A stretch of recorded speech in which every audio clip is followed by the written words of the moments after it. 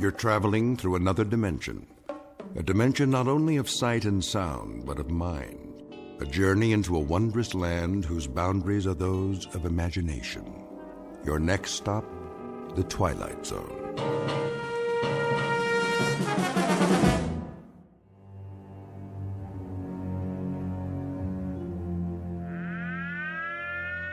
This is the Emergency Broadcast Network. The Office of Civil Defense has just announced a red alert. Enemy missiles are approaching the United States. Repeat, this is a red alert. Enemy missiles are approaching the United States at a high rate of speed. Arrival time is estimated at only a few minutes from now. All citizens are advised to get off the streets immediately and take cover. This is not a test. Repeat, this is not a test. The first missiles have just hit. Are we still on the air? How long do we have? Good Lord! It's actually happening. This is real, folks. This is not a test. This is real. How's that, Mr. Raiden? It should do nicely. The volume could be a bit higher, though. Higher? You gotta be careful not to break those speakers. I thought you installed subwoofers, state-of-the-art, as I requested. Oh, we did. For later. Wait till you hear them. When the explosion hits here, you'll really feel it. Good, good. I don't know where you got your sound effects, but you'd swear a bomb was going off outside. I mean a big bomb. That's precisely what I want. I got the other TV hooked up, sir, at the end of the hall, like you said. Let me see. Here's the remote control. You got your on, and then you got your off and your volume. Did you load the videotape? Sure did. As soon as the monitors go on, it starts rolling. Why don't you show me? All right, Mr. Raiden. Let's give it a test run. Look at that, would you? There's the street outside. Only now it looks like the beginning of World War III. Yes. Yes. This calls for something of a celebration. If you don't mind me asking, where'd you get the footage? Some special effects guys out in Hollywood? Oh, you might say I have my contacts. Given adequate funding, anything is possible. Yeah, some setup you got here. All part of the show, huh? This is not a show. It may be, let us say, an illusion. But this room is not an illusion. It happens to be the best designed bomb shelter on the face of the earth. But tonight it's for gags, right? Something of the sort. A practical joke, and I trust a most effective one. You could say that again, Mr. Raiden. When those sound effects start and that stuff goes on the TV, you'd swear the whole world was getting blasted. That's the general idea. I've got 3 guests coming this evening, rather special guests, and I wouldn't want them to be disappointed. Well, it fooled me, and I put most of the wiring in. A drink before you go, gentlemen, to a job well done? No thanks. It's getting pretty late. Are these friends of yours? How's that? You're doing all this to fool 3 of your friends. They must be, they must be real, like, special friends. Oh, they are. They are indeed very special friends. This, in a sense, is the moment a man lives his entire life for. Yeah, I bet. That about it, Mr. Raiden? Yes, I'd say that just about does it. Well, we gotta go. So long, Mr. Raiden. Good luck on your party. Party? Yes, you might call it the best party ever. Bye, Mr. Raiden.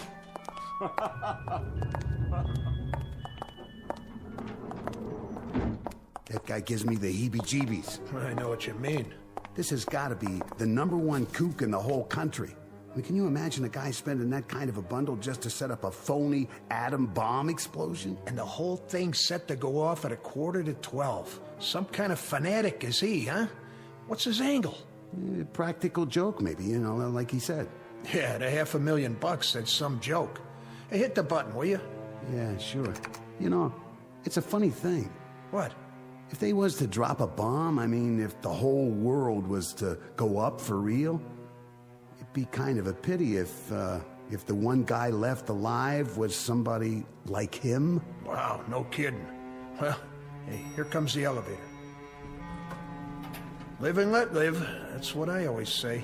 Yeah, you got that right. Let's get out of here and grab some chow. Now you're talking. Going up? Oh, yeah. Hard to get used to, ain't it?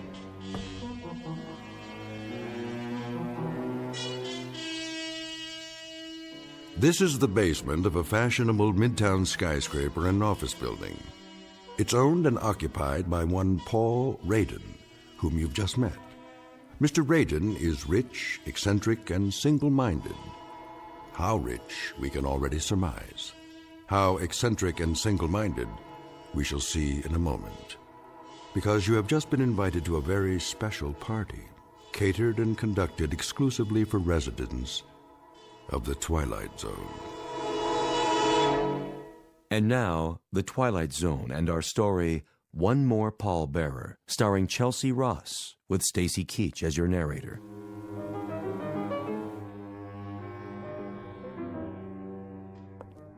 And here's the main course, dear. Baked fish, just the way you like it. Splendid. Would you care for some more milk? Not just yet, Mary. Sit down, please. Oh, who could that be? I'll get it. No, you won't. I hope it's not one of the parishioners. Wait here. But you've been on your feet all day. Dinner will keep. Nonsense. I'll see to it, dear.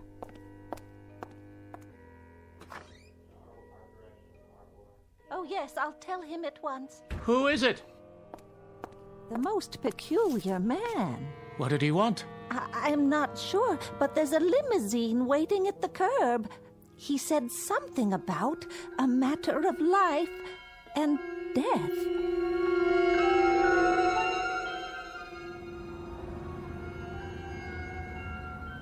Odd, isn't it? He said exactly the same thing to me. And beyond that, Colonel, you've been told nothing. Hardly a word. The driver appeared at the club, something about an old acquaintance. And you, madam? I'm as much in the dark as you are. I was busy grading papers when that very strange man in the front seat came to my door. It sounded terribly urgent. I'll have a word with him. Driver! Yes, sir. Where, may I ask, are you taking us? Be there soon, sir. Yes, but where? Who do you work for? My employer wishes to remain anonymous. Well, isn't this mysterious? Like an Agatha Christie novel. But surely you can tell us if there's a life in the balance.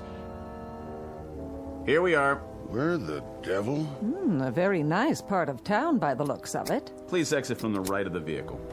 See here, if this is some sort of joke. I assure you, sir, it's no joke. Yet you can't even tell me who gave you your orders. It is an impressive building. You may use the private elevator. I know this building. That fountain. Elevator? To what floor? This one has only one button, and it says down. I'll enter the code for you. Well, if it doesn't go up, then it must go The other way, of course. This is outrageous. I demand that you return me to the officers' club at once. Driver? Driver! It appears that we've been left to our own devices. It was ever thus. After you, madam.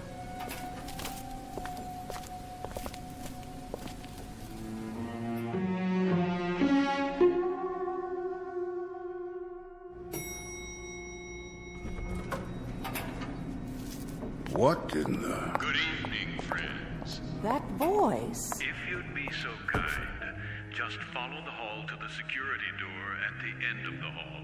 There's something vaguely familiar about the tone, but I can't quite... Enough. It's time to find out what this is all about. That's right. Just come in, if you will. See here. Do sit down and make yourselves comfortable. Wait, I remember now. Yes. The accommodations are a bit Spartan, but I trust you'll find them adequate for your needs.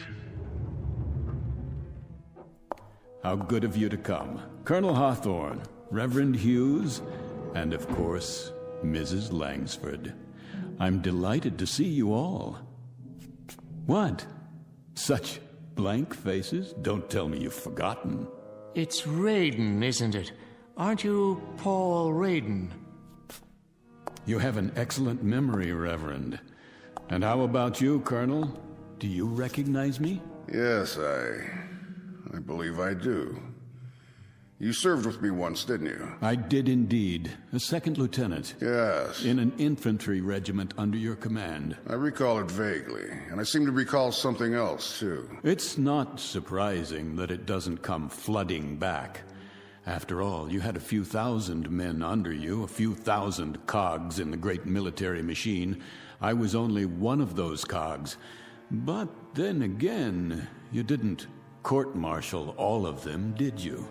That distinction you reserved for me alone. Oh, yes, I do recall now. You refused to lead an assault on a hill. Did I? Refused in the face of a direct order.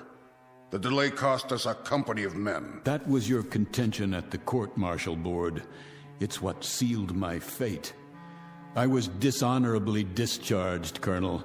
Stripped of rank and booted out. Oh, fortunate for you. Fortunate, you say? Were I permitted to dictate the sentence, I would have had you shot.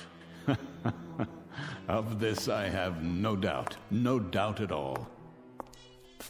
But what kind of host am I? Oh, for pity's sake, Paul. I must apologize. There's a lady present. Please forgive me for not addressing you first, Mrs. Langsford. Do you recall who I am? Of course I do. I taught you in high school. Well done. I don't forget my students. Oh, now and then I find that they get jumbled together. Of course. But if I prod my memory a bit, I'm able to connect names with faces. And in your case, with character. I made an impression on you, did I? That's understandable.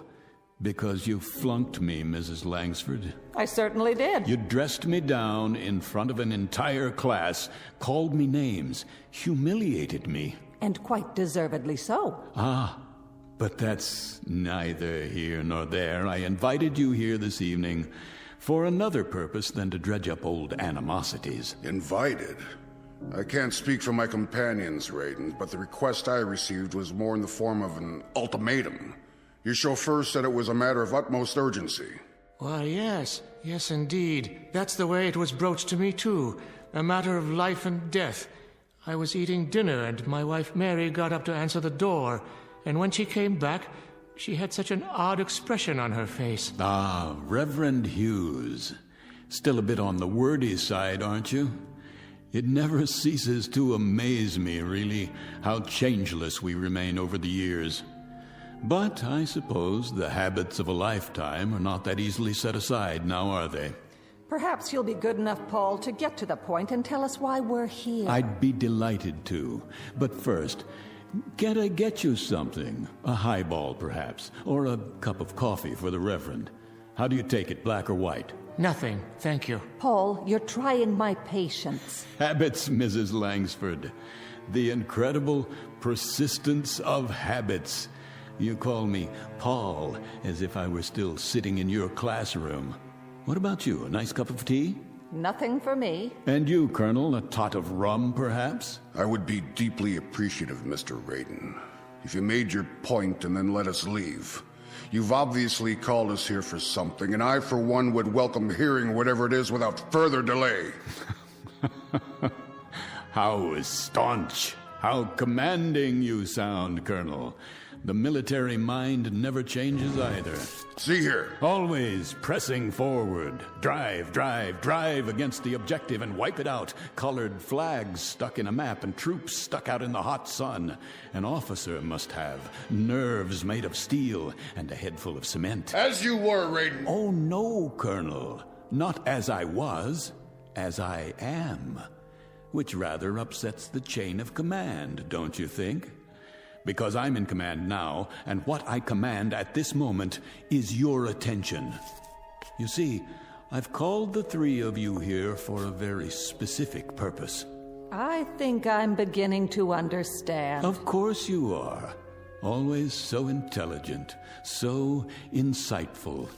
Let's do it in proper chronology. My dear old schoolmarm shall begin. that staunch and intrepid educator who would look so incongruously out of place without those severe spectacles covering those severe eyes looking out of an equally severe face, who possesses such vast prerogatives from the local school board and the vast courage that comes from pitting all her wits and training and knowledge against poor captive children. Are you quite finished, Paul? My dear lady, I haven't even begun. May I make an observation, then? You have permission to speak. Would you like to address the class? Oh, just a comment, Paul, on how incredible this whole thing is. That a man like yourself, a millionaire many times over, a big, important man who walks with kings and heads of state and industrial tycoons... You followed my career. How gratifying. How incredibly tiny a mind this kind of man must have to dwell on an incident in a high school classroom of some 20-odd years ago, and to let it fester inside of him, as it's done with you. I've never liked humiliation, Mrs. Langsford, whether it occurred 20 years ago or in the past 10 minutes. Humiliation? All right, Paul, let's talk of humiliation. Let's talk of your humiliation. Mr. Raiden was caught cheating during an examination, caught red-handed. Oh, not a federal crime, of course, but perhaps just a bit commentative on the nature of the person.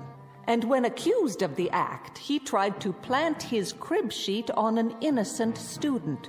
How right you are, Mr. Raiden, that I stood you up on your feet and in front of the entire class I told you what you were. But no room then, was there, Mrs. Langsford, for just a moment of compassion? An iota of sympathy for a frightened and desperate boy?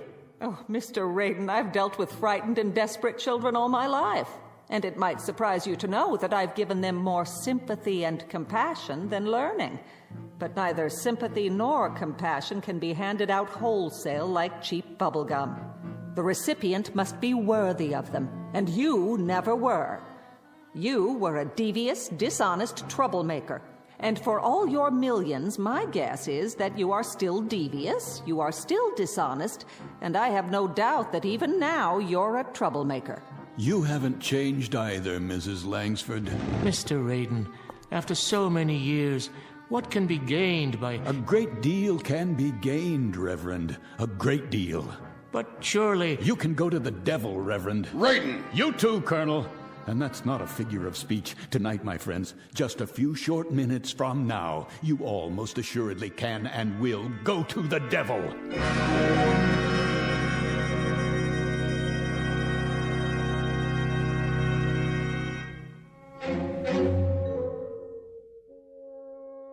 Mr. Raiden, obviously years have passed between now and whenever it was you felt you suffered various indignities at our hands. Felt? How conveniently you forget the extent of my suffering. You, for example, accused me of lack of character, and worse, you put a scandal over my head and all but destroyed my reputation. I do remember now.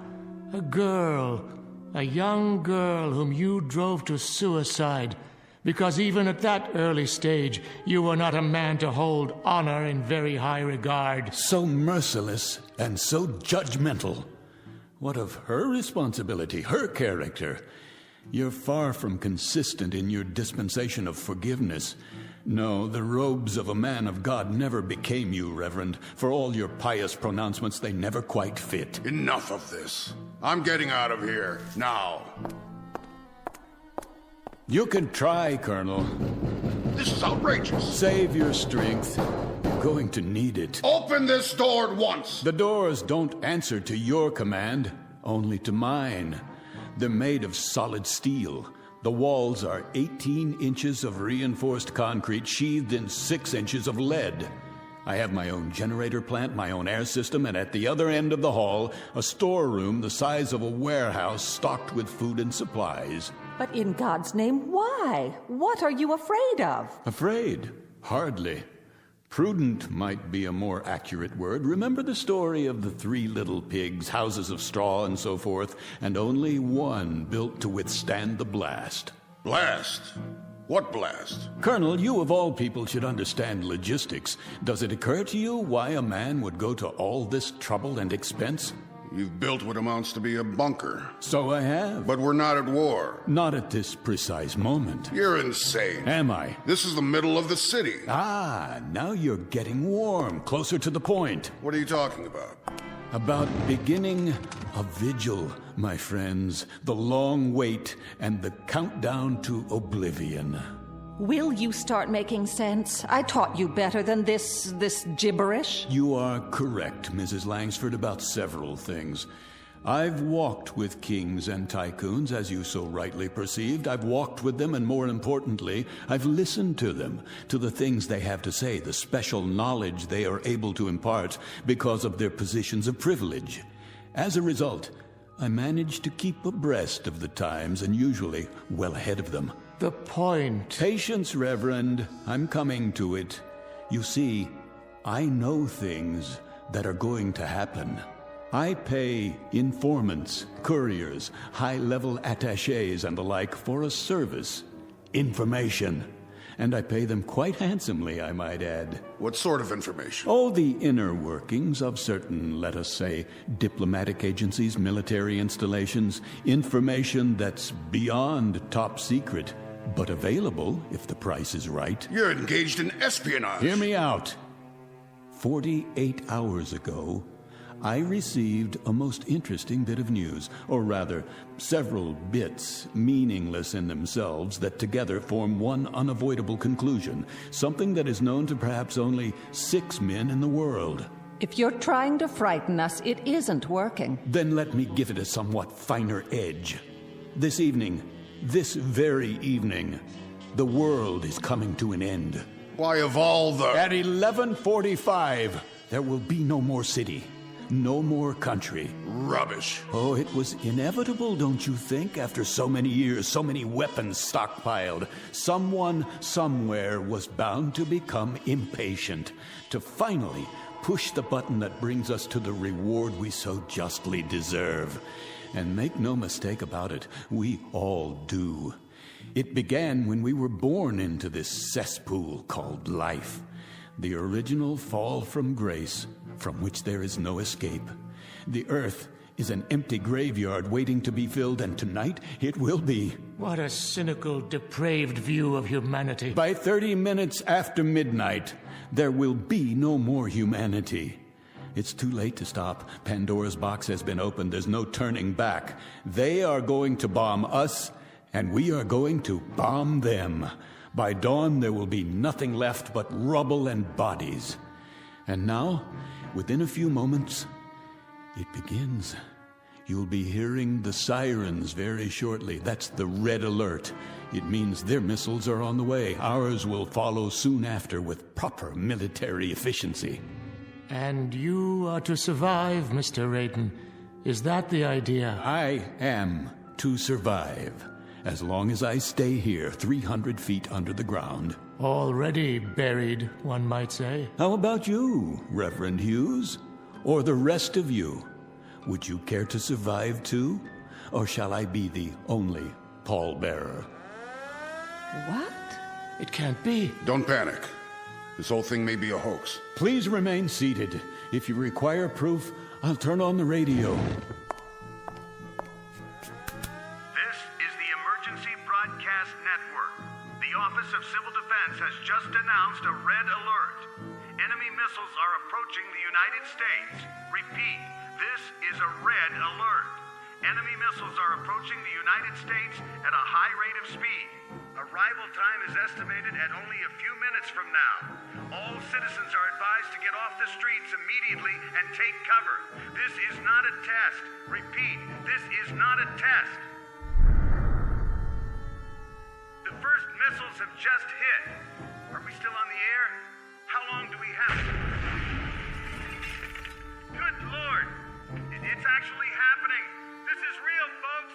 This is not a test! This is real! Comments? Perhaps a little military sophistry now, Colonel. A quote from General Grant or Lee or Patton. And you, Reverend, something enriching from the gospel? Oh, my, such silence, Mrs. Langford. Nothing in that vast reservoir, that Pilgrim's Progress mind of yours to fit this situation? No mental eraser you can use to wipe out reality? I've got to get to my wife.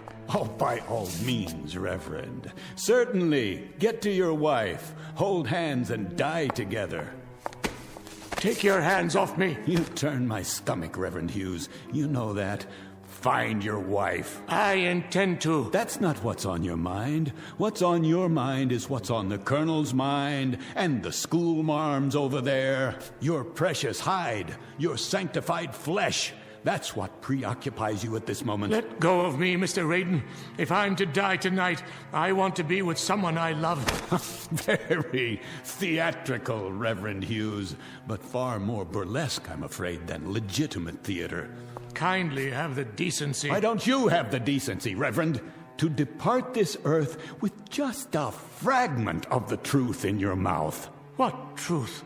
Tell me to my face that you are so scared, so miserably frightened, that you'd sell your wife by the pound if it meant your survival. Admit it. If those were the last words I ever spoke, Mr. Raiden, they would also stand as the worst falsehood I ever uttered while living. Why am I not convinced? Will you open the door, Mr. Raiden? Will you let me leave now? Take a look at the monitor first. You might want to consider what awaits you outside before you open that door. How did you know, Raiden? How could you possibly have known exactly when? What difference does it make? If we leave now, we might make it back to our homes. Highly unlikely at this point, but I suppose hope springs eternal. Oh, of course, Mrs. Langsford, back home to your aging sister, no doubt. And you, Colonel, back to the club so you could die with your cronies amid all your medals and memorabilia. Whatever we do, it's none of your concern. My dear friends, shall we drop the pretense now, this instant? Shall we all of us now dare to speak the truth? I told you how this room was constructed, steel, concrete, and lead. It is the only place where you can survive. Now, what is all this nonsense about going back to your homes? You mean to say you'd walk out of here to certain death, when by simply staying where you are, you're assured that you'll live? Are we to understand, Mr. Raiden, that you will permit us this luxury? That you will allow us to stay in your fortress? Oh, indeed. Indeed, Colonel. As a matter of fact, it's precisely why I asked you all to come. Each of you, in your own way, tried to destroy me. But I will not repay the compliment in like kind. That is to say, I won't require an eye for an eye. Nothing quite as basic, as naked as that. Then I'd be interested, Mr. Raiden. What is your price? The Colonel would be interested. I should think so. And I presume the schoolmarm and the Reverend, too, would be interested. I submit, dear friends, that you're not just interested. It's the only single thing on God's earth that has any meaning left. How much will Raiden charge so you can stay here in safety? All right, my friends, here's the all-important price tag. The fiddler has played, and here comes the bill for the music. But be sure to listen carefully, because time is very rapidly running out.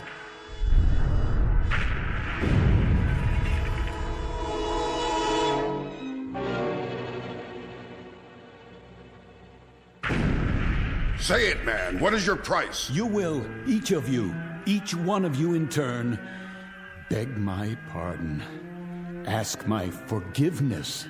And if need be, you'll get down on your hands and knees to perform that function. Is that all? That's all. Our Father who art in heaven. I suggest you prepare your requests without delay. The first bombs have just exploded somewhere near the city. I assure you, the next ones won't miss. Did you hear what I said? I need your decisions now. Say pretty please. I beg your pardon? Pretty please with sugar on it. How's that, teacher? Speak up! Pretty please with sugar on it, Mr. Raiden. It's what children say to exact a favor. Children, Mr. Raiden, but they say it by rote. It comes out pure. There's no meanness to it, no cruelty. That's something that comes much later in life. The capacity to damage other human beings. That's enough. Not quite. You let me out of here, Mr. Raiden. If I'm to spend my last quarter hour on Earth, I'd rather it be with a stray cat, or alone in Central Park, or with a city full of strangers whose names I'll never know. Have you lost your mind? The door, Mr. Raiden. Will you open the door now? You heard them. Heard what? Stubbornness for its own sake? Sheer contrariness? Absolute irrationality in the face of that? Open up, Raiden. Yes, open it. You're too blind, or you're too stupid. That must be it, because none of you understand how simple it is. All you have to do, literally all you have to do, is to say a sentence. Just a string of silly, mindless words, like a command, Colonel, like a prayer, Reverend, like a lesson. Nothing more than that. All you have to say is that you're sorry. I have nothing to be sorry for. You deserve that, court-martial, and more. I'll hardly withdraw my complaint now. And I, Mr. Raiden, pity you that you still can't see the error of your ways. May God have mercy on your soul. All right. You want to go out there and die? Go! But you'll all be back inside of 5 minutes.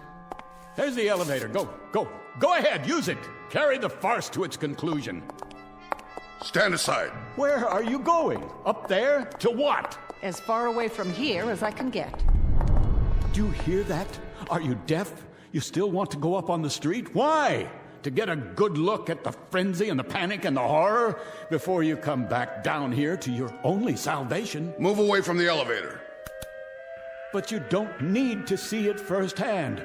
Watch it from here on the monitor. You can see it happen, the whole thing. Watch as your world is shoveled into a grave and covered over. Move, or I shall be forced to move you. You fool. After you, ma'am. Last chance. I mean it. It's your last chance. What about it, Hughes? Is life so stinking cheap you can throw it down a drain? No, it's not true. This is no fantasy. You'll be back. You'll see. You'll be back.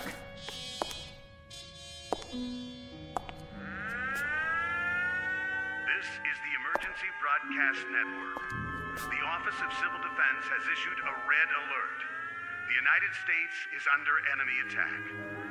The first wave of bombers and long-range missiles slipped through our defenses by unknown means and are on the approach now.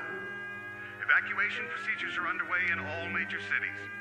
The President will make an announcement as soon as this is real, ladies and gentlemen. This is not a drill. This is not a test. This is an actual emergency. What? That's not what he's supposed to say. We interrupt our regularly scheduled programming to bring you this live coverage. Just before midnight this evening, several of the country's major population centers suffered missile attacks, resulting in severe casualties. Siege mentality.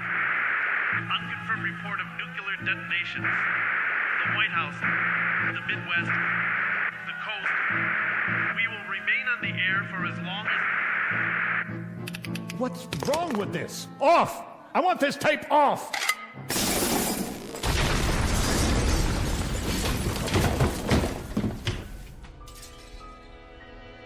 That's enough. That is quite enough.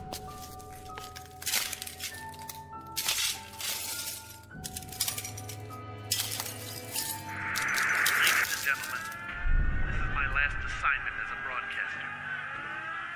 I can see the bombs going off. And now they're streaking down, lighting up the sky, heading directly for us. A great wind from the firestorm. If you can hear me, I want my wife and daughter to know that I love them very much. No!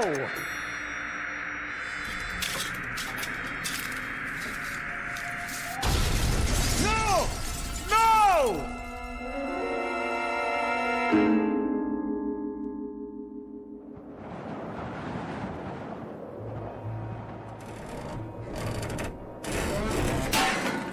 No! No, please! I didn't mean for it to actually happen! There's nothing left. Nothing. The city is gone. Is there no one else alive? Somebody? Anybody?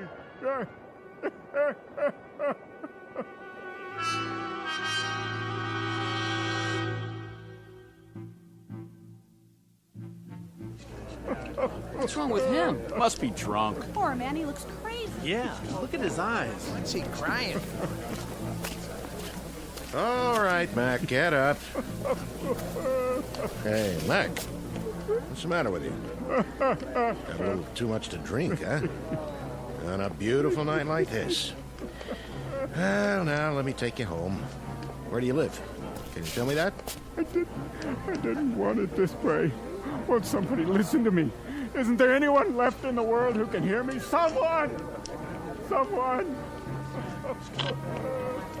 This is Saunders. I'm in front of the Raiden building. I want to send a car over here right away. Some poor devil's lying on the ground off his rocker. No ID. Yeah, it could be anybody. Yeah, okay. It's okay, Mac. Help's on the way. Now, why don't you come on over here and sit down by the fountain? That's right in front of this nice building. You weren't gonna try taking a bath in it, were you? No. Because then I'd have to arrest you, and I wouldn't want to do that. Can you hear me? Can't you even tell me where you live? You know where you are? Anything around here look familiar at all? What happened to him? Another nutcase. Never saw him. Is he deaf or blind? Okay, folks, let's move along. Move right along. Give the poor fella some breathing space till the ambulance gets here. Easy, Mac. Take it easy. You're gonna be okay.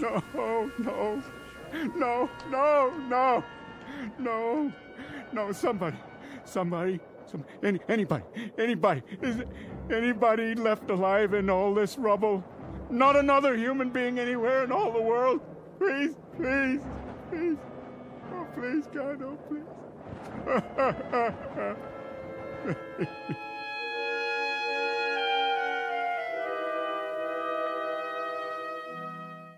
Mr. Paul Raiden, a dealer in fantasy and human misery, especially his own. Trapped in the graveyard of his mind, and now, as it has always been for him, the only person in the world. The sole pallbearer at a funeral he alone manufactured, in a bleak and empty landscape called the Twilight Zone.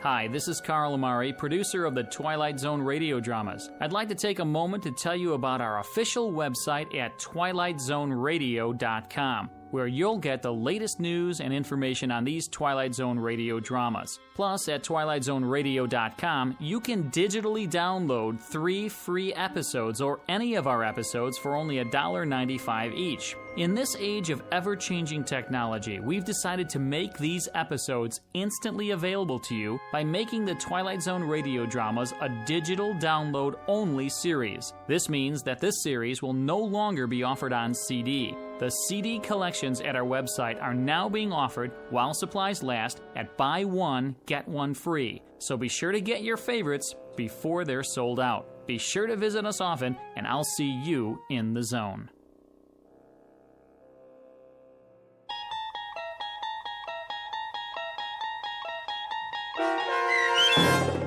One More Pallbearer, starring Chelsea Ross, with Stacy Keach as your narrator, was adapted for radio by Dennis Etchison and based on a script by Rod Serling.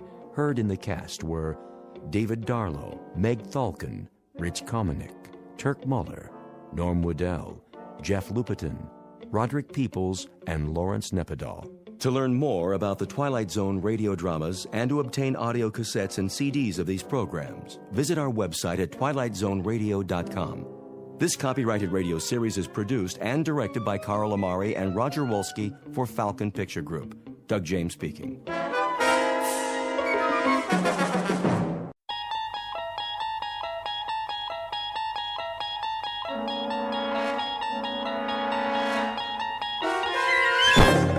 You're traveling through another dimension.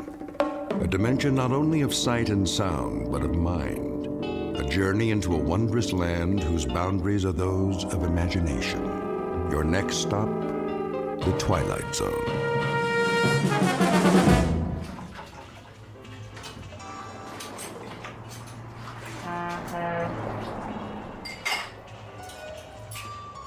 All right, everybody ready? For what? The evening rush. That's a laugh. What do you mean? It's that time of day. Truckers, moms, and dads, everybody gets hungry. They have to eat before they get to Vegas, don't they? Fix your hair and get your uniform on straight. Nobody's been in here for 2 hours. And that was for a donut and a cup of coffee. We'll be lucky if anybody stops between now and closing. You've got some attitude, Kitty. Well, do something. I mean, fill the napkin holders, get setups on all the tables. Look at this salt shaker. It's half empty. You never give up, do you, Ace? Give up, you kidding? The Happy Days Diner is my livelihood, yours too. And don't forget it, all a question of attitude. You gotta think positive. How's that floor coming, Jimbo? There wasn't too much to sweep. Third time I've done it today. Good, good. People like a nice, clean place. I found one French fry and a matchstick by the payphone. You know, Ace, maybe you ought to ease up, sit down, take a load off. Ease up. We gotta be ready for them when they start coming in. Well, I don't know if anybody is coming in. What are you talking about? He's right, Ace. The truckers like to stop at Big Jim's now. And the families, they all go to that chain restaurant by the state line. We'll get them back, you'll see. All we need's a new sign. Some specials on the window. You know how to write with a paintbrush, Jimbo? Big letters they can read from the highway? I guess so. Then you can start on it in the morning. Till then, keep your attitude up. That's what makes the difference. Positive thinking. Get a nice, clear picture in your mind. A big rig's on his way here now. He knows he can't make it without stopping. He sees us, pulls off. He's got a wad of cash big as a hole in his stomach. Give me a quarter. Oh, now, Ace. Come on, come on, come on. It's my lucky day. You keep doing that, the whole cash drawer will be in that slot machine. That's the point. It's never paid off, has it? Not one jackpot. That means the odds are in my favor. Now, Kitty. Make this one count. Sure, sure. Now we're getting serious. Okay, listen to me, machine. This is your old buddy Ace talking to you. We've been together a long time, you and me, and I've been real good to you, haven't I? Dusting you off, keeping you all shiny, getting the customers to feed you their change. I gave you everything you wanted, right? Now it's time to show a little gratitude. You talk to that slot machine like it's got a brain.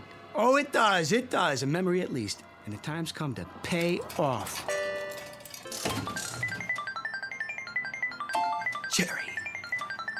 Cherry. And a prune. Well, at least I doubled my money. Take my advice, hold on to them. That's 100% profit. Nah, I'm just getting her warmed up. Okay, sweetheart, you had your fun. I'm warning you for the last time. Pay up or get out. Ace? Don't bother me. Ace? I think we've got a customer. Yeah? Yeah! Hey, a big rig, just like I said, see? You were thinking of it, weren't you, Jimbo? Like I told you to. Oh, I don't know, Ace. I might have been... Sure you were. Mind over matter. That's the ticket. It's all in the concentration. Well, what are you waiting for? Go in the kitchen, put the soup on, heat up the grill. We got ourselves a live one.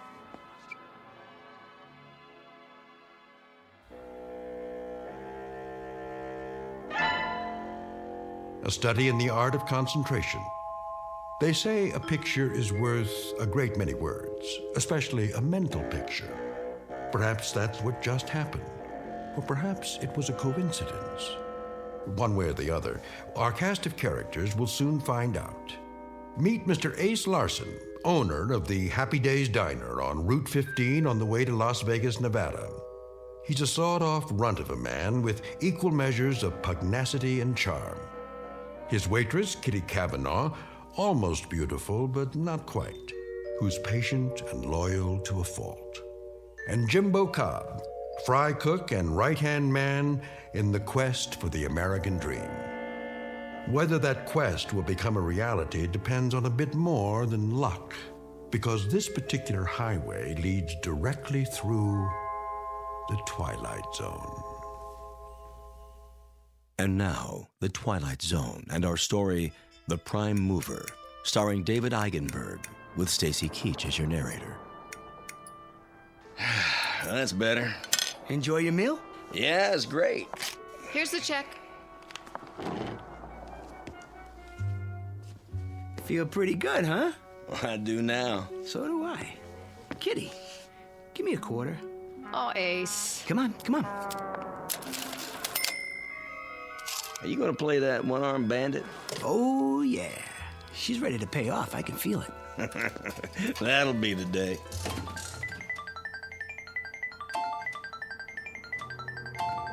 One lemon and 2 prunes. See, now what I tell you?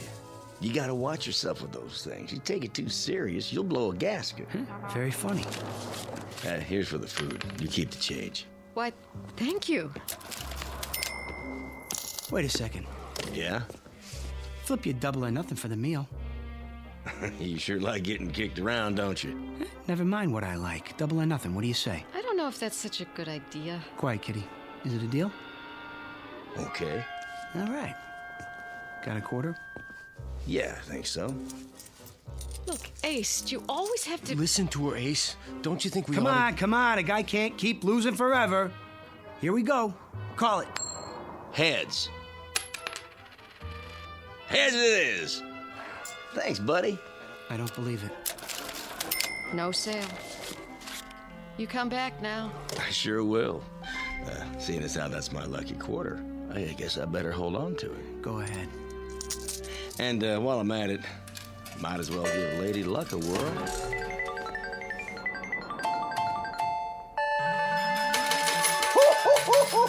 Jackpot! Just like that. Oh, hand me a paper bag, will you, sweetie? I'll take him to go. Sure.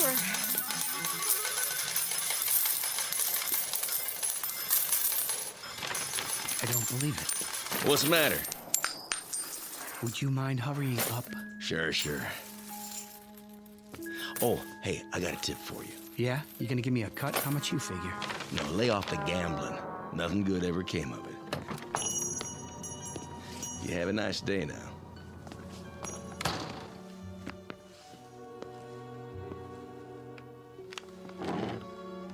Easy, Ace. It ain't fair, Jimbo. It just ain't fair. Oh, don't take it so hard. That's easy for you to say. Maybe your luck will change. Yeah. Maybe I'll get electrocuted or something. Night, boys. Where are you going? Home and to bed. Any objections? Nah, honey. I wouldn't blame you if you quit. I can't. You owe me 3 months' salary. So long, you big-time operators. Be careful going home now. Will do. Gee, what a nice girl, huh? Yeah. Too nice.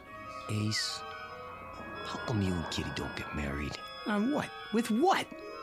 I got a little saved up. You could use that. A little ain't enough, Jimbo. A chick like Kitty deserves the best. And the best comes high. Well, we could fix up the back room, make it real nice, just for now. Well, then where would you sleep? Don't worry about me. I could take care of myself. Sure you can. They better slow down out there. Darn fools, they must be going 90.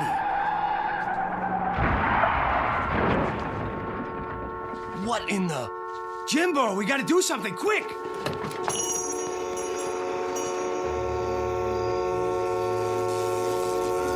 Oh, they hit the pole. The power lines are down. Let's get him out of there. Can't. It's gonna catch fire. Stay back or we'll get burned up with them. Car's upside down, Jimbo. There's people in there. We just can't leave them. Quiet.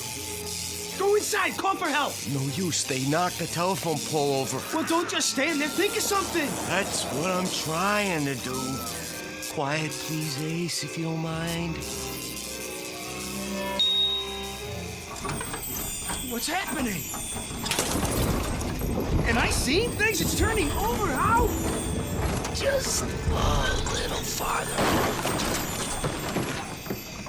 You're right side up now. Come on out. The door open. Just stay clear of those wires. Can you walk, honey? I think so. Come on, take my hand. Hurry up! Get clear! They're gonna make it.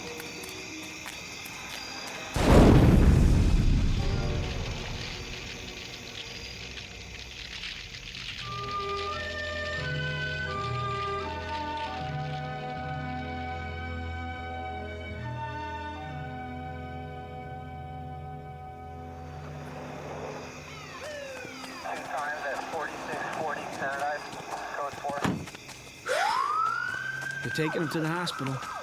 That's good.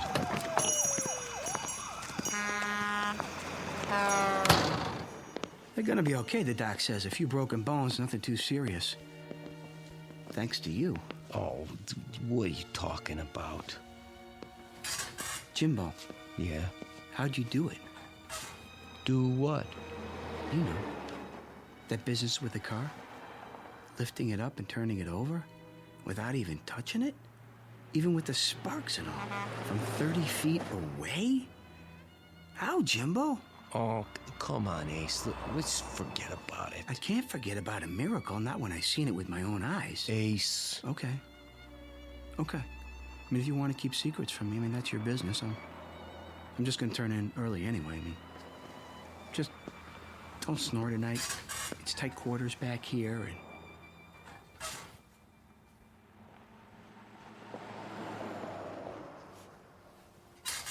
Ace. What? All right, I'll tell you. Yeah, it's up to you. I can't exactly explain it, Ace, but you see, I guess you might say it's a power I got. What kind of power? Well, it seems like I can move things around just by thinking. What? Oh, I know it sounds stupid, but it's true. I don't know how come. I can, that's all. Since when? Since always. You never told me about it. I never thought it was anything special. What? Nothing special? I thought everybody could do it. You know, like breathing. I guess I was wrong. Yeah, I guess you were. How come I never seen you do it before? Oh, I had to give it up. Why? Well, you know. No, I don't. Why don't you tell me? It got me in a lot of trouble at school. Besides, I started getting these real bad headaches after. Like now. Jimbo? Could you do it again? Sure, I suppose.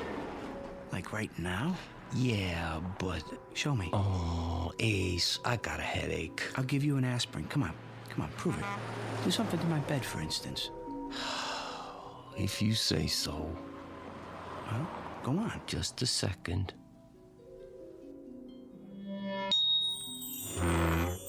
It's lifting up off the floor. I can see under it. Oh, sorry, Ace. I'm pretty tired. Jimbo, listen. Could you move something small, like a quarter, maybe? Oh, that's easy. Give me one, then. Here you go. Make it come up heads. Okay. Heads! That's not hard. How about, say, a pair of dice? Smaller the easier. Here, let's give it a try. What did you get? A 4 and a 2. Now, make it a 7. You did! He did it! What's the joke? There's no joke. I just feel happy. What for? Oh, you big stupid jerk! See, 4 years working in this crummy joint, beating our brains out, and we could have been living like kings. We could? How? You'll see. Did they get the phone lines back up? Don't ask me. Who do you want to call? When I think of all the dough that we could have... Hello, kitty? Listen, baby. Hold on and listen, will you? Can you get packed and ready to go in 10 minutes? Never mind, I'll explain the whole thing later. Just pack your suitcase, you hear me? I'm bringing the car over. We're taking a little trip. You going somewhere, Ace? Come on, move. We ain't got all night. We? You bet we're going to Vegas!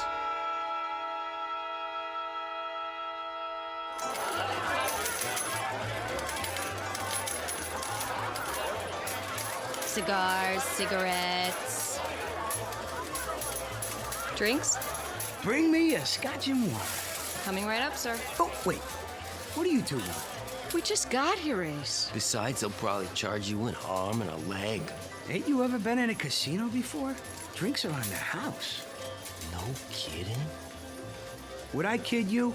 Now let's get to it. Where are we going? Let me see. How about the roulette wheel? Isn't that a little out of our league? I saw some nickel slots when we came in. Forget about it. We're going for the big money. Place your bets, ladies and gentlemen. Place your bets. $100 on number 8. Ace, that's all we've got. Relax. $100. Set your money on the table, sir. Yeah, sure. Here you go. Your chips. All bets down. You got that, Jimbo, number 8? Yeah, I heard you. What is going on? Watch this. 8. Red. Even. Oh, you see that? I told you. The gentleman wins. Oh, look at all those beautiful chips. 30-something to 1. Ace, how did you do that? Quiet, baby. What's the limit here? Oh, Ace. Huh? Maybe we should take it easy. Why? So we don't draw attention. Oh, yeah. Place your bets. Number, sir?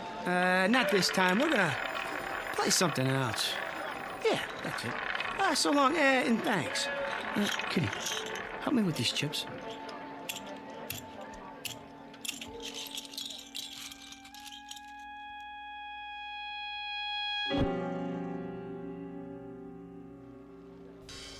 Seven craps, line away. Excuse me. Mind if we get in here? That'd be my guess. This table's cold as ice. It is, huh? Well, let's see if we can change that. New shooter. Dice, sir? Sure. I'll give it a shot. But you don't even know how to play craps. Quiet, kitty. Well, do you? I know plenty. You ain't seen nothing yet. New shooter coming out. Here we go. Hey, Jimbo, where are you? Right here, Ace. Hey, good. That's good. Just a minute, sir. What's the matter? You need to have a bet down. Oh, yeah. Kitty, give me those chips. Put them on the table right in front of me.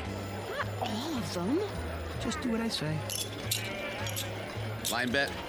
Yeah, why not? $200 limit. Then spread the rest of them around. Play some numbers? Sure, all of them. And give me 2 4s. Hard way 8. And the 6. Let me see. 4, 10. All the hard ways. Got that, Jimbo? Yup, I got it. Then here we go. Everybody ready? Let's roll them. Scooby-Dooby-Doo! 8's the point. Here's for your hard ways, sir. Same bet? You got it. Let him ride. Scooby-Dooby-Doo! And hard 10. Another frontline winner. Oh, yeah. Shovel them my way, boy. Just shovel them over. I don't believe it. He won again. That's 17 passes. I never saw anything like it. It's every proposition there is. Move over. I gotta get in on this. Give me double 6s this time. Sweetheart, don't you think we should quit now? Quit? What are you talking about? But your luck's bound to change. No chance. Jimbo and I got a system worked out, don't we, Jimbo, huh? Ace. Hey, what's the horn bet? I ain't played that yet. Ace, I gotta take a break. Are you out of your mind? We're just getting started. I gotta. My head's killing me. It is? I'm not kidding. Okay, Jimbo. Okay. I wouldn't want you to burn out. Going to roll the dice, sir? Nah, not this time. My arm's getting tired. We'll just cash these in. Oh, did you hear that? They ought to shut down the table till he comes back. I'll change your chips up for color. You do that. Got any aspirin? Sir? For a headache? Try the gift shop. Hear that? Let's go. We'll cash in and then we'll get an aspirin and lie down till you feel better. Thanks, Ace. I appreciate it. Nice going, fella. Hey, don't leave yet. Hey, I made a bundle on you. Hey, when you coming back? In a little while. Wait up for me. Will do. Hey, anything you bet, I'll bet. Me too. All right, place your bets. New good shooter coming out.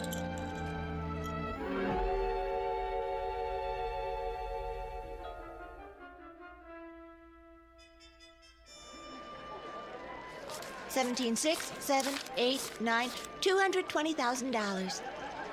Thanks, babe. Jimbo, help me carry it. Are you staying at the hotel, sir? Maybe, maybe not. What's it to you? I was just going to suggest they have a safe in the office if you're a guest. Don't worry about it. I like to keep a little petty cash on me. You know what I mean? Of course, sir. Yeah, see you, Toots.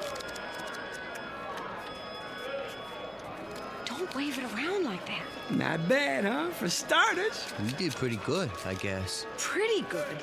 We've got more money here than I've ever seen in my life. Headache go away? Not yet. Then we better do something about that. Cigars, cigarettes, chewing gum. Got any aspirin? Let me see. Bromo, candy bars. Here, aspirin in the 2-pack. Great. Oh, I'm afraid I can't change a bill this size. Oh, who asked you to? Why, thank you, sir. Don't mention it. Ace, that was a $50 bill. So?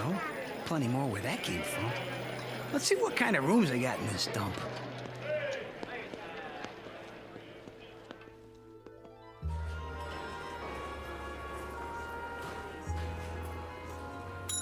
Hey, Jack, shake it up over here. We ain't got all night. May I help you? I don't know, can you? We were thinking about cooling our heels for a while. You got something nice like a suite? You know, real class. Our suites run $1,400 a night. There are some very nice motels off the strip. They might be more to your liking. We'll take the suite. I beg your pardon? The biggest one you got. That will be cash in advance? Sure. This enough? Yes, sir. Your name? Benjamin Franklin. All three of us. Yes, Mr. Franklin. Right away. Bellboy.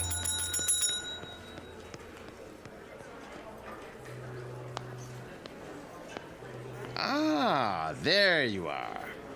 Depends. Who wants to know? Come on, Ace, let's just go. I'm the manager. The pit boss told me about you. He did, huh? We'd like to be sure you're taken care of. Thanks, but we just got a room. Nonsense. Those are for the regular customers. May I offer you our penthouse on the top floor, courtesy of the house? Now you're talking. As long as there's room for my friends here. Oh, plenty, I assure you. 3 king-size beds, plus a sauna and dining area. I can put a car and driver at your disposal as well. Already have a car. Maybe you could have somebody move it, though. It's the Chevy out front, parked in the loading zone. As you wish. I'll send up a fruit basket right away. Anything else you need, just call the concierge. Oh, Ace, should we? Don't think twice, baby. You deserve the best. Where's the elevator? I saw one in the hall. Then let's get moving. A little downtime, Jimbo, and you're gonna feel like $1,000,000. We all will. Guaranteed.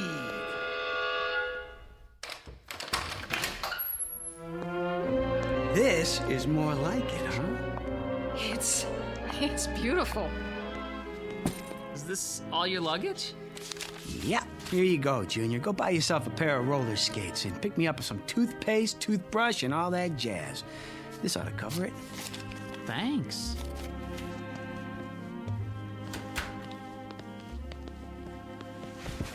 Yeah, not bad at all. I'm tired, Ace. I gotta sleep. Nuts! We're gonna go do the town, have some real fun. We just got here. Ace, I can't go on doing it. Now look, don't you fold up on me. Your head'll be fine. It's cheating. Cheating's wrong, Ace. Jimbo, you're right. You mean it, Ace? We're gonna quit. Sure. We're gonna quit. What are you two talking about? You wouldn't understand it, baby. I mean it, Jimbo. After one more job, okay? Well, then it's all over. No more headaches. Huh? For me, just one more? Okay. One more time. Swell. You rest now. Tomorrow we'll fracture them. Come on, kitty. We're gonna tear this town apart. Ace, please. Let's go home. What, home? What are you thinking? This is our big chance. I don't want to take it. Ace, you've been lucky. You've won enough money to last the rest of our lives. Can't you leave well enough alone? It ain't well enough for me. Don't you get it? By tomorrow, I'll have enough to buy this state. Understand? Aceville, USA. You're sick. Honey, I've never been healthier in my life. In 24 hours, I'll be able to get you anything. Hey, where you going? Home. On the bus. Look me up when you're through playing Little Caesar. What's the matter with her? You've been ignoring her all night. Ain't very polite, Ace. Well, I was busy. A man should never be that busy. Why don't you go after her? Kitty's worth all the money in the world. Isn't she? Yeah. Yes, she is. Then go. Kitty!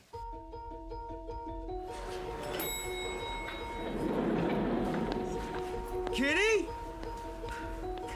Kitty! Cigars, cigarettes. Oh, hi. Something wrong? No, nothing at all. It's... What's your name? Sheila. Sheila, how would you like to quit this crummy job and work for me? Doing what? Spending money. Well? Gosh, I don't know. Here's a little advance. Say, $1,000? When do I start? Right now. We'll have a ball. We'll... Everything all right here? I'd like to hire your cigarette girl for the evening. That be okay? Why, I suppose... This help you make up your mind? Yes, I'm sure it will be. I thought so. Oh, one more thing. Who's the biggest gambler in town? Let me see, I mean big. No limits. I believe Mr. Nolan is visiting us this week. Big Phil? Yes. Well, you tell him to get in touch with Ace Larson tomorrow morning and bring all the lettuce he can carry. You know, greenbacks. Got it? Certainly, sir. Now let's live a little. We're gonna do the town, what'd you say? Great. Can you wait till I get dressed? Sure. Just not too much. Nice and easy does it.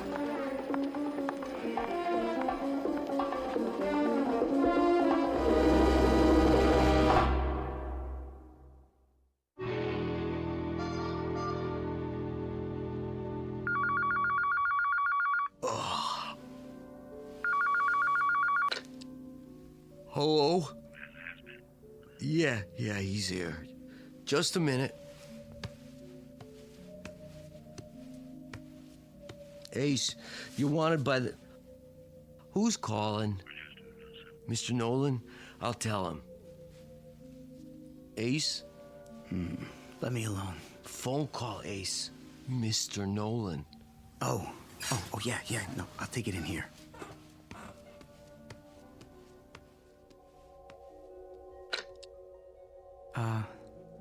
Phil? Good to hear from you, baby. This is Ace Larson. From where? Right here in Nevada. Now, wait a minute, Phil. That ain't the way to talk to a... All right. So you never heard of me? You will. Now, you listen to me, Buster. I got 200,000 and I'm hot for a game. Of course, if the stakes are too high for you, I can always call somebody else. That's more like it. The penthouse. Right away. Oh, and Phil, bring some friends. Ace? Mr. Nolan? From Chicago? Yeah. He's a gangster, isn't he? So what? I hear he's awful mean. Don't worry about it. These guys got a code of honor. They'll knock off a bank, but they don't welsh on a gambling debt.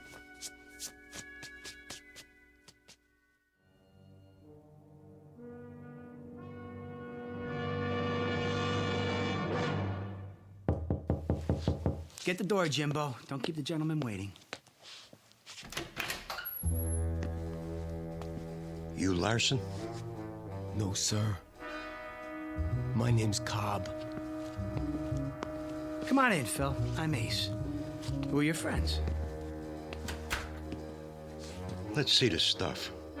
Jimbo. Sure, Ace. I put it in the suitcase.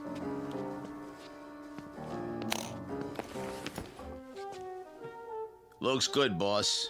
You want I should count it? Go ahead. While you're doing that, I'm gonna order breakfast. Want some? Cup of coffee. I never gamble on a full stomach. Room service. This is Ace. Ace Larson. I want Larsen. Send up a big breakfast, the works, and some coffee. How about you boys? You want anything? They don't eat. That's it. And make it fast, or you're out of a job. All here, boss. Suppose we start off with 10 big ones. 10 grand? What's the matter? Too high for you? No, 10's fine. Yeah. First, let's take a look at your stuff. I don't play for peanut shrimp, but then you ain't gonna see none of it. Okay, I'll take your word for it. We can set up the table over here. I got some dice and everything. How about we use my dice? Be my guest. Jimbo, smooth out the tablecloth. Sure, Ace.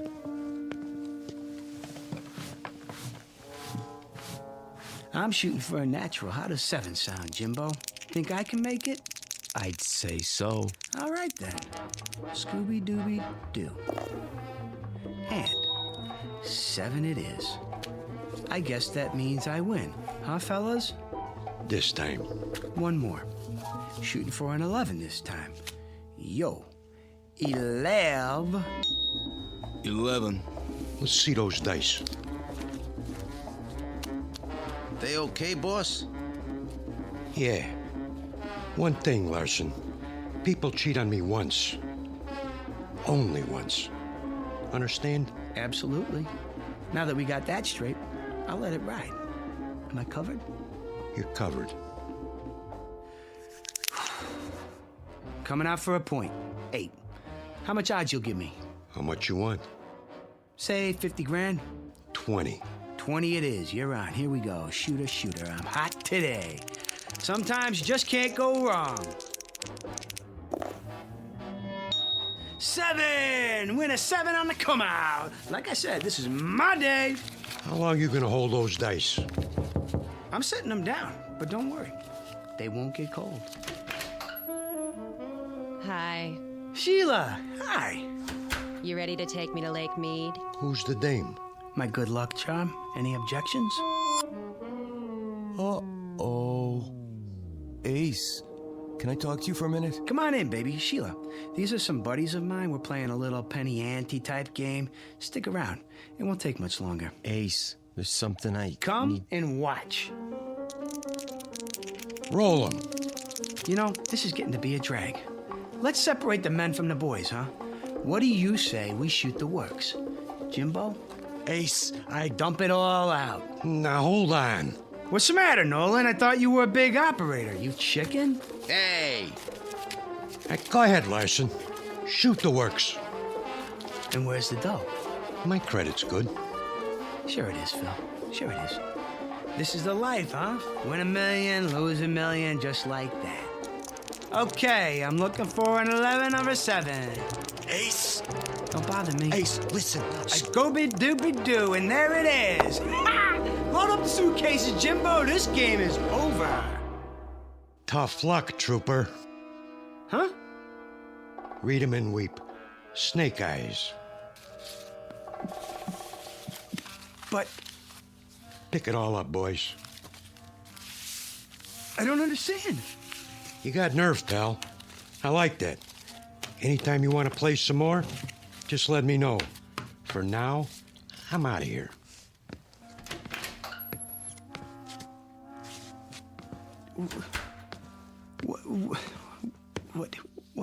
What happened? Sorry, Ace, but I was trying to tell you. I lost it. The power. I can't do it no more. Maybe I blew a fuse or something. You ain't mad at me, are you, Ace? I mean, I couldn't help it.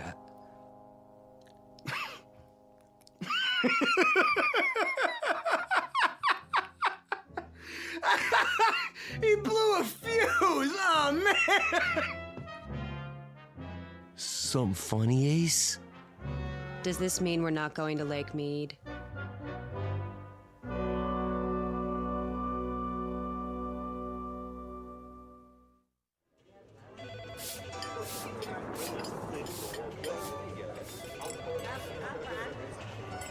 We did okay, Ace. Nice crowd for lunch. Hey, thanks for painting the sign, Jimbo. Don't mention it. These old slot machines sure are heavy. Yeah, you got your end? Yeah, I think so. Now push the dolly, I'll get the door. I guess that's it, Mr. Larson. Good riddance. It's not too late to stop them.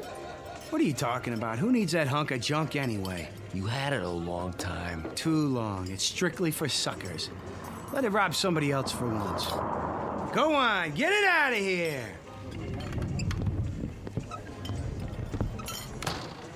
I can't say I'm sorry. Hey, Kitty, with that thing gone, I bet we could pull in enough every month to... To what? I mean, you know, I ain't any good at this, but you know, you want to get married? Well, I don't know. Jimbo, you have a quarter? Right here. Go ahead. Call it. Heads. Heads it is. All right, Mr. Larson. I'll marry you. Oh, baby. You won't be sorry. What are you standing there for, Jimbo? Get back to work. Sure thing, Ace. Sure thing.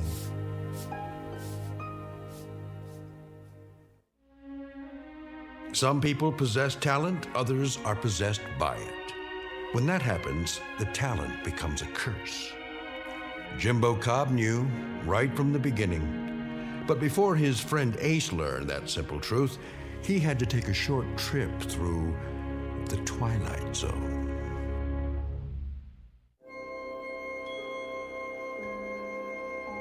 Hi, this is Carl Amari, producer of the Twilight Zone radio dramas. I'd like to take a moment to tell you about our official website at twilightzoneradio.com, where you'll get the latest news and information on these Twilight Zone radio dramas. Plus, at twilightzoneradio.com, you can digitally download 3 free episodes or any of our episodes for only $1.95 each. In this age of ever-changing technology, we've decided to make these episodes instantly available to you by making the Twilight Zone radio dramas a digital download-only series. This means that this series will no longer be offered on CD. The CD collections at our website are now being offered while supplies last at buy one, get one free. So be sure to get your favorites before they're sold out. Be sure to visit us often, and I'll see you in the zone.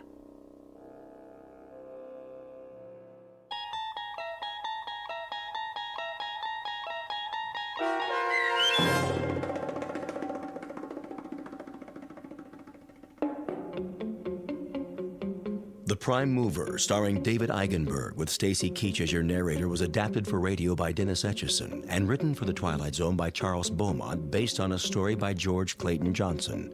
Heard in the cast were Kurt Nabig, Fernette Lebo, Alex Sopner, Joby Cerny, Jamie Barron, Doug James, Jeff Lupiton, Peggy Roeder, Michelle Graff, Tracy Hernandez, Jason Mallow, Carl Amari, Christina Verba, and Vince Amari. The producers of The Twilight Zone wish to thank CBS Enterprises and the Rod Serling Estate for making this series possible. This copyrighted radio series is produced and directed by Carl Amari for Falcon Picture Group. Sound design and custom Foley effects for The Twilight Zone by Cerny American creatives Bob Benson, Craig Lee, Michael Slaybach, and Matt Sorrow. To learn more about the Twilight Zone radio dramas and to contact us, visit our official website at twilightzoneradio.com. Doug James speaking.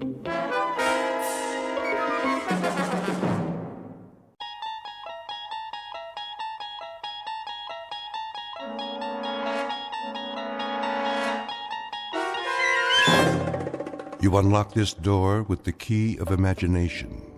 Beyond it is another dimension, a dimension of sound, a dimension of sight, a dimension of mind. You're moving into a land of both shadow and substance, of things and ideas. You've just crossed over into the Twilight Zone.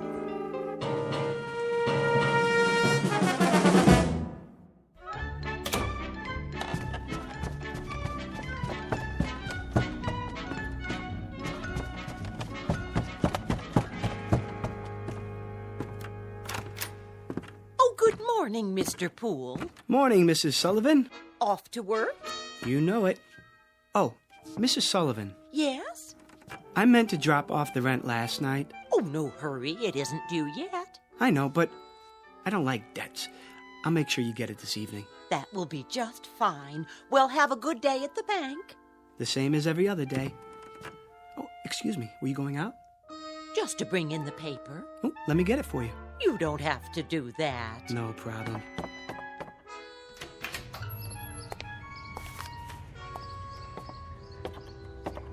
Here you are. Why, thank you, Mr. Poole. You're the perfect tenant. Absolutely perfect.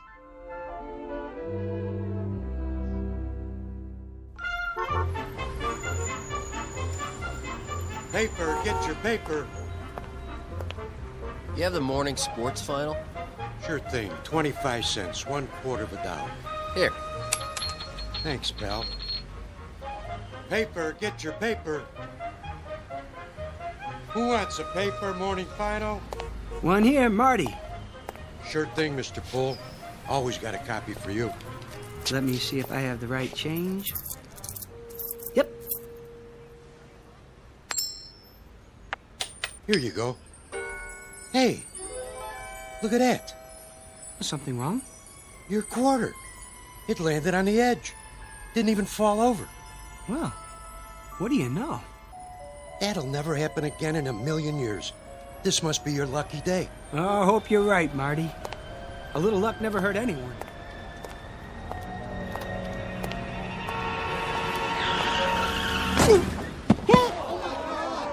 Oh, that poor man. What happened? That car, it hit him. Did you see it? Somebody call an ambulance. Mr. Hector B. Poole, resident of the Big Apple, the Glass Canyon, hoping to survive an assault on his senses, all 6 of them. Flip a coin and keep on flipping it. What are the odds? Half the time it will come up heads and half the time tails. But in one wild, freakish chance in a million, it will land on its edge. Mr. Poole, a bright human coin on his way to the bank in the Twilight Zone. And now, The Twilight Zone and our story, A Penny for Your Thoughts, starring David Eigenberg with Stacy Keach as your narrator. Stand back! Look what you did! I didn't see him, honest. He just stepped off the curb. Where's the ambulance? Oh, what happened? Easy, mister. You all right? Oh, I think so. Oh, just give me a hand. Look, lie still. I'll get a doctor. Oh, no. I don't need a doctor. I mean, if you'll help me get up. You sure? You ought to take it easy. Yeah, at least get an x-ray. Why? No scrapes, no scratches, no broken bones. I seem to be fine. He should stay down. I would. Something like that, he could sue the guy's pants off. Pardon? Oh, I just said, wait till you get to the hospital. You never know. No need for that, really. Oh, you don't know how sorry I am, sir. Oh, no harm done. I swear, I didn't see you step off the curb. If you were hurt, God, I could never forgive myself. You clumsy idiot. I wish you'd broken your fool neck. What did you say? I said if you were hurt, I could never forgive my... No, not that. The other part. I see no reason for you to be abusive. Abusive? I should have been more careful, but it was equally your fault. Are you certain you're all right, sir? I think so. Thank heaven for that. I'm simply trying to say how grateful I am that you weren't injured. Lame-brained jaywalker. That asinine stunt took 10 years off my life. Now, see here, I'm not Let me brush you off. Where were you headed? I was on my way to work. Well, I'll be happy to give you a lift if you like. No thanks. It's not far. I think I'd rather walk.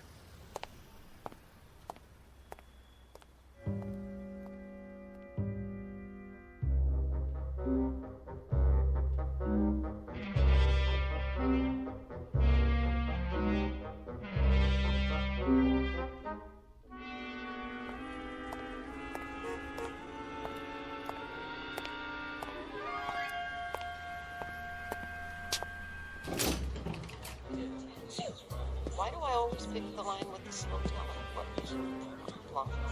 I've got to borrow against the life insurance as long as they don't call my husband. Wow, I hope they don't check my credit history. Did I turn the iron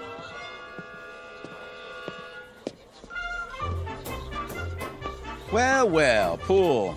Morning, Bran. Your watch stopped this morning? What's that? Must have. Not like you to be late. Oh, yes. No, no, it's not. It's 9:10. Something happened on the way. Did it? Bran, can I ask you a question? Go ahead.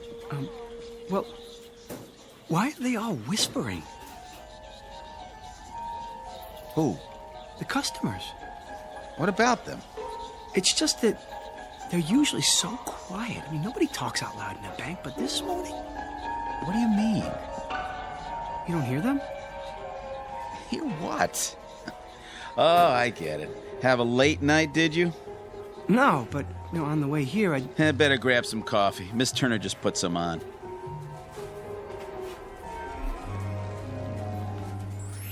Boy, look at him. Like he doesn't know which end is up. Oh, if Bagby sees him this way, he's finished. Good riddance. Oh, where is he? Huh? Mr. Bagby. In his office. Where else would he be? Oh, thank you, Brand. Well, I better get started. Yes, you do that. Oh, I knew he'd crack sooner or later. Mr. Perfect.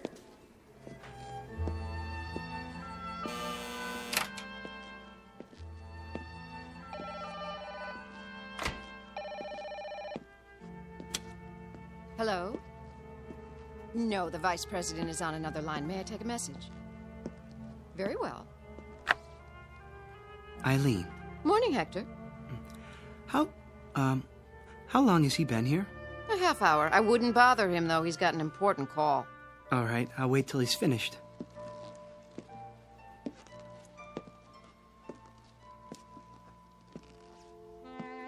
Oh, Felicia, baby! You know I care. But how would it look? And besides, Gladys has a nose for these things. Of course she would. I can see the headlines. Prominent banker divorces wife to marry chorus girl. No, Felicia, you misunderstand. I love chorus girls. I mean, not all of them. Only you. Yes, that's right. Look, how about this weekend? Just you and me. Yes? Mr. Bagby? Come in. Hold on. Someone's at the door. Yes, what is it, Poole? Mr. Bagby, sorry to interrupt you, but I'd like to explain. Explain what? Why I was late, sir. Were you? 10 minutes to be exact. I didn't notice. Well, as you know, sir, my record for being prompt is spotless. I pride myself on attention to duty. Yes, Poole, everyone is aware of your devotion to the bank. Well, you see, a strange thing happened, a very strange thing. Yes, uh-huh. Get on with it, you simpering idiot. You think she's going to stay on the line forever? If you ruin my weekend with Felicia, I'll string you up by the thumbs. Your weekend, sir. What? Spoil your weekend. Oh, I wouldn't want to do that. What are you mumbling about? Look, I've got an important call here. Very pressing matter. Get on with it, man. No, of course, I understand. He said weekend. Good Lord. You don't suppose he knows about Felicia? It's impossible. I've been so careful, so discreet. There. I've placed it on hold. Now then, you had something to tell me? Pool? Pool! Another time, sir. I can see that you're busy. I'd better get to my work.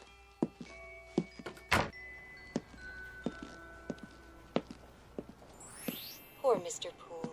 He looks so tired and pale. I'm all right. Oh, good morning, Mr. Poole. Good morning, Miss Turner. Did you say something? I didn't know I looked that bad. Oh, you don't. You look very well today. As do you. Oh, why, thank you.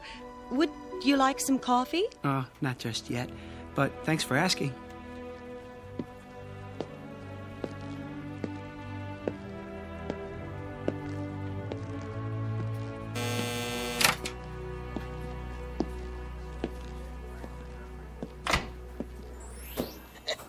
Gotta make it to the game on time. Here's the won't steal a bag of popcorn with that southpaw pitching. Who is pitching today? You say something? No, nothing at all. Good day to you, sir. Everything in apple pie order, I trust? Yes, thank you. Thank you very much. I'll bet you're the one who sent me that overdraft notice. No, sir. No what? No, I don't have anything to do with overdrafts. I work over there in the loan department. You do? Just see one of the tellers. I'm sure that they can straighten it out for you. Sure. Sure. I'll do that.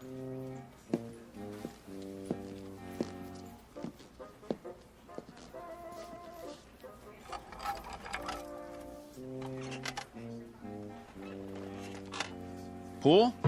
Yes. You know Mr. Sykes of Ajax Cement? Oh, yes, Mr. Sykes. How do you do? His loan has been approved. Will you see that the papers are in order? Of course. When do I get the check? Mr. Poole will take care of that for you. Here's the file. Certainly, Mr. Brand. Won't you sit down, Mr. Sykes? Everything's there. Oh, I'm sure it is. The check's for $200,000. I see. A loan for $200,000. That's quite a sum. Expanding the business, Mr. Sykes? That's right. Wrong. Well, which is it? Huh? You are aware that this loan must be repaid within 90 days. Sure I am. In full. Yeah. If I put the money right, it'll come out to over $1 million. $1 million? No, 200,000. That's all I need. Put half on Lucky Lady in the 6. Split the rest between Nimble Runner and Crinoline at 5 to 1. Nobody will ever know I can pay back the loan with enough left over to save the company. It's gotta work. There's no other way. Or what? Bankruptcy? What did you say? Nimble Runner and Lucky Lady. Now look here, young man. And Crinoline at 5 to 1? What? That's a funny name. I don't have time for this. Am I gonna get the check or not? Everything all right here? It better be. I'm not sure. What's going on, Poole? Something wrong, Mr. Sykes. I don't know, Mr. Bagby. I signed everything. Well, then what's the problem? He just told me he's borrowing the money to bet on the horses. What? That is what you said, isn't it, sir? I said nothing of the kind. Well, and then he said that Ajax Cement was bankrupt. Ah, he's mad. Poole! Doubtless there's been a mistake. There certainly has. If you'll come with me, I'll correct it at once. I'll talk to you later, Poole. But Mr. Bag... In my office. Yes, sir.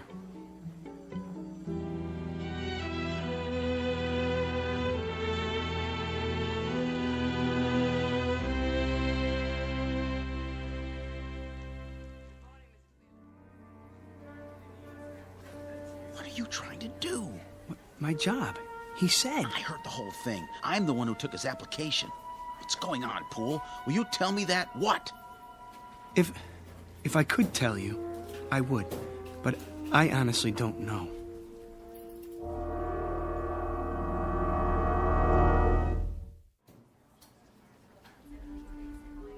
How would you like that, ma'am? Can I have it once, please, and some quarters for the laundromat? Of course. 180, 190, 200. Just a moment, I'll get your receipt. I want it in the form of a cashier's check. Oh, I'll need to get it countersigned. Money order, then. Yes, sir.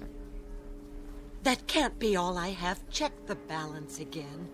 I've already checked it twice. If you'd like a printout of your transactions... I would, yes, so I can compare it to my records. There must be some mistake. 401, 402, 403. 20 years, the same window. Not one promotion. Nope, not me. Hello, Smithers. Oh, hello, Mr. Poole. Don't worry, you'll get that promotion. Do you really think so? I mean, what promotion? Stick with it. You'll see. Yes, of course, but how? Have a little faith.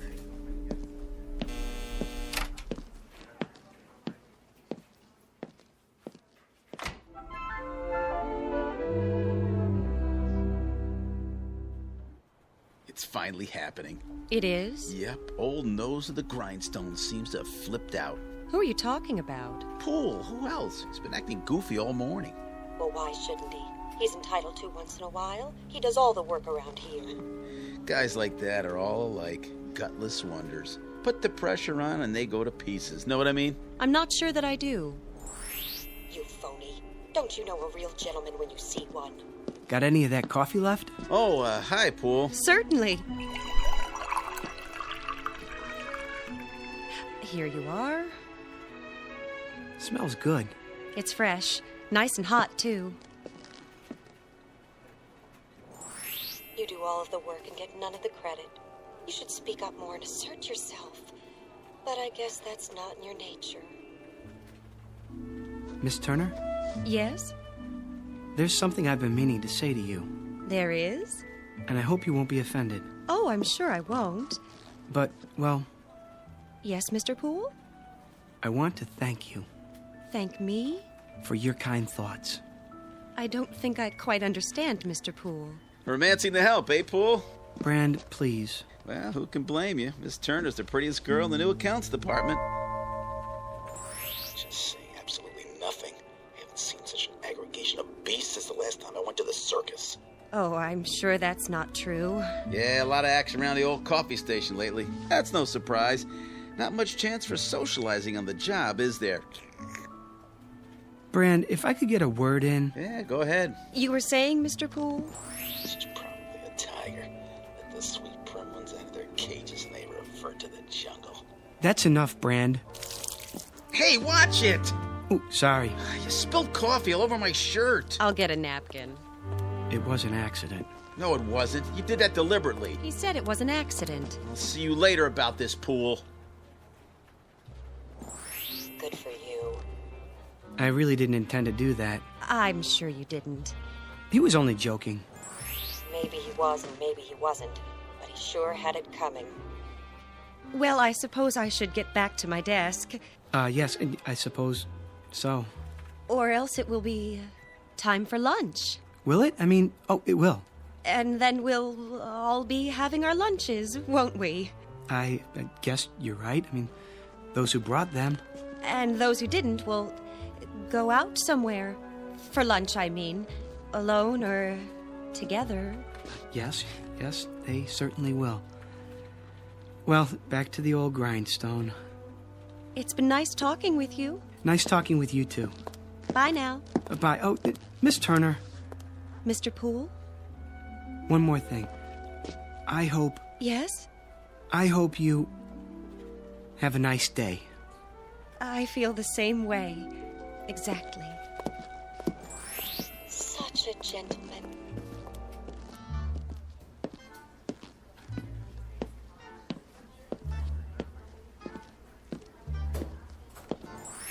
It isn't fair. Just isn't fair. I said, don't worry, Smithers. Who? Oh, Poole, were you speaking to me? Mr. Bagby's a fair man. Mr. Bagby? Yes, I'm sure he is. Good things come to those who wait. What's he watching me for? Oh, no reason. Don't let it distract you. They'll be sorry. Not much longer now. At 4:30 this afternoon, I go into the vault like I always do. I'll take my briefcase with me.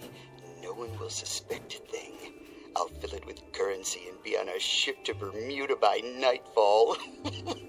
Yes, indeed. All that money. As much as I can carry. I wonder how long it will take them to discover it's gone. It's not possible. Smithers?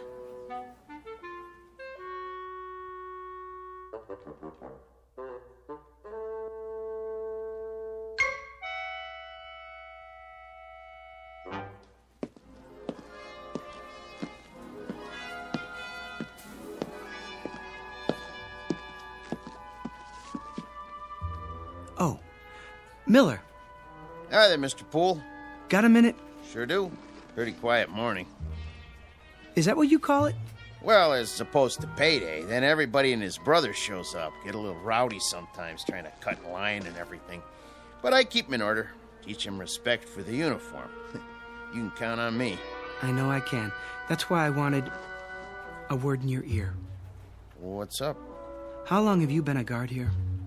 Quite a few years now. Get my pension before long. And that gun in your holster, is it the same one you've always had? Sure is. Nothing beats a 38. Keep it oiled up real good. You could use it then. I mean, if you had to. Well, what do you think I got it on my belt for, Hector? To hold my pants up? Good. That's good. Why you ask? I'm not sure, but I suggest taking up a post by the door, keep your eyes open, and don't say anything to anyone just yet. I get you. Mum's the word. There he is. Was he waiting for me? Hello again. Miss Turner. I was just going back to my desk. Perfect timing. Isn't it? I mean, it is. Miss Turner, may I speak to you? Anytime at all. What I have to tell you is very important. Yes, Mr. Poole? Not here in front of everyone. Dreadfully important. Come with me. Where are we going? Somewhere private. I like the sound of that. Mr. Jones's office is empty since he transferred. Next to Mr. Bagby's. No one ever goes in there.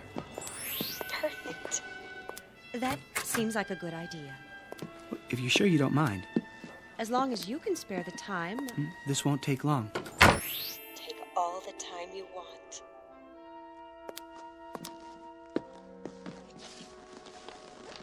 Well, what is it?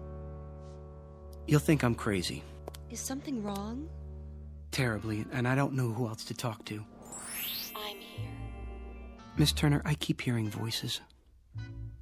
People talking, their lips don't move. But I can hear their voices clearly. I've got this ringing in my head. Oh, no. Well, it's not what you think, Miss Turner. I mean, I can read people's minds.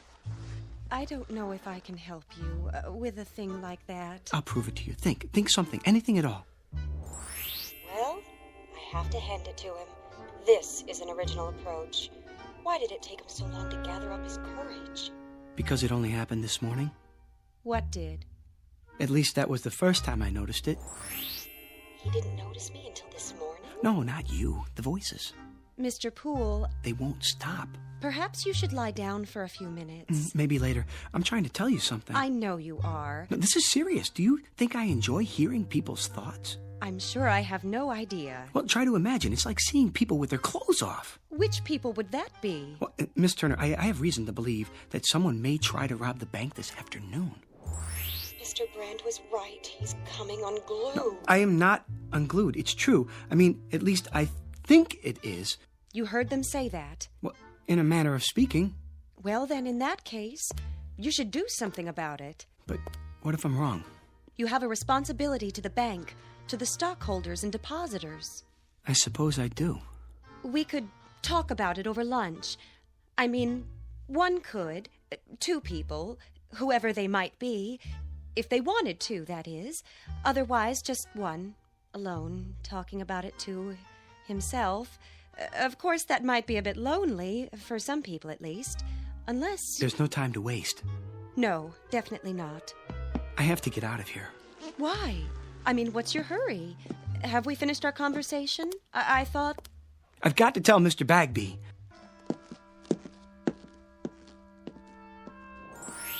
From now on, Mr. Poole, you may call me Helen.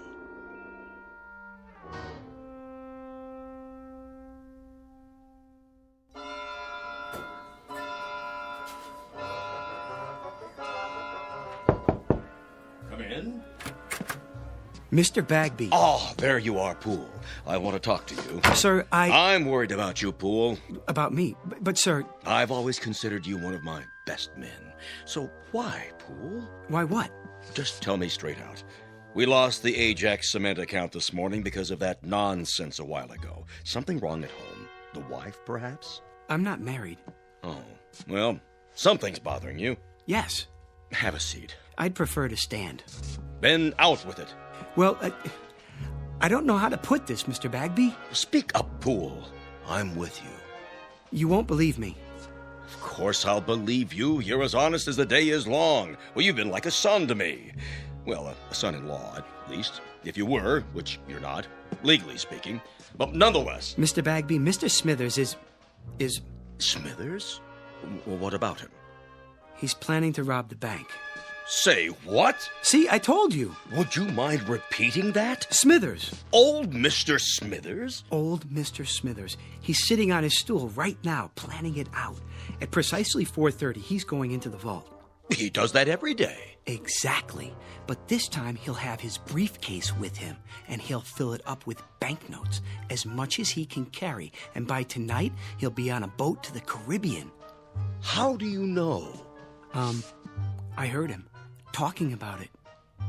But he's one of our oldest and most trusted employees. Well, he was here when I took over the bank. I absolutely refuse to believe. I swear it, sir. He has it all worked out. Wait a minute. I take your point. Who's the one who ends up stealing the company funds? Isn't it always the most trusted employee? The man you'd least suspect? The man who's completely reliable for years until that one moment when everybody relaxes their guard and... Gotcha! He strikes. Good work, Poole. I wish it weren't true. I sort of admire Mr. Smithers. He's always there, steady as a rock, going his own way. I wouldn't have believed it if I hadn't overheard it myself. Well, no time for sentiment. Quick now, tell me the details. Well... At 4:30 on the dot, it starts. Okay, and Mr. Smithers will finish counting out his drawer as he always does, by the numbers. Thank you, folks. Good night now. Don't work too hard. And as soon as we lock the doors... See you Wednesday. You take care now. Good night, Rich.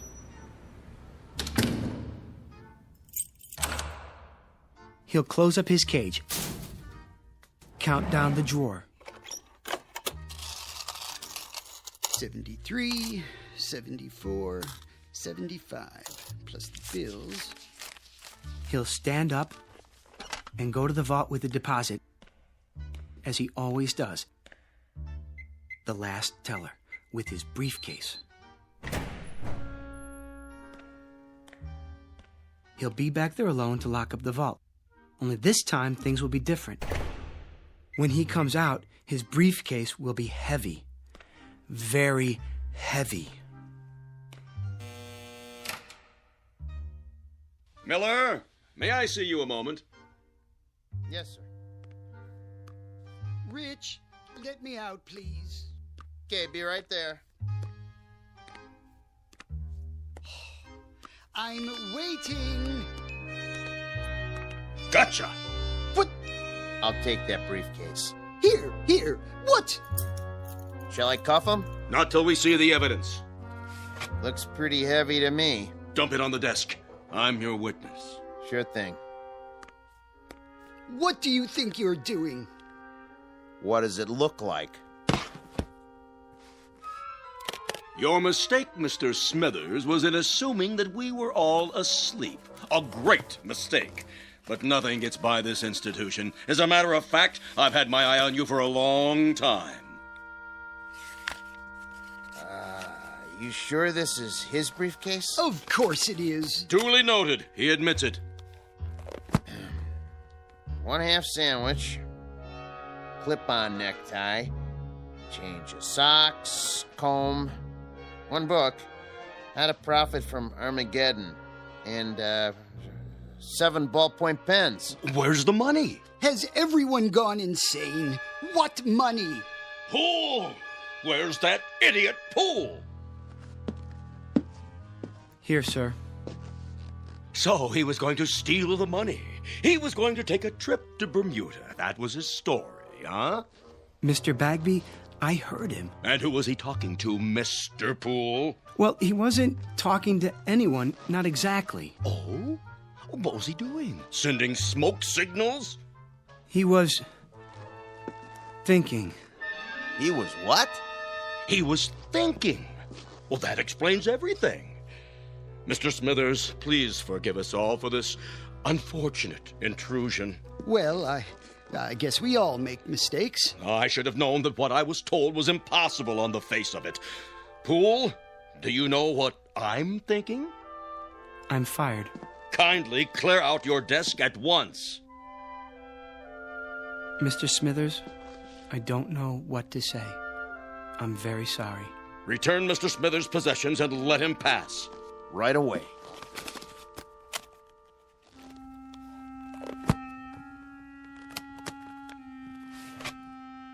How did you know? What? It's true, of course, Mr. Poole. Yes, it's a little dream of mine. Have you ever had a dream? I have. Often. People look at me and all they see is a funny little man, frayed and old, and they never know. I have the dream almost every day. I had it yesterday and the day before that. Well, I don't always plan on Bermuda, though. Sometimes it's London, Paris, Fiji, beautiful, exotic places, thousands of miles from here. Places where there are no ledgers to keep, where I'm not a little man with no future and no past. I think of filling my briefcase with the bank's money, but I never go through with it. Do you know why? I've lived with it too long. I'm old and set in my ways. And besides, Mr. Poole, I'm a coward. Smithers, please. Will you open the door now, please, Rich? Sure. Take care of yourself.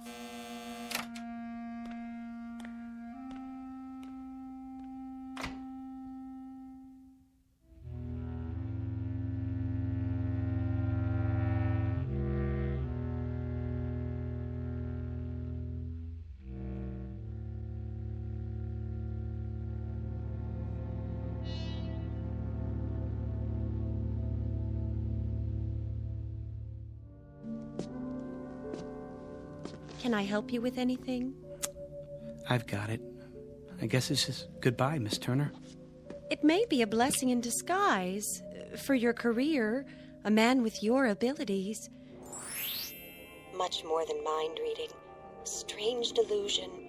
But with the proper medical care, it'll go away. It's not a delusion, Miss Turner. There, you see, I can read your thoughts. But how? Well, until this morning, everything was normal. I was happy. Well, at least I wasn't unhappy. I had my friends, my job, and now this. I thought it was a gift. Well, it's no gift. It's an embarrassment. It's been nothing but trouble to me. I never imagined people were the way they are.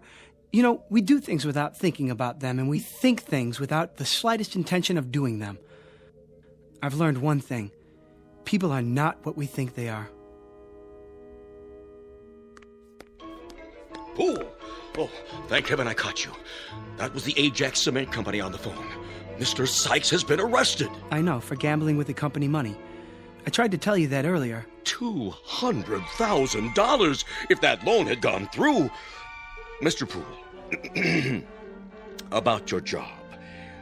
It's still yours, if you're interested. Why, that windbag. Mr. Poole, if you can really hear me, you're wasted in that job. If you let him take you back on the same terms, you're crazy. Everybody knows you should be in charge of the accounts department. Well, what do you say? Well, everyone knows I should be in charge of the accounts department, Mr. Bagby. In charge? Good. That would mean he'd move into Mr. Jones's old office. That would mean I'd move into Mr. Jones's old office. Now, really, Poole. This is absurd. What am I standing here wasting time for? Don't let him bamboozle you. Felicia's waiting. Man, oh man, what a weekend this is going to be. Stand up for yourself. He needs you more than you need him. Would you excuse us, Miss Turner? We have some business to discuss. All right, if you're sure. I'm sure. Business? What business? The business of Felicia and your wife, Gladys. What? I know all about it. I know where you're meeting her and when. It's impossible. No one knows about the trip or the apartment on Riverside Drive. Riverside Drive, Mr. Bagby. Am I right? Oh, all right, you win. In charge of accounts in the office next to mine. You won't say anything to anyone, will you? Not a word, Mr. Bagby. Not a word. Oh, and I forgot, there's one more thing. At the bank's expense, I'd like you to buy a round-trip ticket to Bermuda. Have it made out in the name of J.L. Smithers. I think he'd like a vacation. Are you out of your mind? Mr. Bagby? Oh. One ticket to Bermuda. Shall we go, Miss Turner? If you like. I'd go anywhere with you, but I wish you'd call me Helen.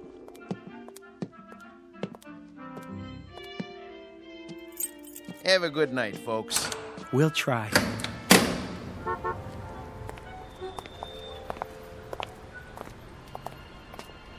May I see you home, Helen?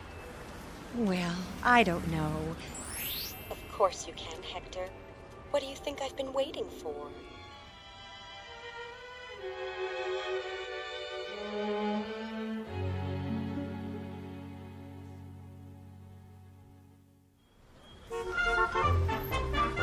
Paper, get your afternoon paper. Latest stocks. Oh, just a second, do you mind? Not at all. Oh, hi, Mr. Poole. Well, was I right or was I right? Was it your lucky day? I'd say so. Give me a paper, will you? Sure, this one's on the house. Oh, no. I don't like to owe anybody. Heads. You win. Hey, why'd you do that? I had that other quarter standing up all day, and nobody knocked it over till now. Well, I guess if you're the guy who stood it up, you're the guy who can knock it down. There goes your luck. Could be it's just beginning. Paper, get your late edition paper. What was that all about? Oh, nothing. Wait. What is it? Think something, Helen. Think anything. Oh, I am, believe me.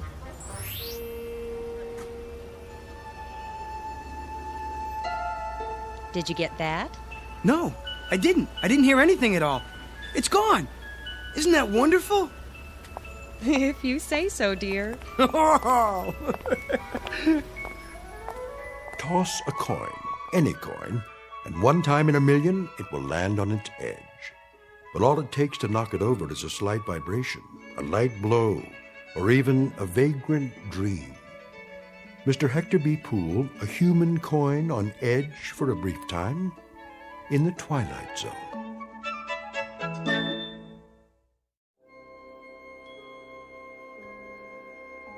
Hi, this is Carl Amari, producer of the Twilight Zone radio dramas. I'd like to take a moment to tell you about our official website at twilightzoneradio.com, where you'll get the latest news and information on these Twilight Zone radio dramas. Plus, at twilightzoneradio.com, you can digitally download 3 free episodes or any of our episodes for only $1.95 each. In this age of ever-changing technology, we've decided to make these episodes instantly available to you by making the Twilight Zone radio dramas a digital download-only series. This means that this series will no longer be offered on CD. The CD collections at our website are now being offered, while supplies last, at buy one, get one free. So be sure to get your favorites before they're sold out. Be sure to visit us often, and I'll see you in the zone.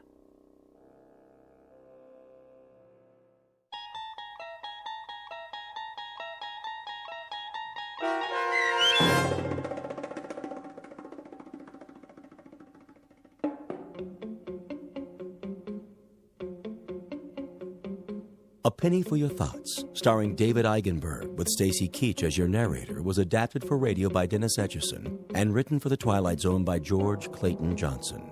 Heard in the cast were Michelle Graff, Doug James, Jamie Barron, Jeff Lupetin, Kurt Nabig, Joby Cerny, Fernette Lebo, Peggy Roeder, Alex Sopner, Carl Amari, Karen Olson, Tracy Hernandez, Christina Verba, and Vince Amari. This copyrighted radio series is produced and directed by Carl Amari for Falcon Picture Group. Sound design and custom Foley effects for The Twilight Zone by Cerny American creatives Bob Benson, Craig Lee, Michael Slaybach, and Matt Sorrow. To learn more about the Twilight Zone radio dramas and to contact us, visit our official website at twilightzoneradio.com. Doug James speaking.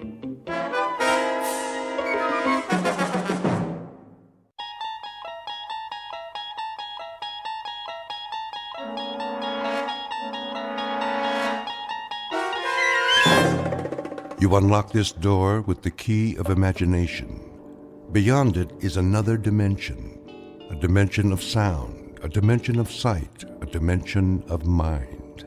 You're moving into a land of both shadow and substance, of things and ideas. You've just crossed over into the Twilight Zone.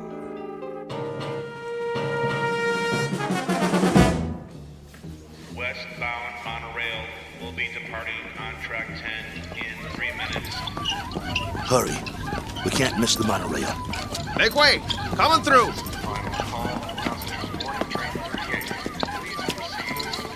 Keep pushing. I'm doing my best. Ah, wait a minute. One of the wheels fell off again. Get it while I hold him up. Okay, I got it. Here. Let me slip it back on. Westbound monorail Hurry. will be departing on track 10 in 2 minutes. All points west. Excuse me, conductor. Yeah? Is this the monorail to Kansas? Sure is. Better get on board, though. But you know, you should have checked your cargo. This ain't cargo. It's a B-2. A what? A B-2. Whoa! What is that? Is that a man? Is he alive? That, sir, is a B-2 boxing robot. Wow.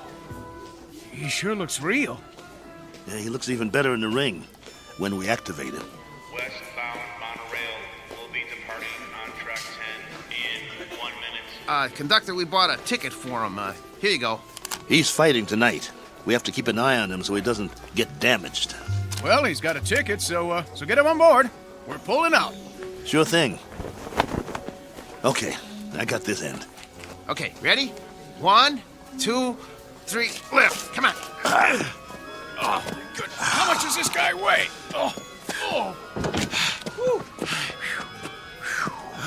Next time, let's get a lightweight instead of a light heavyweight. All aboard!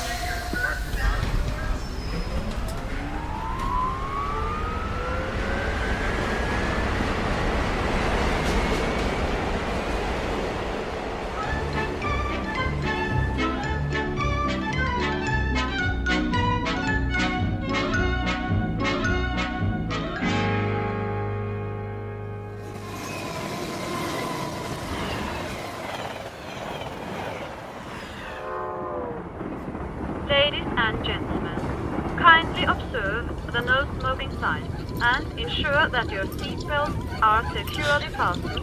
Thank Well, you. here's our seats. C11 through 13. Let's sit him down in the window seat.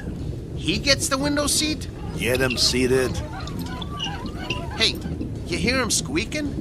Not only is he saying he doesn't want the window seat, he's saying he doesn't want to sit down, period. He needs his silicone Teflonic joint lubricant changed. We'll pick up some as soon as we get paid. Well, first we gotta find some. Shouldn't be no problem. Come on, I told you. They don't make it anymore. Well, that's crazy. Still plenty of B-2s in the business. Name one. This one. We'll find some. All right. Wow. Sure is hot. It'll be hotter where we're going. Wish I had a beer. Well, it wouldn't do you any good. I already had 3 and I'm still thirsty. Not Naxo, he don't need a thing. Never complains. Then, Why does he squeak so much? You think he'll be all right? Yeah, if he doesn't get hit. Can it, Pole? Hey, come on, no use glaring at me, Steele. You know he's shot. That ain't true. A little overhaul is all he needs.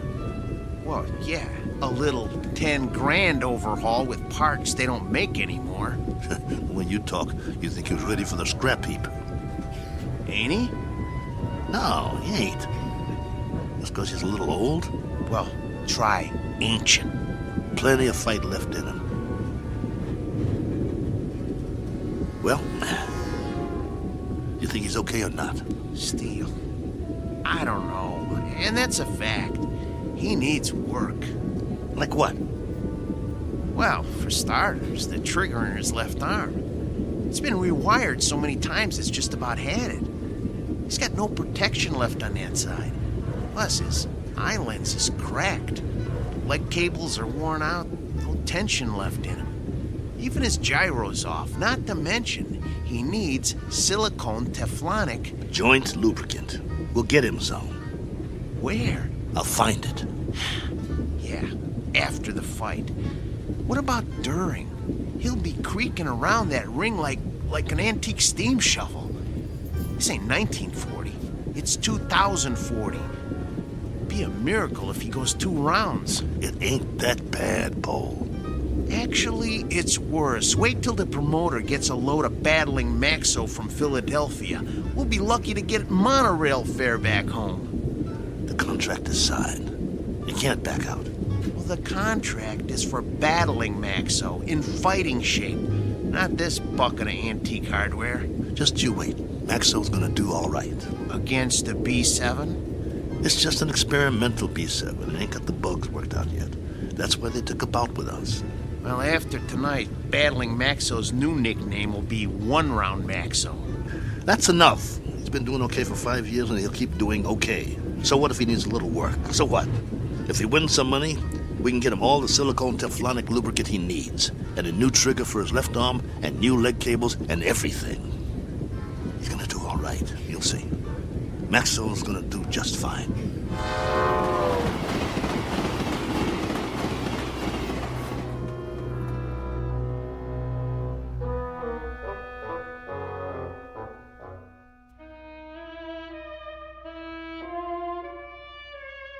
Sports item from the not-too-distant future. Battling Maxo, B2, light heavyweight, accompanied by his manager and handler on his way to Maynard, Kansas for a scheduled 10-round bout. Battling Maxo is a robot, or to be exact, an android, resembling a human being. Only androids have been permitted in the ring since prize fighting was legally abolished. This is the story of that 10-round bout. More specifically, the story of 2 men shortly to face the remorseless truth that no law can be passed to abolish cruelty or desperate need, or, for that matter, blind animal courage. Location for the facing of said truth? A small, smoke-filled arena just this side of the Twilight Zone. And now The Twilight Zone and our story, Steel, starring Lou Gossett Jr. with Stacy Keach as your narrator. You were right. It is hotter here. Told you. Hey, taxi! What are you doing? It's 6 o'clock already. We better get a move on. Well, we got no money for a taxi. We can't push him through the streets. We don't even know where the stadium is. What are we supposed to eat with then? We'll be loaded after the fight. I'll buy you a steak 3 inches thick. Hey, fellas, need a taxi?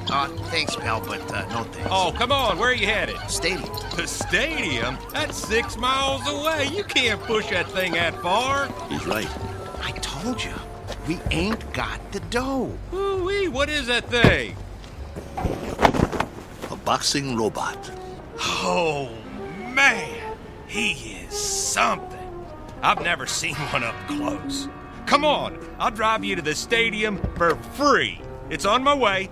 You want a hand with it? Careful. He's got a bum wheel on the bottom. He's real heavy.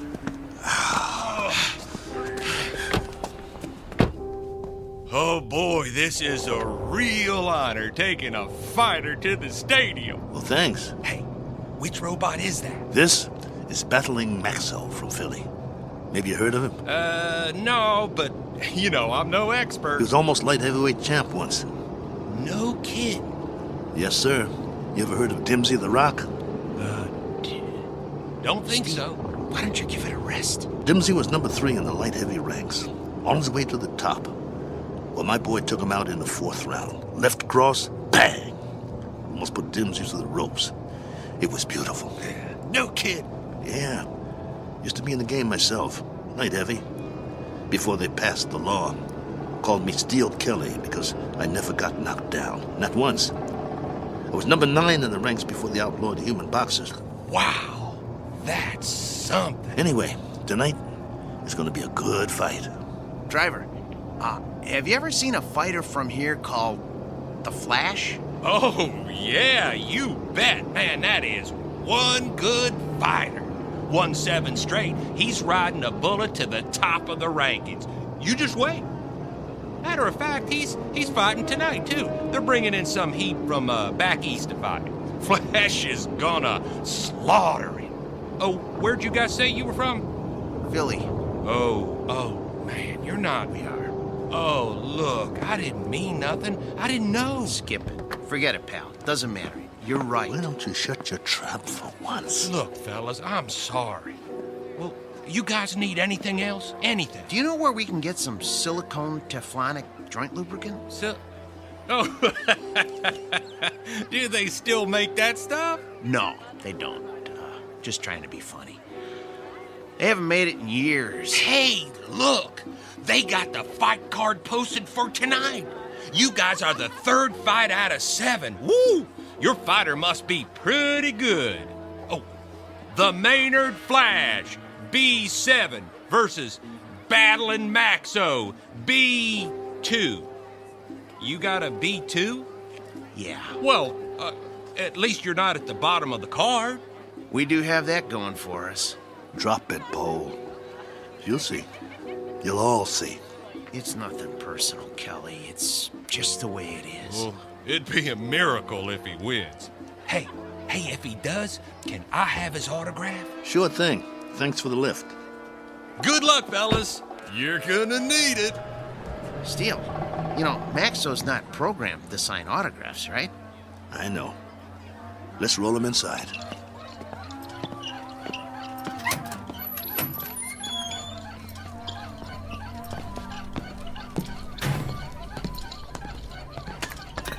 The wheel fell off again. I got it. I got it. Keep pushing. Put it back on. Well, what's the point? Put it back on. The office is just down the hall. I want Maxo to make a good first impression. Well, let's just hope his head don't fall off next. Keep quiet and let me do all the talking. What's wrong with you anyway? After 7 months, we finally get about, and all you can do is complain? Some bout. We're in Maynard, Kansas. What's this, the prize-fighting center of the nation? It's a start, ain't it? It's our first step on the comeback trail. The purse will give us enough to get Maxo back in shape. And if we win, it would mean we get fights all over the place. Oh, spare me. We don't have a chance. I don't get you. He's our fighter, and we stick behind him no matter what. Why are you writing him off before he even gets in the ring? Don't you want him to win? I'm a Class A mechanic, Steele. I'm not some daydreaming kid. I know machinery. We got a piece of dead iron here. Technology always moves forward. We got a B2, not a B7. No way he's gonna win this fight. Shh, keep your voice down. It's simple engineering, that's all. Maxo will be lucky to get out of the ring with his head on. Bold. It's an experimental B7. It's probably full of bugs, full of them. They always are. That's why they take a first fight in the middle of nowhere. We've got a chance. Yeah, sure we do. Remember, keep your mouth shut. Yeah. Mr. Nolan? Nah, I'm Oscar. Mr. Nolan will be back in a couple of minutes. I'm Steele Kelly, battling Maxwell's owner. Oh, yeah, I heard of you. You were one of the last human fighters. This is Paul, Maxwell's mechanic. Hi. It was getting late. We were wondering if you'd make it. Never missed a fight. Yeah, pull up a chair. I got some paperwork to do. Thanks. What was that? It was this folding chair. Okay. Sign on all the X's. You heard of my fighter, Mr. Oscar? What's his name? Battling Maxwell. You must have heard about him. Can't say as I have. He knocked out Dimsy the Rock, a ranked fighter in his prime. Uh-huh. Yeah, sign here, too. It was all in the East Coast papers. New York, Boston, Philly. Got quite a spread. Biggest upset of the year. Good. Initial here. And here.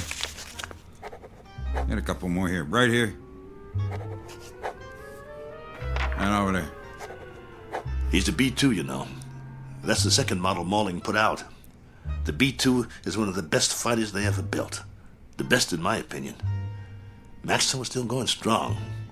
I don't go for these new ones, you know. The ones made out of steel, aluminum with all the doodads. Too flimsy. Nothing solid. Nah, Malling don't make them like Maxwell anymore. Oscar, who are these guys? Mr. Nolan, I'm Steele Kelly, and this is... Is that your fighter? Yes, sir. Battling Maxwell.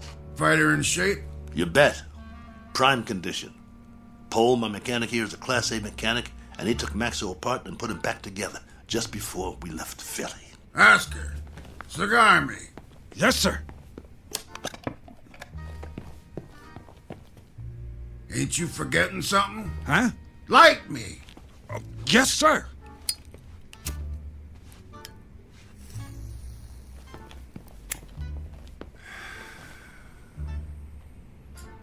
You know, Steele, you're lucky to get this bout. We ain't staged a bout with nothing less than a B4 in must be 2 years now.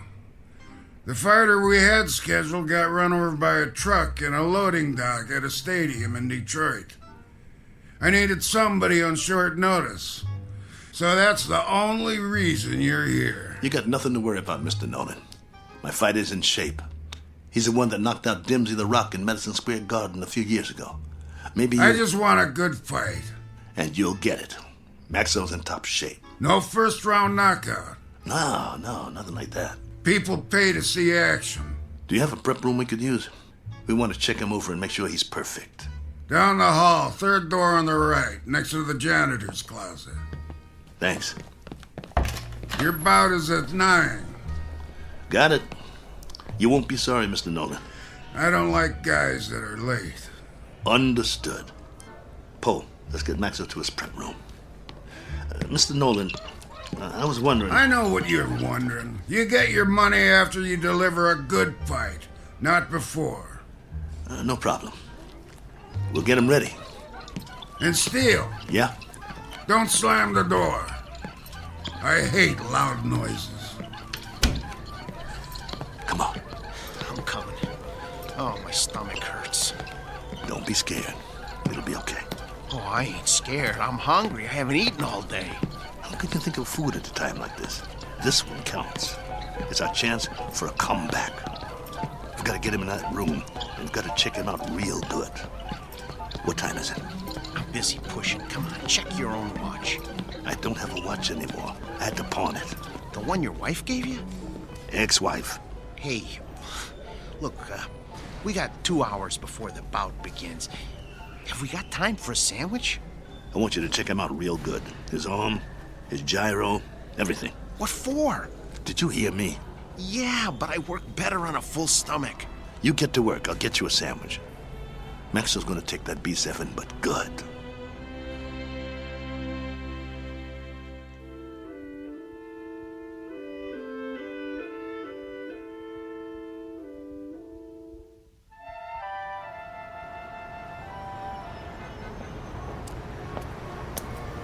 Excuse me, sir. Do you know where I can get a Philly cheesesteak? Try Philadelphia. Just kidding you. Oh, there's a nice little place around the corner, but I doubt they'll have something like that there. You new in town? Yeah. Where you from? Philly. Well, that figures. What brings you to town? I got a fighter in the third fight tonight. Really? Well, you must have one good fighter if you brought him halfway around the country for a fight. He's a great fighter. He's fighting an experimental B7. A B7 fighting a B6 could be interesting. He's not a B6. A 5 might stand a chance. He's better than a 5. He's a classic B2.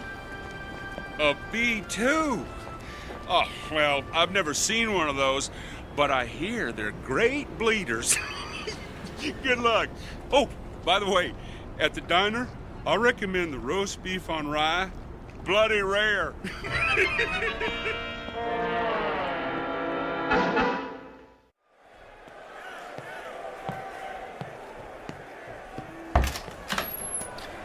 got a big crowd out there tonight. What took you so long, Steele? I'm starving. Here's your sandwich. How's Maxo? What kind of sandwich did you get me? Roast beef on rye. Well done with silicone Teflonic joint lubricant on the side. What? It's mayo. How's Maxo? Did you give me a pickle? How's Maxo? I love dill pickles. Oh, here it is. Okay, well, the answer to your question is Maxo is still big as life and twice as ugly. I cleaned him up a little, though. The B2's always looked real. Look at him. You'd swear he was real, wouldn't you? He's got that natural-looking flesh, great muscle tone. He could have been a male model if he wasn't a fighter. Come on, get to it. Well, outwardly, he hasn't aged a bit. His hair's still curly. Just like mine. Yeah, but he's got a little bit more than you do. Hey, when I had him made, they gave him my good looks. That's a matter of opinion. Quit stalling. What's the good news? Well, that was the good news. And, I also turned his power source on, and that's still good. So I ran a diagnostic check. And? And everything that was bad when we left Philly is still bad. There's got to be something we can do. Open him up again. You got a thing for bad news, don't you? Come on, Pole. Earn your keep. That's what you're here for. I'm not a miracle worker. I'm just a mechanic. Well, what do you want to do, retire? Oh, fat chance of that. Then quit stalling and open the control box. All right. Let me power him up first, so we can walk over to the table. He's too heavy. Okay, come on. Atta boy. There you go. All right. Okay. Here, help me get him up on the table.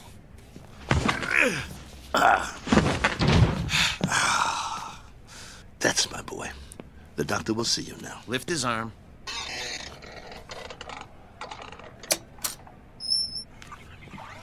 What's all that corrosion around the access panel? Dried sweat. All the B2s sweat like bulls. It's nothing to worry about, though. You hear that, Maxo? Nothing to worry about. We'll get you cleaned up. Hand me that probe.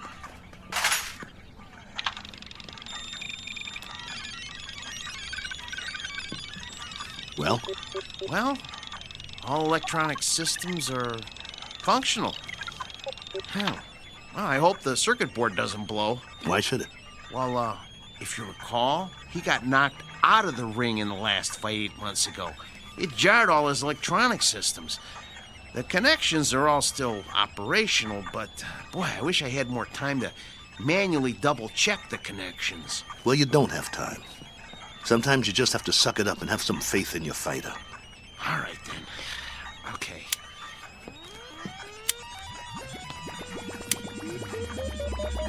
Well, I activated all his systems. Keep your fingers crossed and just hope nothing blows.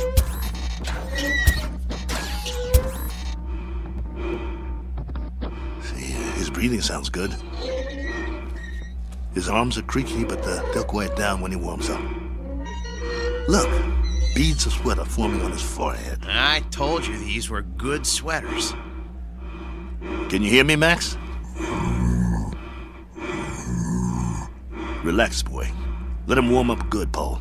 I'll tell you, The mechanical part is what worries me.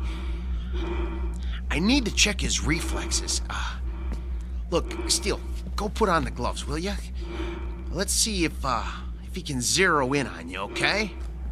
Maxo, get your legs loosened up. Move around a little.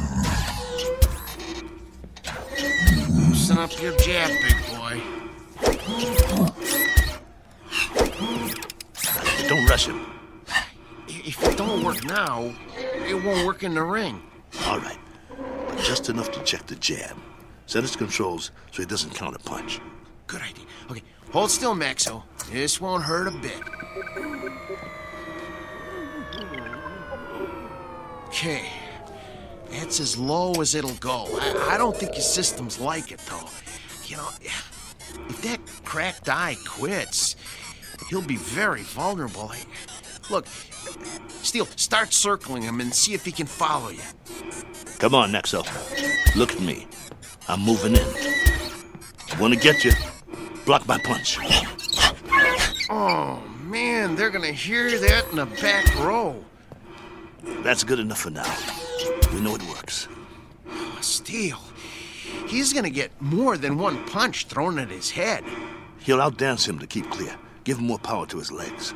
Those cables are bandy. I don't like doing this. There's not much tension left in him. He seems to be moving all right. Yeah, but, boy, a heavy wind might knock him over. Put him on automatic. Oh, no. Come on. Let's not push our luck. Do it. All right. Here goes nothing. Maxo, gloves up. That's it. Beautiful. Now, let's see if he can move in for the kill. Kelly, Steele, no. Leave his systems on defense. He might have a couple of rounds if we leave him on defense. It takes less energy. You know, he's gonna get beat to pieces if we let him move in. No, do it. Will you use your head? He's a B2. He's gonna get slaughtered anyway. Look, if we let him go on defense, we might be able to salvage him for pieces. Nolan paid to see him on offense. It's in the contract. Activate his jab. Come on, it doesn't have any lubricant in it. Do as I say. All right. Activating the jab. Shut him down. Shut him down.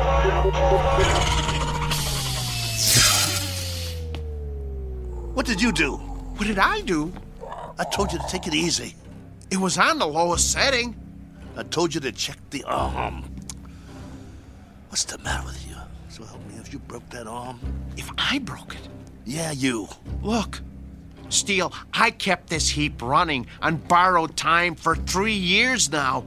Before we left Philly, I told you we needed to fix things and replace parts. We couldn't let this chance go. Please, open them up and see what you can do.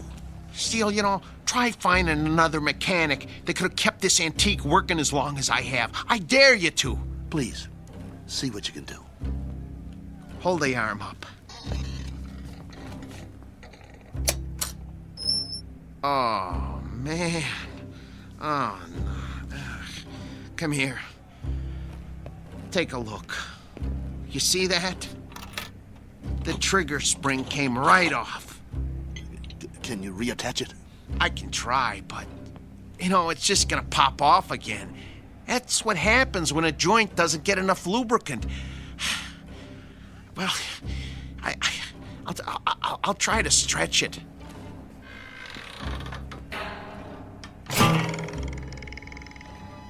Oh, nuts. Oh. Well, that's that. No. One jab too many. We gotta do something. What? Fix it. I can't. You just can't fix a spring. Once it can't spring, it ain't a spring no more. I told you it was getting ready to break, and to get a new one last year. He's got to be fixed if he's going out there, and he has to go out there. They fronted me the monorail fare. Steele, he needs a new spring. Nothing else will work. Well, can't you get another spring? Where? They don't make them anymore. It's a special spring. I can't just take one off a washing machine or something. Quiet. Yeah? 10 minutes. Something wrong? Oscar, can you make out about the one after the next one? Mr. Nolan does not make changes. We just need a little bit more time to make some last-minute adjustments. Sorry, pal, no can do. We want him tip-top, don't you? Nolan's got you on next. What's the difference? Third, second?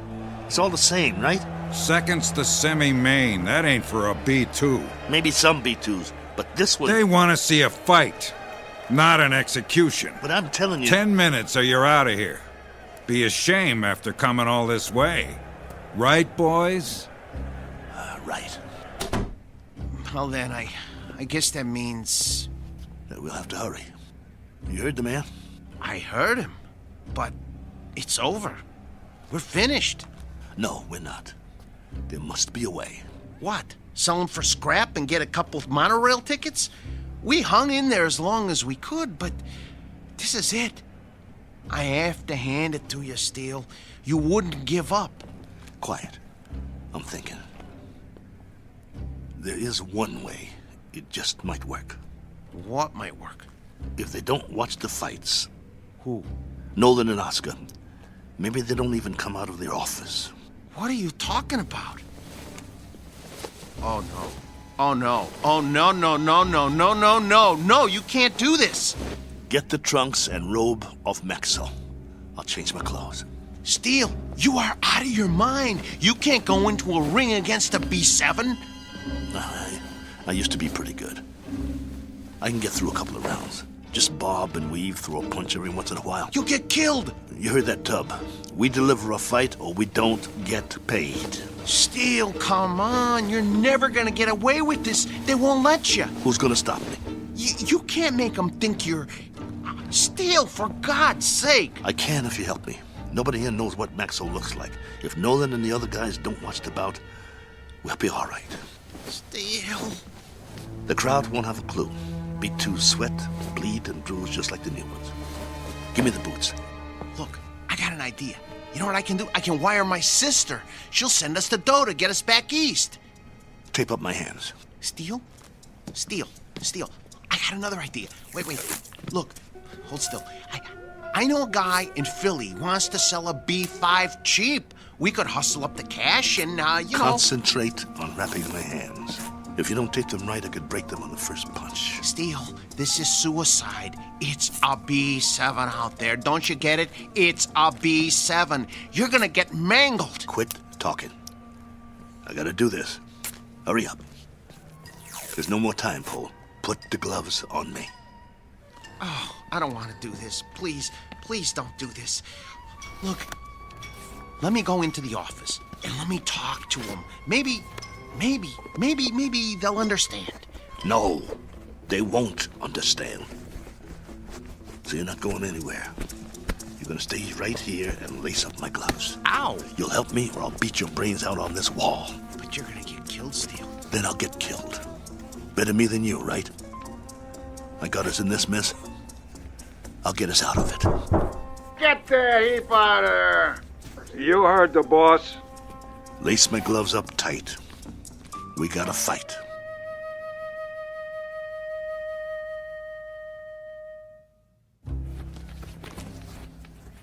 That's it, Paul. Tie him off tight.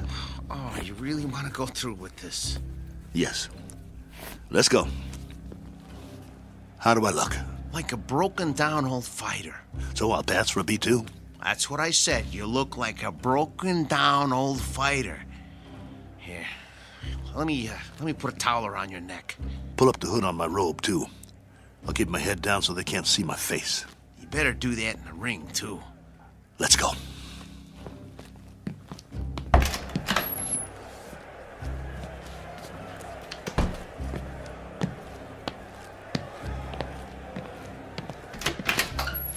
You're late.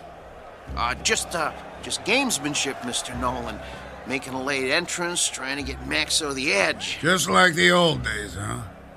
Maybe I underestimated you guys. Nice robe. It's old school, you know?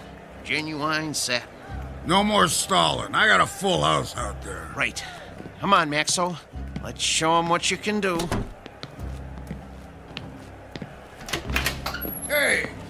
What?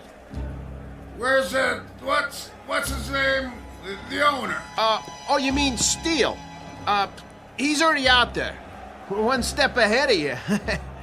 I didn't see him pass my door. Well, he went a few minutes ago. He likes to check out the crowd. You boys better put on a good show. Yes, sir. Let me know when we get to the stairs. I got sweat in my eyes. I should have told him. If you had, I'd killed you. Okay, first step. Careful, Steele. Grab my waist. Wipe my eyes. Can't see my feet. Geez, Steele. You're already sweating like a pig. You'll have to towel me off between rounds, just like a real B2. Between what rounds? You won't last long. Whose side are you on? Steele, you're not up against some punch-drunk fighter. You're up against a machine. I said shut up. You're not gonna get away with it, though. They ain't seen a B2 in years. Nolan said so. Steele, you're never gonna pull this off. This is your last chance. Just get me to the ring.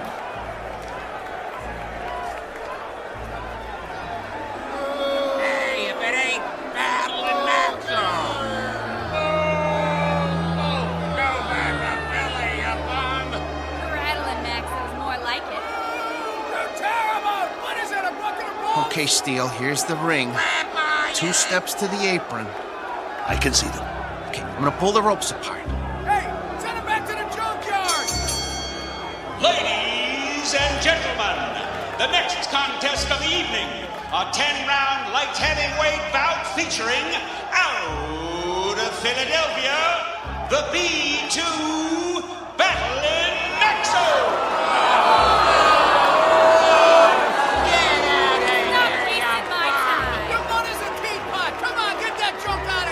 I'm gonna take your rope off now. Keep looking at your shoes. Try not to blink. Stay in my corner. Of course I will. Breathe through your mouth. Come on. Little breaths. Come on. Breathe. Not too fast. I need a drink. Sorry. The water bottle is filled with B7 hydraulic fluid. And now, entering the ring, his opponent, our own B7, the pride of Kansas, the Maynard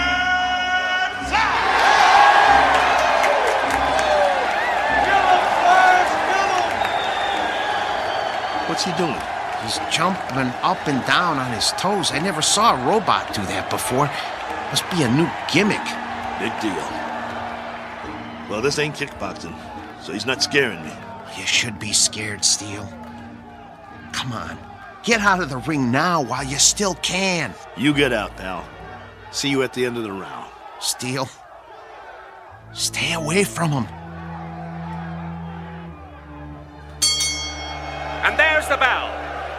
The fighters come out of their corners quickly. They size each other up.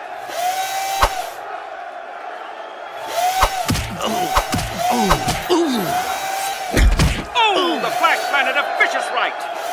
And another. And another. Come on, get away from him. Get away from him. Maxo backs away. Come on, I got money on this fight! Come on, I can take it. The Flash is the aggressor. He backs Maxo into the ropes. Hey, no holding. Get your B2 off the ropes. See how you like this? Bring it, you bum. I can take it. There's thunder in those punches. Your mother's scrap metal! Maxo backpedals. The Flash swings wildly. If he lands one of those, he'll take Maxo's head off. The Flash is coming in for the kill. That one was lethal. Stop the fight. Come on, somebody stop it. Stop it. Maxo is down. It's over. It's over. It's over. Come on, stay down. It's over. Just get me up. I've never been knocked down. I'm Steele Kelly. In the time of 1 minute and 22 seconds of the first round, your winner, the Maynard Flash! That's it. Haul him out of here. Move it! Is he broken or what? No, he's okay. Just a second, okay? Steele, can you stand? Come on. Talk to me. Are you bleeding? Put the towel over my face. Yeah, sure. Get the robe. What? The robe. I want to walk out of here like a man. Come on, before they start throwing things.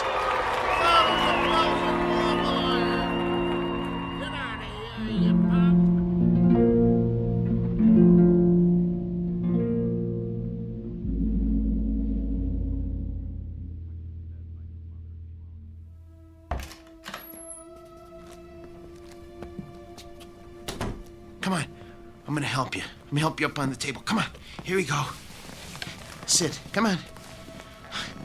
Steele, I'm gonna try and get you some ice. Forget it. But your eye. It'll be all right.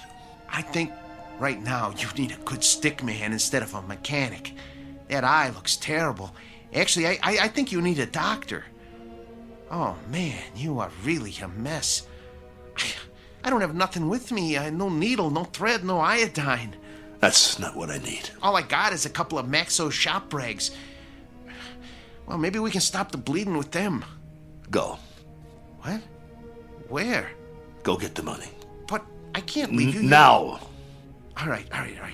Look, but just lie down. I don't even try to move, okay? I'll be right back.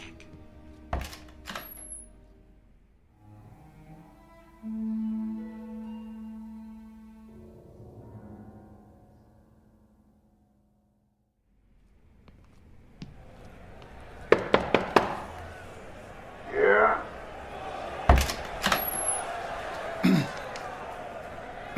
Mr. Nolan? Over that quick, huh? Yeah, I guess.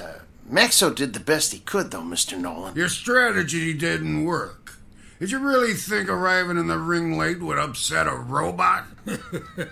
Well, you never know. But that B7, it must have been tweaked or something. I never saw anything like that. Me neither, and I hope I never do again. Get your boy and clear out. Yeah, we will. Only first. You heard the boss. Well, you see, my boss Hiding out, huh? Don't even want to show his face. Something like that. Come here. What? Mr. Nolan says you should come over to the desk. Okay. I want you to deliver something to your boss. Yeah? Piece of advice. Can you handle that? Yes. Now listen real close.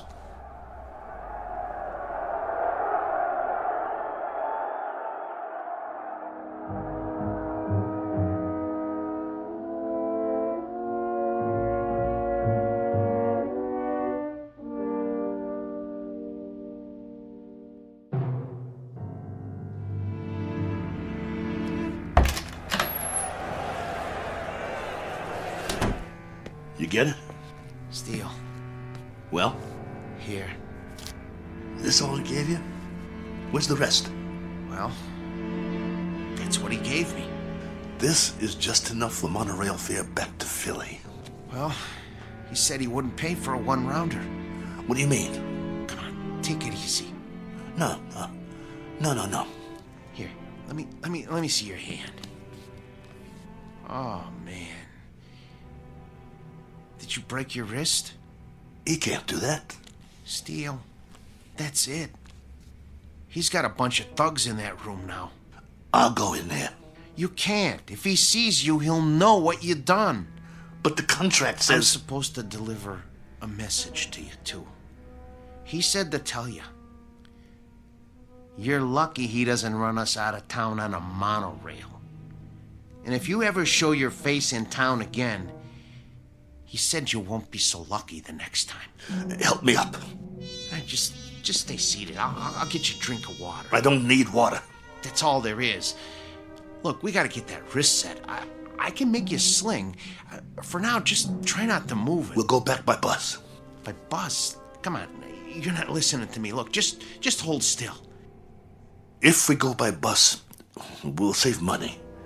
We'd have enough to get Maxo a new trigger spring and a lens for his eye, and some silicone Teflonic joint lubricant. He'll be good as new again. All right, Steele. Anything you say. Then we'll be all set. Maxo will be in shape again, and we can get us some decent bouts. That's all he needs. A little work, huh? That'll shape him up. We'll show him what a top B2 can do. Old Maxo will show him. He'll show everybody. Right? Right? Sure, Steele. Sure. Now let's get out of here. Take it slow. I can walk. I know you can. You're a tough guy. But put your hand on my shoulder. That's it. Don't worry about Max. I can pull.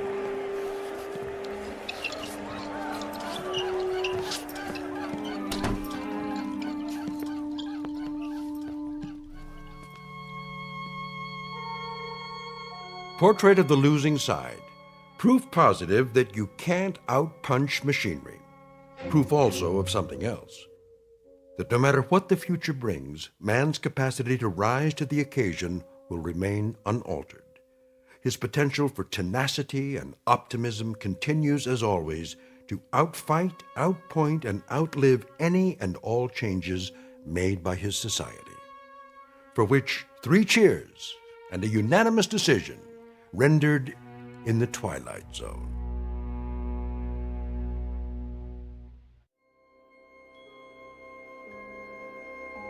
Hi, this is Carl Amari, producer of the Twilight Zone radio dramas. I'd like to take a moment to tell you about our official website at twilightzoneradio.com, where you'll get the latest news and information on these Twilight Zone radio dramas. Plus, at twilightzoneradio.com, you can digitally download 3 free episodes or any of our episodes for only $1.95 each. In this age of ever-changing technology, we've decided to make these episodes instantly available to you by making the Twilight Zone radio dramas a digital download-only series. This means that this series will no longer be offered on CD. The CD collections at our website are now being offered while supplies last at buy one, get one free. So be sure to get your favorites before they're sold out. Be sure to visit us often, and I'll see you in the zone.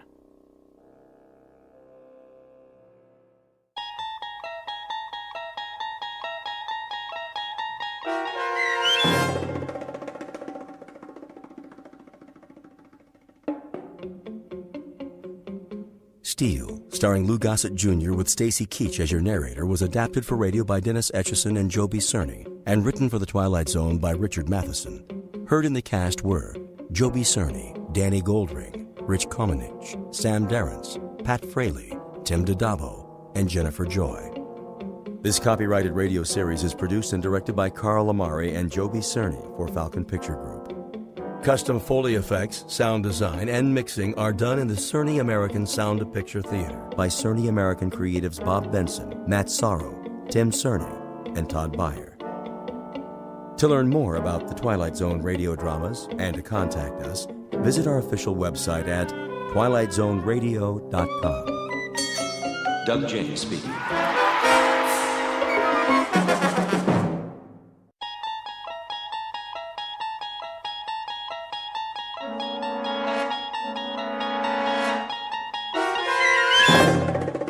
You're traveling through another dimension.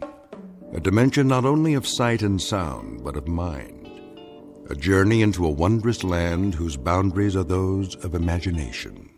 Your next stop, the Twilight Zone.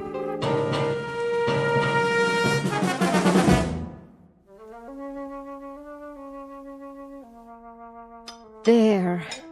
Nice and creamy. Anthony? Hi, Aunt Amy. I just knew that was you. What's that in your hand? My Jack-in-the-Box. Oh, yes. That's such a funny toy. Where's my mother? In the bedroom, lying down. She'll cook the rest of the dinner soon as I'm finished. But I wanted to get this done first. What you making? Well, what do you think? A cake, of course. For my favorite little boy. Is it a good one? Oh, yes. A very good one. Very, very good. I just took it out of the oven a while ago. Chocolate on the inside with little yellow swirls? What else? I know what my Anthony wants. See? Doesn't that smell good? Where's the frosting? Right here in the bowl. It's chocolate, too. I blended in a lot of butter to make sure it's smooth. 100 times. By hand. Milk chocolate? You bet. We don't like that dark chocolate, do we? Ugh. No. Hurry up, Aunt Amy. Don't you worry. It'll be ready in a jiffy. Put the frosting on. Plenty of time for that. Besides, we have to let the cake cool first. Put it on. Now. Oh, I know what you want. You want to lick the bowl. Well, you'll just have to wait. I don't want to wait. Be a good boy now. I am a good boy. I know you are. I know that. Of course I do. A very, very good boy. I'll just go ahead and frost it now. Why not? No problem, Anthony. None at all. I want lots on the top. Surely. Lots and lots. See how thick I'm putting it on?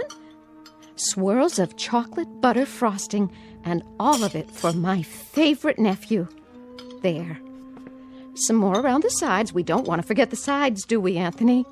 The sides are good, too. So good. Anthony, stop that. Get your finger out of the bowl. Ow! There'll be plenty left for you to lick when I'm finished. When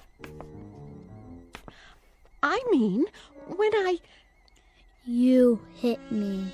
Oh, I didn't hit you. I barely touched your hand. You're a big boy, aren't you? That hurt. Why, it didn't. I only meant for you to wait till I've finished frosting the cake. Then I'll give you the entire bowl. All of it. Everything's for you. It always is. You know that, don't you, Anthony? I don't think I like you anymore. Well, I like you. I love you. You're my favorite boy in the whole wide world. I mean it. I really, truly mean it. Come and give your Auntie Amy a kiss. No. Then I'll give you one. I'm going outside now. Yes. Yes, you do that. Go outside and play. Playing is good. Here, take the bowl with you. Anthony? Anthony, come back! Don't you want your frosting? You can have the whole bowl. Everything all right? Oh, Anthony. Nice day, isn't it, Amy? Very nice. Something the matter? No, nothing's the matter. Nothing at all. Did anything happen? Oh, I was just frosting the cake, and Anthony couldn't resist tasting it. Well, who could? I used to love frosting when I was his age. Didn't you? It's good, isn't it? So good. Why wait? We can go ahead and have the cake now if Anthony wants. It's perfectly fine with me. Now, Amy, why don't you apologize to the boy? You can do that, can't you? Anthony, I'm sorry. Come on back, boy. Anthony, please. Anthony.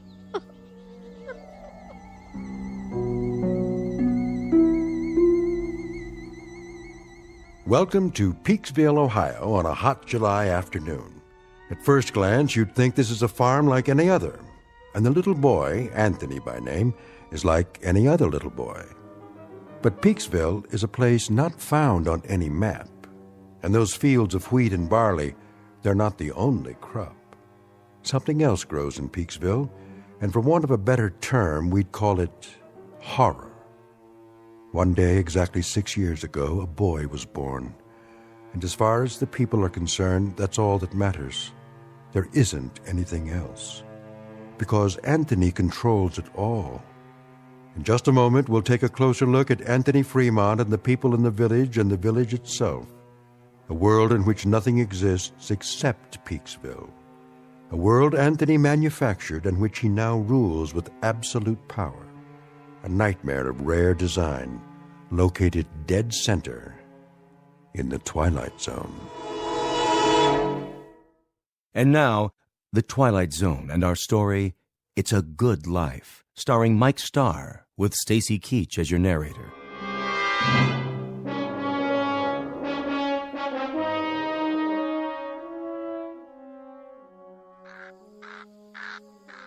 I'll see he gets it, Amy. Would you? Don't you worry none. Look, boy. Look what Aunt Amy's got for you. Your own bowl of chocolate frosting. You like chocolate, don't you, Anthony? I know I do. Chocolate's good. I don't like her. Of course you do. She's your Aunt Amy, and she loves you. You know that. I hate her. Oh, that's a good joke. A very good joke. It's all for you, Anthony, all of it. And after you've finished, I'll make some more if you like. As much as you want. Get away. Oh, now, darling. Don't look at me. What? I don't like you to look at me. Hear that, Amy? Anthony's got a point. Why don't you go back in the house for now, so you can help Agnes cook dinner? Yes. Yes, I'll do that. It's going to be a good dinner, isn't it? I believe it will be, yes. You know, just the way he likes it. Don't you? It'll be delicious, Anthony. You'll see. I told you, don't look at me. She's not... I'll make it so she can't look at me. So she can't look at anything ever again. Watch your step there, Amy. I can't see. What do you mean? Sure you can. That would be some joke. Just go on inside. The light. That's all I can see. The sun. It's so bright.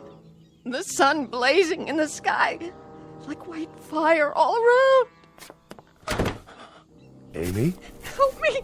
Please. I can't see. I can't see. Help me. It's nothing, Amy. I'll help you up. Sit here in your chair. There you go. That's right. Sit and rock. You'll feel better real soon, I'm sure. It's good to rock, isn't it? Yes, it's good to sit on the porch and rock. There now.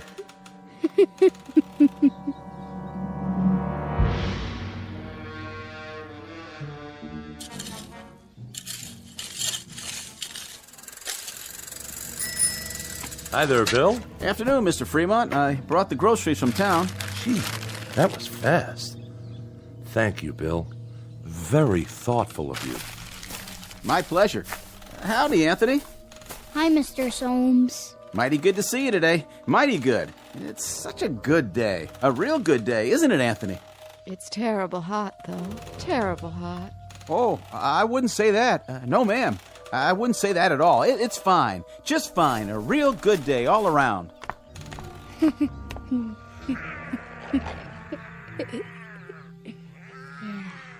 What are you doing, Anthony? Playing.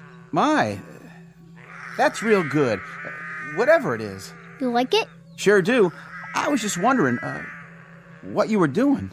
I made something. By golly, you did. Know what it is? Can't rightly say that I do. Take a guess. Oh, I'm not very good at guessing. Guess. Go on, Bill. You can do that, can't you? Well, now, some kind of animal, is it? It's a gopher with 3 heads. See? Oh, yeah. He's a real fine one. I ain't ever seen a gopher with 3 heads before. He's alive, huh? Must be, the way he's moving around. He was. I'll make him dead now. I'm tired of playing with him. Be dead, gopher. You be dead. Now, that's real fine, Anthony. That's real fine, what you done. Sure is. Yeah. You made him dead, all right. Look at him laying there. It's good that you done that. Real good. Tell me what it looked like. Well, it was like a regular gopher, only more interesting. Was it ugly, though? Oh, I wouldn't say that. I wouldn't either. I'll bet it was ugly. Grotesque looking. That's the way Anthony likes things. What a good joke. You'd better bury him now. Okay. Want some help? No, I'll wish him into the cornfield. You do that. Gopher, go into the cornfield. Go be in the cornfield. Well, what do you know? Ain't that something? What are you doing here anyway? Me? What do you mean, Anthony? I'm delivering the groceries. What do you think? Go ahead and do it then. Why, sure. I'm the delivery man. That's me. You better. You don't want me to wish you did, do you? Why, no, Anthony. No, I don't. But what? But I just wanted to say, you do some real fine things. Real fine. You're a good boy. We all love you. Don't we, Miss Amy? Don't we just love Anthony? Oh, yes. We love him. Everybody loves Anthony. Yes, sir. We sure do love him. We love that boy. Well, hi, Bill. Mrs. Fremont, how are you? I was just checking the roast in the oven. Got everything we asked for? Pretty much. I have your list here. Let me see. Didn't have any laundry soap. General store's all out of the laundry soap. Well, that's to be expected. Not even bar soap, though, huh? All out of that, too? Oh, we've been out for a year. You know that, Mrs. Fremont. We ain't had no bar soap for over a year, so I guess nobody has to wash their hands or behind their ears anymore. That's right, Bill. That's exactly right. I got a couple of cans of soup in there. That's nice, huh? Didn't even know we had them on the shelf. And I remembered Anthony loves tomato soup, doesn't he? So I brought that. How thoughtful. You'll tell him, won't you, Mrs. Fremont? Tell him I brought the tomato soup because I heard he liked it. Tell him I brought it, won't you? Why, of course I will, Bill. I'll tell him. Matter of fact, I'll tell him right now. Oh, no, Mrs. Fremont. You don't have to go to the trouble. I gotta get going anyway. I gotta get back to the store. You don't have to be frightened of him, Bill. He likes you. He told me that several times, how much he liked you. Oh, that's real nice to hear. He's a clever boy, Mrs. Fremont. That he is. About the cleverest boy I've ever seen. Know what he was doing out there? Making something, I imagine. You got it. Yesterday he made some kind of furry animal. I have never seen the likes of it, but he invented it all by himself. Had real sharp teeth, too. Long and sharp. Could have done some real damage. It tried to bite him. I was kind of hoping that it would. Mrs. Fremont. But Anthony wished it into the cornfield before it could do him any harm. I gotta be going, Mrs. Fremont. I'm real glad. I mean, it's real fine that Anthony keeps making these things. Real fine indeed. Yes, ma'am. It's great. See you tonight, won't we, Bill? Tonight? Why, sure. It's TV night tonight. Oh, yeah. Anthony's going to put pictures on the television, and we're going to have a surprise party for Dan Hollis. A real nice surprise party. I'll be there, Mrs. Fremont. You can count on me. Where? What? Nothing. Bye now, Miss Amy. Be sure to say goodbye to your nephew for me. I will.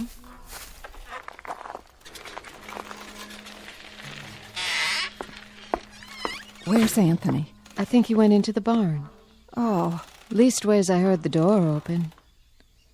I keep telling him he shouldn't go in there, but... Amy, why, it's real nice that Anthony goes into the barn.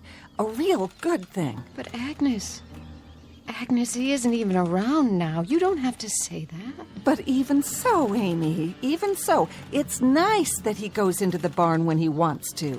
It's real nice. We mustn't even think anything bad about him, Amy. Do you understand? But he isn't around. Amy, dear, you know as well as I do. Sometimes he can hear what we're thinking, no matter where he is. He doesn't even have to hear it with his ears. It's like when you lost your temper. That was only for a second. 1 second. I know, but look what he did to your eyes. Now you can't even see. So you just think nice things, Amy.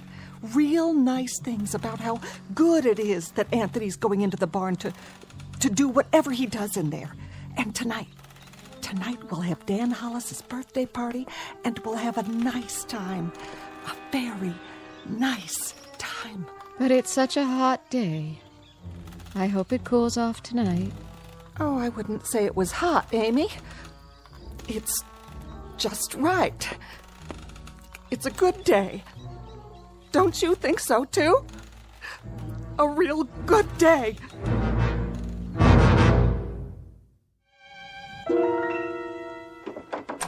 Who's... Oh. It's you, Agnes. What are you doing? Thought I'd lie down and try to rest before dinner. Oh, that's a good idea. You worked hard today. Always do. Got to get the crops in. Come in, honey, if you want. And close the door. He's still playing outside? Good. That's good. I put Amy to bed in her room. Did you? I had to lead the way. Is there a cane in the house? Do you remember? She's going to need one. I'll sure check. I told her to try and take a nap. Good. Jeff. Naps are great this time of day, don't you think? Yes, I do. I wanted to talk to you about... Sure, honey. We can talk all you want. Later. I was just going to change my clothes. Why don't you check on the roast while I wash up? How's that sound? All right. I'll do that. And you get a little rest, too, if you can. Sounds like a good idea. See you at dinner.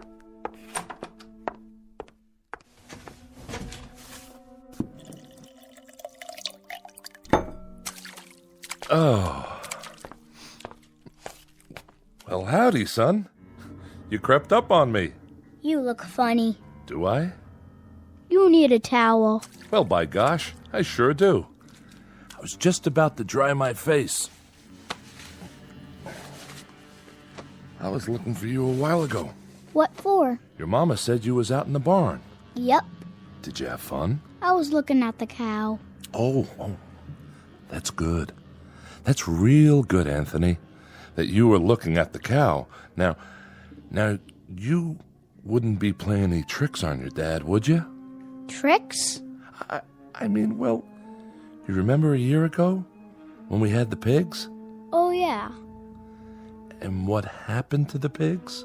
You remember that, too? I turned them into monsters. Oh, doggone if you didn't. Real odd-looking things. They were funny. That's it. Real funny looking. But good things, Anthony. Real good things. And it's good that you did that. It's real good. Like tonight. Yeah? It's television night. I'm gonna make television for everybody. It'll be real funny. It sure will be. Everybody's looking forward to it, too, just like they do every week. And then we're gonna have the surprise party for Dan Hollis. It'll be so much fun. Yeah. I can hardly wait. So, are you looking for something? Can I get anything for you now, son? No. Don't you want to play some more? I don't like playing alone all the time. Well, I can understand that. No kids came over to play with me today. Is that right? Not a single one. I wanted someone to play with. Well now, Anthony, you remember the last time some children came over? Mm-hmm. The little Fredericks boy and his sister? I had a real good time. Oh, sure you did. Sure you had a good time, and that's great. Great. It's just that... It's just that what? It's just that you wished them into the cornfield when you didn't like the way they played. That's okay. But I hear their mom and dad were real upset. About what? If you wish people away like that, pretty soon there won't be no one left. So maybe next week we'll talk to some of the folks about having their children come over. We'll do that, won't we? Talk about it first. Yeah, and when they come over, I can make some of those funny animals. That's fun, isn't it? That's a lot of fun. That's Bill Soames's collie. Is it? Yep, that's the dog that always comes around. Yeah, that does sound like Bill Soames's dog. Not many dogs left now, Anthony. You wish them all away. I didn't like them. They didn't like me. I hate anybody who doesn't like me. But everybody loves you. They love you, son. You're everybody's favorite. I heard somebody think one time. Somebody thought I shouldn't have wished away all the automobiles and things. And the electricity. They said it wasn't good that I did that. Somebody thought it one time. Who? Who thought that? Was it Teddy Reynolds who thought that? He owned the farm up the road. Oh yeah, I remember. He shouldn't have thought those bad thoughts. That's why I made him go on fire. Sure, that was why... That dog, that collie, he doesn't like me. Oh, I don't know about that. He's a bad dog. Well, now, Anthony, did you do something to Bill Soames's dog? Guess you must have. He isn't outside anymore. I put him in the cornfield. I'm gonna go out in the yard now. Bye. No. Bill Soames's collie was out by the tree just now. I heard him barking, and then he just... Well, why Anthony done that? It was a good thing that Anthony done that, wasn't it, honey? Wasn't it a real good thing? Oh, yes, indeed. It was a real good thing that Anthony did it. Well, I've got to get back and get supper ready. Stay a minute. Ethel's bringing over the candles for Dan's cake. Amy already made it. She got the last box of cane sugar there was to be found. Agnes? The very last box. And Dan hasn't got one single inkling that there's a surprise party for him. Not one. Glad to hear it. And you know how much Dan likes music? Well, last week, Thelma Dunn found a record in her attic. That a fact? Yes, and she's going to give it to him tonight. Isn't that a wonderful surprise? It sure is. A record. Imagine. That's a real nice thing to find. What record is it? Perry Como singing You Are My Sunshine. Well, what do you know? I always liked that tune. How did Thelma happen to find it? Oh, you know, just looking around for new things. Or old things. The ones that are still left. Say, who has that picture we found a while back? I kind of liked it. That old clipper ship sailing along. The Smiths. Next week, the Sipiches get it, and they give the Smiths the old McIntyre music box, and we give the Sipiches... I know. That's the way of things now. There's so little left. But that's okay, isn't it? Everybody keeps a few things for a while, and then they trade off.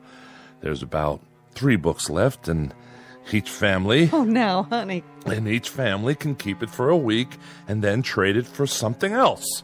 Like with the stereoscope the Van Nusens found in their cellar, or the can of beer that Bill Soames found wedged into an old icebox in the junkyard. I'd better go check on the kitchen. You see, the thing of it is, Anthony fixed it so that we're alone in the world. Nothing new ever gets built anymore. Nothing new at all. That's enough. No, it's not nearly enough. Remember 6 years ago, old Doc Baker, rest his soul, he took one look at Anthony when he was born, and he screamed and dropped him. Tried to kill him right then and there. He knew. Somehow he knew what Anthony was, and he thought it would have been better if he had been born dead. But Anthony, my son, he whined and let out a cry, and then he done this thing. He took his revenge. Oh, didn't he? Please, I beg of you, don't. No. And he either destroyed the world and only left this village, or he took the village someplace away from everything. We don't know exactly which, do we? All we know is that we're alone, and there aren't any towns or villages or anything else left except this place. And Anthony, he controls it with his mind. He controls everything. That's right. That little boy in the yard outside. He can make it rain or snow. He can wish people into a grave, or he can turn them into anything he wants. That's why you got to keep smiling or laughing, or you got to mumble something to keep your mind clear. Because Anthony can tell what you're thinking. And if it's a bad thought, his mind will snap at you and he'd do most anything at all. Please, for the love of God. Mom? Dad? All right. But it's good. It's good that it turned out this way, isn't it? It's real good. That's what it is. Really, really, really good.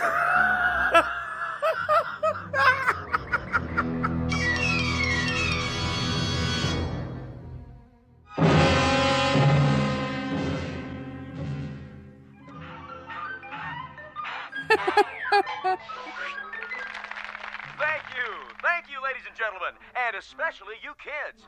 And now for our next act. It's time for Stupid Animal Tricks.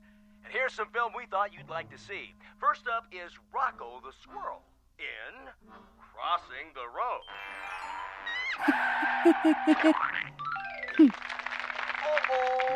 Oh, poor Rocco. And now, the bird and the BB gun. Oh, my. Will you look at that? What, Ethel? It's just like cartoons, only better. And last but not least, the turtle crossing the street. Well, that's all, folks. And now, time for our next program. Welcome, horror fans, to tonight's episode of Scary Nightmares. This one's a real killer of a story. It's called Pleasant Dreams. Let's watch, shall we? Think I'll go get some fresh air. Shh. Not now, Dan.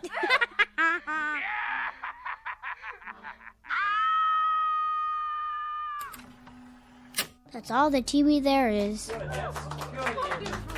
Oh, that was wonderful, Anthony. Wasn't it, everyone?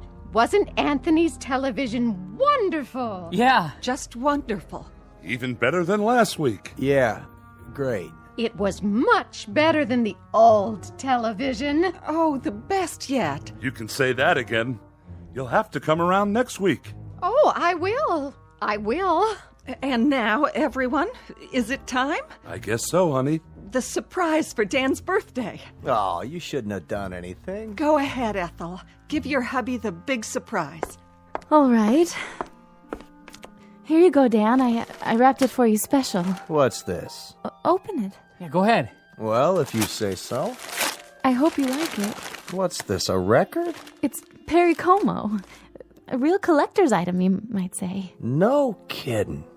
I haven't heard Perry Como in years and years. Such a great crooner.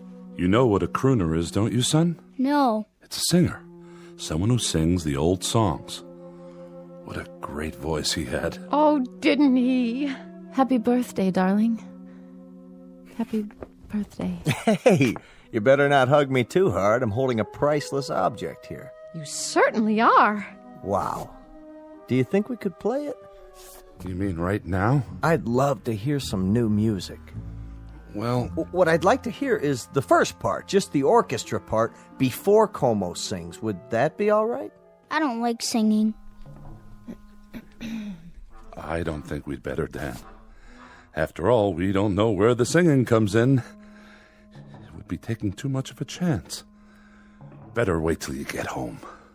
Put it on the table for now. But we don't have a Victrola at home. That's all right. Better to keep it safe. These old records break so easily. I guess you're right. Of course I am. There. It's good that I can't play it here. And now, I think it's time for Pat Riley to play some piano for us. How about it, Pat? Would you? That's a great idea. Well, then, it'd be my pleasure. Move right in, Anthony, so you can watch him. It's great what he can do with those fingers of his. I'm a little nervous. Oh, don't be. You play beautifully. Okay, then. Here it goes. Guess I'm out of practice. It'd be good if you told me what to play, Anthony. It'd be real good if you tell me what music you like. Just play. Play anything. All right. I'll play Night and Day. That's a nice old tune. It sure is. That's always lovely. Yeah, go ahead.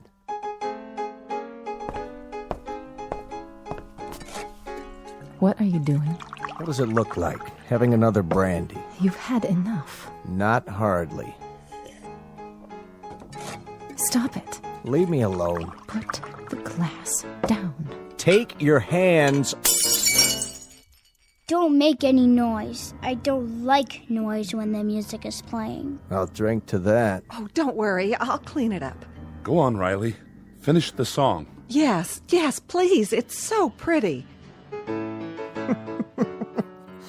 Pretty, all right. Dan, please. Please what? I'm not doing anything. I know, darling, but... I'm just drinking this peach brandy on my birthday. That's all I'm doing. Please, Dan. For the love of heaven, please don't say anything else. Who's saying anything? I'm not saying anything. I'm listening. Shh. Play, Pat. This is real good brandy. Real good. You people know something? There's only 5 bottles of real liquor in the whole village. 5. 1 rye, 2 scotch, 1 after-dinner cordial, and this here. And when that's gone, there won't be any left at all. None. Keep playing. Nuts. Nuts! Can't even play my record. Can't even play Perry Como. Don't play that anymore, Pat. That's not what I want you to play. Play this. Happy birthday to me. Happy birthday to me. Dan! Happy... Please, stop! Oh, please, Ethel, be quiet! Dan! Ethel, you have to stop now. Happy birthday, dear Danny. Happy birthday to me. Play it, Pat. Play it so I can sing it right. You know, I can't carry a tune unless somebody plays it. I'll do my best. That's enough. I said that's enough. Go outside for a while, Dan. Get a breath of fresh air. You and her, you had them. You had to go have them, didn't you? If there's any fault, it's yours. You are my sunshine, my only sunshine. You make me happy when I am blue. You monster. You dirty little monster. You murderer. Hey, what you thinking, Anthony? You go ahead. You think about me. You think bad thoughts about me. And maybe some man in this room. Some man with guts. Somebody who's sick to death of living in this place and is willing to take a chance. Maybe he'll sneak up behind you and lay something heavy across your skull and end this once and for all. You're a bad man. You think that, Anthony. You go ahead. I'm a bad man. Keep thinking that. Somebody get behind him. That's all it takes. Somebody end this now. Pick up a bottle or a stick or something, anything, and... You're a very bad man, and you keep thinking bad thoughts about me. But now you can't anymore. You can't even see me. My eyes? Your eyes aren't real. They're like a toy. That's all you are now. A toy jack-in-the-box.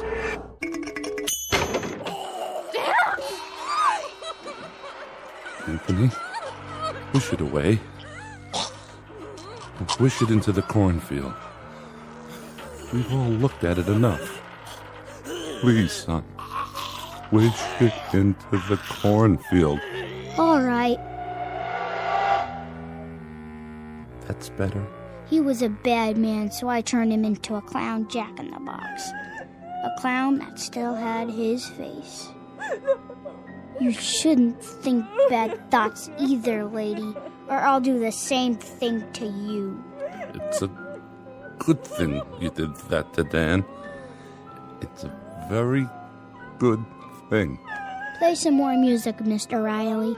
Oh, yeah, it was swell. Just swell. A real good thing. I like that song. Come on, Anthony, I'll lift you up so you can sit on the piano. Would you like that? You know something? What's that, Amy? Careful, watch your step. Why don't you sit down again? I kind of liked it a little bit better when there were cities outside. And we could get real television and radio and things like that. Didn't you? Why, Amy, it's good for you to say such a thing. Very good, but you must be making a joke. Anthony's television is much better than anything we ever used to get. Oh, yes. It's fine. It's fine. Anthony's are the best shows we've ever had. Yeah. Very best. Look at that, will you? It's snowing outside. Anthony, are you making it snow? Yeah, I'm making it snow. I like snow. So do I. We all do. But that'll kill off half the crops. That's what it'll do, Anthony. And then we won't have anything to harvest or eat. Did you know that? Mm-hmm. But I guess it's good that you're making it snow. It's real good. And tomorrow will be a good day. No matter what. A very, very good day. No profound comment here.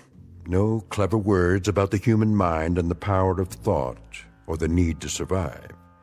We only wanted to introduce you to one of our favorite citizens, and we do mean favorite, little Anthony Fremont, age 6, who lives in a village called Peaksville, in a place that used to be Ohio. And if by some strange chance you should ever run across him, you'd best think only good thoughts, because anything less than that is attempted at your own risk. In the Twilight Zone.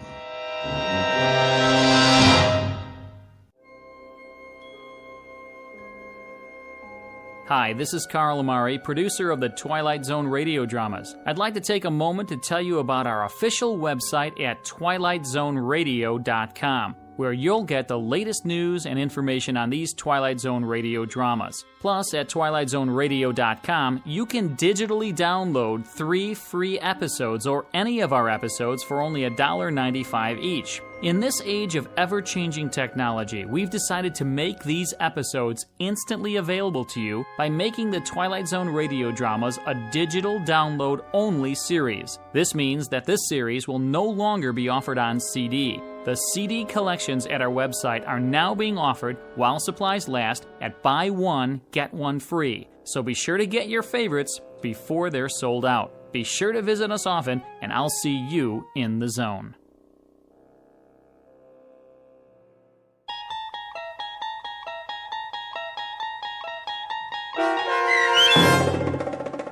It's a Good Life, starring Mike Starr with Stacy Keach as your narrator, was adapted for radio by Dennis Etchison and written for The Twilight Zone by Rod Serling from a story by Jerome Bixby. Heard in the cast were Meg Thalken, Fernette Lebo, Christian Stolte, Jeff Lupetin, Doug James, Brooke Sanford, Carl Amari, piano stylings by Daniel Choka, and introducing Zachary Leipzig as Anthony. To learn more about the Twilight Zone radio dramas and to obtain audio cassettes and CDs of these programs, visit our website at twilightzoneradio.com. The producers of The Twilight Zone wish to thank CBS Enterprises, Carol Serling, Dennis Etchison, Dick Brescia Associates, Claire Simon Casting, Terry Jennings, XM Satellite Radio, Sirius Satellite Radio, our sponsors, and our radio affiliates for helping make this series possible. This copyrighted radio series is produced and directed by Carl Amari and Roger Wolski for Falcon Picture Group. Doug James speaking.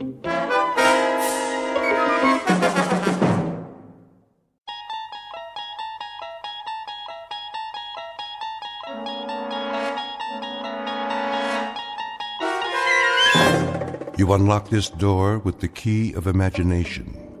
Beyond it is another dimension, a dimension of sound, a dimension of sight, a dimension of mind.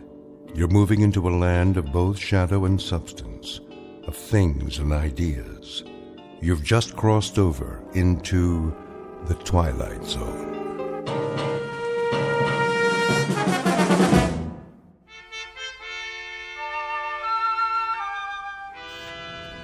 Boss? Yeah, Stevens. Got the feeder belt running again. Already? All it was a bad bushing. I had Walters fix it. Hanley will be glad to hear that. How'd you do it? Well, the manual said replace the main bearing, but I know that sound, just like the old unit. Yeah. The one that used to go down all the time? Good thing we saved the parts. We reground a roller and oiled it up. That's all she took. Well, nice work, Stevens. Real nice. Tell Walters thanks for me. No problem. Hey, Dick, how's it going? Oh, looking good, Mr. Hanley. I got the conveyor belt running. Should be back to capacity. Great. That'll bring the numbers up again. How to make the old man happy, huh? Oh, I don't know about that. Well, we do our best. I got me a real team here. Sure you do. Some of the boys, they know more about the plant than anybody. Been here longer than the old man. Walter Hanley, please come to the main office.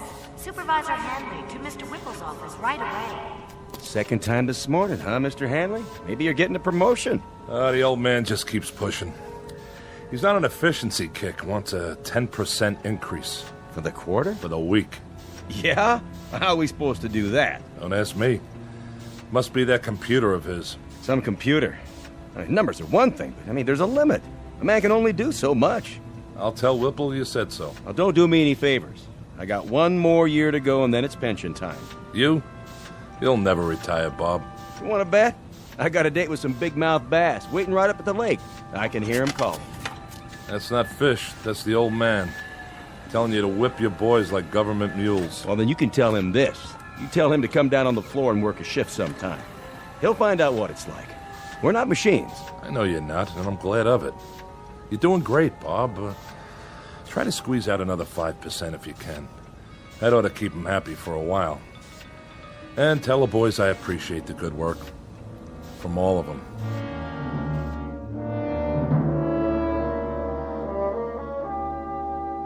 These are the players, with or without a scorecard. In one corner, Mr. Dickerson, in charge of the shift at his factory. Walter Hanley, the plant manager. And the individual you're about to meet, Wallace V. Whipple, the boss and CEO of the company. All of them men. In the other corner, machinery, both old and new. And the game? It happens to be the historical battle between flesh and steel, between the brain of man and the product of man's brain. We won't make book on this one and predict no winner. But we can tell you that for this particular contest, there will soon be standing room only at a very special arena found only in the Twilight Zone. And now, The Twilight Zone and our story, The Brain Center at Whipple's, starring Stan Freberg, with Stacy Keach as your narrator.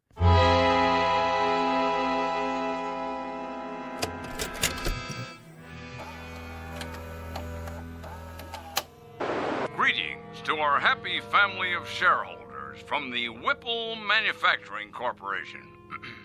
This year, we are proud to bring you the story of your company's progress by means of this special video produced by yours truly, Wallace V. Whipple. And I can assure you, family members, that what you're about to view represents a stunning, exciting new direction. But first, let's visit our main plant here in the Midwest, where our employees are busy manufacturing pipe fittings, automatic temperature control devices, and the various accoutrements of our product line. This is one of 11 principal assembly facilities. I call your attention to the vast number of workers required to maintain and operate just one facility. In this plant alone, your company employs 3,827 able-bodied men and women. Added to the 10 other Whipple plants across the country, we employ a total of close to 30,000 personnel. Our weekly payroll for this highly trained army of workers is several $1 million. But enough boring arithmetic. Good evening, friends. Welcome to my office, the nerve center where I, Wallace V. Whipple, personally supervise this vast operation. I've decided to address you personally via this videotape with exciting, in fact, stunning news, which I believe you'll agree amply demonstrates how we at Whipple's are marching toward a new tomorrow, where the future is so bright you'll have to wear sunglasses. But before you put on those shades, cast your eyes at the floor of our main assembly plant. Follow me. We can see it from my window. Cumulative 4 4/10 miles of work area, $111 million worth of safety upgrades this year alone, not to mention the expense in shoe leather. Put the camera back on me. Put the camera back on me, that's it. Now open the curtain. And what's this, you might ask? This sleek, futuristic object behind me? Some sort of space-age control panel? So many bells and whistles. Never seen anything like it, you say? That's because it's never been seen before. Ladies and gentlemen, stockholders, and members of the Whipple corporate family, feast your eyes on this. I give you the X109B14. This single modified transistorized, digitalized, totally automatic assembly unit eliminates 6,100 jobs, 73 bulky and inefficient old-fashioned machines, 81,000 needless man-hours per work week, and countless millions of dollars each year for employee health services, hospitalization, and workers' compensation. Also employee insurance, employee welfare, and employee profit sharing through vested matching funds. As of tomorrow morning, the first model X109B14 will be placed in operation at our main plant. Within 6 months, our entire production facility here will be totally automated. Tomorrow, the world. Oh, and one other thing. Take a look at these slides. Lights. This is one of 3 cafeterias in our Oregon production plant. Busy, busy, busy. Here are the food trucks arriving. Here's the kitchen staff, the cooks in the kitchen. And here are the dumpsters filled to bursting with trash and refuse after a typical lunch. 800 tons of food consumed over an 11-month period, and tons of garbage for the landfill. Oh, the waste of it all. Lights. Ladies and gentlemen, do you know what can replace and what will replace 800 tons of food? 1 can of simple machine oil. Wholesale price, 68 cents. Ladies and gentlemen, Whipple's moves forward to a new plateau of profit, progress, and posterity. In a sense, we have just shed ourselves of the anchor, the heavy, heavy, heavy anchor, the albatross, if you will, of human labor. Whipple's will now operate from a computerized brain center with machines exactly like this one. Ladies and gentlemen, this concludes our year-end report. Thank you very much. Well? Well, what? Well, what do you think, Hanley? Will this put the stockholders on their feet cheering, or will it? Not that I need any particular encouragement along these lines. The videotape speaks for itself. It does indeed. What's the matter, Hanley? You didn't care for it? Mr. Whipple, my duties have to do with management. Something wrong with the lighting? The soundtrack? I'm an engineer, not a drama critic. I'm not asking you to give it 4 stars, Hanley. But as a plant manager, I would assume you'd have a point of view as to the content. Frankly, I would have expected at least some degree of enthusiasm. Sorry, sir. Having to do with the fact that it's a most definitive and incisive report on what we plan to do around here. Now, does it or doesn't it give you the lay of the land? You can answer that, can't you? Oh, it gives me the lay of the land, all right. And? Looks like a pasture to me. Oh, what's that supposed to mean? You actually think you can automate this place in 6 months? Closer to 4 months would be a more reasonable guess. A lot of things are going into the old scrap heap, Hanley. Time clocks, for example.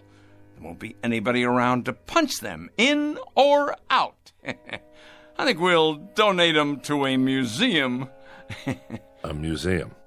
Something, Hanley? Something like a lot of men without jobs. That, unfortunately, is progress, Mr. Hanley. Now, you're a pretty solid man when it comes to quality control and assembly line planning, but when it comes to the aforementioned progress, you're a foot dragger. But not my little sweetheart here. X10, you and I are going to see a great deal of one another. Indeed we are. Indeed, indeed, indeed we are. Yes? The technicians are here, Mr. Whipple. Already? You said right away, sir. I know I did. All right, send them in. I'll be sorry to say goodbye to my dear little X10. Where's it going? Just downstairs on the main floor. Once we clear out the walkways and workstations, she'll fit right in, all by herself, at the heart of everything. The heart, huh? The very center of production. In control of it all, that's right. Like the Aztecs. What? The Aztecs, down in Mexico. I read about it. They built statues to their gods. They sacrificed their people to them and cut out their hearts. And when there were no more people, that's all that was left, the statues, with no one to worship them anymore. Come in. We're here to move the unit, Mr. Whipple. How are you going to get it down there? Same way we got it up, on the freight elevator. We'll have to disassemble it in sections, I guess. Yes, well, we'll be careful. That baby is the future of this company. Yeah. Treat it like a god. You know what your trouble is, Hanley? You're holding on to the 20th century so tightly, your knuckles are white. And what century are you holding on to? The 19th? The 21st. To live in this new world, we need to jettison old baggage. Throw off the dead weight. And that includes the wholesale firing of 20 and 30-year men? Without regrets? Regrets, indeed. This has to come with regrets, huh? Well, I'll let you handle the regrets, Mr. Hanley.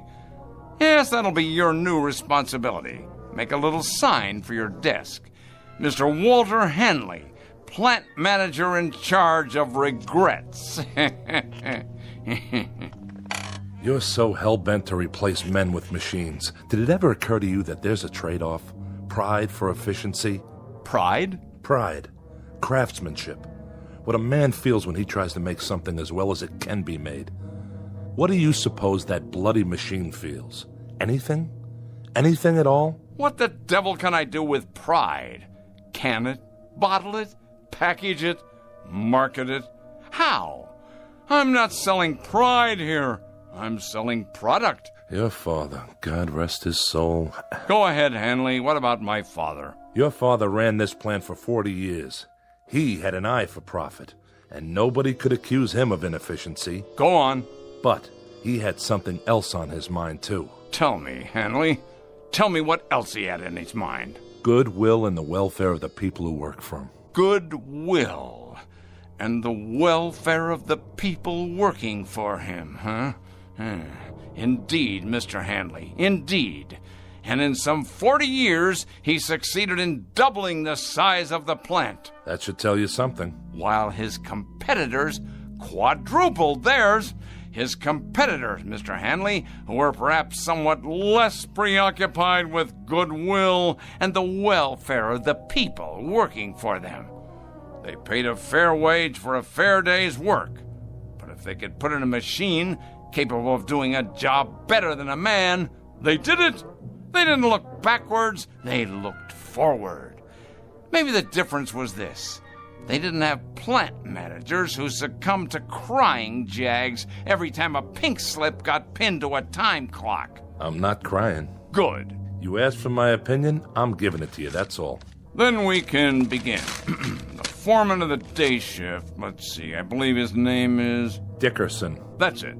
I will now engage in some of that heart-filled compassion you value so highly.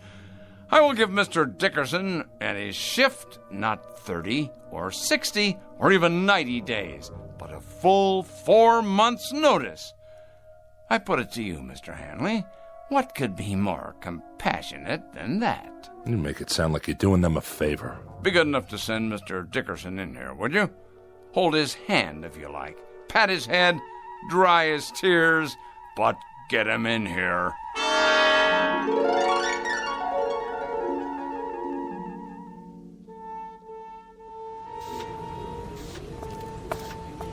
Hi, Mr. Hanley. Hello, Stevens. Nice work you did on the conveyor. Thanks. It wasn't nothing. Oh, yes, it was. Human ingenuity. That's worth a lot. Just doing my job is all. You seen Dickerson? Yeah, he's over by the new gizmo. What do they call it again? The X109B14. Some handle. What's it for, anyway? It's a mechanical brain. What? With a lot of fancy electronics in it. Programmed to run the whole operation from one place. Well, if you ask me, it don't look very smart. My car's prettier than that thing. It's got a face, though. Where?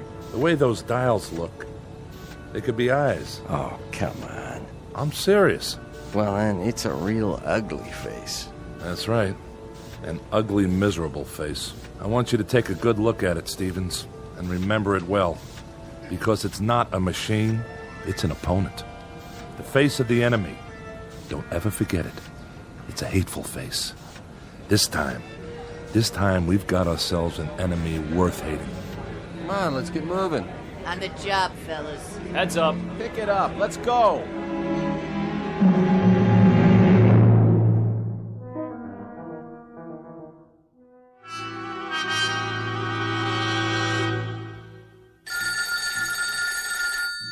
Yes. Walt, is that you? This is Walter Hanley. Oh, I'm so glad. This is Virginia, Dick's wife. Oh, hello there, Mrs. Dickerson. How are you? I'm just fine, but it's not me I'm worried about. Dick hasn't come home yet. No? No, and I'm concerned. He's never been this late before. Take it easy now. He's probably on his way. Do you know what time it is? Maybe he had some errands to run. He didn't work late then. No, he got off same as always. Listen, Virginia, don't you fret now. He hasn't even called. I'm worried sick. Well, don't be. Might have stopped off with some of the boys. Stopped where? I have a pretty good idea. Give me a few minutes. If I can find him, I'll tell him to call you. Oh, would you? Thank you, Walt. Don't mention it. I'll call you one way or the other. Sit tight. Ah, Dick. Did you go and fall off the wagon again?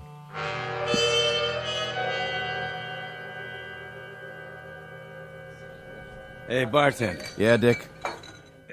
Send me up another one. Oh, I don't know. You've been hitting them pretty hard. Just one more. It's getting awful late. It should have closed a half an hour ago. Why don't you go home and sleep it off? You know what these are? Pair of hands? Sure. Pair of hands. My hands. You know what else they are? I think you're gonna tell me. They're obsolete. They're off the market now. They're like little wooden wagons trying to roll down the freeway.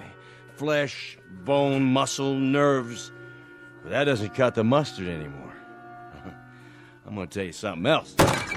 Well, whatever it is, make it short. I gotta wash up everything and count the till. There isn't a machine made yet that can beat a man. Not a one. I'm not arguing with you, am I? I'll just go over there right now and prove it. I'm going to take Whipple's new machine, and I'm going to turn it into nuts and bolts. Easy, easy. Just you watch. And if that slob of a watchman gets in my way with his big old keychain, I'll strangle him with it.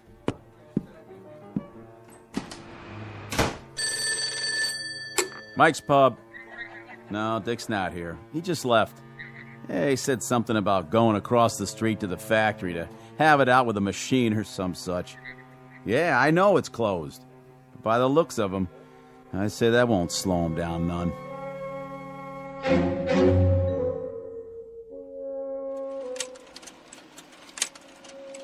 Sorry to make you stay so late, Marianne. Well, that's all right, Mr. Whipple. But take a look at these slides. I had the advertising department make them up. That's the one I like. Which one, sir? This one. I want your honest opinion, Marianne. Does this look like an image for the 21st century, or does it? Well... You don't like it? Oh, yes, sir. I like it fine, only... Only what? Well, the way you've got that machine behind you in the picture. The X-109B14? What a beauty, huh? I guess so. But it looks like it sort of has a face, doesn't it? Where?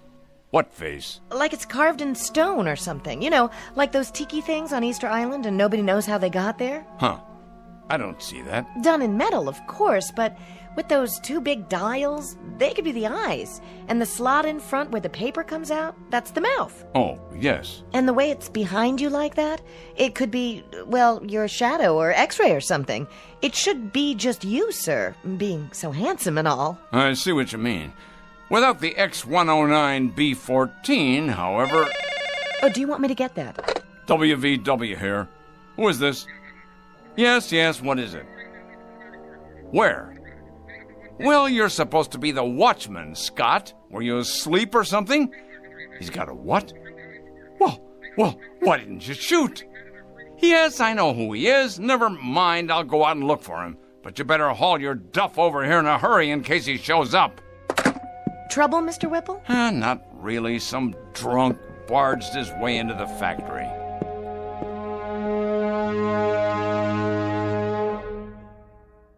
There you are, you shiny piece of crap. Stand up and face me. What's the matter? Cat got your tongue? Well, let's just turn on the juice here once. Say what? Speak up, Frankenstein. I can't hear you. Dickerson. Well, what do you know? I just got a call from Scott, the night watchman. Did you now? He said you were drunk and forced your way in. Forced, is it? Well, I am drunk. And I did come in without waiting for permission.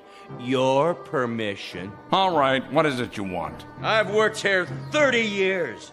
Been a foreman for 17. In my book, that gives me some rights, Mr. Whipple. You've got the wrong book, Dickerson. Mine reads as follows. You're drunk, disorderly, and guilty of trespassing. I got here as fast as I could, sir.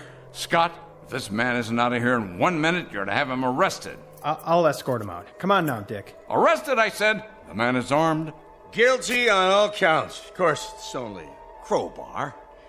But if a man knows how to use it right, it could do enough damage. Okay, give it to me now. You don't want to make any trouble. Stand back. Tell me something, Whipple. I don't have to tell you anything. When you're dead and buried, who do you get for mourners? Who cries for you? This blind steel thing without a heart? Careful now, Dickerson. It's just a machine. You said so yourself. A very expensive machine. You wouldn't want to damage it, would you? Oh, no. Why would a man want to do that? Shall I tell you the difference, Mr. Dickerson, between this machine and you? It costs a few cents an hour for electrical current. It lasts indefinitely. It will. If there's people around to fix it. It gets no wrinkles, no arthritis, no hardening of the arteries. No, that one machine is a lathe operator, a punch operator, and 2 drill press men. The one that goes next to it is a 5-axis milling machine that can produce 6 different parts simultaneously. 2 more of these machines will take the place of 114 men, and they won't use up sick leave, coffee breaks, or vacations with pay. So in my book, Mr. Dickerson, they'll be worth considerably more than you are. Somebody should have stopped you a year ago. Somebody should have held you down, stuck a drill in your head, and poured in some sense. Men have to eat, all right? And that's one reason why you can't stack them up in the junkyard like surplus tanks or put them out to pasture like old bulls. I'm a man, Whipple. Hear me? A man. That makes me better than any hunk of metal. Better, you hear me? Better! No, now, Dickie, look what you've gone and done to your hand. Let's try the crowbar then. Steel against steel. Scott, stop him! Yes, sir. I tell you, stop him! Move! Give me your gun. Careful, Mr. Whipple, it's loaded. Of course it's loaded. I said give it to me. No, Mr. Whipple, you can't. Can't? We'll see about that. Oh! See that machine? It took more than you to get me. It took another man.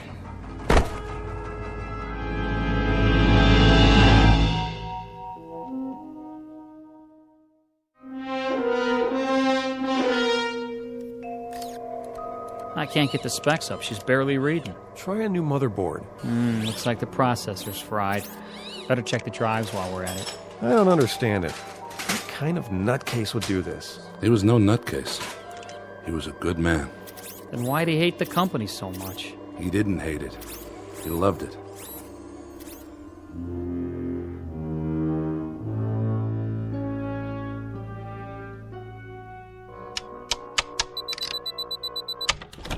Oh, hello, Hanley. I've been expecting you. No doubt.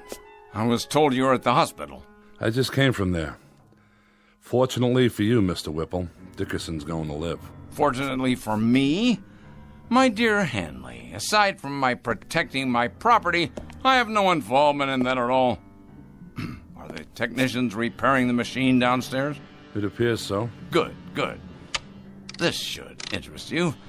A tape-controlled 7-axis, what they call a sentry. Know what it does, Hanley? It is connected to every single plant section, tooling complex, and assembly line in the factory.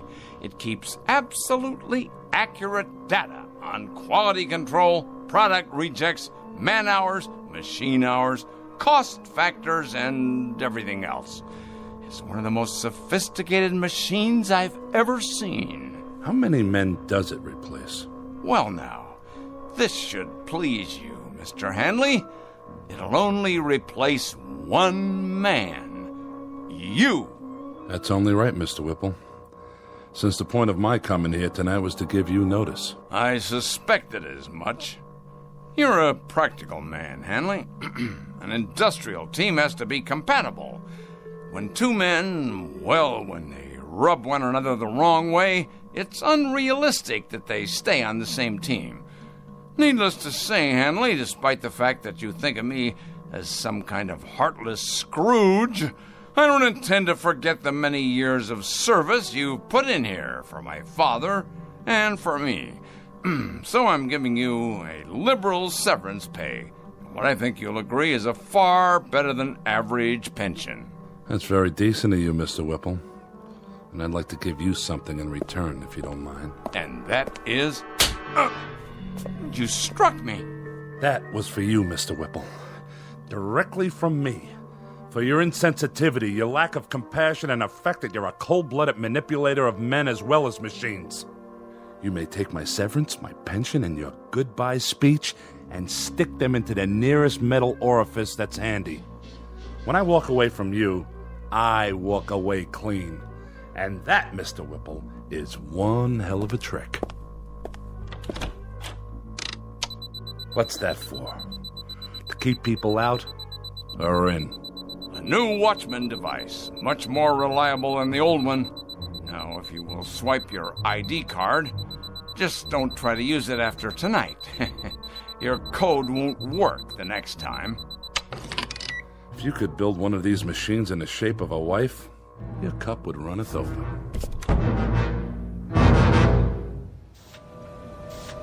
Hey, Stevens. Yeah, Wilson? When's lunch? Same as always, 12:30. Well, I was just wondering, are we going to take an extra break today?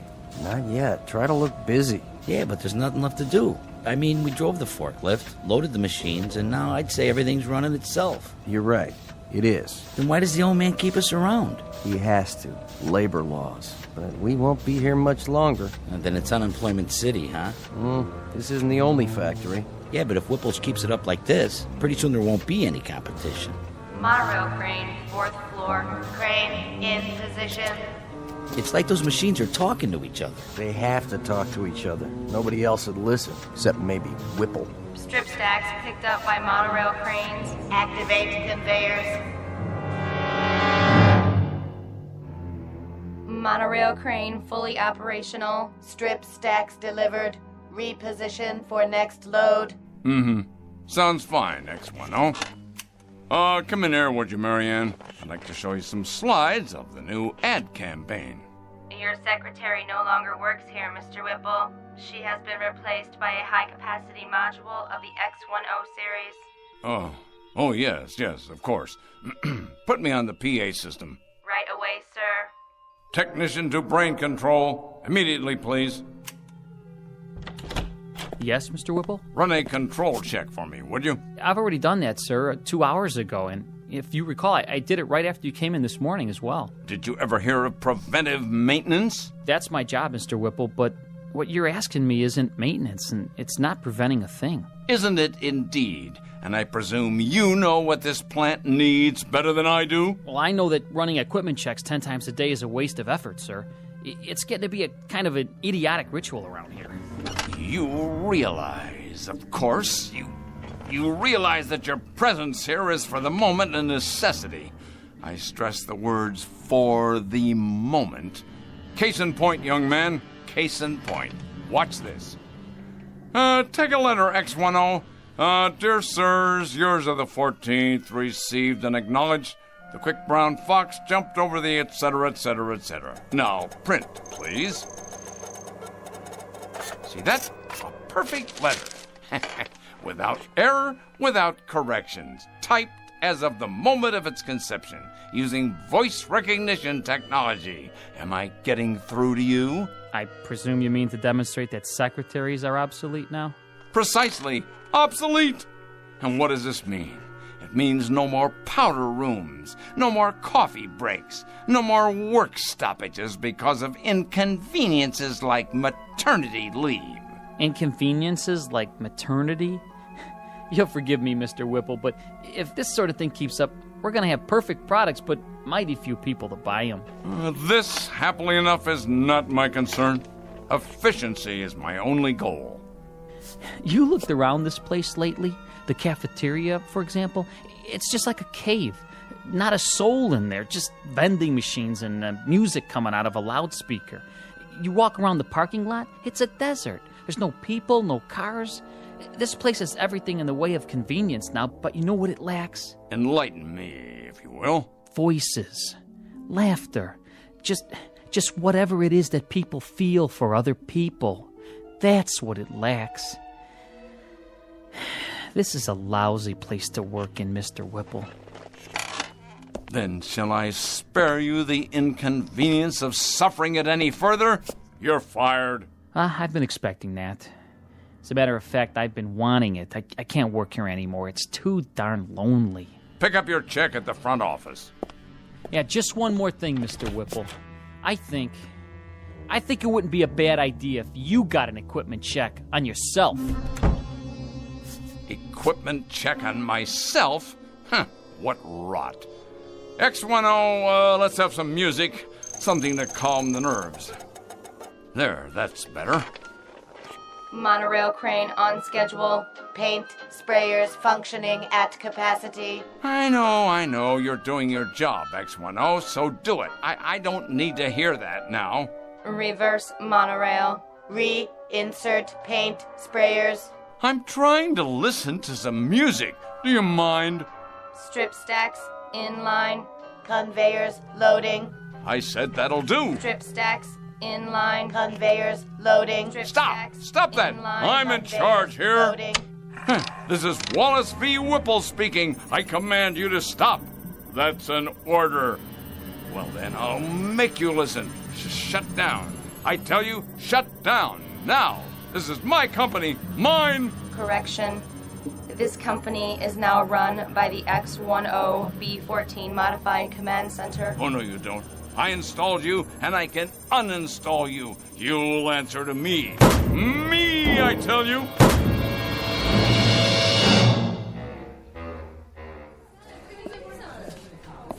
What'll it be, Mr. Whipple? beer, please. One beer coming up. How about you, Mr. Hanley? One more? No, thank you. Well, 2 other days, Hanley. I'll drink to that, Mr. Whipple. How are you finding your retirement? Tolerable, Mr. Whipple. I managed to keep busy. Not as much as I'd like, of course, and my wife says I'm underfoot all the time. But I'm doing all right. It's kind of nice to sleep late in the mornings. Yes, it's a good thing, though, this retirement, I mean. A man should have time for leisure as he gets older. It's important he has time for leisure. That's so, Mr. Whipple. When the board of directors decided that I was overtired and could relinquish some of my responsibilities, well, if the truth were known, I did feel a certain resentment toward them. But actually, they were quite right, quite right. You don't have to explain. No, I want to. With the perspective of time, I've begun to realize that when they moved me out of there, it was nothing personal. Of course, I'm not married, and, well, it's somewhat dull for me at times. Oh, I manage to keep busy, but there are times that I wish they really had no right, no right at all. They chuck a man out in his prime like he was some kind of machine part. Said I was neurotic. Said being with the machines like that all by myself had warped me. That was the expression they used. Warped. Like a piece of metal. Well, really, Hanley, it isn't fair. It isn't fair at all. A man has worth. A man has value. And they just snap their fingers and bring in a replacement. It really isn't fair, Hanley. It isn't fair at all. The way they diminish us. But he'll find out. My replacement, whoever he is, he'll find out soon enough.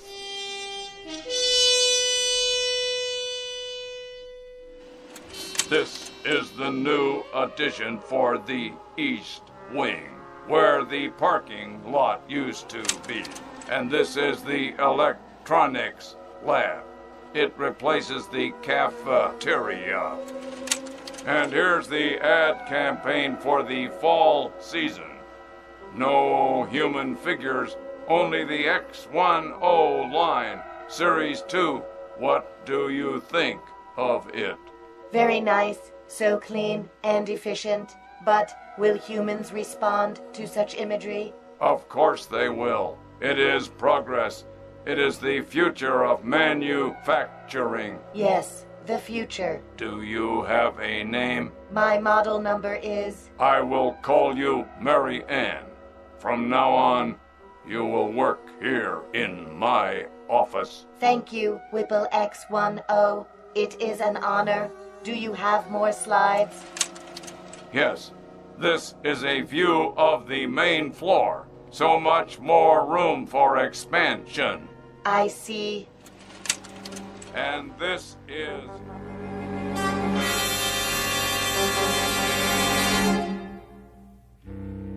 There are many bromides applicable here.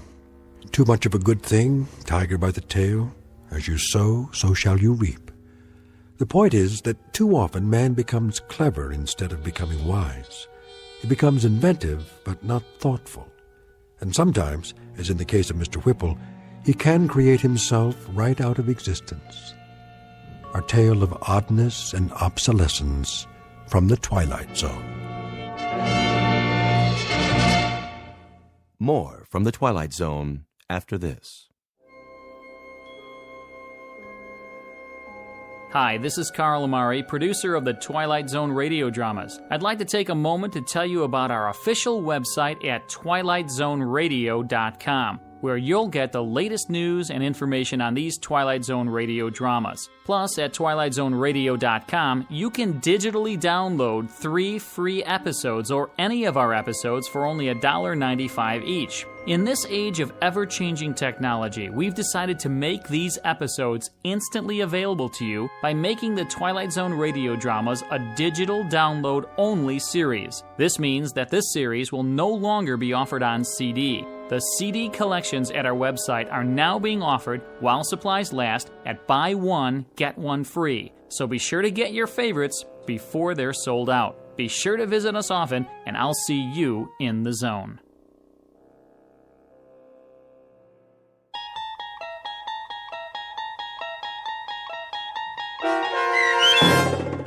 The Brain Center at Whipple's, starring Stan Freberg with Stacy Keach as your narrator, was adapted for radio by Dennis Etchison and based on a script by Rod Serling. Heard in the cast were Mike Starr, Doug James, Kurt Nabig, Deb Dotzer, Jeff Lupetin, Sarah Marks, Carl Amari, Roger Wolski, Paul Patch, and Vince Amari. To learn more about the Twilight Zone radio dramas and to obtain audio cassettes and CDs of these programs, visit our website at twilightzoneradio.com. The producers of The Twilight Zone wish to thank CBS Enterprises, Carol Serling, Dennis Etchison, Dick Brescia Associates, Claire Simon Casting, Terry Jennings, XM Satellite Radio, the American Forces Radio and Television Service, Sirius Satellite Radio, our sponsors, and our radio affiliates for helping make this series possible. This copyrighted radio series is produced and directed by Carl Amari and Roger Wolski for Falcon Picture Group. Doug James speaking.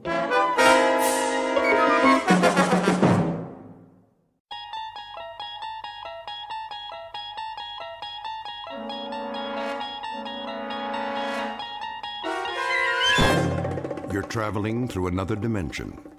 A dimension not only of sight and sound, but of mind. A journey into a wondrous land whose boundaries are those of imagination. Your next stop, the Twilight Zone.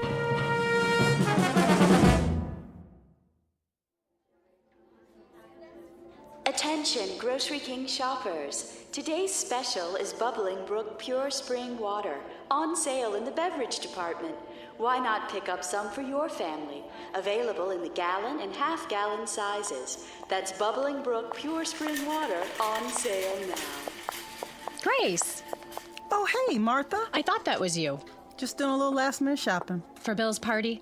But I told you we'd take care of everything. Oh, you know me. I have just about everything I need, but I'm gonna pick up some greens for the salad, maybe an appetizer. Well, don't worry about a cake. We're bringing one.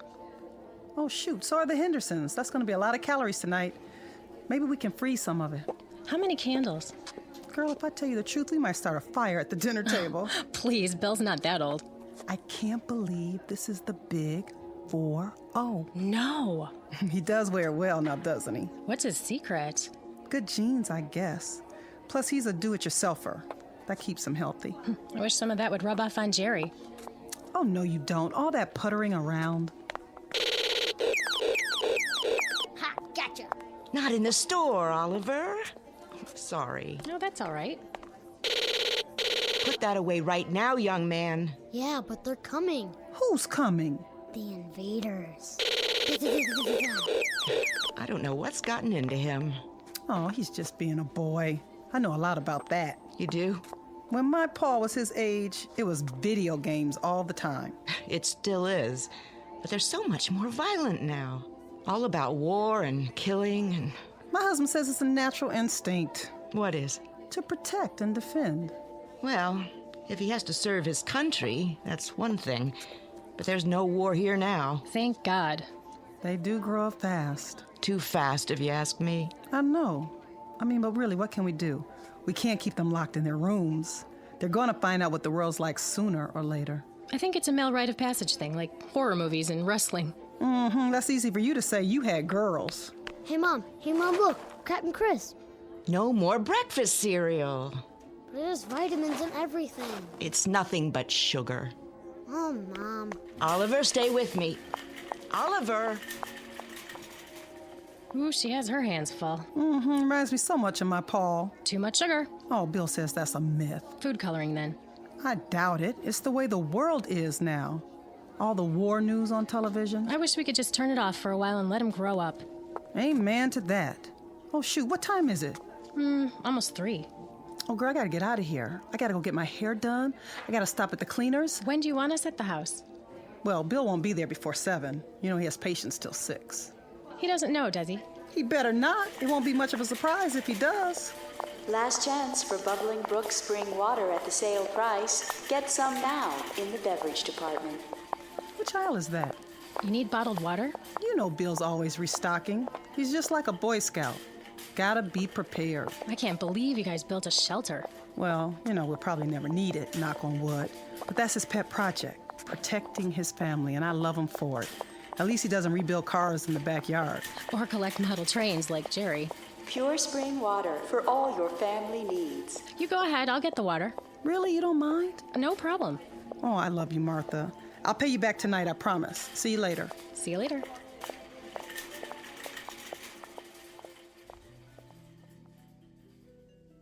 Welcome to Friday afternoon in suburbia. Time for last-minute errands before the weekend begins. In this case, a surprise birthday party. Only there's a twist. What's in store for this particular evening is nothing less than a nightmare. Your attention is directed to the following fable. Once upon a time, families built bomb shelters in their basements in anticipation of a war they prayed would never come. The world lived on the brink of annihilation as men hoped for the best and prepared for the worst. Then the Cold War ended and shelters were forgotten until terrorism again made fear the order of the day. Please note that our story is not meant to be prophetic. It is the fervent prayer of all men of goodwill that such an attack will never come. It need not happen here. But in this place, in this time, the nightmare is about to become a reality because this place is called the Twilight Zone. And now, The Shelter, starring Ernie Hudson, with Stacy Keach as your narrator.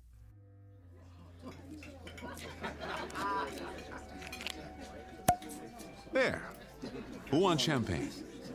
Maybe just a little. Give me your glasses, everybody. Mom, may I please be excused? I guess so. Just don't go too far. You know the dessert's coming, babe. Okay. Where are you going, son? The family room. My favorite program's on. Okay, but not too loud, Paul. I know. Who wants to make a toast? Now, Martha. If you don't, I will. All right, here goes. Ladies and gentlemen, may I have your attention, please? No birthday celebration is complete without an after-dinner speech, and so let's get to the business at hand. The honoring of Dr. William Butler, who tonight is 1 year older and finally admits to being over 21. Spare me. Easy, honey. I'll cut this short, Bill, in the interest of good taste and to save you excess embarrassment. We got this little surprise party together as a very small reminder to you that on this street in this town, you're a very beloved guy. Yeah, sure. His wife loves him. There isn't one of us in this living room who hasn't put in a frantic phone call to you at some hour in the middle of the night. You're not kidding. This kid's sick, or that kid's got a fever or some crisis or other, and you'd come out with that antique medical bag of yours, half asleep without even a moment's hesitation to ease a little pain and make a parent's heart beat normally again. And there also isn't one of us in this room who hasn't owed you a whopping bill for a whole lot of months afterwards. Try years. Some of us still owe you. Let's not forget about the chainsaw. Yeah, don't forget that. Another thing we owe him for. Oh, yes, the good doctor's penchant for construction, his genuine old-fashioned bomb shelter. I resent that. It's not old-fashioned. Yeah, well, with all due respect, Bill, it is circa 1950s. Didn't I see one in an old issue of Life magazine, along with ads for hula hoops and the new Edsel? At any rate, I think we might as well go ahead and forgive him for such a quaint little hobby. despite the fact that what he thinks of as farsightedness on his part is a real pain in the neck to the whole neighborhood. Can't take a little noise. A little? Do I have to mention the cement trucks and the nocturnal hammering and sawing and all the rest of it? I mean, don't get me started. Anyway, when Grace mentioned that it was your birthday, we took it upon ourselves to handle the proceedings, and if the truth be told, we didn't mind it one bit. Speak for yourself. So just as a little personal aside, let me conclude this way. I've lived in this town for 30 years.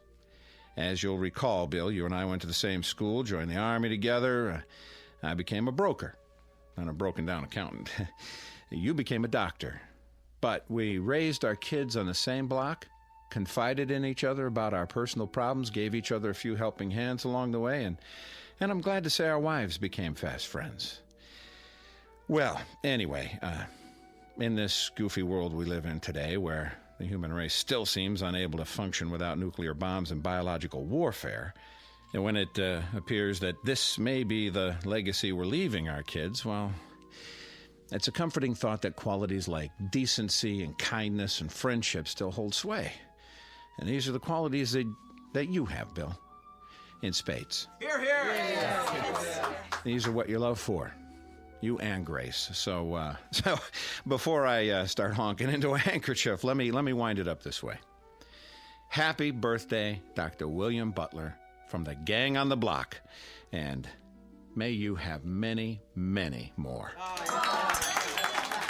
Oh, thank you so much, Jerry and Martha, Marty and Ellie, and of course Bob and Betty. We love you too. You are the best neighbors anyone could have.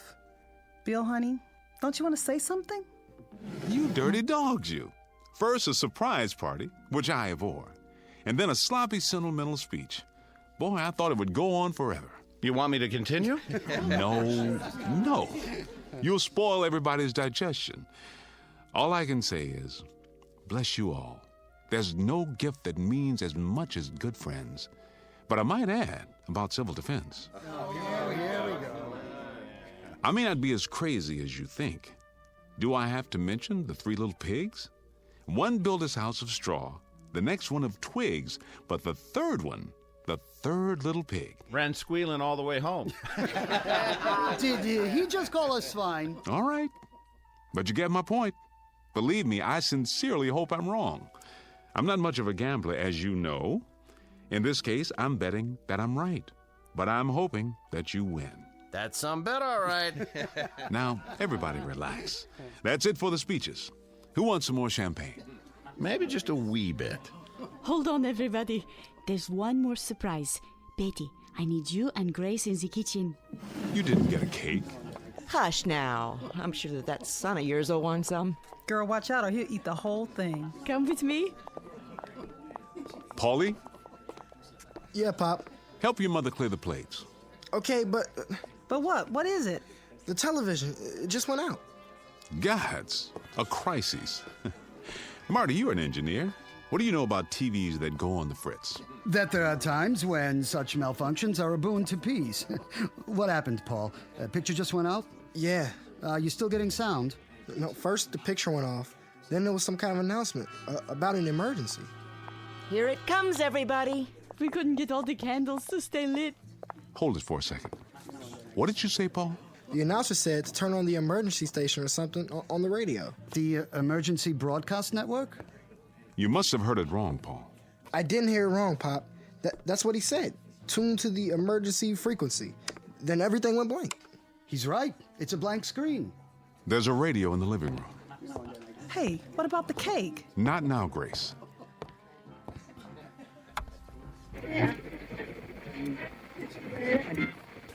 Direct from Washington, D.C.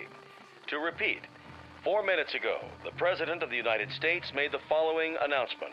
I quote, "At 8:04 Eastern Standard Time, our radar stations in Alaska reported a large number of unidentified flying objects moving southeast across our borders at a high rate of speed."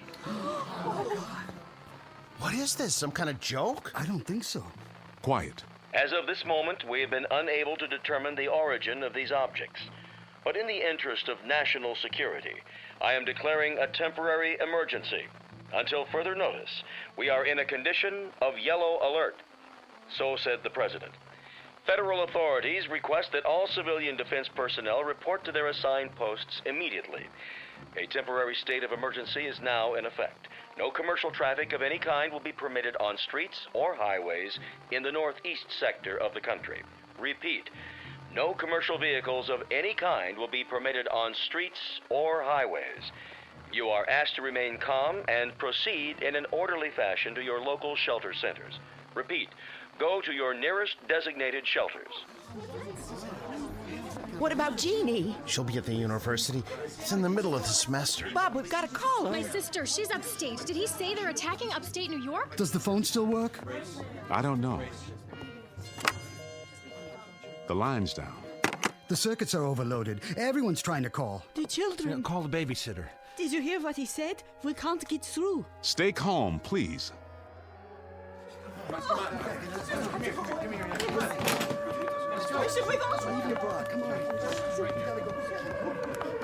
Careful. The power's still on. Check the next block. Is your telephone working? No. I'm loading up the car. We gotta get out. Stay where you are. The roads will be blocked. Where can we go, Bill? Tell me. There isn't anywhere to go. We've got to stay put for now. Are you coming, Jerry? Yes, I'm coming. Then what, Bill? What? You heard the radio. If it's bombers, they're probably headed for the industrial centers. They'll be trying to shoot them down now. But if it's high-speed missiles, some may get through. There's no telling how long we have. Marty, I need you. Get the kids, Ellie. The supplies in the camper. Hurry, they're coming. They're coming. Bill, we've got to do something. Where's Paul? I'm right here, Pop. Get inside, both of you. We've gone over this before. Yeah, but I never thought it would actually... Well, it has. Don't just stand there. You know what to do. Inside, now. The distant early warning line in Greenland, state of emergency. Repeat, emergency. This is not a test. This is not a test. This is not a test.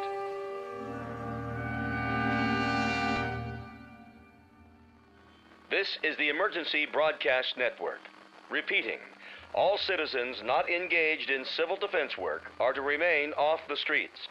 Please stay tuned to this frequency for further announcements. Repeat, please stay tuned to this frequency for further announcements. I got the canned goods, Pop. Good. Carry them down to the basement. The shelter? Of course, the shelter. Hurry. I'm filling the water bottles, Bill. Do the best you can. Fill all the empties. I'm going to check the generator in case the power goes off. There's hardly any water coming through the tap now. It's the pressure. Everybody and his brother's doing the same thing we are. Keep it on full force until it stops completely. I'm trying. Easy, honey. Make believe it costs $100 an ounce. In an hour, it'll be worth more than that. Okay, what else, Pop? All the canned goods down? Everything I could find. How about the jars in the fruit cellar? I got those too. Get my bag from the bedroom. What about books and stuff? Your father told you to get his bag. I'm going. There's still time, Grace. Paul's right. We will need books and other things besides food and water. God knows how long we'll have to stay down there. Light bulbs. Where do we keep the light bulbs? Top shelf. Which cupboard? That one, there. Oh, but we don't have any. I ran out yesterday. I was going to buy some at the store. There was a sale on them, but I guess so. Grace? I'm sorry. I'm talking like an idiot now. Go ahead. Mouth all the idiocies you want. You can also dance a jig or go up and take a cold shower, just as long as you don't panic, Grace. That's the important thing now. Not to panic. How much time do we have? Seems to me I remember reading somewhere that from the first alarm we might have, I think it was 15 minutes to a half hour. 15 minutes? I'm winging it, Grace. I don't know for sure. I don't think anyone does. The best we can do is to continue doing what we're doing. Keep pouring the water. I'll see to the boy. All right. Paul? Yeah? You got my bag? And some other stuff. Books and magazines, too. Let me give you a hand. Here. I'll be right back. Wait. Where are you going? Outside, but just for a minute. Are you out of your mind? Get down to the shelter as fast as you can. But my bike's out there. You won't need it. I said go down to the basement. Why? What? Why should we even bother? If they drop a bomb or something, it will burn everything up. I saw it on TV. If it's an atom bomb, there won't be anything left. Nothing. It'll just be... Don't even think that. Don't let yourself think it. But it's true, isn't it? We don't know. Nobody knows. We may be out of the danger zone. We might be 200 or 300 miles from where it hits. Out here, we may not even know when it happens. Dad, we're 40 miles from New York. We'll get it too. If we do, we do, that's all. But for the time being, our job is to stay alive. And you're not going to do that by running around in the night trying to find a bicycle. Now, give me some help here. And don't say anything like that in front of your mother. She's frightened enough as it is. Yes, sir. Bill, there's no more water. I think we've got enough. I filled every container we could find. Bring a full one with you. Paul and I'll get the rest in a minute. We're going down now? That's right. Down to the shelter.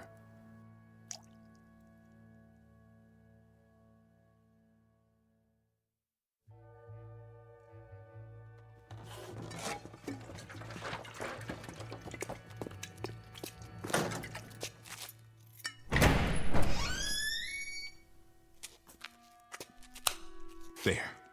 The lights work. Go inside. Bill, I don't think I'm ready. I'm afraid we don't have much choice. Wait, there's a 5-gallon can of gasoline in the garage. Paul, you run up and get it. We may need it for the generator. Okay. Oh, Bill, I'm so tired. Here, sit on the cot. I just want to lay down. I want to go to sleep. Grace, listen to me. I am listening. I just explained to Paul, if there's a bomb, there's no assurance it'll land near us. And if it doesn't... But if it does, if it hits New York, we'll get it too. All of it. The poison, the radiation, the whole thing, the firestorm, nothing will be able to put it out. And we'll be in a shelter. With any luck at all, we'll survive. I've built this room very, very carefully to government standards. We've got food and water to last a long time if we use it wisely. And then what? Then what, Bill? We crawl out of here and tiptoe through all the rubble up above, the rubble and the ruins and the bodies of our friends? Why is it so necessary to survive anyway? What's the point? Bill, admit it. Wouldn't it be better? Wouldn't it be quicker and easier if we just... I got the gas can. Is that all you need from up here? Do you hear that? Whose voice is that, Grace? That's why we have to survive. He's 12 years old. It's too early, much too early to think about a boy dying when he's done so little living. For him, Grace. Paul? Yeah. Set it there, next to the generator. I'll go up and get the rest of the water.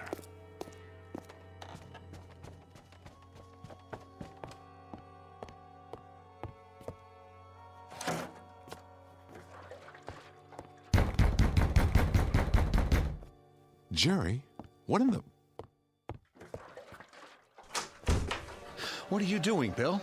Storing water, which is what you should be doing. Well, we got about 30 gallons, and then the water stopped. Did yours stop, too? That's right. You'd better get on home, Jerry, and into your basement. I'd board up the windows if I were you, and if you got any wood putty, I'd seal the corners to make them airtight. We don't have a cellar, Bill. The benefits of modern architecture. And wouldn't you know it, we got the one new house on the street. All the latest conveniences, everything at your beck and call. Every wonder of modern science except for the one they didn't take into account. The one that's headed straight for us right now. Jerry, I don't know what to tell you. Can I bring Martha and the kids over? Can I at least do that? Here? There's sitting ducks in our house. Sitting ducks. We don't have any protection at all. You can use our basement. Your basement? What about your shelter? That's the only place anyone can survive. We've got to get into the shelter. I don't have any room, Jerry. I don't have near enough room or supplies. It's designed for 3 people. We'll bring our own water and food. We'll sleep standing up if necessary. Please, Bill, we've got to use your shelter. I have to keep my family alive. You understand that? We won't use any of your stuff. You have my word. What about air? It's a 10 by 10 room with an air filter to supply 3 people. Will you bring your own air? 24 hours, Bill, and then we'll get out, I swear, just so we can have a chance. No. When that door gets closed and locked, it stays closed and locked. I'm not breaking the seal. There'll be radiation and heaven knows what else. I'm sorry, Jerry. As God is my witness, I'm sorry, but I built it for my family. And what about my family? Don't they matter? Of course they do. I'll have to ask you to get out of my way. What do? Just rock on the front porch until we get burned to cinders? That's not my concern. At this given moment, it's my family I have to worry about. I am not going to sit by and watch my wife and children die in agony. I am not going to do that. Do you understand me? I am not going to... Let go of me.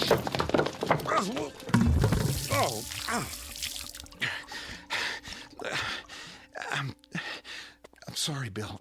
I didn't mean to knock you down. Please believe me. I kept telling you, all of you, build a shelter, get ready, forget the card parties and barbecues for maybe 2 hours a week, and make an admission to yourself that the worst is possible. But you didn't want to listen. None of you wanted to listen.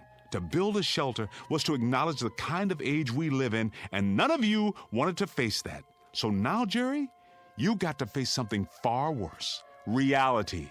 May God protect you. It's out of my hands. It's simply out of my hands.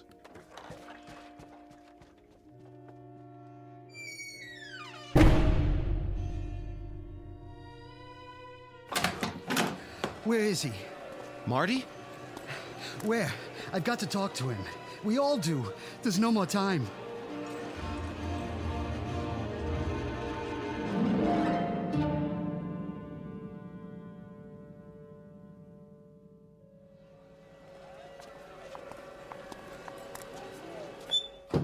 I tell you, there's no more time. Bill, I have to talk to you. I want to go home. Just a minute, honey. They're already down in the shelter. I told you they'd be there. They locked themselves in. Your wife's right, Marty. It's no use. He slammed the door in my face. He's got to let us in. We have windows in half our basement. I don't have anything to board them up with. At least you have a basement. Let's go, Marty. The baby's getting a chill. We'll have to do something. Go where? There's no place that's safe. Where's the shelter? Downstairs? No, I told you, he won't listen.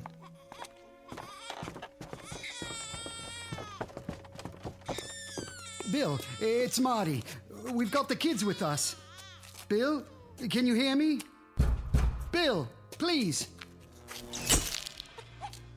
Mommy, the lights. It's going to be all right. Shh. Marty, where are you? The lights are out. Bill, I know you can hear me. Please let us in. Please, Bill. Just let us in. No one else. Oh, my God. What's happening, Bill? I'll start the generator. How can you in the dark? I know how to work it. Over here. Dad, I found the switch. All you have to do is pull the cord.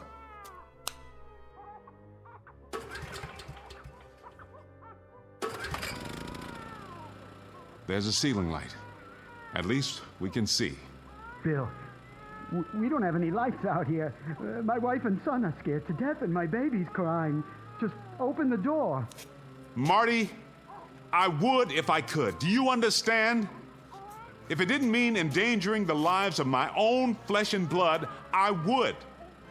I swear to you, I would. Please, you've got to.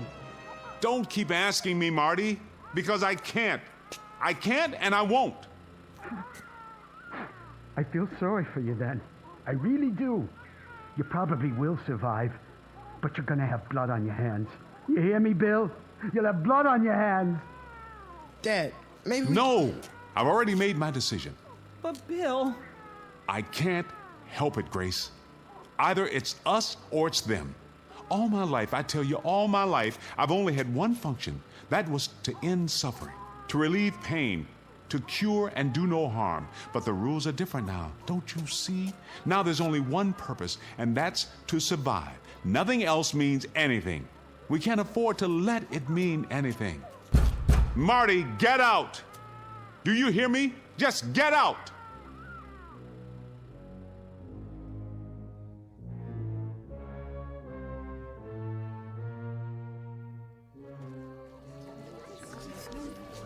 I brought a flashlight. Who's got a portable radio? Here. Announced that there are no further reports on the unidentified flying objects. A statement from the Pentagon confirms that an enemy attack cannot be ruled out at this time. Remain tuned to this station for updates. What does that mean? It means they're missiles.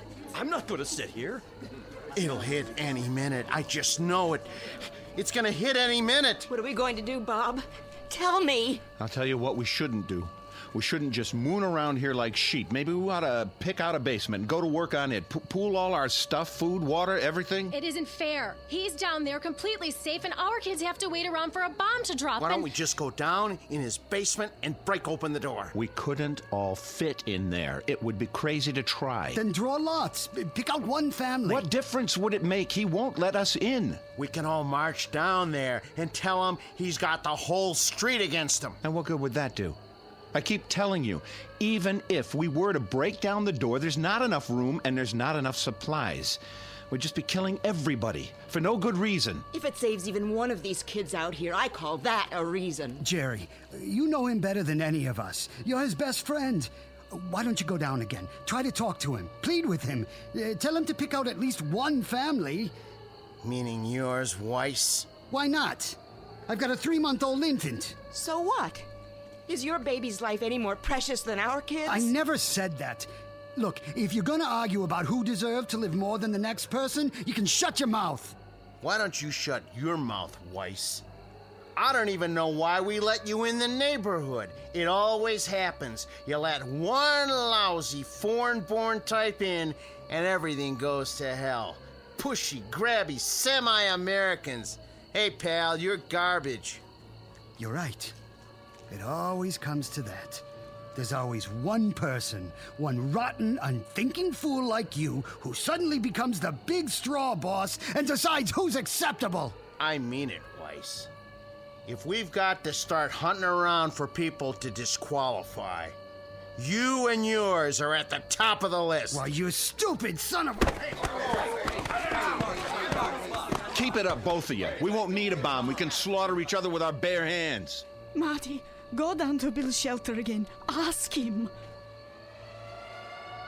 What's that? The 2-minute warning?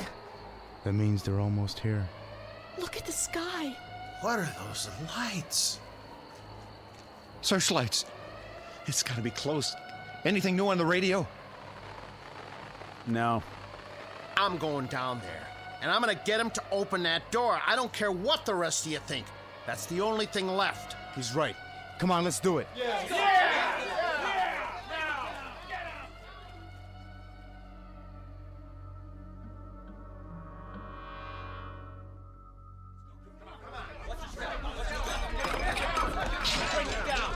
Where's the stairway? Over here.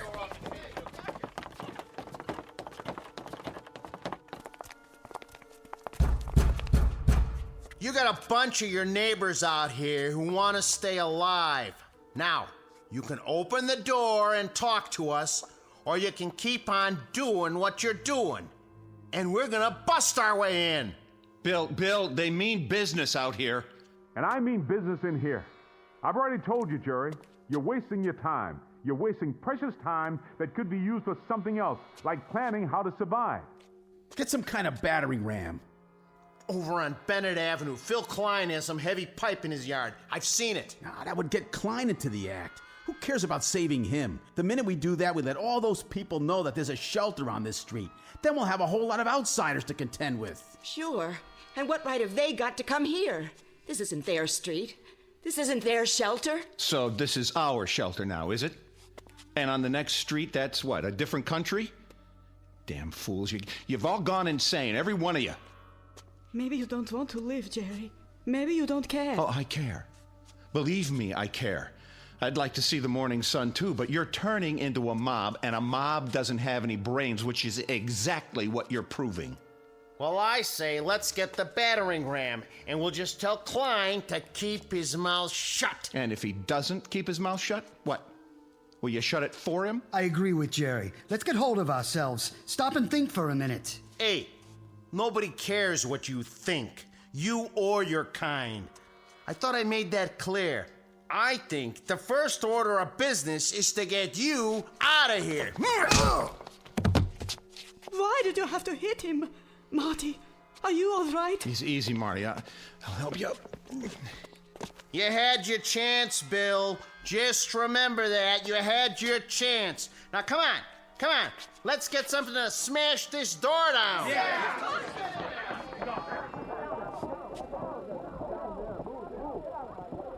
Bill, who were those people? Those people? Those are our neighbors, Grace. Our friends. The people we've lived next door to for 20 years. Come on, Paul. What do you want me to do, Pop? Help me brace the door. Stack everything we have against it. Maybe it'll hold for a while.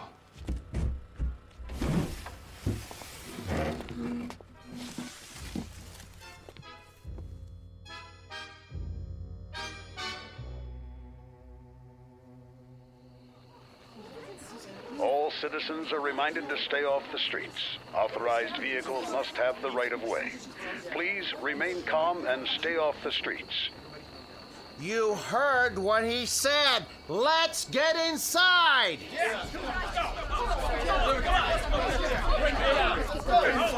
This way. Come on now.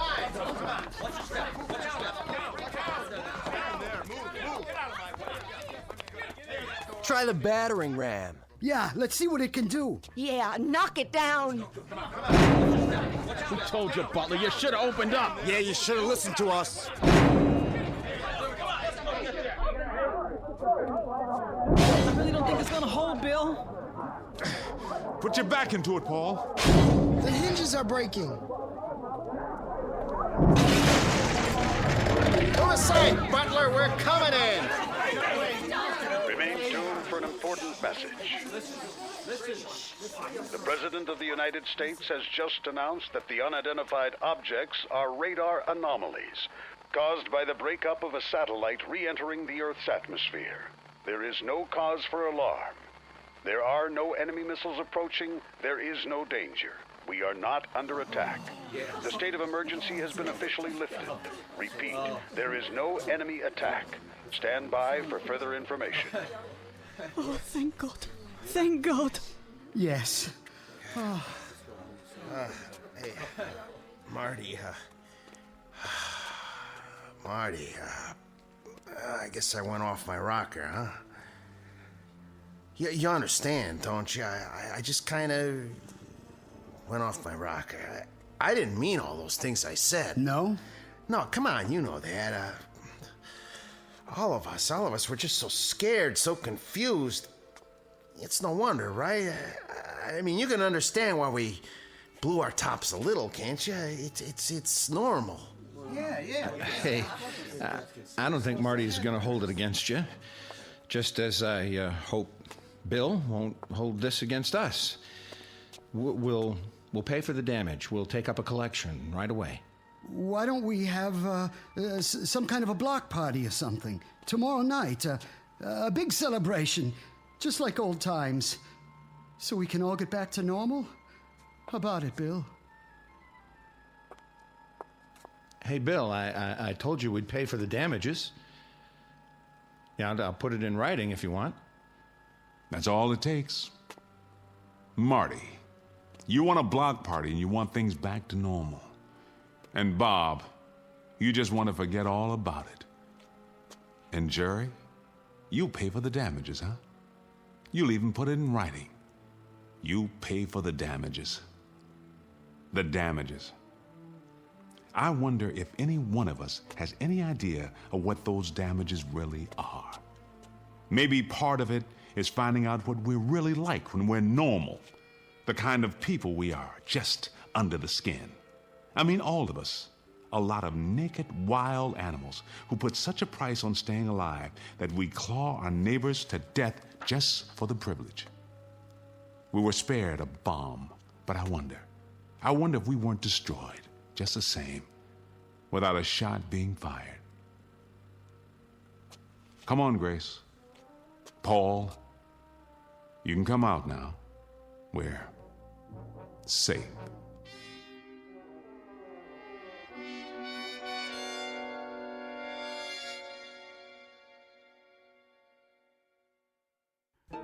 No moral, no message, no prophetic tract. Just a simple statement of fact. For civilization to survive, the human race has to remain civilized.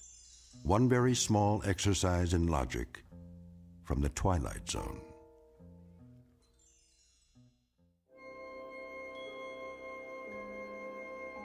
Hi, this is Carl Amari, producer of the Twilight Zone radio dramas. I'd like to take a moment to tell you about our official website at twilightzoneradio.com, where you'll get the latest news and information on these Twilight Zone radio dramas. Plus, at twilightzoneradio.com, you can digitally download 3 free episodes or any of our episodes for only $1.95 each. In this age of ever-changing technology, we've decided to make these episodes instantly available to you by making the Twilight Zone radio dramas a digital download-only series. This means that this series will no longer be offered on CD. The CD collections at our website are now being offered, while supplies last, at buy one, get one free. So be sure to get your favorites before they're sold out. Be sure to visit us often, and I'll see you in the zone.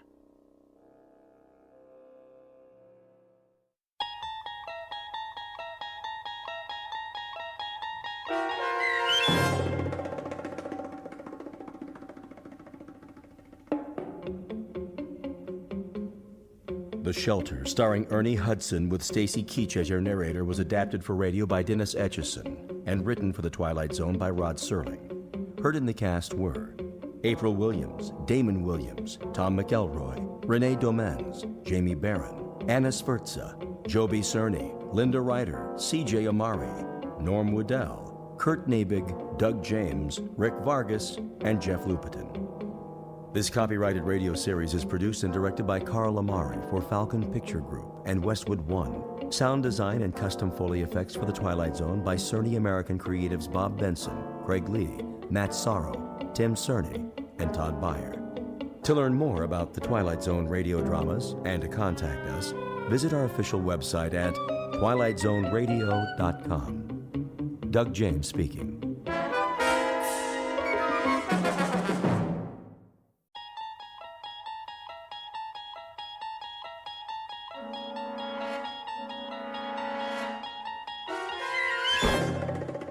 There is a fifth dimension beyond that which is known to man.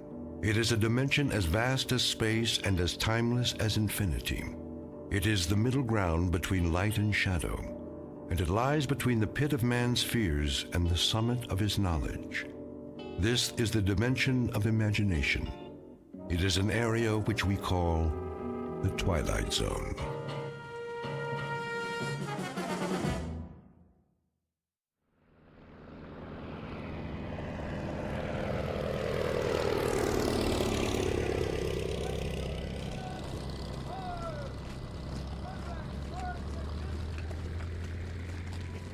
So it's goodbye again. Yes. We should be used to goodbyes by now. You'd think, wouldn't you? You know, I used to think when I was a little boy back in America. You used to think what, Tony? Oh, it doesn't matter. Of course it does. I love to hear you talk about when you were a little boy.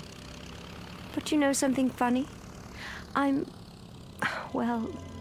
jealous. Jealous? Jealous of what? I'm jealous of those years. I'm jealous that you grew up and I didn't get to know you because we hadn't met. So many years. And I think now, what a waste that we didn't know one another then. We had time once, didn't we? All the time we needed. But not now. Now there is no time, Tony. Now there is only time for goodbyes. Now people fly by so fast, you want to call out to them. And then it's too late. They've gone. They've disappeared. Time to take off, Lieutenant. The Luftwaffe is coming. I'm on my way. But, sir, the troops are moving out. Thank you, Private. Oh, my darling. Tony, sweetheart.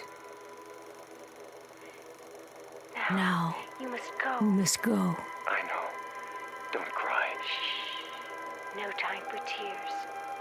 I have a memory of for my eyes, and a thought of you to hold in my for my mind, As do I.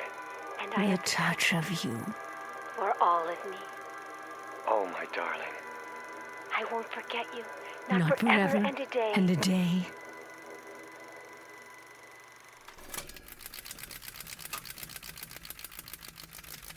Oh, Jerry, Jerry, where are you now?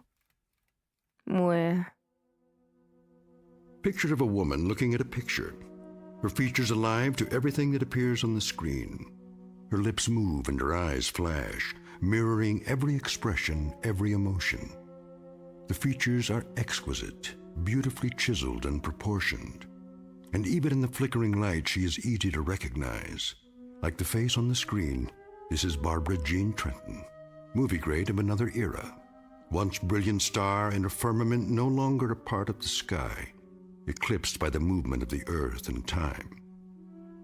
Barbara Jean Trenton, whose world has become a projection room in her home, whose dreams are made of celluloid, struck down by hit-and-run years and lying on the pavement, trying desperately to get the license number of fleeting fame, somewhere on a side street in the Twilight Zone. And now the Twilight Zone and our story, The 16mm Shrine, starring Kathy Garver with Stacy Keach as your narrator.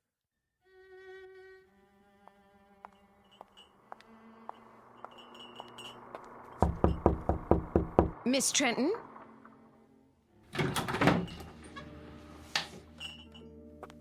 Miss Trenton? Miss... What is it, Sally? Oh, I didn't see you standing there. It's so dark in this room. Would you like me to open the drape? No, thank you. What is it that you want? I brought you a snack, Miss Trenton. You always used to have snack this time of day. Just put it down on the table. Yes, miss. If you don't mind my saying so, you really should have something to eat. I do mind. That will be all, Sally. Yes, Miss Trenton. I'll be going now. You do that. Will you be wanting lunch this afternoon? I'll be glad to make you a nice... I'll let you know. Very well, miss.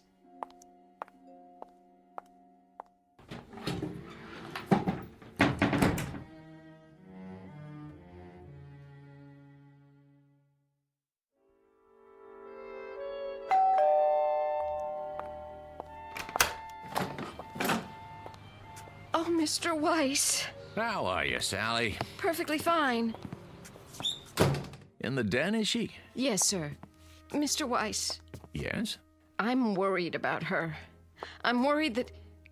Well, you see... I'll see how she's doing. But you don't understand, Mr. Weiss. It's getting worse, much worse. I go in there and... And? There have been times when I've gone in and I could almost swear that... What could you swear to, Sally? That sometimes she... Well, she's not in the room at all. She's up on the screen. But she is, isn't she? You know those old films she's watching are her films, right? I do, yes. But I take your point. She's been in there too much, and it's disturbing you. That's perfectly understandable. I tell you what, let me talk to her. Would you? Yeah, just give me a minute. Of course, sir.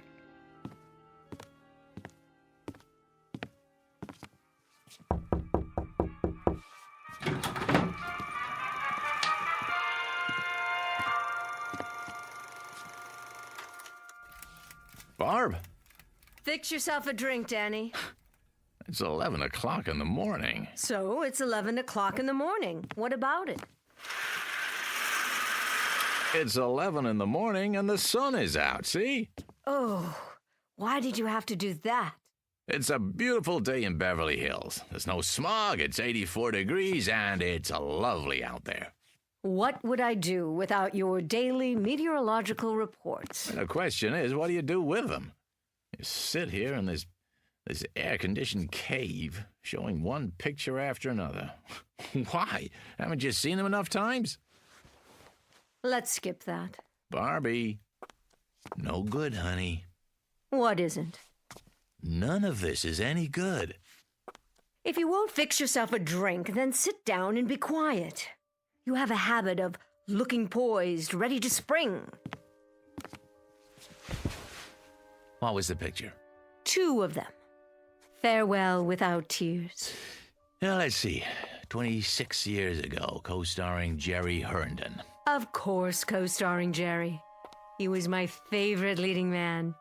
And then, A Night in Paris. 25 years ago. I know it was 25 years.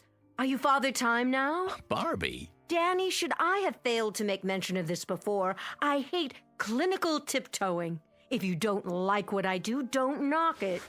I have to knock what you do, and I have to get clinical when I see you enclose yourself in this room and stop the clock. You said things back 15, 20, 25 years. You turn your back on today, and you do this every day. Let me tell you something, honey. That's sick. That's real sick. Is that all? No, it isn't all. I got some news to deliver. What now? I set up an appointment for you over at International. You did? At International? Mm-hmm. When? Today. Heart? Sounds like a good one. Is Marty Saul still running the studio? Sure is. Too bad. I never got along with Marty. Yeah, I remember. But he's older now. I think you'll find he's mellowed.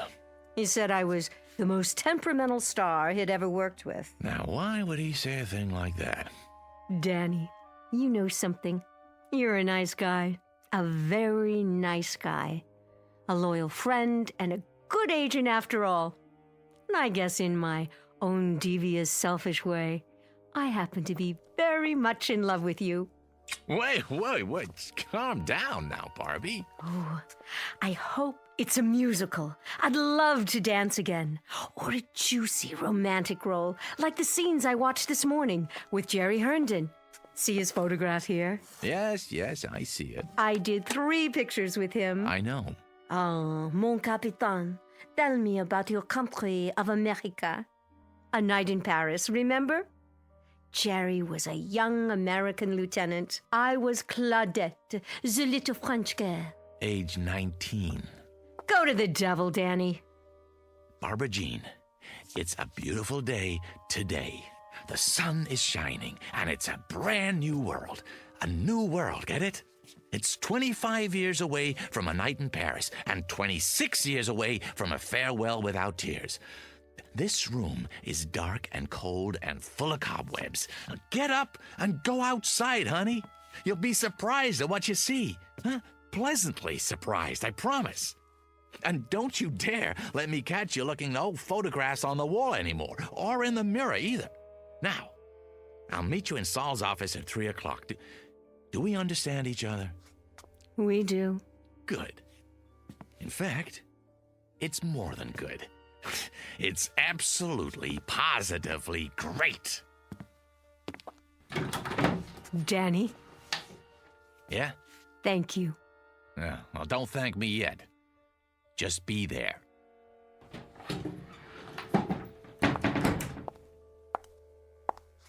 Mirror, mirror on the wall, am I still the fairest of them all?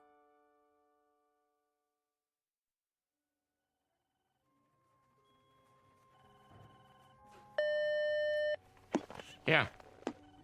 Mr. Weiss, sir, and Miss Trenton? Sign him in.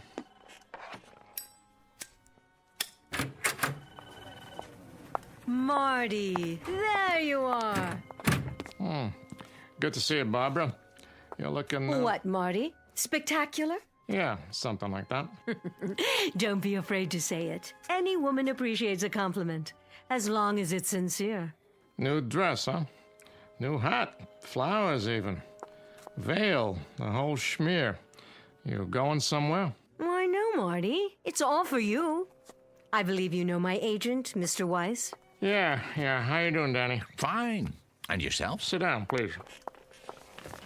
My, you've redone your office. Did he tell you about the part? Not exactly.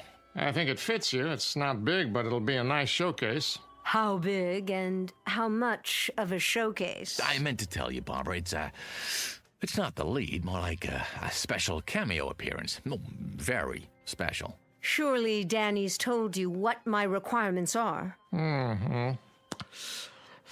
Why is it, Barbara, you and I always get off on the wrong foot? And what foot is that? The one in your mouth? Oh, excuse me, that's a cigar. Still smoking those nasty things, I see. We always seem to fight. Doesn't that always seem to be the case? We begin by fighting. I'm still waiting to hear about the part, Marty. Raise the veil. What? On your hat. Go ahead. That's it. Uh-huh. Perfect. What do you mean? You play a mother. How old a mother? No, that's not the point, Barbara. 40-ish, but very vibrant, very alive. As opposed to what? A corpse? I don't play mothers, Mr. Saul. I never have, and I'm not about to start now. I also don't take bit roles, even if you call them cameos. You should know that. You'll forgive me, my dear, but I didn't realize you were still so particular. Well, now you do. At least I would think you'd look at the part. That would be a waste of my time. Look, I think we could at least take the script home with us, Barbie. You take the script home with you, and you play it. I didn't like this crude, tasteless man when I was under contract to him, and I don't like him anymore now. And especially when he offers me a fast walk-on. And you, Miss Prima Donna, I got news for you. You may think you're still the #1 lady on top of the heap, but you got it wrong. You're just an aging broad with a scrapbook. And any part you get at this studio won't have to go through an agent. You can set it up with a community chest, because it'll be charity. Barbara, wait. Remind me someday, Saul.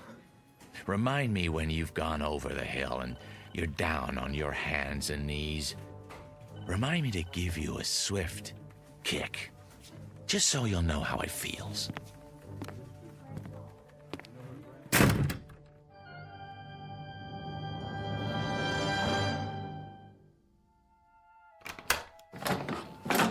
Oh, Miss Trenton.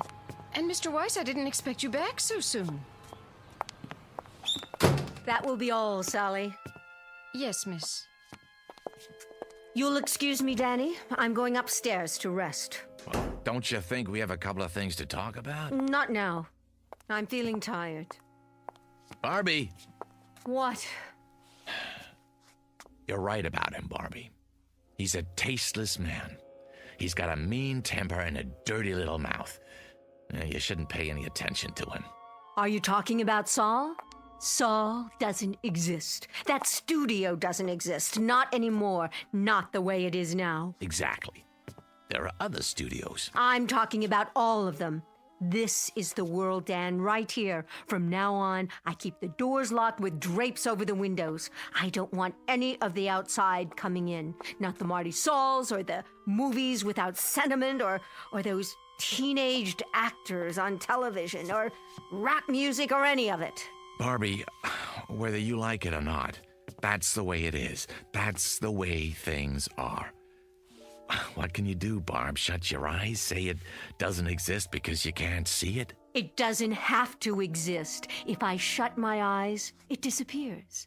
Yes, it does. I can wish it away. But that doesn't make sense. It makes sense to me. Perfect sense. And you know what else makes sense? As of right now, as of this minute, this is the old Hollywood, with all the charm and romance, with all the glamour. It's a carefree world again, Danny, just like before, in this house. Barbie, none of that's true. It's nostalgic and nice, but it's not true. Are you listening to me? It's phony. Well, if I wish hard enough, it won't be phony. If I wish hard enough, Danny. Barbara, please. I'll give a party. Yes. Tell all of my friends, Danny. Tell them. Tell Paul Nader and Jerry Herndon and Steve Black. Oh, now there's a man for you. Tell them I'm still at the same address. And tell... Barbie! Paul Nader's been dead for 5 years. Jerry Herndon lives in Chicago. Steve Black hasn't been around for 15 years. And if I could get to them, what kind of party can I invite them to here? Barbie, Barbie, this is a graveyard you're creating, a mausoleum. Understand? You're wishing for things that are dead. We'll see about that. We'll see about that.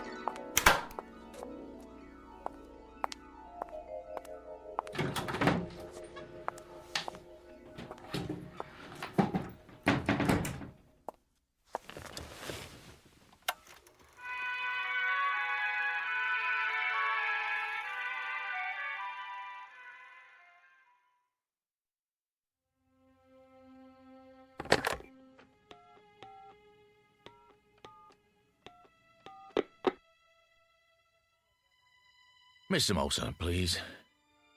Tell him it's Danny Weiss. Hey, Walt. Long time, huh? No. I didn't go to the awards. Congratulations, by the way. Heck of a picture. Yeah. See, listen, Walt. I got an idea, and I wanted to run it by you first, before I shop it around. Yeah, that's right. Yeah, nobody yet. Well, you know the actor who just won for Best Supporting? Uh-huh. Well, About Time is right. Yeah, he's all over the talk shows, giving interviews left and right. No, I don't represent him. But he's been in this business a long time, started as a teenager. I know, at your studio. That's why I'm calling. See, here's what I think's gonna happen. A brand new interest in the greats of our industry who made it what it is today. I can see it coming. Not nostalgia exactly, but a wave of appreciation, reevaluation. So I was thinking, why not put together a special project just for them? The ones who've been out of the limelight a few years. Stars who never got an Oscar but deserve to. Yeah, I tell you, the media will lap it up. Yeah, no, I don't have a script yet. Uh-huh. Yeah, I suppose so. I'm a sci-fi fan too. Sure I am. Yeah, so it makes... So make it like Star Wars meets, I don't know, On Golden Pond or something. I'm just riffing now, but... Really? You never saw it? Oh, great flick. Hep and Fonda. No, Henry. Yeah. Yeah, a whole generation that... Well, they would if you set it up right. The what? Oh, a series of pictures, huh? Uh-huh, based on video games. Yeah, I see. Well, of course they have to be young. Still, when you think what a great name could bring to the package, well, Barbara Jean Trenton, for one. No, she's not dead. No, I assure you. A highlights reel. Yeah, I don't think she'd mind. Sure, I understand. Well, give me a call when you get back in town, huh?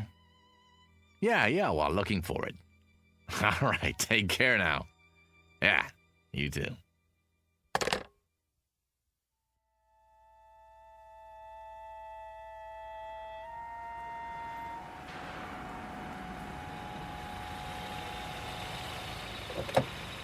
Hello, Mr. Weiss. Hello, Billy.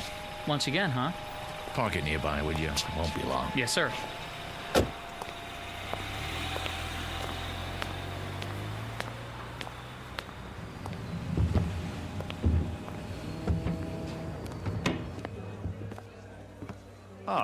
Good afternoon, Mr. Weiss. Table for two? Not today, Jimmy. I don't need it, after all. Very good. I'll get your waiter. I don't have much of an appetite, just the bar.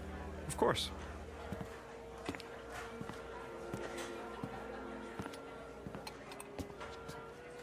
Hey, hi there, Mr. Weiss. Where's who, Rich? Well, you'll excuse me saying so, but the place has been buzzing. I heard you're bringing Barbara Jean Trenton for lunch. Some kind of a celebration. Oh, well, there's been a change of plans. Oh, well, the reason I mention it is I was going to ask her for an autograph. You think she'd have minded? I'll bring you an autographed 8x10. How's that? Would ya? Oh, that'd be great. Just a scotch and water for now, Rich. Coming up. Make it a double, will you? Sure, no problem. Mr. Herndon, telephone call for Mr. Herndon. Mr. Herndon? Telephone call for Mr. Herndon. Oh, hold on. Did you say Herndon? Why, yes, sir. That would be... No, forget it. Pardon? Why, it's not for a Jerry Herndon, by any chance. I wouldn't know, sir. Well, I was just wondering. Jerry Herndon. Sounds familiar. Didn't he used to be in the movies, too? Sure did. A long time ago. Telephone for Mr. Herndon. Right here, son. Jerry? You can take it at the bar, sir. Thanks. Oh, and this is for your trouble. Thank you. I'd know that voice anyway. I don't believe I've... Danny? Danny Weiss? What in the world are you... I just stopped in for a drink. Oh, same here. I couldn't forget this place like old times. Old times is right. What are you up to these days? Oh, still in the business. What else do I know how to do? Listen, can I buy you a drink? I'll buy you one. Come on, sit down. Talk about a coincidence. I was just mentioning you to someone. Pull up a chair. You'd better take that call. Forget it. They'll call back. We've got a lot of catching up to do. Listen, Jerry, there's something I want to talk to you about.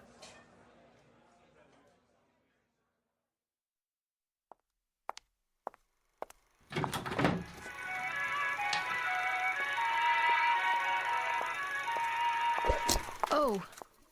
Who's there? Only me, miss. What have you done? Very sorry, miss.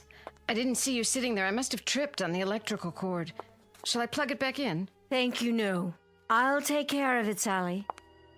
And Sally. Yes, miss. I'm locking the door to this room. I don't want to see anyone. I understand, miss. Sorry.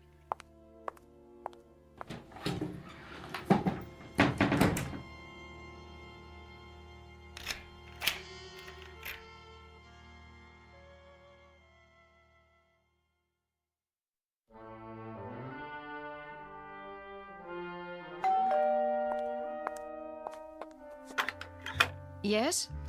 It's Mr. Weiss. Oh, Mr. Weiss. Can I come in? Yes, sir. Miss Trenton? In there. How is she?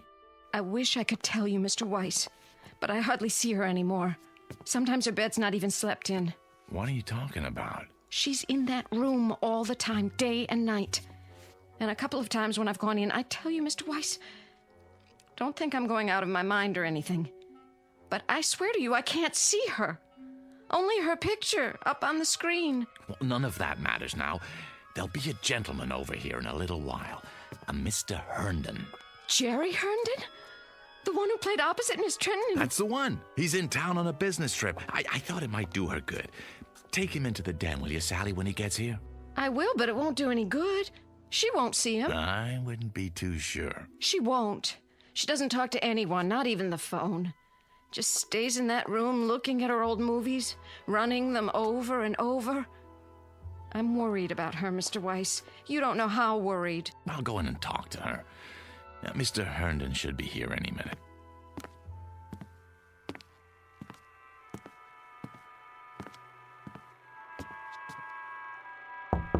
Go away, Sally. I said go away. I don't want anything, and I don't want to see anyone.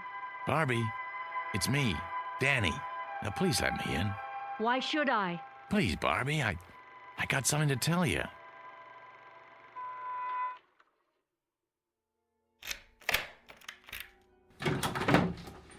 There. Are you satisfied? Barbie? What's the matter, Danny? Don't care for the merchandise? Looking a little worn? The merchandise is beautiful as always. but it looks tired. Looks as if it hasn't slept in days. It needs some air and sun. Outdoors on the tennis courts or by that pool you never use. I have everything I need in here. I'm quite satisfied, thank you. Hail and farewell, Daniel. The door's the one you used when you came in? I have some good news. Oh, do you? What is it? Has my house been declared an historic monument? A friend's coming to see you. A friend? All my friends are dead, retired, or forgotten. You told me that yourself, in no uncertain terms. Oh, this one's very much alive, and he'd love to see you. Tell him I'm not receiving. It's Jerry Herndon. Jerry? Dan, you don't mean it. I do. Where is he? What's happened to him? Nothing's happened to him, I promise you. You'll see for yourself. When? Any time now. I happened to run into him. I swear, by pure chance. He asked about you, wanted to know if he could see you. I took the liberty. Oh, you're such a dear. You've done well, Danny. Very well. Oh, by the way I look, no makeup and these clothes. When's he coming? I have to dress. I think he'll like you just fine if you're wearing sackcloth. But if it makes you feel better, go ahead. Stall for me. I need at least a few minutes. Oh, show him to the living room. Oh, Jerry. Jerry, after all this time.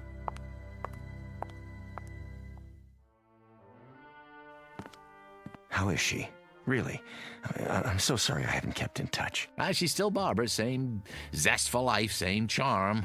Why, we just had a meeting at the old studio. Yeah, the day I ran into you, matter of fact. Oh, not that same terrible head of production, I hope. Yep, Marty Saul in the flesh. He's running the whole place now. And he hasn't changed one bit. Same chip on his shoulder.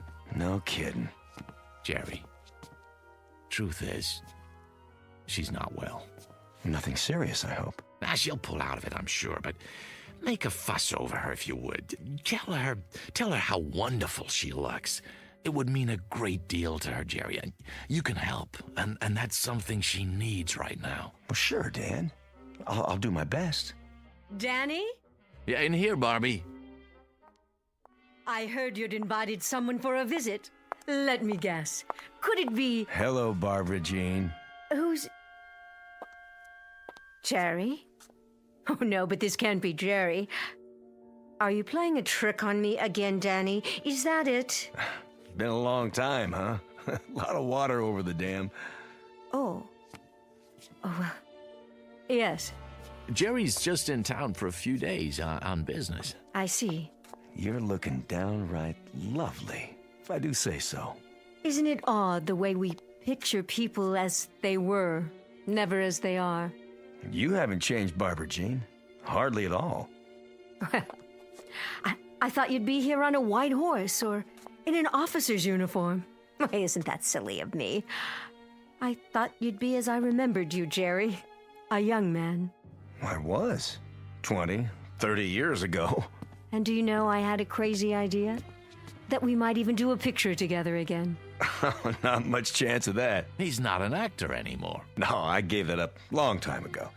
Went down the drain, along with my youth. You don't act anymore? What do you do? It's not so bad. I run a chain of supermarkets outside of Chicago. A chain of supermarkets? In Chicago? Doing really well, in fact. More than I ever made in the picture business. You're joking. No, you're not. You're not joking at all. Barbie. See this photograph? This is the one I expected. This is the one I wanted to come see me. With that darling little mustache. Well, I've still got one. Only it's gone white, like the rest of my hair. So you have. But you're not the one in the photograph, are you? He's dead. He's dead, like all the others. Barbie, honey. Go away, please. Both of you. Will you just go away? It was very nice to see you. Goodbye, Barbara. Goodbye, my dear. Take good care.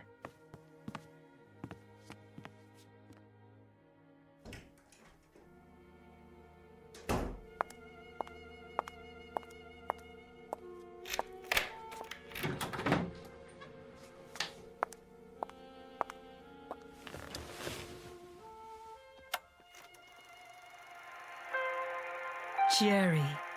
There you are, Jerry. How well you look. How young. How wonderfully young. There was an old man here a while ago. A tired, worn-out old man. And he said he was you. Can you believe it? Oh, Jerry. Jerry, I wish I could be where you are. I so wish I could, Jerry. Oh, how I wish.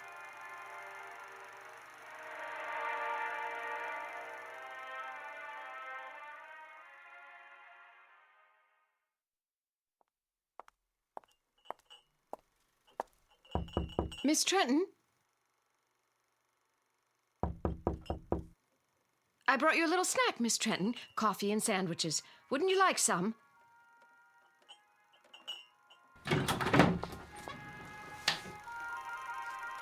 Miss Trenton, where are you? Jerry? Jerry, wait for me! I'm afraid this is goodbye, Sally. No! Goodbye!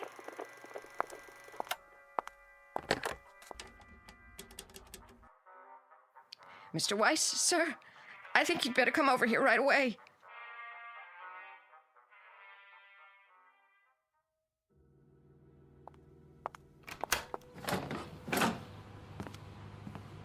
What is it, Sally? You'd best see for yourself.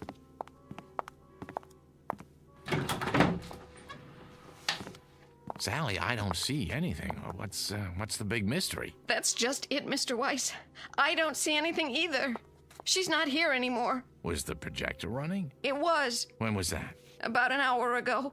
Who shut it off? I did. Then I called you. Well, have you looked in her room? Maybe she's taking a nap. That's the first place I looked. Then I went to every room in the house, even the pool in the yard. She's not here.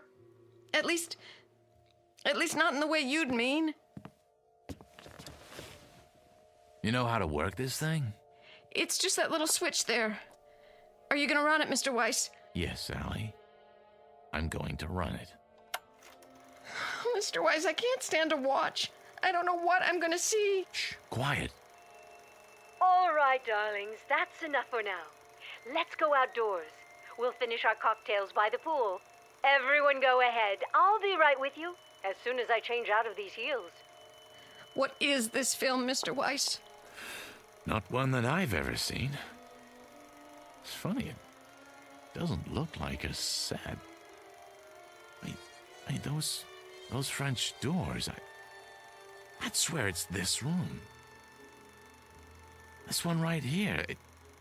It can't be. But it is, Mr. Weiss, it is. Look at that scarf. She bought it only last year, and those shoes? They're the ones she wore when Mr. Herndon came by. Barbie! Barbie, please! What? It's Danny. Please, don't do this. Danny? Oh, there you are. Care to join us? The old gang's here. We're going to have such a time, just like we used to. You know I can't do that. I can't just step into a movie screen. It isn't real. None of this is real. Well, then, goodbye, Danny. Be a dear and hold on to my high heels for me, will you?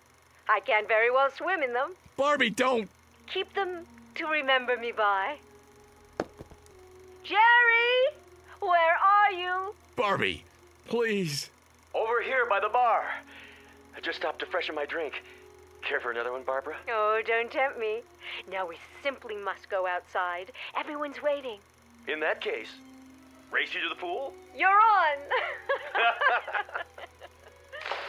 Barbie, come back! Come back!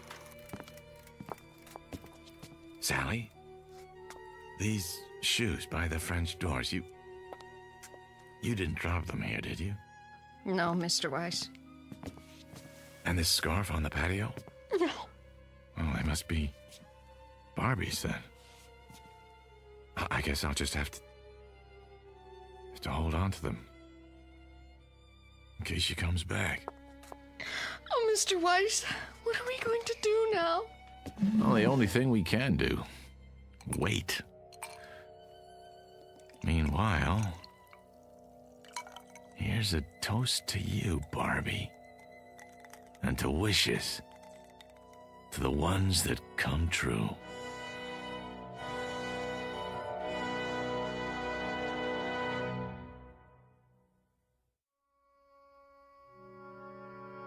To the wishes that come true, to the strange mystic strength of the human animal, who walks that thin line between reality and the shadows and can sometimes make one merge with the other. To Miss Barbara Jean Trenton, movie queen of another era, and no longer of this one. May her star shine brightly in the Twilight Zone.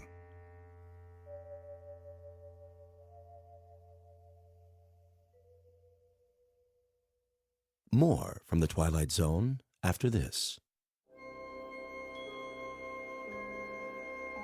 Hi, this is Carl Amari, producer of the Twilight Zone radio dramas. I'd like to take a moment to tell you about our official website at twilightzoneradio.com, where you'll get the latest news and information on these Twilight Zone radio dramas. Plus, at twilightzoneradio.com, you can digitally download 3 free episodes or any of our episodes for only $1.95 each. In this age of ever-changing technology, we've decided to make these episodes instantly available to you by making the Twilight Zone radio dramas a digital download-only series. This means that this series will no longer be offered on CD. The CD collections at our website are now being offered while supplies last at buy one, get one free. So be sure to get your favorites before they're sold out. Be sure to visit us often, and I'll see you in the zone.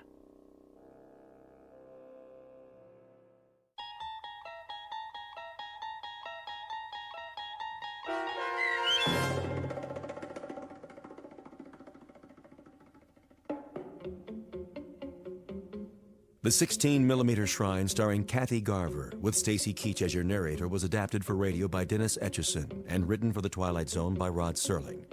Heard in the cast were Christian Stolte, David Darlow, Fernette Lebo, Doug James, Roger Wolski, and Carl Amari. This copyrighted radio series is produced and directed by Carl Amari for Falcon Picture Group and Westwood One. Sound design and custom Foley effects for The Twilight Zone by Cerny American creatives Bob Benson, Craig Lee, Matt Sorrow, Tim Cerny, and Todd Beyer. To learn more about the Twilight Zone radio dramas and to contact us, visit our official website at twilightzoneradio.com. Doug James speaking.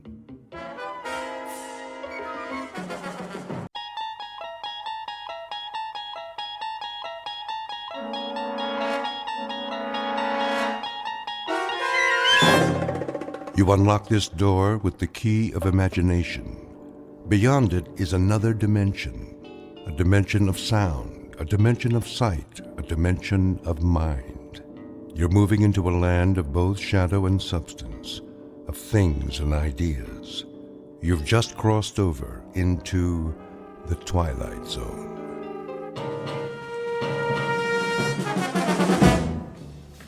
Westbound monorail will be departing on track 10 in 3 minutes. Hurry. We can't miss the monorail. Make way! Coming through!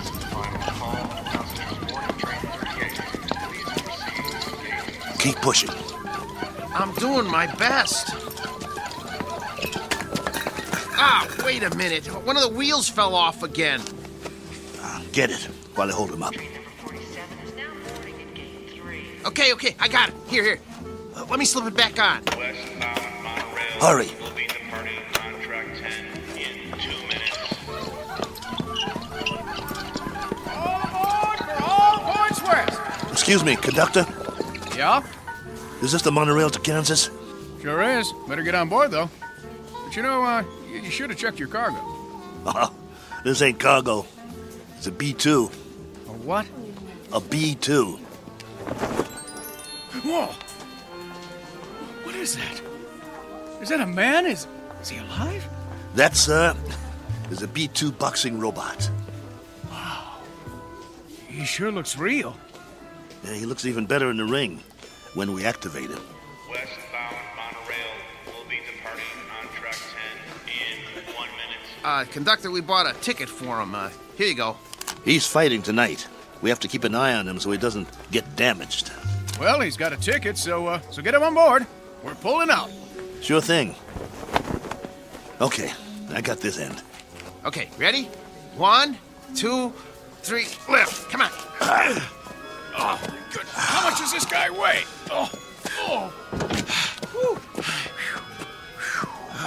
Next time, let's get a lightweight instead of a light heavyweight. All aboard!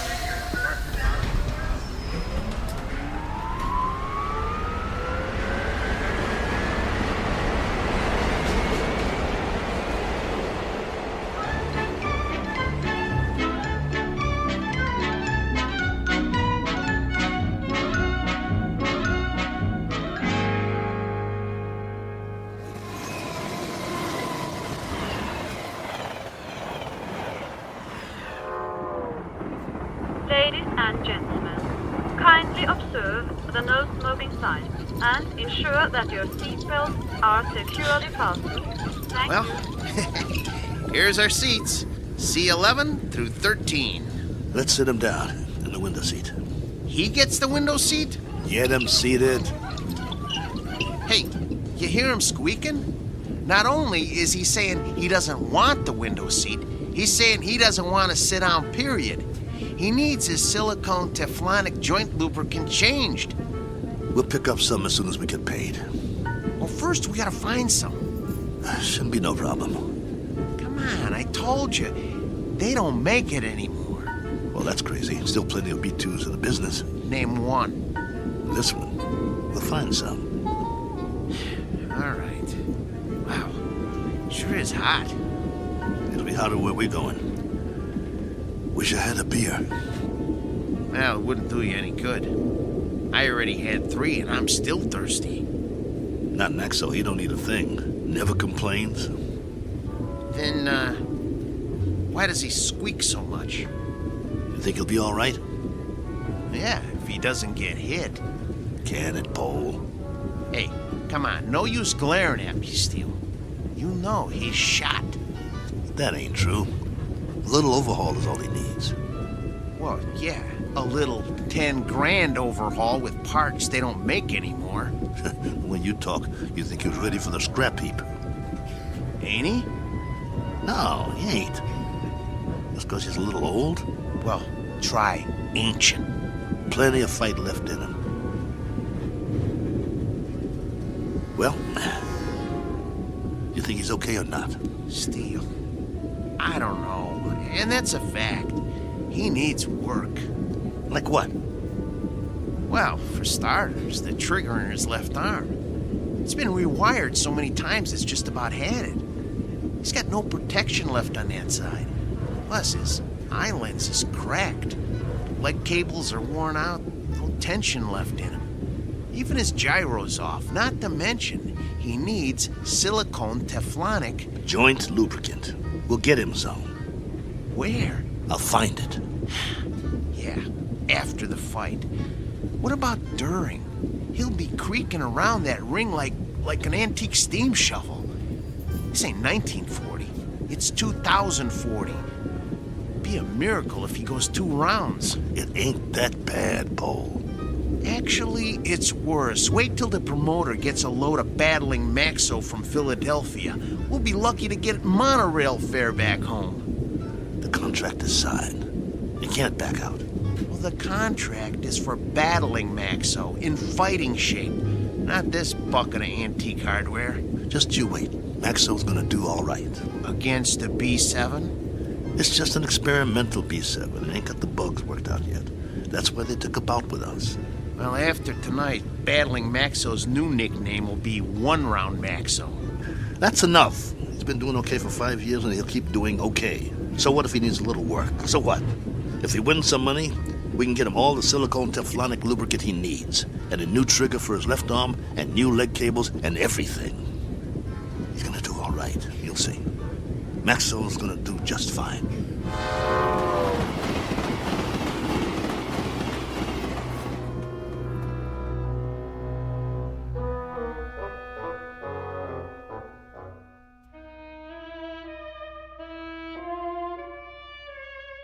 Sports item from the not-too-distant future.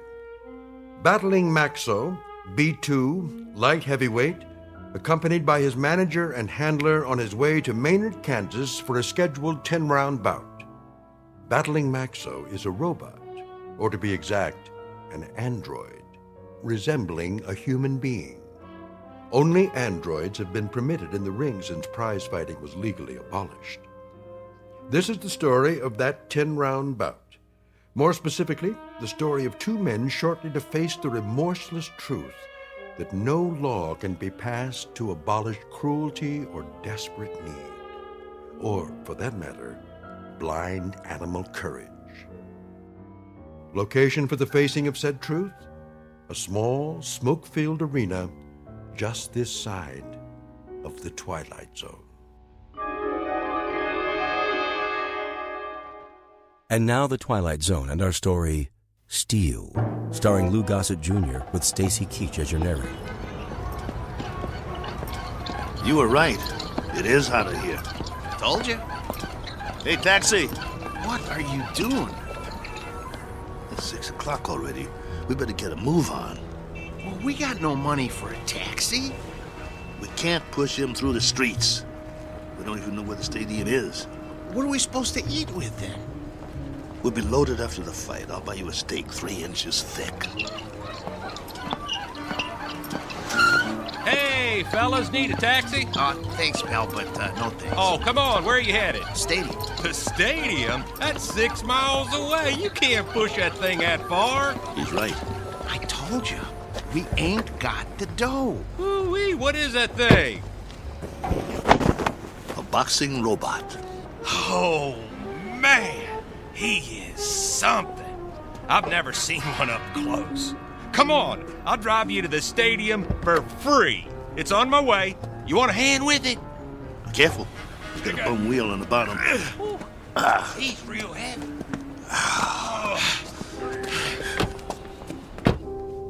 Oh boy, this is a real honor taking a fighter to the stadium. Well, thanks. Hey, which robot is that? This is Battling Maxo from Philly. Maybe you heard of him? No, but, you know, I'm no expert. He was almost light heavyweight champ once. No kid. Yes, sir. You ever heard of Dimsy the Rock? Don't think so. Why don't you give it a rest? Dimsy was number 3 in the light heavy ranks, on his way to the top. Well, my boy took him out in the 4th round. Left cross, bang! Almost put Dimsy to the ropes. It was beautiful. No kid. Yeah. Used to be in the game myself. Light heavy. Before they passed the law. Called me Steel Kelly because I never got knocked down. Not once. I was number 9 in the ranks before they outlawed human boxers. Wow. That's something. Anyway, tonight is going to be a good fight. Driver, have you ever seen a fighter from here called The Flash? Oh, yeah, you bet. Man, that is one good fighter. 1-7 straight. He's riding a bullet to the top of the rankings. You just wait. Matter of fact, he's fighting tonight, too. They're bringing in some heat from back east to fight. Flash is gonna slaughter him. Oh, where'd you guys say you were from? Philly. Oh, man, you're not. We are. Oh, look, I didn't mean nothing. I didn't know. Skip it. Forget it, pal. Doesn't matter. You're right. Why don't you shut your trap for once? Look, fellas, I'm sorry. Well, you guys need anything else? Anything? Do you know where we can get some silicone Teflonic joint lubricant? Oh, do they still make that stuff? No, they don't. Just trying to be funny. They haven't made it in years. Hey, look! They got the fight card posted for tonight. You guys are the 3rd fight out of 7. Woo! Your fighter must be pretty good. Oh, the Maynard Flash, B7 versus Battling Maxo, B2. You got a B2? Yeah. Well, at least you're not at the bottom of the card. We do have that going for us. Drop it, Bo. You'll see. You'll all see. It's nothing personal, Kelly. It's just the way it is. Well, it'd be a miracle if he wins. Hey, if he does, can I have his autograph? Sure thing. Thanks for the lift. Good luck, fellas. You're gonna need it. Steele, you know, Maxo's not programmed to sign autographs, right? I know. Let's roll him inside.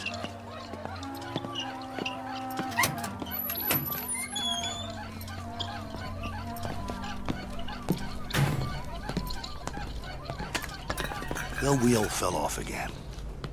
I got it. I got it. Keep pushing. Put it back on. Well, what's the point? Put it back on. The office is just down the hall. I want Maxo to make a good first impression.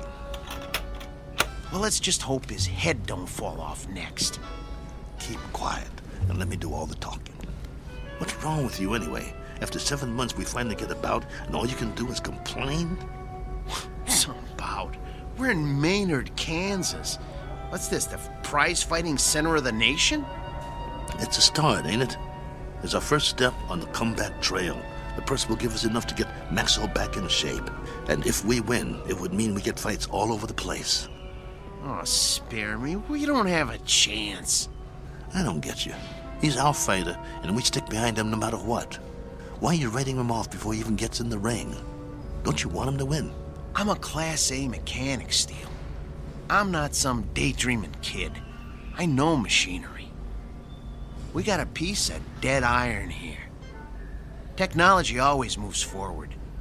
We got a B2, not a B7. No way he's gonna win this fight. Shh, keep your voice down. It's simple engineering, that's all. Maxo will be lucky to get out of the ring with his head on. Bull! It's an experimental B7. It's probably full of bugs, full of them. They always are. That's why they take a first fight in the middle of nowhere. We've got a chance. Yeah, sure we do. Remember, keep your mouth shut. Yeah. Mr. Nolan? Nah, I'm Oscar. Mr. Nolan will be back in a couple of minutes. I'm Steele Kelly, battling Maxwell's owner. Oh, yeah, I heard of you. You were one of the last human fighters. This is Paul, Maxwell's mechanic. Hi. It was getting late. We were wondering if you'd make it. Never missed a fight. Yeah, pull up a chair. I got some paperwork to do. Thanks. What was that? It was this folding chair. Okay. Sign on all the X's. You heard of my fighter, Mr. Oscar? What's his name? Battling Maxo. You must have heard about him. Can't say as I have. He knocked out Dimsey the Rock, a ranked fighter in his prime. Uh-huh. Sign here, too. It was all in the East Coast papers. New York, Boston, Philly. Got quite a spread. Biggest upset of the year. Good. Initial here. And here. And a couple more here. Right here. And over there. He's the B2, you know. That's the second model Malling put out. The B2 is one of the best fighters they ever built. The best in my opinion. Maxwell is still going strong. I don't go for these new ones, you know. The ones made out of steel, aluminum with all the doodads. Too flimsy. Nothing solid. Nah, Malling don't make them like Maxwell anymore. Oscar, who are these guys? Mr. Nolan, I'm Steele Kelly, and this is... Is that your fighter? Yes, sir. Battling Maxwell. Fighter in shape? You bet. Prime condition. Paul, my mechanic here, is a Class A mechanic, and he took Maxwell apart and put him back together just before we left Philly. Oscar, cigar me. Yes, sir. Ain't you forgetting something? Huh? Light me. Oh, yes, sir.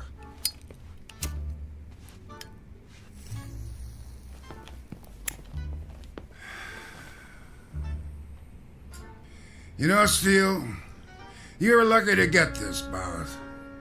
We ain't staged a bout with nothing less than a B4 in must be 2 years now. The fighter we had scheduled got run over by a truck in a loading dock at a stadium in Detroit. I needed somebody on short notice. So that's the only reason you're here. You got nothing to worry about, Mr. Nolan. My fighter's in shape. He's the one that knocked out Dimsey the Rock in Madison Square Garden a few years ago. Maybe you... I just want a good fight. And you'll get it. Maxwell's in top shape. No first-round knockout. No, nothing like that. People pay to see action. Do you have a prep room we could use? We want to check him over and make sure he's perfect. Down the hall, third door on the right, next to the janitor's closet. Thanks. Your bout is at 9. Got it. You won't be sorry, Mr. Nolan. I don't like guys that are late. Understood. Poe, let's get Maxwell to his prep room. Mr. Nolan, I was wondering... I know what you're wondering. You get your money after you deliver a good fight, not before. No problem. We'll get him ready. And Steele. Yeah? Don't slam the door. I hate loud noises. Come on. I'm coming. Oh, my stomach hurts. Don't be scared. It'll be okay. Oh, I ain't scared. I'm hungry. I haven't eaten all day. How can you think of food at a time like this? This one counts. It's our chance for a comeback. We've got to get him in that room, and we've got to check him out real good. What time is it? I'm busy pushing. Come on, check your own watch. I don't have a watch anymore. I had to pawn it. The one your wife gave you? Ex-wife. Hey, look, we got 2 hours before the bout begins. Have we got time for a sandwich? I want you to check him out real good. His arm, his gyro, everything. What for? Did you hear me? Yeah, but I work better on a full stomach. You get to work. I'll get you a sandwich. Maxwell's gonna take that B7, but good.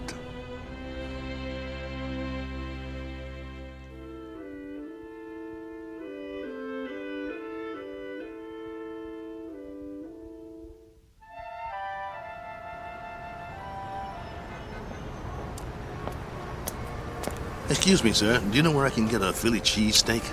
Try Philadelphia. Just kidding you. Oh, there's a nice little place around the corner, but I doubt they'll have something like that there. You new in town? Yeah. Where you from? Philly. Well, that figures. What brings you to town? I got a fighter in a third fight tonight. Really? Well, you must have one good fighter if you brought him halfway around the country for a fight. He's a great fighter. He's fighting an experimental B7. A B7 fighting a B6 could be interesting. He's not a B6. A 5 might stand a chance. He's better than a 5. He's a classic B2. A B2? Oh, well, I've never seen one of those, but I hear they're great bleeders. Good luck. Oh, by the way, at the diner, I recommend the roast beef on rye. Bloody rare.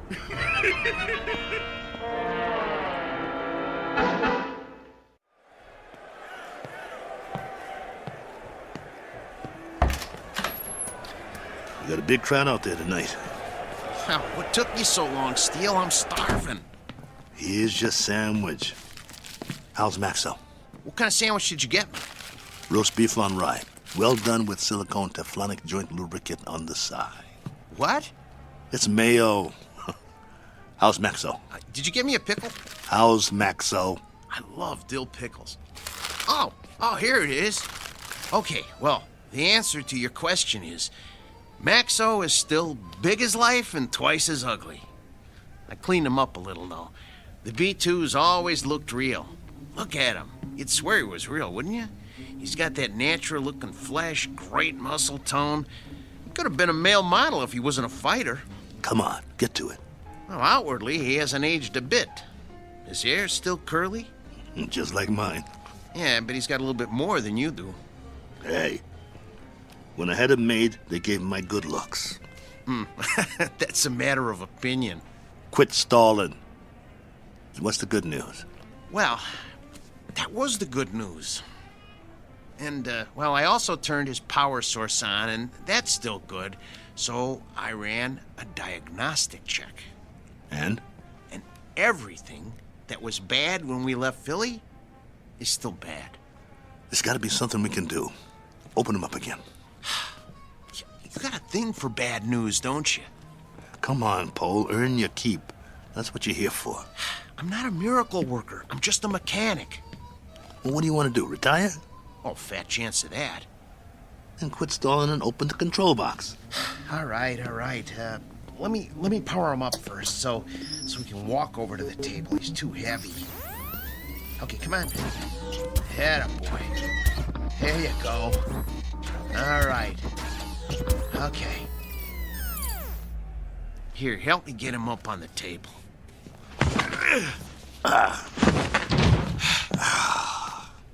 That's my boy. The doctor will see you now. Lift his arm.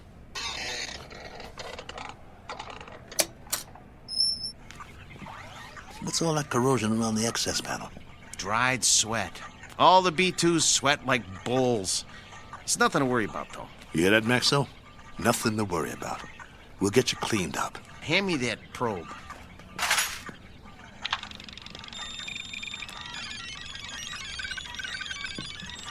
Well? Well, all electronic systems are functional. Well, I hope the circuit board doesn't blow. Why should it? Well, if you recall, he got knocked out of the ring in the last fight 8 months ago. It jarred all his electronic systems. The connections are all still operational, but boy, I wish I had more time to manually double-check the connections. Well, you don't have time. Sometimes you just have to suck it up and have some faith in your fighter. All right, then. Okay.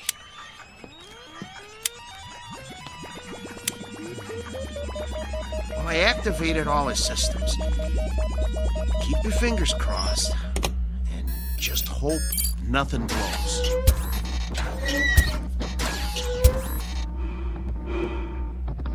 See, his breathing sounds good.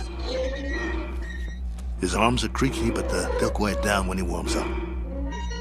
Look, beads of sweat are forming on his forehead. I told you these were good sweaters. Can you hear me, Max? Relax, boy. Let him warm up good, Paul. I'll tell you, the mechanical part is what worries me. I need to check his reflexes. Look, Steele, go put on the gloves, will ya?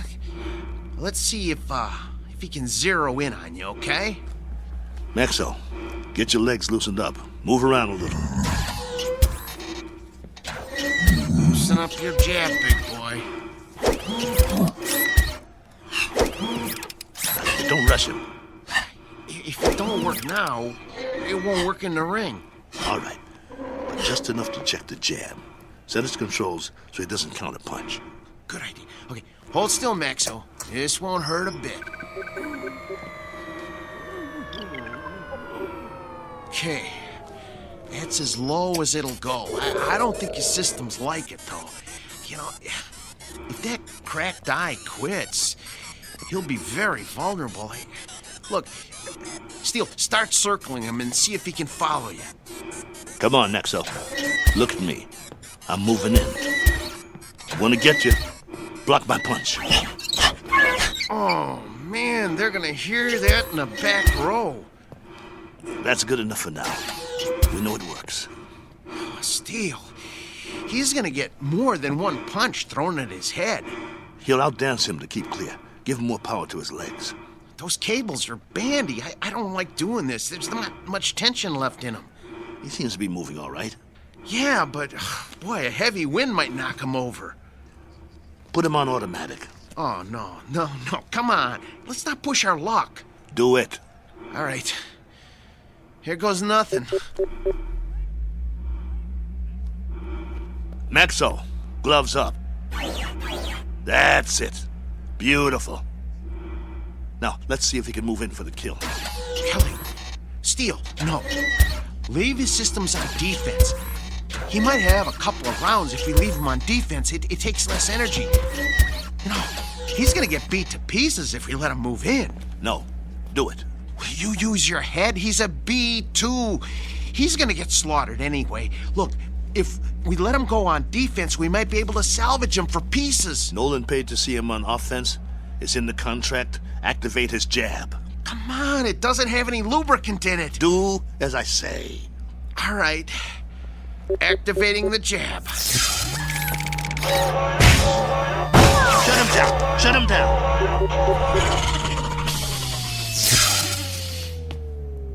What did you do? What did I do? I told you to take it easy. It was on the lowest setting. I told you to check the arm. What's the matter with you? So help me if you broke that arm. If I broke it? Yeah, you.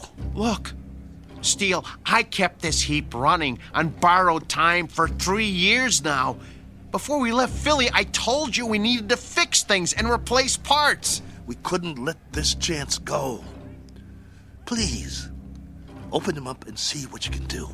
Steele, try finding another mechanic that could have kept this antique working as long as I have. I dare you to. Please, see what you can do. Hold the arm up. Oh, man. Oh, no. Come here. Take a look. You see that? The trigger spring came right off. Can you reattach it? I can try, but, it's just gonna pop off again. That's what happens when a joint doesn't get enough lubricant. Well,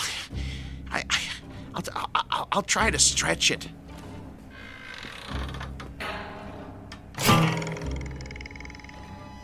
Oh, nuts. Oh. Well, that's that. No.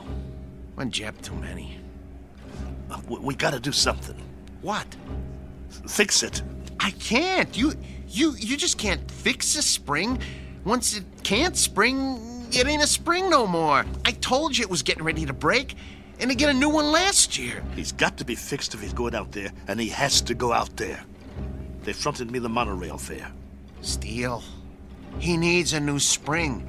Nothing else will work. Well, can't you get another spring? Where? They don't make them anymore. It's a special spring. I can't just take one off a washing machine or something. Quiet. Yeah? 10 minutes. Something wrong? Oscar, can you make out about the one after the next one? Mr. Nolan does not make changes. We just need a little bit more time to make some last-minute adjustments. Sorry, pal, no can do. We want him tip-top, don't you? Nolan's got you on next. What's the difference? Third? Second? It's all the same, right? Second's the semi-main. That ain't for a B2. Maybe some B2s, but this one... They want to see a fight, not an execution. But I'm telling you... 10 minutes or you're out of here. Be a shame after coming all this way. Right, boys? Right. Well, then, I guess that means... We'll have to hurry. You heard the man? I heard him, but it's over. We're finished. No, we're not. There must be a way. What? Sell them for scrap and get a couple of monorail tickets? We hung in there as long as we could, but this is it. I have to hand it to you, Steele. You wouldn't give up. Quiet. I'm thinking. There is one way. It just might work. What might work? If they don't watch the fights. Who? Nolan and Oscar. Maybe they don't even come out of their office. What are you talking about? Oh, no. Oh, no. Oh, no, no, no, no, no, no, no. No, you can't do this. Get the trunks and robe off Maxwell. I'll change my clothes. Steele, you are out of your mind. You can't go into a ring against a B7. I used to be pretty good. I can get through a couple of rounds. Just bob and weave, throw a punch every once in a while. You'll get killed. You heard that, Tub. We deliver a fight or we don't get paid. Steele, come on. You're never gonna get away with this. They won't let you. Who's gonna stop me? You can't make them think you're... Steele, for God's sake. I can if you help me.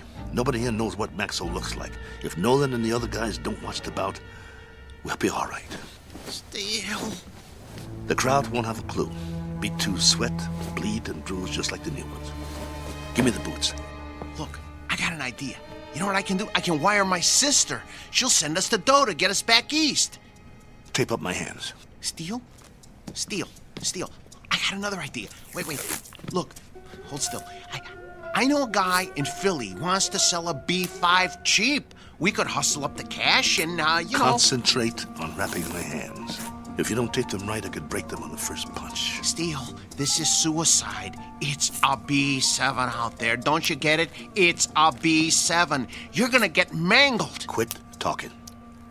I gotta do this. Hurry up. There's no more time, Paul.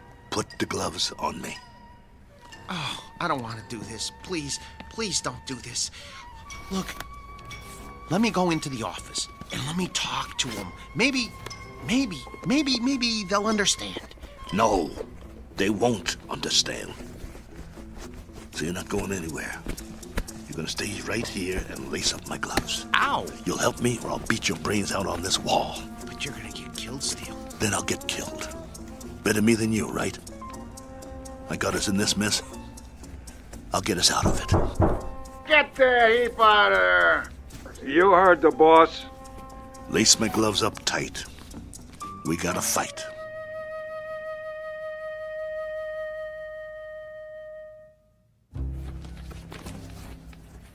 That's it, Paul. Tie him off tight. Oh, you really want to go through with this? Yes. Let's go. How do I look? Like a broken down old fighter. So I'll pass for a B2? That's what I said. You look like a broken down old fighter. Here, let me put a towel around your neck. Pull up the hood on my robe, too. I'll keep my head down so they can't see my face. You better do that in the ring, too. Let's go.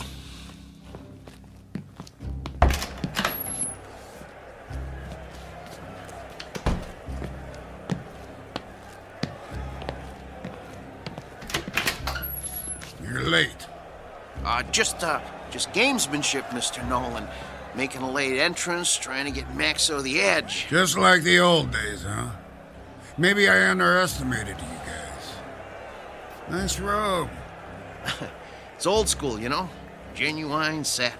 No more stalling. I got a full house out there. Right. Come on, Maxo. Let's show him what you can do. Hey! What?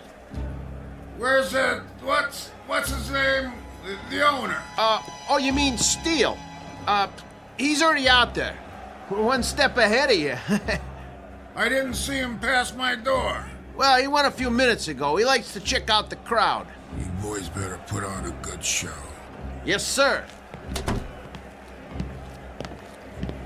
Let me know when we get to the stairs. I got sweat in my eyes. I should have told him. If you had, I'd killed you. Okay, first step. Careful, Steele. Grab my waist. Wipe my eyes. Can't see my feet. Geez, Steele. You're already sweating like a pig. You'll have to towel me off between rounds, just like a real B2. Between what rounds? You won't last long. Whose side are you on? Steele, you're not up against some punch-drunk fighter. You're up against a machine. I said shut up. You're not gonna get away with it, though. They ain't seen a B2 in years. Nolan said so. Steele, you're never gonna pull this off. This is your last chance. Just get me to the ring.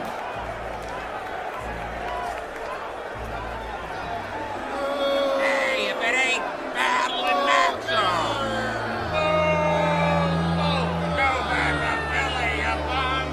Rattling Maxo's more like it. You're terrible! What is it, a book and a roll? Okay, Steele, here's the ring. 2 steps to the apron. I can see them. Okay, I'm gonna pull the ropes apart. Hey, send him back to the junkyard!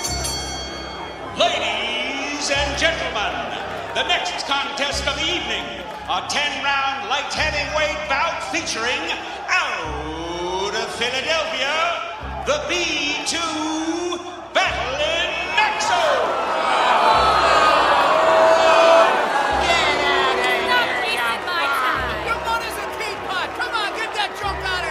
I'm gonna take your rope off now.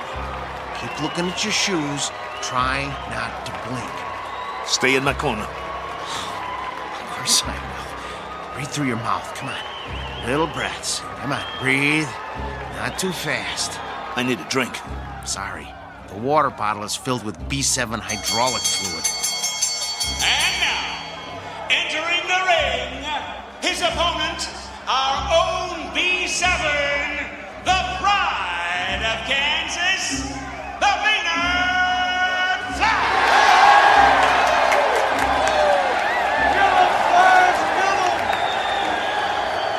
he doing? He's jumping up and down on his toes. I never saw a robot do that before. Must be a new gimmick. Big deal. Well, this ain't kickboxing, so he's not scaring me. You should be scared, Steele.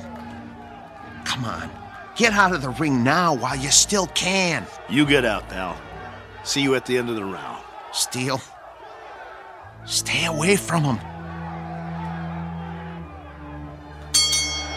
And there's the bell. The fighters come out of their corners quickly. They size each other up.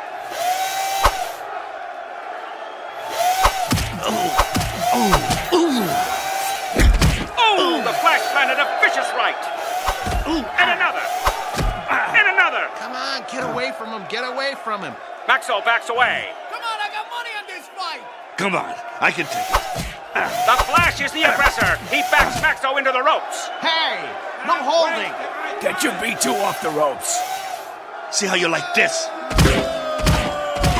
Bring it, you bum. I can take it. There's thunder in those punches. Your mother's scrap metal. Maxo backpedals. The Flash swings wildly. If he lands one of those, he'll take Maxo's head off. The Flash is coming in for the kill. That one was lethal. Stop the fight. Come on, somebody stop it. Stop it. Maxo is down. It's over. It's over. It's over. Come on, stay down. It's over. Just get me up. I've never been knocked down. I'm Steele Kelly. In the time of 1 minute and 22 seconds of the first round, your winner, the Maynard Flash! Yeah, that's it. Haul him out of here. Move it! Is he broken or what? No, he's okay. Just a second, okay? Steele, can you stand? Come on. Talk to me. Are you bleeding? Put the towel over my face. Yeah, sure. Get the robe. What? The robe. I want to walk out of here like a man. Come on, before they start throwing things.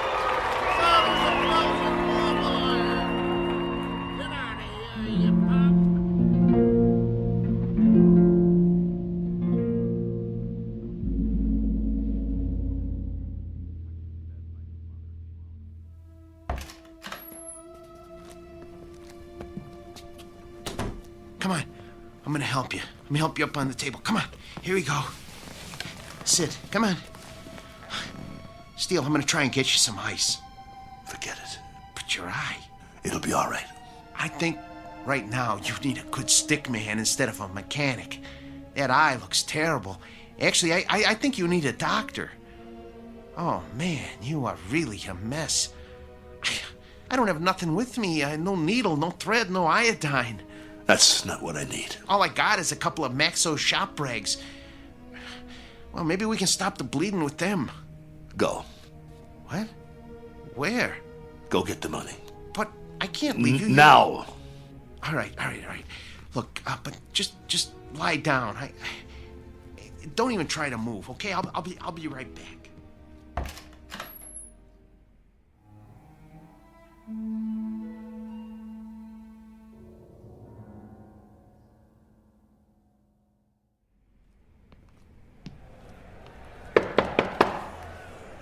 Yeah.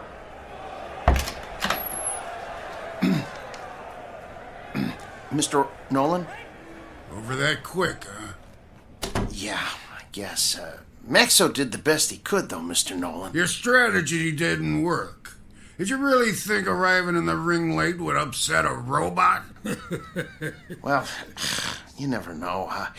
But that B7, it must have been tweaked or something. I never saw anything like that. Me neither, and I hope I never do again. Get your boy and clear out. Yeah, we will. Only first. You heard the boss. Well, you see, my boss Hiding out, huh? Don't even want to show his face. Something like that. Come here. What? Mr. Nolan says you should come over to the desk. Okay. I want you to deliver something to your boss.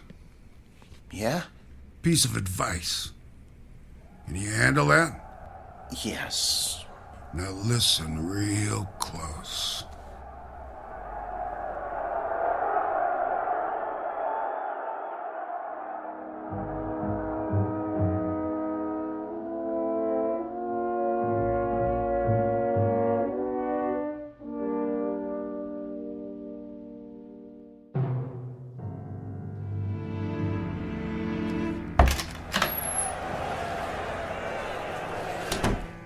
You get it?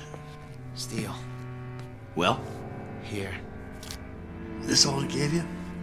Where's the rest? Well, that's what he gave me. This is just enough for monorail fare back to Philly. Well, he said he wouldn't pay for a one-rounder.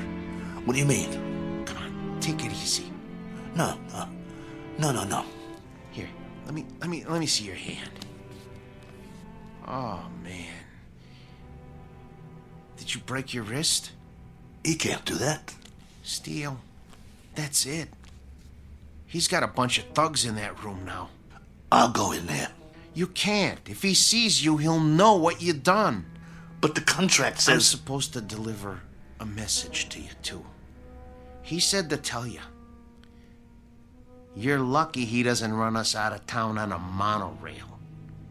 And if you ever show your face in town again, he said you won't be so lucky the next time. Help me up. Just stay seated. I'll get you a drink of water. I don't need water. That's all there is. Look, we gotta get that wrist set. I can make you a sling. For now, just try not to move it. We'll go back by bus. By bus? Come on, you're not listening to me. Look, just hold still. If we go by bus, we'll save money. We'd have enough to get Maxo a new trigger spring and a lens for his eye and some silicone Teflonic joint lubricant. He'll be good as new again. All right, Steele. Anything you say. Then we'll be all set. Maxo will be in shape again and we can get us some decent bouts. That's all he needs. A little work, huh? That'll shape him up. We'll show him what a top B2 can do. Old Maxo will show him. He'll show everybody. Right? Right? Sure, Steele. Sure. Now let's get out of here. Take it slow. I can walk. I know you can. You're a tough guy. But put your hand on my shoulder. That's it. Don't worry about Max. I can pull.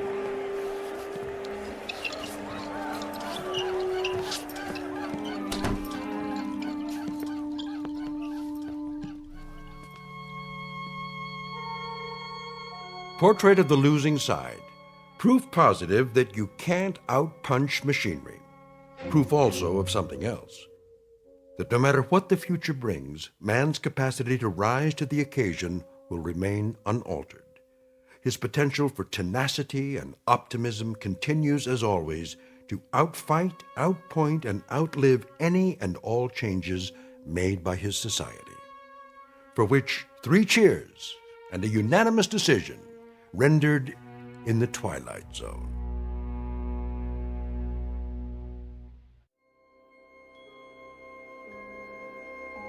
Hi, this is Carl Amari, producer of the Twilight Zone radio dramas. I'd like to take a moment to tell you about our official website at twilightzoneradio.com, where you'll get the latest news and information on these Twilight Zone radio dramas. Plus, at twilightzoneradio.com, you can digitally download 3 free episodes or any of our episodes for only $1.95 each. In this age of ever-changing technology, we've decided to make these episodes instantly available to you by making the Twilight Zone radio dramas a digital download-only series. This means that this series will no longer be offered on CD. The CD collections at our website are now being offered while supplies last at buy one, get one free. So be sure to get your favorites before they're sold out. Be sure to visit us often, and I'll see you in the zone.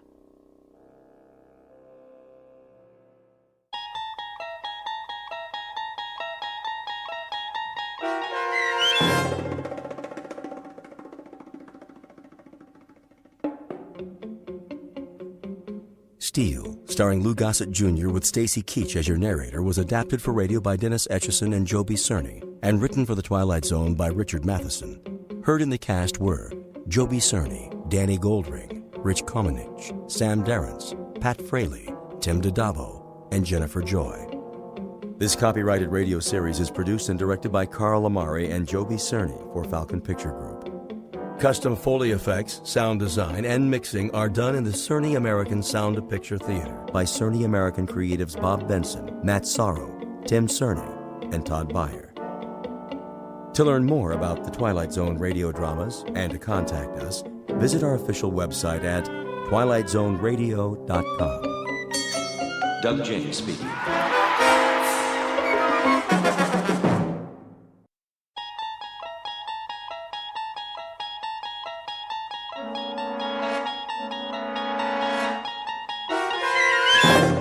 You unlock this door with the key of imagination. Beyond it is another dimension, a dimension of sound, a dimension of sight, a dimension of mind. You're moving into a land of both shadow and substance, of things and ideas. You've just crossed over into the Twilight Zone.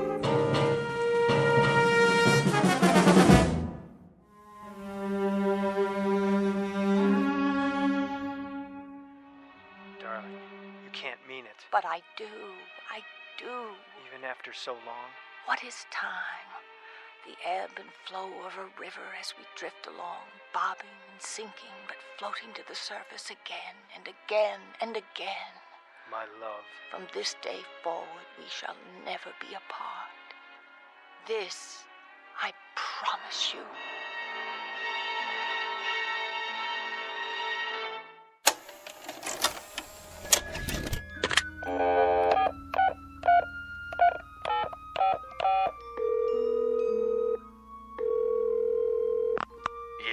Kruger, I've got an idea. Who is this? Jordy, who do you think? Listen, this one's a winner. You know what time it is. Late. Sorry, boss, but I just watched a movie and... Movie? What movie? Remember that assignment? You wanted to send me to the coast? To cover the awards, but you passed on it. Right, the Career Achievement Awards at the Academy. Jordan, surely this can wait. That's just it. It can't. Come morning, I'll be on a plane, headed for L.A. No, you won't. I'm sending the new boy. Not so fast. You remember why I passed on it? Because Pamela Morris isn't attending. As usual, so what? Well, I ran one of her pictures tonight. Her greatest performance. And this, I promise you, I've forgotten the magic. There's never been anyone like her, not even close. So here's what you do. Have you been drinking? Buddy, I'm stone cold sober. Get me a ticket for the red eye out of O'Hare. Then soon as it's morning, Pacific time, call our agent and set up an interview. I'll be there with bells on. Interview about what? Are you kidding? It's Pamela Morris. Where's she been all these years? Is she still as beautiful as they say? I'll get you an exclusive. And while I'm out there, I just might cover the awards, if you ask me real nice. 'Cause you're my favorite editor. Do us both a favor. Go back to bed. I haven't been to bed. I've been watching Pamela Morris all night long. And tomorrow, I'm going to meet her. No matter what. Thanks, Kruger. It'll be worth it. This, I promise you. The world's most beautiful woman. Pamela Morris. In person. Introducing Jordan Herrick, syndicated columnist, whose work appears in more than 100 newspapers. By nature a cynic, a disbeliever, and a jaded commentator on the movie business, caught up for the moment in a lovely vision. He's not sure whether that vision is merely a dream, but he'll soon find out. Her name is Pamela Morris, renowned star and femme fatale, not seen in public for many years, whose legendary beauty is remembered by millions. Mr. Herrick is correct about one thing. Tomorrow he will make her acquaintance, in person. But what he does not know is that the face he gazes upon may actually be a reflection, beamed his way directly from the Twilight Zone. And now, The Twilight Zone and our story, Queen of the Nile, starring Kate Jackson, with Stacy Keach as your narrator.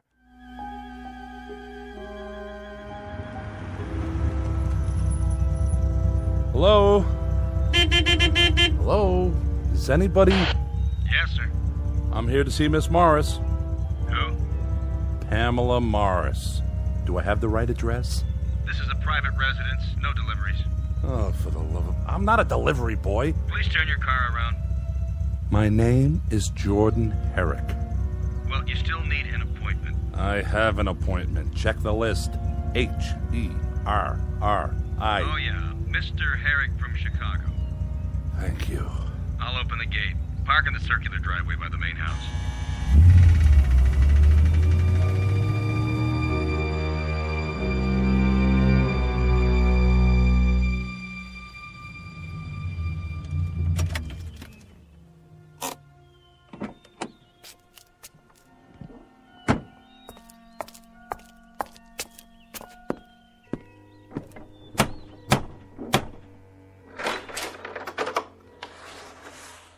Yes? Hello there. I'm Jordan Herrick. I have an interview with Miss Morris. You're early. Am I? Well, if she's not ready, I can wait. This way. Well. This is impressive. Take your coat, sir. That portrait on the wall. Your coat? Here. Who painted it, may I ask? I'll tell Miss Morris you're here. Yes, you do that. What's the signature on the canvas? No. Can't be.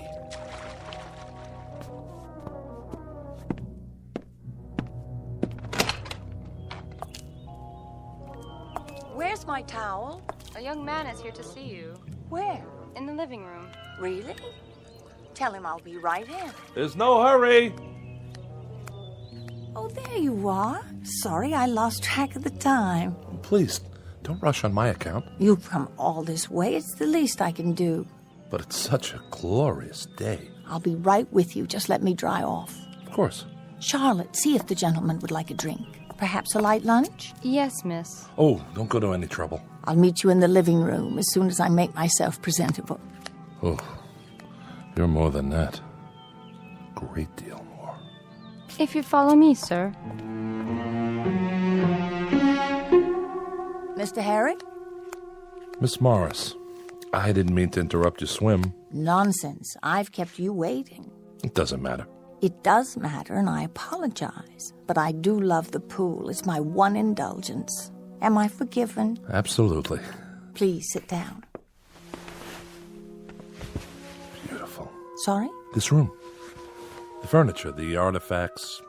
Lovely. You like my little collection? Very unusual.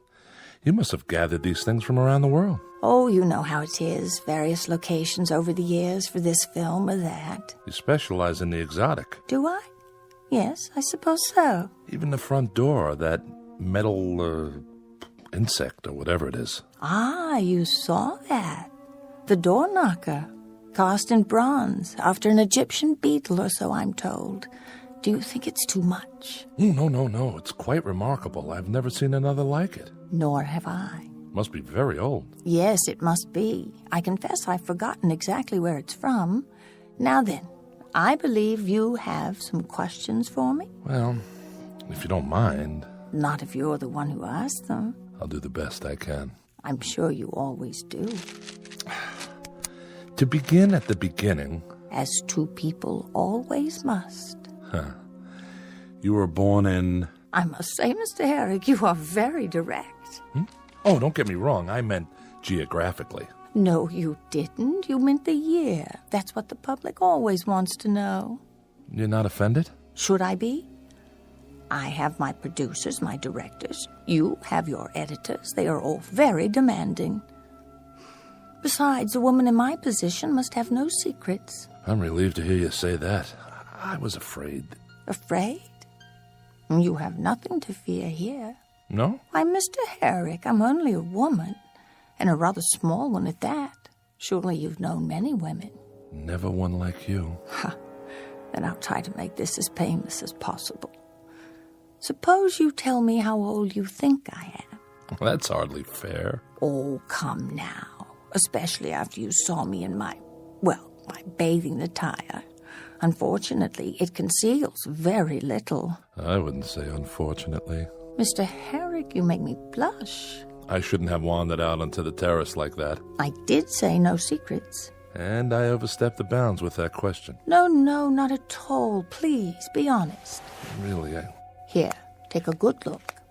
I'm sorry about the shirtwaist and sandals, but I didn't want to keep you waiting a moment longer. Time is so precious. You're not wearing any makeup, are you? Can you tell? There simply wasn't time. You're very beautiful. That wasn't the question. We were talking about my age. I'd appreciate your candor. In that case, you look no older than you do in the painting. Oh, everyone asked about that. I was only a child when I posed for it. Is that so?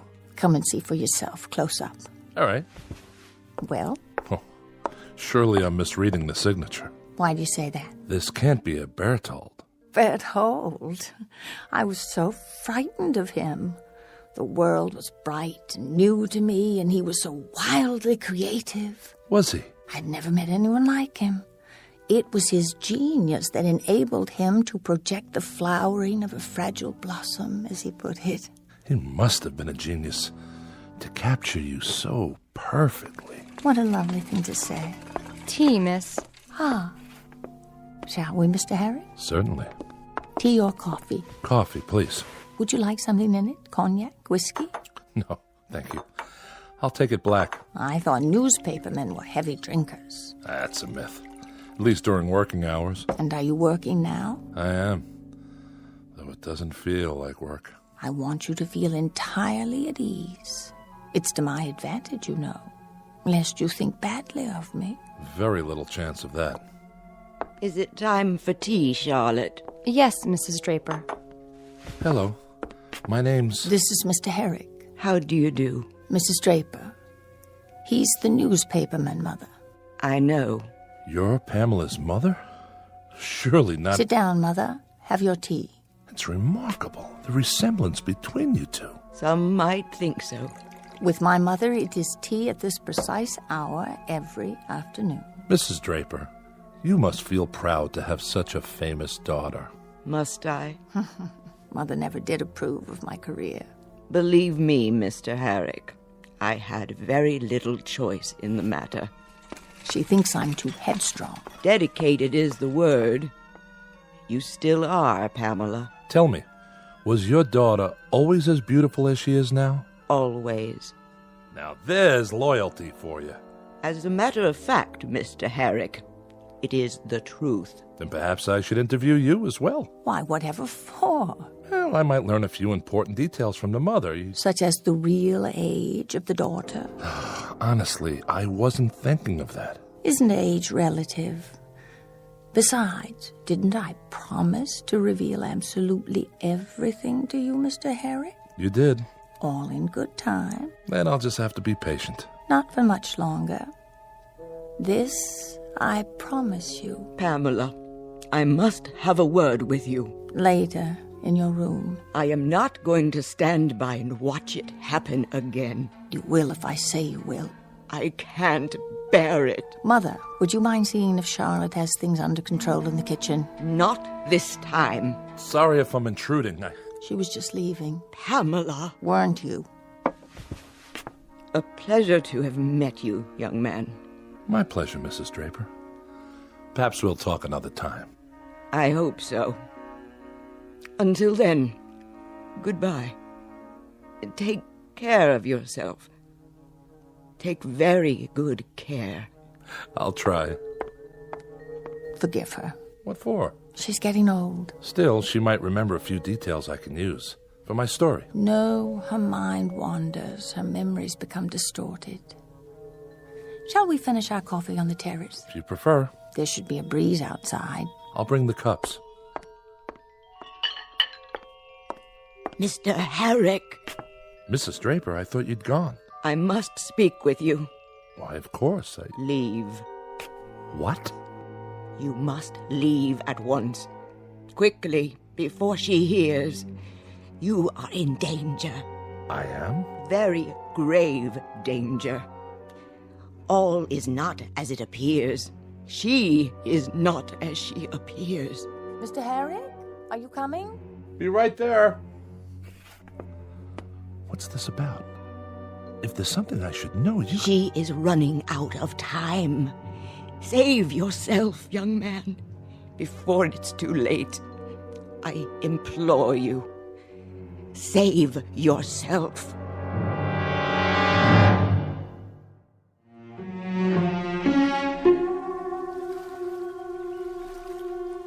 Isn't it lovely out here? Quite stunning. And a perfect location. I'm trying to remember. Who owned this house before you? Oh, some ancient actor from the silent days, I think. And when did you purchase it? There you go, Mr. Herrick, still trying to trick me.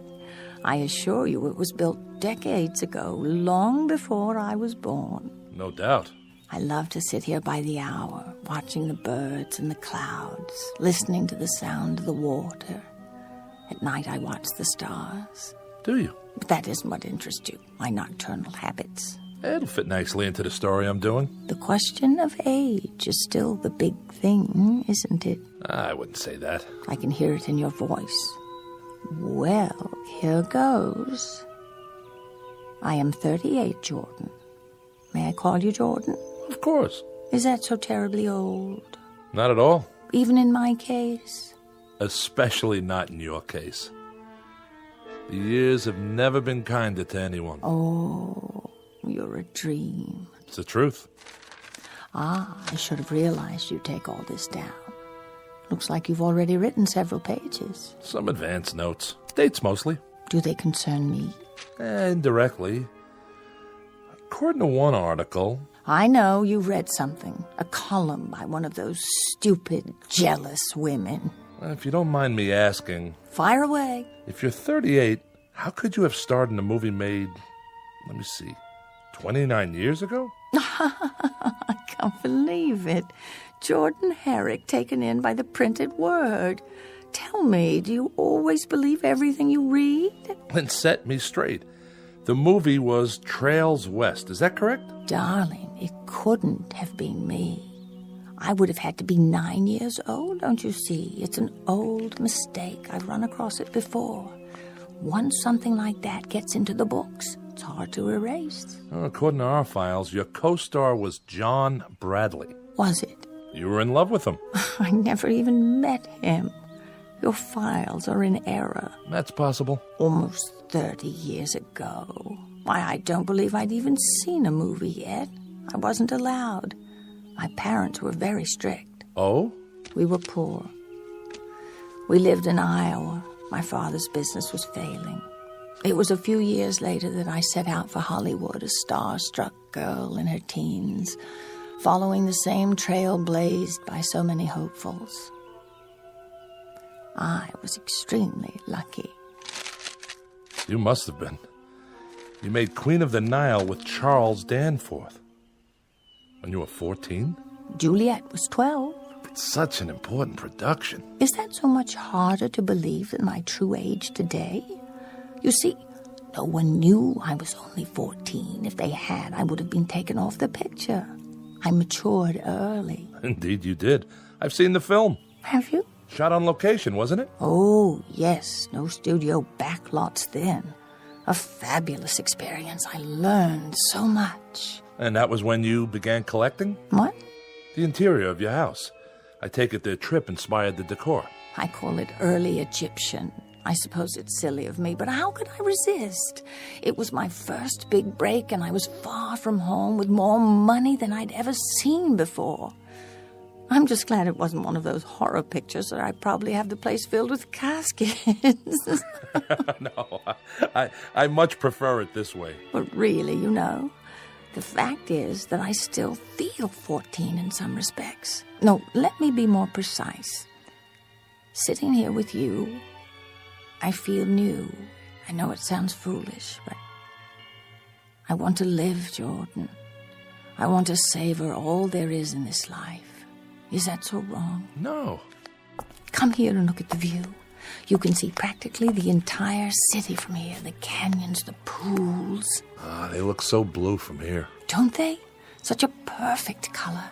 Reminds me of something. Me too. Your eyes. You are too good to be true. But do you see what I mean? The world is such a magnificent place, full of so many wonders, too many to know in one lifetime. Maybe that's what makes life so precious. Because it's so brief. Does it have to be? If we live fully, tasting everything that's placed before us like a magnificent offering, two people alive to the moment and each other. Yes. I'm being foolish again saying such things. Oh, on the contrary. We've only just met.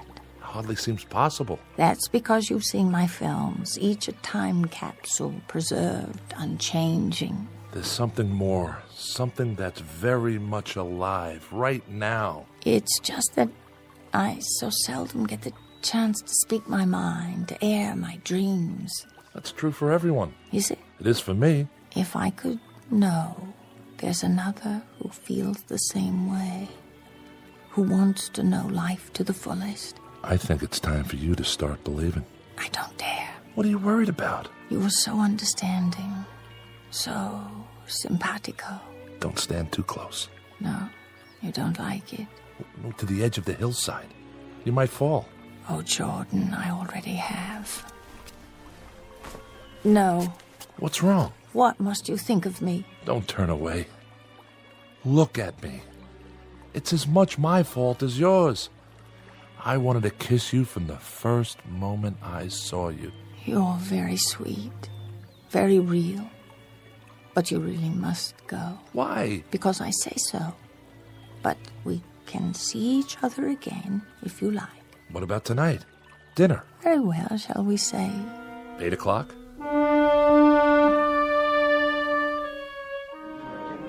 Eric?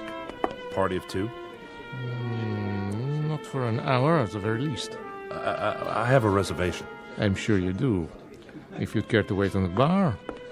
Hello, Armand. Miss Morris. It's been a while, hasn't it? I should say so. We've missed you. How about that reservation? The old table, I presume? That would be divine. Claude? Yes, Armand. Prepare that corner booth. But it is occupied by another couple. Then move them. Tout suite. Yes, sir.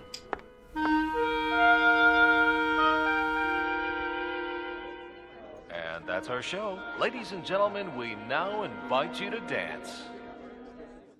Darling, I don't know when I've had such a wonderful time, but it is getting late.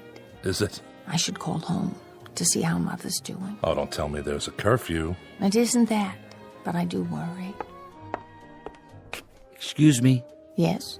Miss Morris, can I have your autograph? Of course, dear. Thank you, Miss Morris.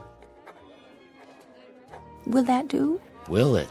You should charge for those things. That's the 10th one tonight. Darling, is something the matter? No. Nothing. We're to have no secrets between us, remember? I was just thinking about your mother. Something she said. When? Earlier today, she took me aside. I could have sworn she was trying to warn me.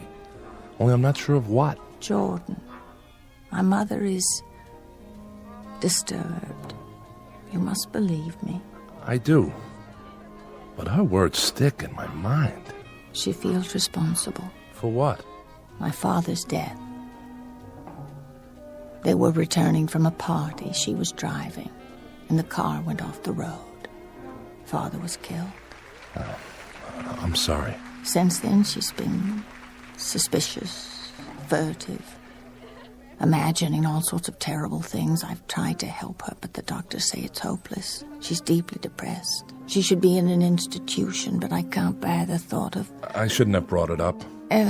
Let's change the subject. Yes, let's. Now then, I told you about me. What about you? What do you want to know? Where did you grow up? Chicago.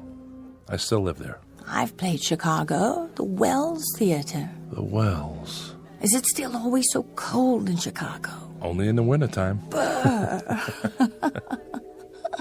Oh, I almost forgot. I was going to call Mother.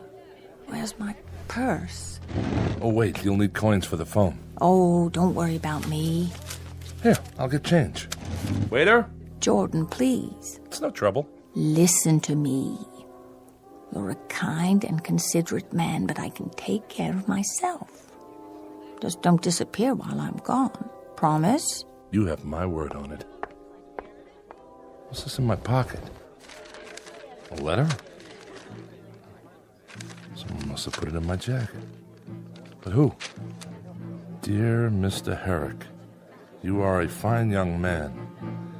I know you want to see my daughter. But you must not. Under no circumstances are you to come to this house again. You will not believe what I am about to tell you, but I swear on all I hold sacred that she is not as she appears. The ravishing woman you know as Pamela Morris is far older than you think. She has told you her age, but she is much more than 38. I know. For you see, I am not her mother. I am her daughter.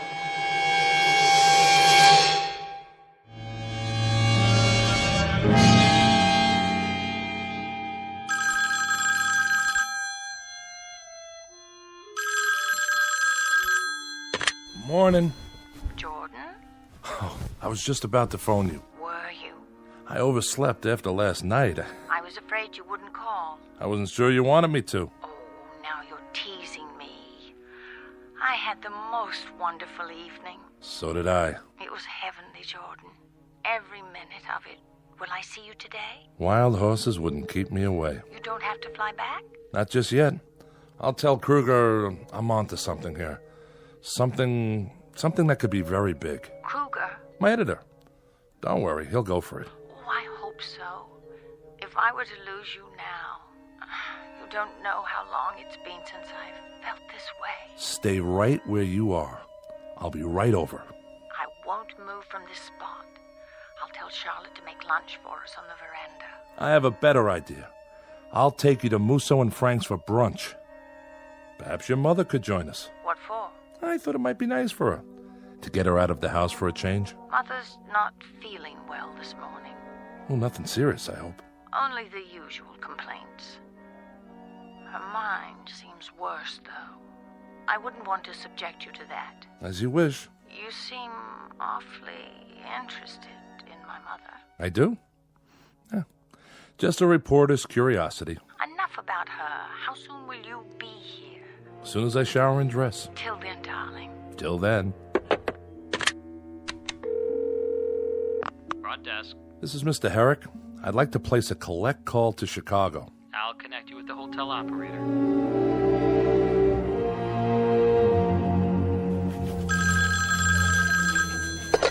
Kruger. Hey, old buddy.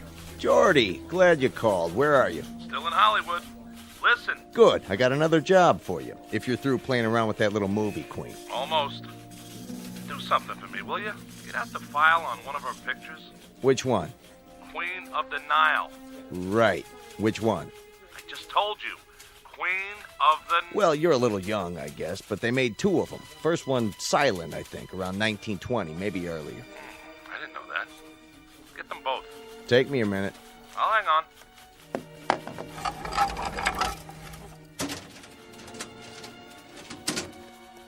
Here it is. You there? Yeah. I got it. What's the name of the girl who starred in the original? Let me see. Constance Taylor. Never heard of her. Anyway, she starred in most of it. What do you mean? It says there was some kind of accident during filming. A cave-in at a tomb in Egypt. Real tragic. They never found her. Got a photo of this Constance Taylor? There's a clipping from the obit. Compare it. With what? A picture of Pamela Morris in the remake. If you say so. Well? They look alike, but they would. They played the same part with the same makeup, same type of costume. The old Wells Theater. When did they tear it down? The Wells? Here in Chicago? Oh, it must have been sometime in the 30s. Why? I want to be sure first. In the meantime, meantime, I need you to do a little more research. Find out about the men who were involved with Pamela Morris. Send me every press release, every clipping you have on her. Then fax them to me at the hotel. Can you do that? This better be worth it. Ooh, it will be. Sounds like you're on to something. Kruger, you wouldn't believe it if I told you. But it's something, all right. Something fantastic.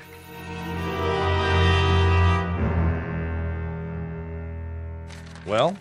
It's all true, Mr. Herrick. Every bit of it. But don't show it to her. Leave here at once. This picture. Is it Pamela? Yes. Yes. Please, Mr. Herrick. You don't know how it is. January 12th, 1933.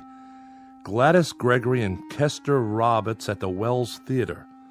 On roadshow tour, fresh from their Broadway success and Honeymoon Deferred. She had many different names. But she herself hasn't changed in what? 50, 60 years? At least 80. The sum total of my life. You can't imagine what it was like to see her always so fresh and beautiful, while my mirror image grew seared and yellowed with age. How I longed to see a wrinkle, just one, in that baby skin face. But she stayed young, and it was I who grew bent and gnarled, withered by the weight of the years. Is it any wonder that I hate her so? Hard to imagine hating her. Take one last look, Mr. Herrick, and then go. How old is she, really?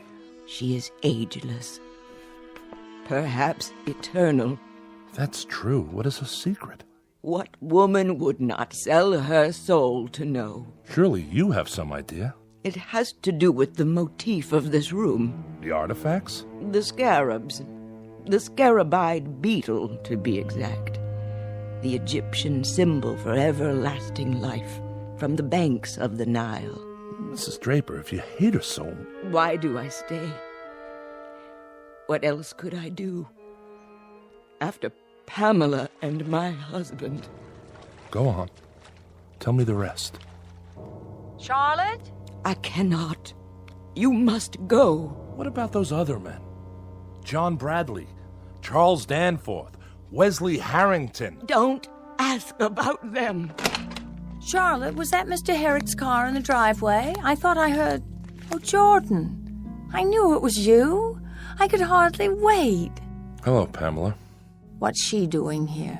Pamela. How nice of you to drop in, Mr. Herrick. Has my mother been entertaining you? Yes, she has. Tea, Miss Morris. Thank you, Charlotte. What wild tales have you been spinning, Mother? I'm beginning to think they're not wild tales at all. Oh? For one thing, the Wells Theater where you played was torn down years ago. Many, many years. And the artist, Berthold, who painted that picture of you, do you know when he died? You may leave us, Mother.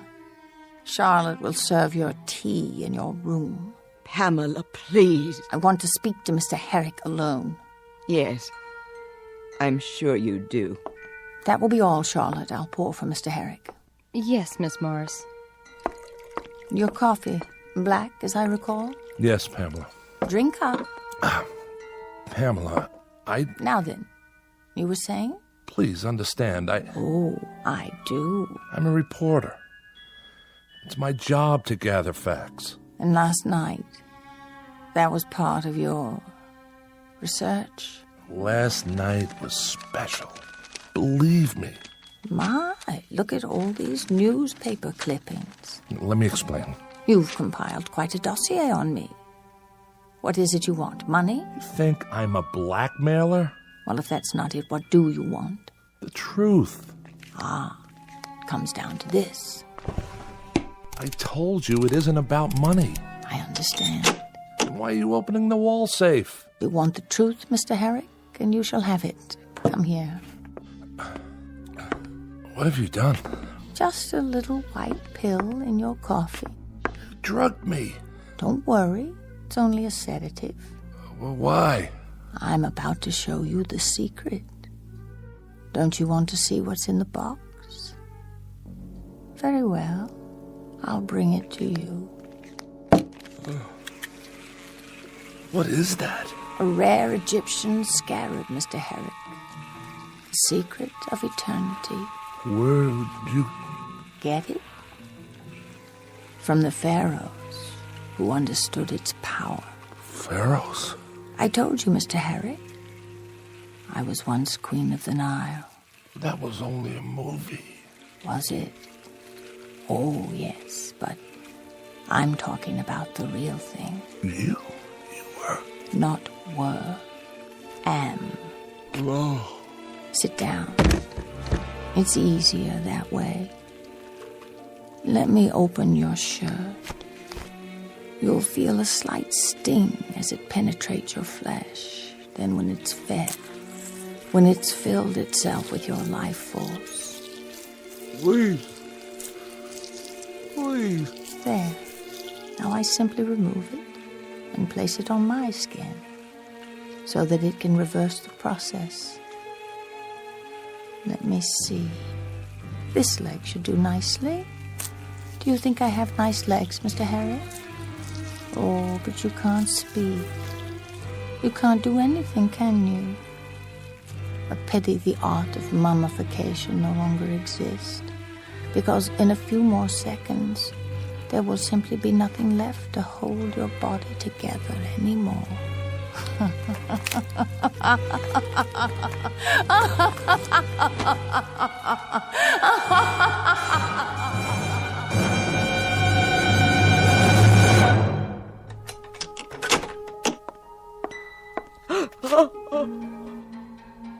Pamela, what have you done? I've told you, Viola. Never come in until I call you if you want to live another day. No, I can't bear it. Get rid of the remains. Quickly. This must stop. Clothing, shoes, everything. Now.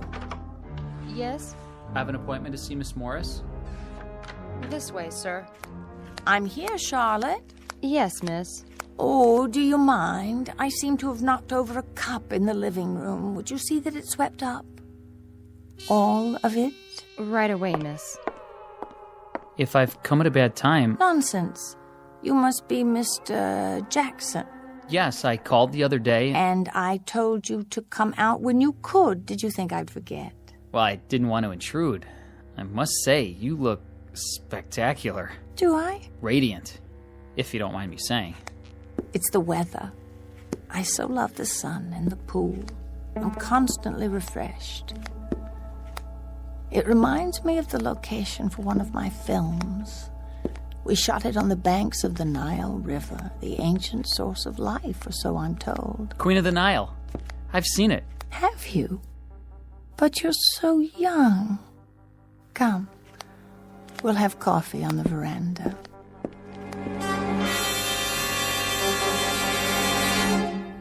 Everybody knows Pamela Morris, the beautiful and eternally young movie star. Or does she have another name even more famous, an Egyptian one from centuries past? A word to the wise. It's best not to be too curious, lest you end up like Jordan Herrick, a pile of dust and old clothing discarded in the endless eternity of the Twilight Zone.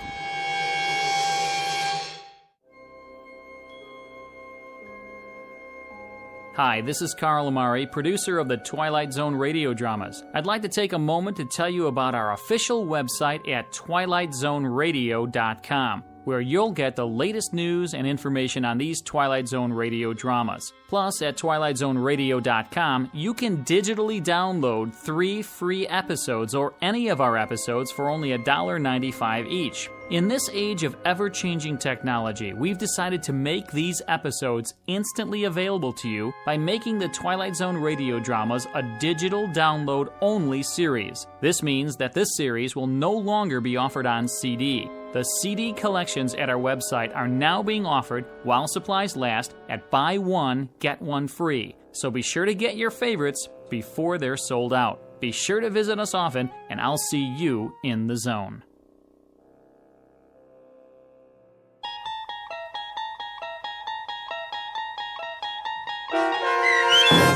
Queen of the Nile, starring Kate Jackson with Stacy Keach as your narrator, was adapted for radio by Dennis Etchison and based on a script by Jerry Saul. Heard in the cast were Mike Starr, Doug James, Jeff Lupetin, Linda Reiter, David Darlow, Sarah Marks, Christian Stolte, Bob Dunsworth, Carl Amari, Vince Amari, and Roger Wolski. To learn more about the Twilight Zone radio dramas and to obtain audio cassettes and CDs of these programs, visit our website at twilightzoneradio.com. The producers of The Twilight Zone wish to thank CBS Enterprises, Carol Serling, Dennis Etchison, Dick Brescia Associates, Claire Simon Casting, Terry Jennings, XM Satellite Radio, Sirius Satellite Radio, our sponsors, and our radio affiliates for helping make this series possible. This copyrighted radio series is produced and directed by Carl Amari and Jason Mallow for Falcon Picture Group. Doug James speaking.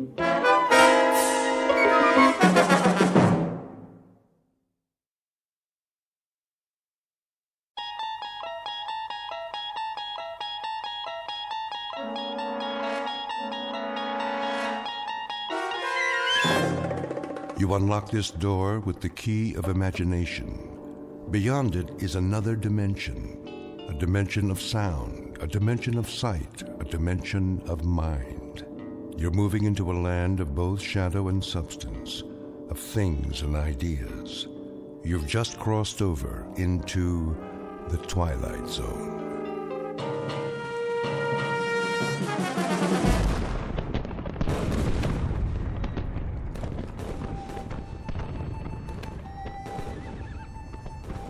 The date is Tuesday, September 11th, 1864.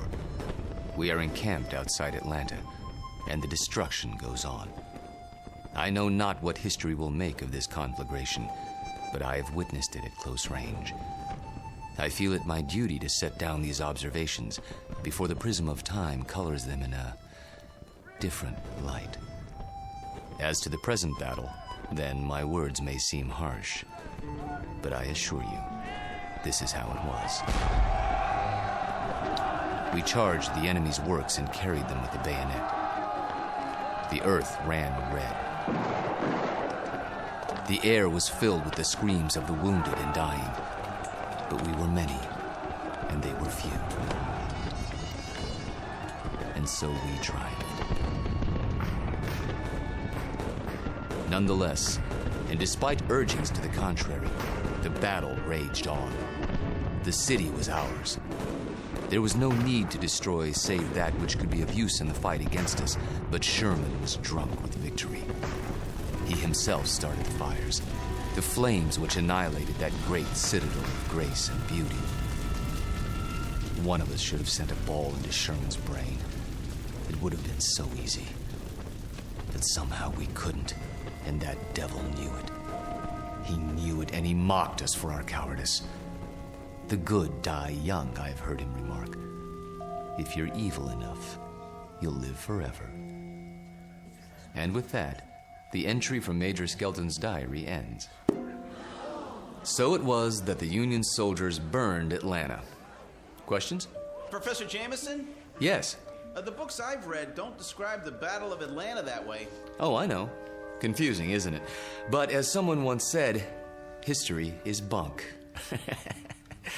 Who was it now? I should know that. Henry Ford. Yes, of course. That's it. Mr. Ford. Thank you, Professor Kittredge. Helps when a Nobel Prize winner sits in on your class. You should drop by more often, Sam. You seem to do quite well without me. I could always use a good teaching assistant. So, to sum up today's lecture, the Union soldiers did indeed burn Atlanta for no good reason after the battle was won. You may have seen a more pictorial version in the motion picture Gone with the Wind, but I assure you, the conquering troops took no pleasure in their work. They were forced to it by a man they hated more than they could ever hate the rebels. An ugly, sullen, appallingly brutal general named William Tecumseh Sherman. The history books have glorified this monster, attributing to him qualities of courage and integrity. Trust me, he had no such qualities. He was just a small, evil man with tiny red eyes and a dirty beard and a way of talking that made you quietly want to slit his throat. What a great lecture. I really like this class. Professor Jameson makes it so real. I forgot to take notes. Oh, you can borrow mine. When's the test? I don't know. I think it's next Tuesday.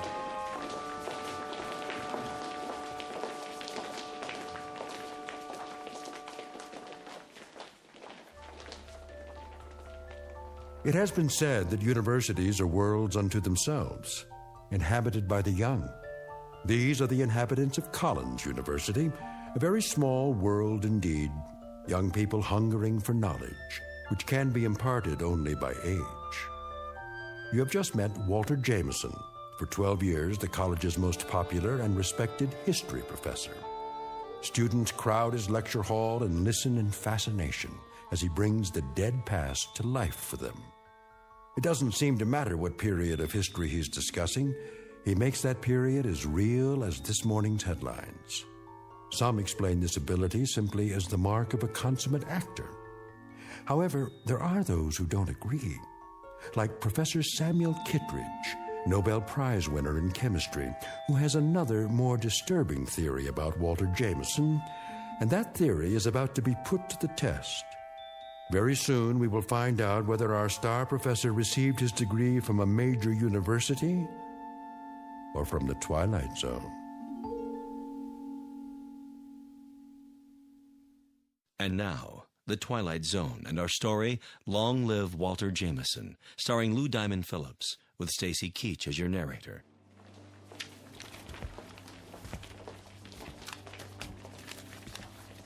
Very vivid, Walter. You had me on the edge of my chair. Thank you, Sam. Coming from you, that means a great deal. Now I see why these lectures of yours are so popular. Is that why you sat in today? Partially.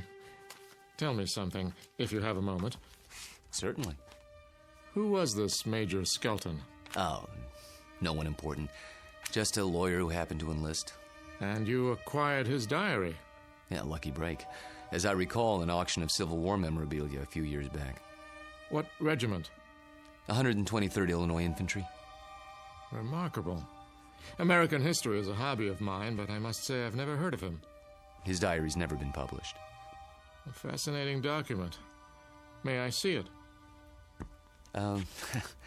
Surely.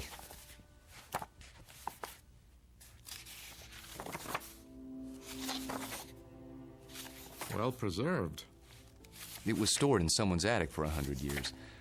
I don't think it had ever been read. You come across objects like this once in a while, put away in boxes. They didn't know what they had. You could resell it for a nice price, I imagine. Original source materials are hard to come by. Don't suppose I could borrow it? I never lend books to absent-minded professors. Remember the last time? Yes. I guess you're right. Time for some coffee? What? I'm going past the student union on the way to my office. Not today. I have a paper to work on for the conference. Oh, I almost forgot. Can you come by for dinner? Whose invitation? Yours or Susanna's? Mine, this time. Something on your mind? Nothing special, just your company. We have a chess game to finish, if I'm not mistaken. Say 7 o'clock? All right, 7 it is. Good. See you then.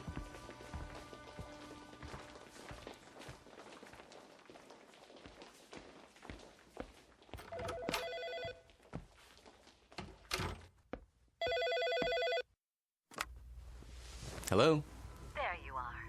Where else? I keep regular office hours. I know. A chance to counsel all those co-eds. Oh, please, Mr. Jameson. I just have to talk to you. It's about my term paper. It's Professor Jameson to you, young lady. Excuse me, Professor. I might have an hour this afternoon. Then we'll have to work fast. You see, I have a bad case of writer's block. I need someone to, well, loosen me up. You don't need me. You need a cold shower and a massage. Speak for yourself. Daddy told me he invited you for dinner. He did. You mind? Not if you don't mind my getting some work done afterwards. My thesis is due in 10 days. How's it coming? Oh, it's coming. I'm just not sure I've said enough. Want me to look at it? Absolutely not. I have to know that I can do it on my own without help from you or Daddy. You will. Don't worry about it. I miss you. Me too. Only a few more days. Then we can spend more time together. We'll paint the town red. Oh, there's my 2 o'clock. I gotta go. Let me guess. Female, age 19, about 5'2", with eyes for her handsome professor. Be right there. Actually, this one's a little old lady. Wants to finish her degree before she kicks the bucket. I'll bet. See you in a few hours, darling. It's a date.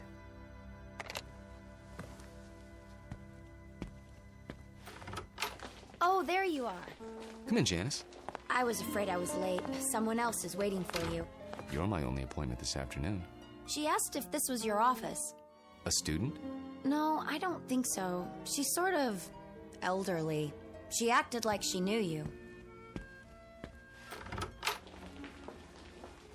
Hello? Hello? She'll probably come back. Oh, I'm sure you're right. Now then, Janice, how can I help you? I'm sorry to bother you, Professor, but I'm having trouble with the assignment. Can't find all the books? The research library isn't supposed to check out certain materials, but sometimes... It's not that. I've got everything I need, but the authors on the list, they don't agree with your version. So my question is, which version should I use, yours or theirs? Remember what Ford said. What? Never mind. Start with the basic events. Everyone's in agreement there. As to interpretation, that's up to you. Just tell me what you think happened and why, based on all the accounts. Original thought is what counts. But how can I be sure if I wasn't there? That's always the problem, isn't it? There's an old adage. Those who were there know more than those who weren't. The problem is getting people to believe you. Nonetheless, you know what you know, so you learn to keep some things to yourself. But that doesn't affect you, Janice. We deal with truth in my class. Nothing but the truth, for better or worse. They say it can set you free.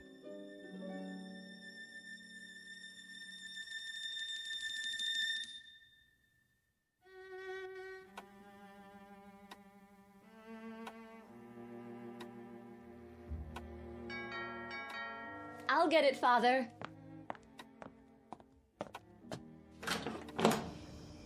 Hello there, miss. I've got a great deal on a set of encyclopedias. Sorry, we don't want any. Just let me get my foot in the door. Oh, really? You know what's wrong with you, Professor? What? You're always on time. Sort of takes the mystery out of things. Oh, so I'm not mysterious enough for you. That's just it. You're too mysterious. Except when it comes to keeping dates. Get in here. Mwah. What's that for? Because, like my new dress? Awful. Get rid of it right away. You mean here and now? Watch it. You're a PhD, not some sorority girl. And not yet, I'm not. There's a little matter of a thesis, remember? A mere technicality. Anyway, it doesn't matter. You're about to give it all up and become a housewife. The devil she is. Hello, Sam. I didn't see you there. I'm giving you my daughter's hand, not her brain. Which I inherited from you. She'll get that PhD if I have to... Spank her, I know. Well, I like that. Spare the rod and spoil the child. Pour yourself a drink, Walter. Dinner's almost ready. Don't tell me you're the cook again tonight. Indeed. And why not? Don't you think it's about time Susanna learned for herself? He won't let me. Force of habit, after her mother died. Let's go into the dining room, shall we? I'll serve. You sure there's not something on your mind, Sam? Nothing that a good meal won't cure.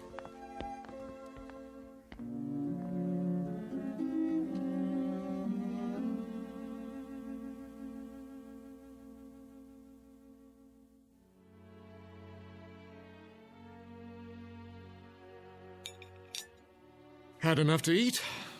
I take it all back, Sam. She'll never be the cook you are. I wouldn't even try. Well, you could try. Who knows? Maybe you've inherited your father's talents. What do you think you're doing in here? I'll do the dishes later, unless this is the men's hour. Cigars and brandy and all that. Not a cigar, a pipe. It's not the dishes I'm worried about. It's a little matter of a doctoral thesis. Upstairs with you. Walter and I have some talking to do. I don't believe this.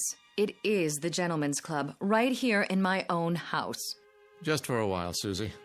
Then you can have Walter to yourself. You're not going to treat me this way, are you? Worse, you might have to support me. Then the wedding's off. Good night, Daddy.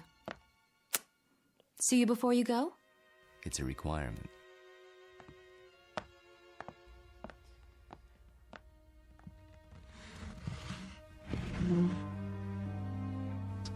Brandy? By all means.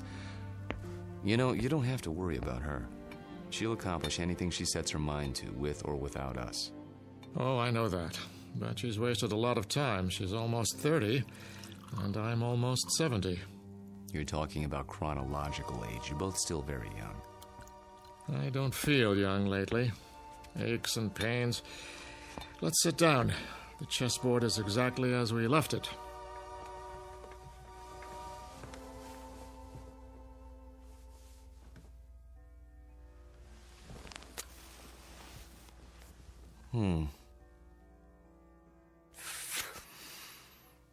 My move, isn't it? Do your worst.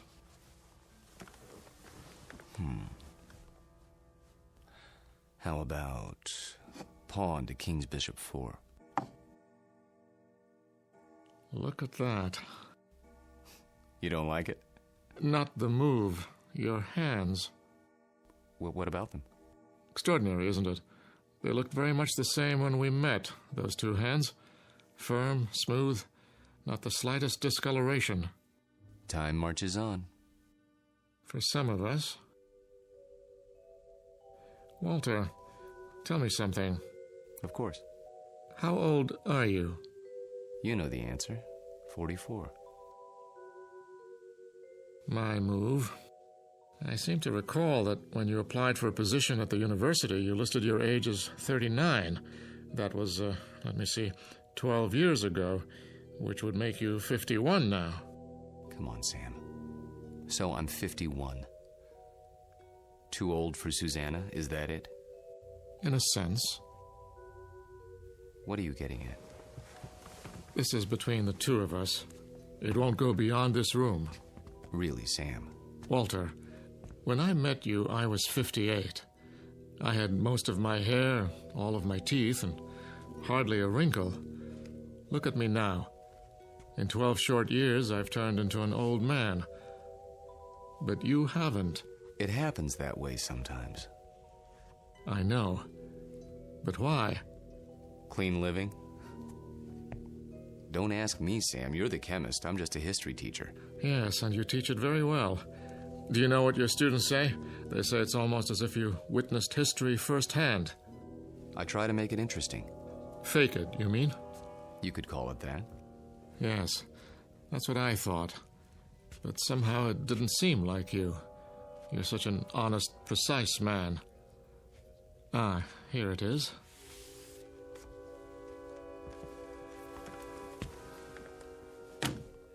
What have you got there? A book, a first edition. Photographs, mostly. Taken by a fellow named Matthew Brady during the time of the Civil War. Well, what is it? You look as if you'd seen a ghost. Perhaps I have. Hand me that magnifying glass, will you? I don't see. Was your grandfather in the war by any chance? No. In that case, I'd say we have something of a mystery on our hands. How so? You got me interested in your Major Skelton today. Oh, that. I was curious to see what he looked like. So I went through the Brady pictures, not really expecting to find anything. Here, this is a shot of Sherman and 3 staff officers. Yes, typical of Brady's work. Moody, grim, not a smile between them. Look closely. The one with a pistol in his belt is identified as Major Hugh Skelton. This photograph was taken in the 19th century, and yet it looks exactly like you. I'd know those eyes anywhere. In fact, Walter, I'd have to say, it is you.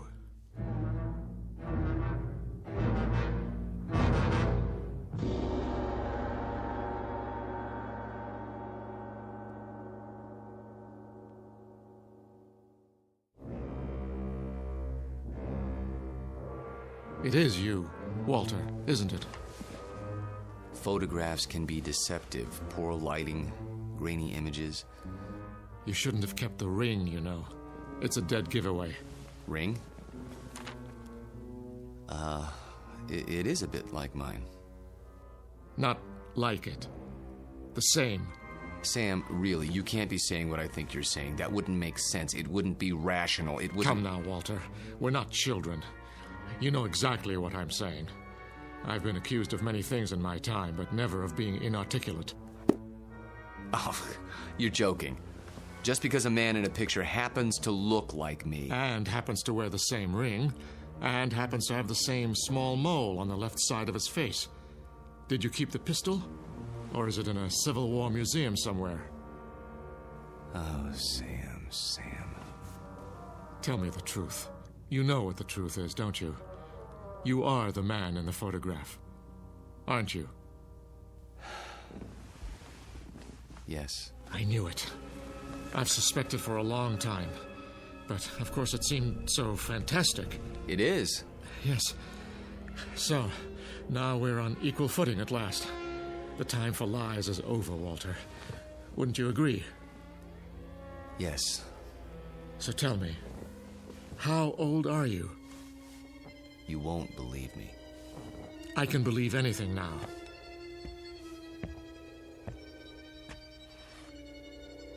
This bust on your mantelpiece? What about it? It's after a Greek statue, as I recall. The head of Cato the Elder. That's right. Let's just say, I'm old enough to have known this gentleman personally. But he lived more than 2,000 years ago. I said you wouldn't believe it. No, it isn't that, but 2,000 years? How, Walter, how? You don't know what you're asking. In heaven's name, this is what mankind has been dreaming of. Sam. To live forever. To go on learning and understanding eternally, without end, without death. Sam. Tell me the secret. I can't. You must. You owe it to the world. I owe the world nothing but contempt and pity. Then tell me, any part of it.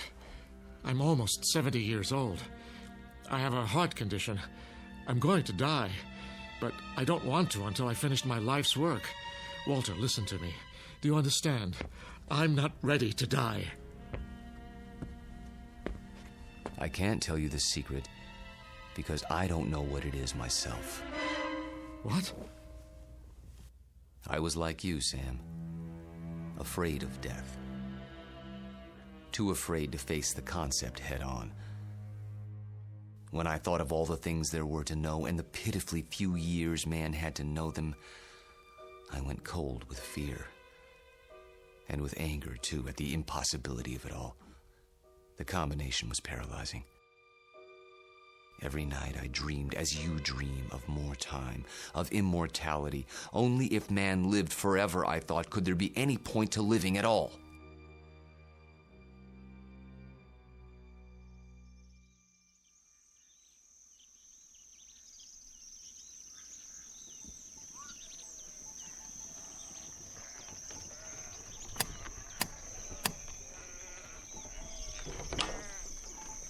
I'm thirsty. You have water? Come in, traveler. Thank you. You're very kind.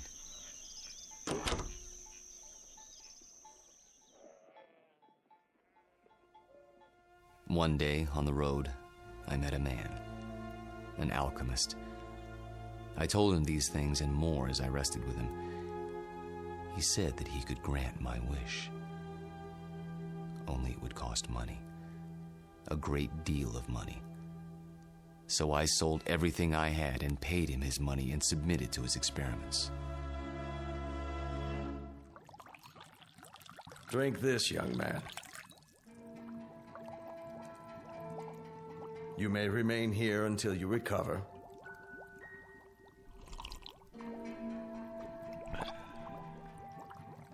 I feel strange.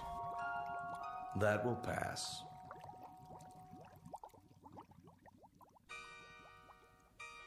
I remember very little of what followed, except that I was in a coma for many weeks.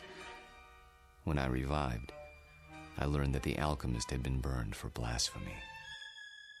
You're not serious? An alchemist? The only legitimate one that I've ever known.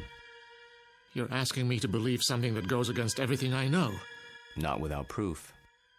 But an alchemist? I'm a man of science.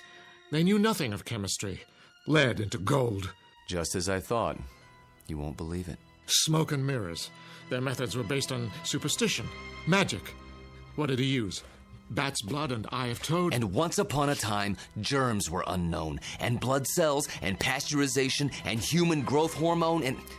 Sam, all those things and more would have been called magic once. It's a matter of knowing what to measure and how. Do you realize that most of today's medicines come from plants? Witch doctors discovered a long time ago that they worked, even if they couldn't explain the reason. Don't lecture me. All right. But you'll grant that certain phenomena exist before we know why. Science is like history in that respect. A detective story, working backwards from known facts until we understand the cause. And I'm the most undeniable of facts. Unless you can come up with another explanation. Go on. There isn't much more to tell, really. I thought the experiment had failed, of course, because I didn't feel any different. But then, when I saw my wife and my children and my friends aging and growing old, this was a problem I hadn't considered, you see. But surely there's a way to get around that paradox. Such as? There must be. Is there? Think about it. If I tell you that somehow I can stop you from aging, where do you want to be stopped? At 30? Then you watch everyone around you turning old. At 70? Would you want to live forever the way you are now? Sick and weak? It's better than dying. No, Sam. You're wrong. I was wrong. It's death that gives this world its point. We love a rose because we know it will soon be gone.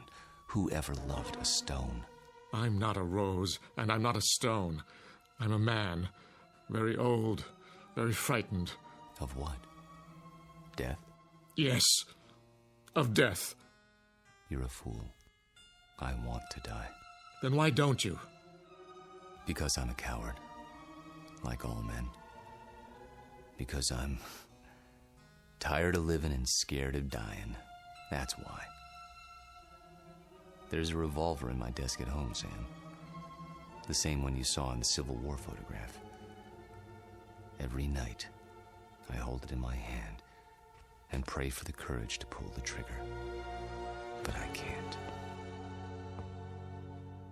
You mean to say you've survived all these years without an accident, without being injured or wounded?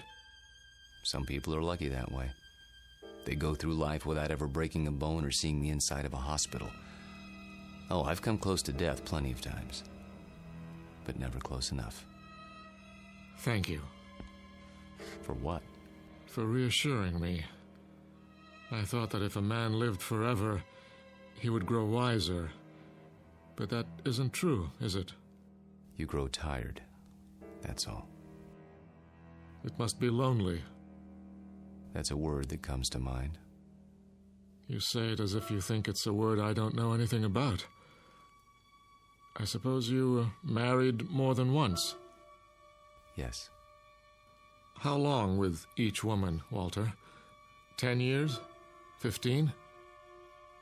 I take your point. Now you know why I attended your lecture. Why I asked you here tonight. It wasn't idle curiosity. I suspected as much. Sam, this isn't a situation of my choosing, not any longer.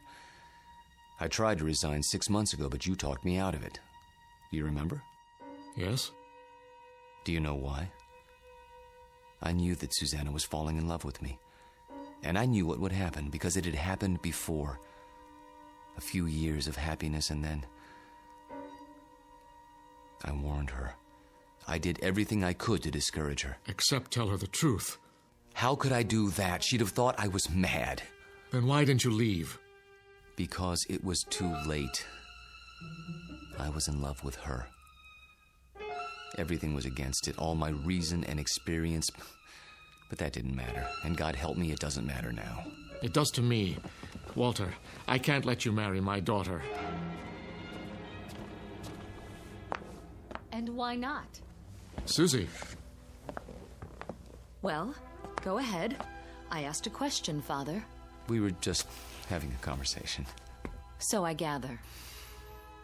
How long were you standing at the top of the stairs? Long enough to hear that there's some sort of disagreement over me. Don't you think it would have been considerate to include me in the negotiation? It's not a negotiation. Please, don't misunderstand. Your father seems to think I'm too old for you, darling. Susanna, let me explain. That's the silliest thing I've ever heard. Good. In that case, you will marry me? I thought that's already been decided. You asked, and I accepted. Unless you're having second thoughts. Nonsense. If I had my way, we'd do it tonight. Are you serious? I've never been more serious in my life. I think you mean it. There's a justice of the peace in the next county. Go upstairs and get your prettiest dress. I'll go back to my place and pick you up in an hour. But... Go. Go. Daddy? I can't very well ground you, can I? You're of legal age. Oh, Walter, I do love you. Though your timing is a bit of a surprise. Life is a surprise. If we're not ready now, when will we be? Next week? Next year? We have to seize happiness when it comes, and it's here now. 1 hour, darling.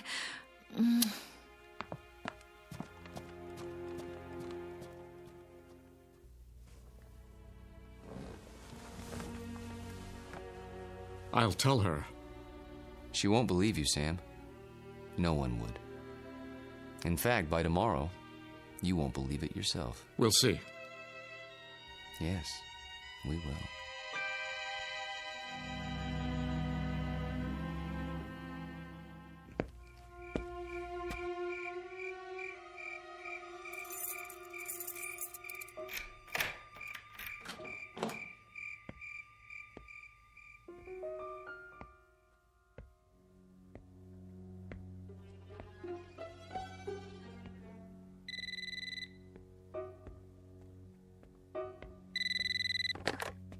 Yes?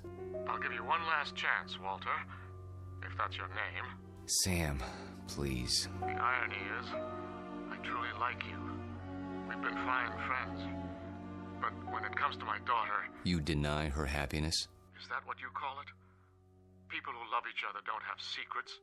They share their lives. They grow old together. Susanna's entitled to the same thing. Not a mockery of it. You don't think this is easy for me. There's nothing ahead for her but a broken heart, as she sees herself age while you don't. How long do you think you can keep it from her? And if I go away, will that make her happy? She'll suffer, but she'll get over it. You don't belong here, any more than that antique pistol in the photograph. It's still here, in my desk drawer. And so am I. That's reality, Sam, for better or worse. She's upstairs now, packing. If you come back, I'll expose you. Not just to her, but to the university and the world. Starting tonight. You mean it, don't you? You don't leave me much choice. Give me a few minutes. I need to think it through. Good. If you love her, you know what to do. Yes, I know what to do. Only, I don't know if I have the courage.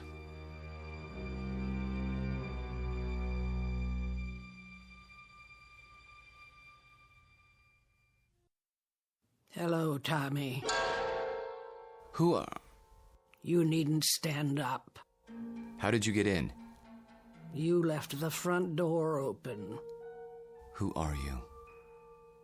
Don't you recognize me, Tommy? No, I don't think I... Look hard into my eyes. You called them the most beautiful you'd ever seen once. A long time ago. I think you've made a mistake. No. It's you, Tommy. My name is Jameson. Professor Jameson. And if you don't leave my house at once, I'll be forced to call campus security. Don't pretend with me. I know who you are. And who is that? Tom Bowen. Tom? My husband. That's impossible. I've never been married. You mean you don't remember? How convenient for you. We married right after the Great Depression. We lost our farm to the drought. Crops died and blew away like dust. And you, still a strong, vital man. So we packed up the car and moved west. The living would be better now, you said. And it was. For a while. We had a little girl. Did you know she passed away last year, Tommy? A grown woman herself, getting on in years. It's not right to outlive your children. But me, I had to keep going. It was like I'd been waiting all these years, waiting to know where you went when you ran off. And now, I found you. My dear lady, perhaps if you told me who you're looking for, I could... Oh, stop. Please, stop. I saw your picture in the paper. I knew it was you by those eyes. And the ring. You always wore it. So I had to see if it was true. It is.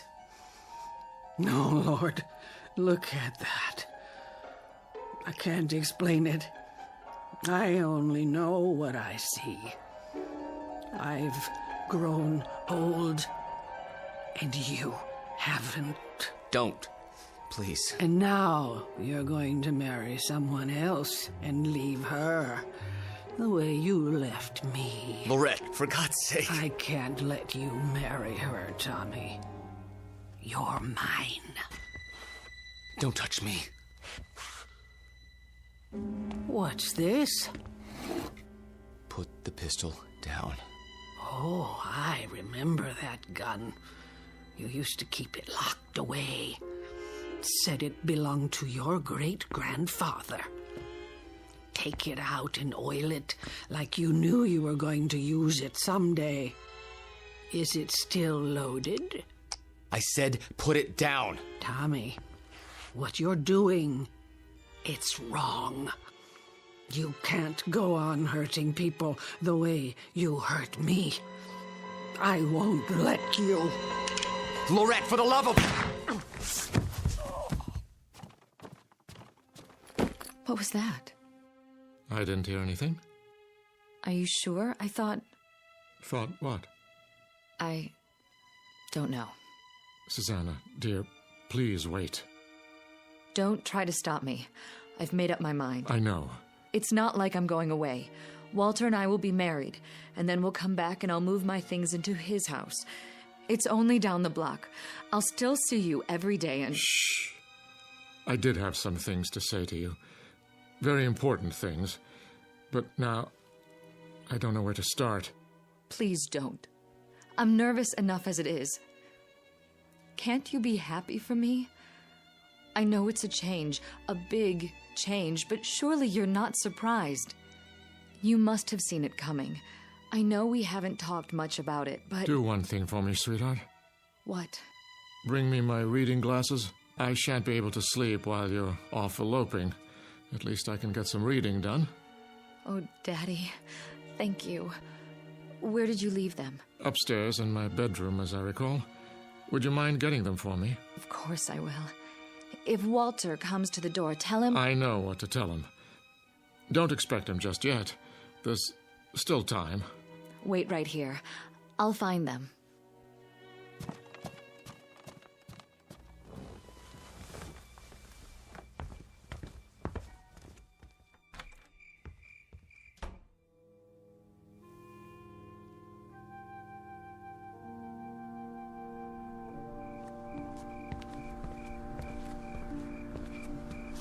Oh, Excuse me, I didn't see you there. I saw my Tommy. He's resting now. Good evening to you, madam.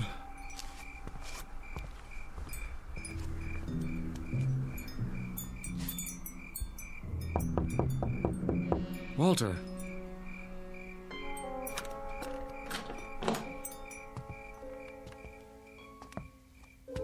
Walter, where the devil are you? Hello, Sam. Why are all the lights off? I was just, thinking. The window's open. I know. I'll close it. No. What's the matter? It's a strange feeling after all this time. What do you mean? I mean, I've come to my senses. Tell Susanna. Tell her if you would. You're hurt. Turn on the light. Stay away. I'll call a doctor. No. But your hand, there's blood on it. Hard to avoid that when you've been shot. It's dripping all over everything. I'm leaking, Sam. Everything has been held inside for so long. It's running out. I feel light as a feather. Take my arm. Sit down. Quickly. A little late for that. I'm sinking, Sam. Right into the rug. It'll be quite a mess to clean up. What's happening to you? It's happening. At last. Your hair. Your skin. Sorry to fall apart on you. Oh. But nothing lasts forever. Thank God, Sam. Thank God in His wisdom. Oh, Walter. Walter. Tell her. I'll try to think of something. Don't let her see me cry.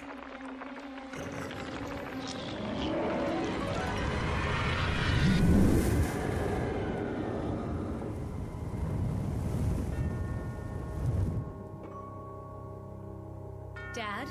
Walter? No, Susanna. Stay back. Daddy! Go home. Where's Walter? Susanna, please, go home, now. Walter? He's gone. Gone where? I wish I could tell you.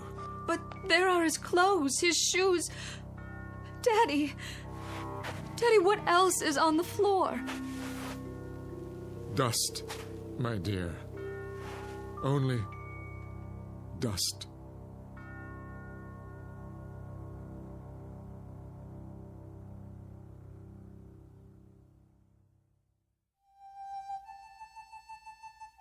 Professor Walter Jameson, an expert in the subject of times long past, and above all, a consummate actor, since before this university was founded.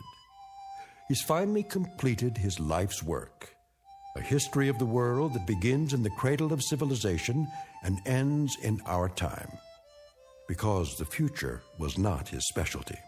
In fact, the simple truth is he had no future left. The past has a way of catching up with us, sometimes when we least expect it.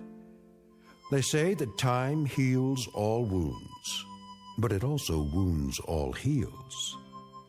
Rest in peace, Professor. You've just passed the ultimate final examination in the Twilight Zone.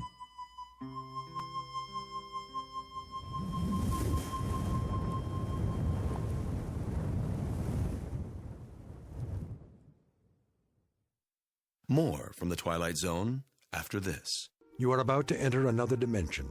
A dimension not only of sight and sound, but of mind. A journey into a wondrous land of imagination. Next stop, the Twilight Zone.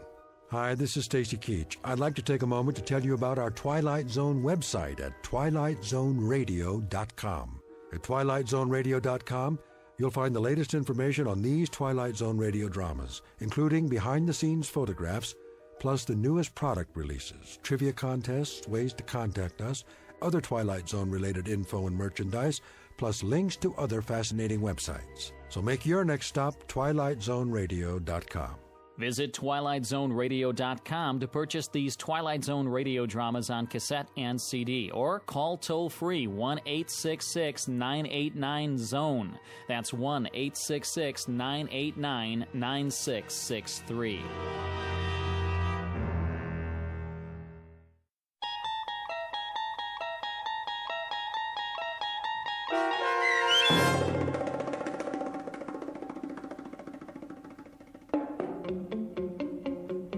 Long Live Walter Jameson, starring Lou Diamond Phillips with Stacy Keach as your narrator, was adapted for radio by Dennis Etchison and written for The Twilight Zone by Charles Beaumont.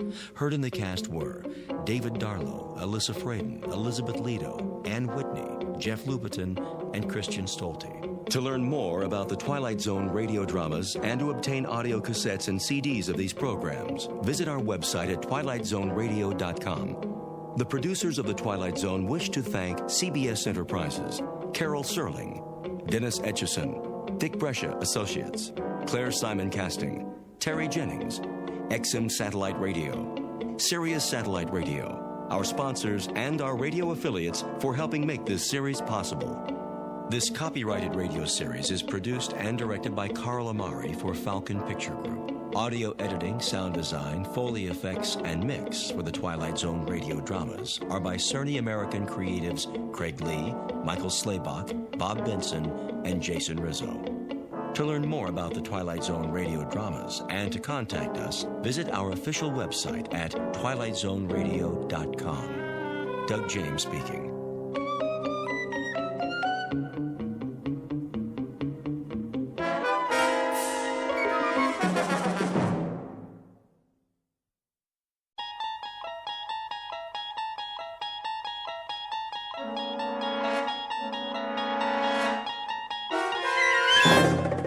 You unlock this door with the key of imagination. Beyond it is another dimension, a dimension of sound, a dimension of sight, a dimension of mind. You're moving into a land of both shadow and substance, of things and ideas. You've just crossed over into the Twilight Zone.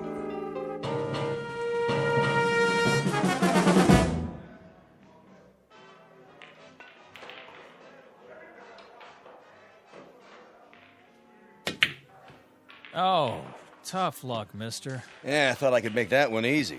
Yeah, I thought so too. Well, at least it didn't leave you much. Well, let's see. Face it, you don't have a shot. It looks like you're going to snooker yourself. Well, you never can tell. 8-ball, corner pocket. Lots of luck.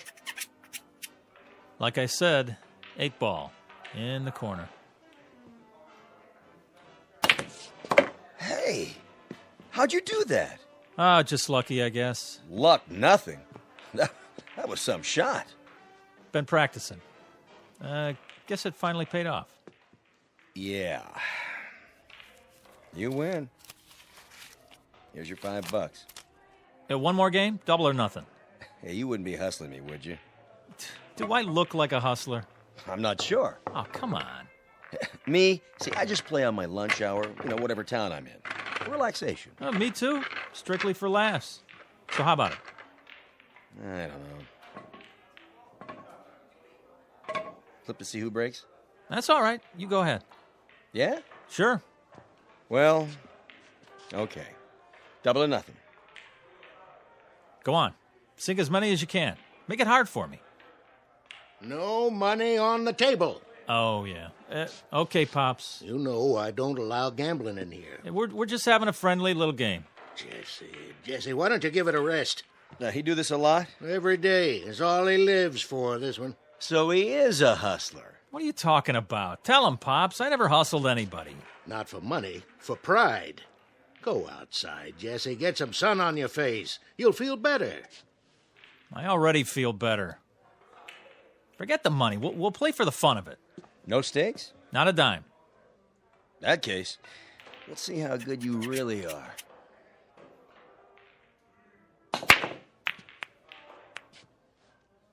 Nice break. Of course, I didn't sink any, but that's my advantage. Yeah? Too many balls on the table. It doesn't leave you a shot. Watch me.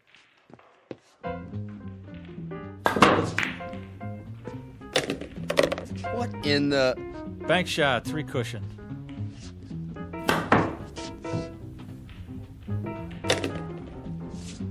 Curveball.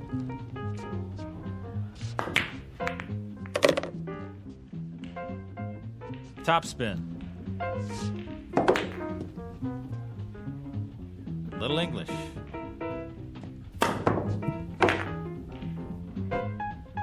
And over and under.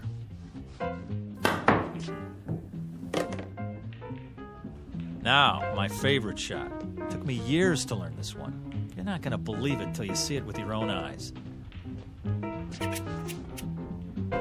This is the way it's done.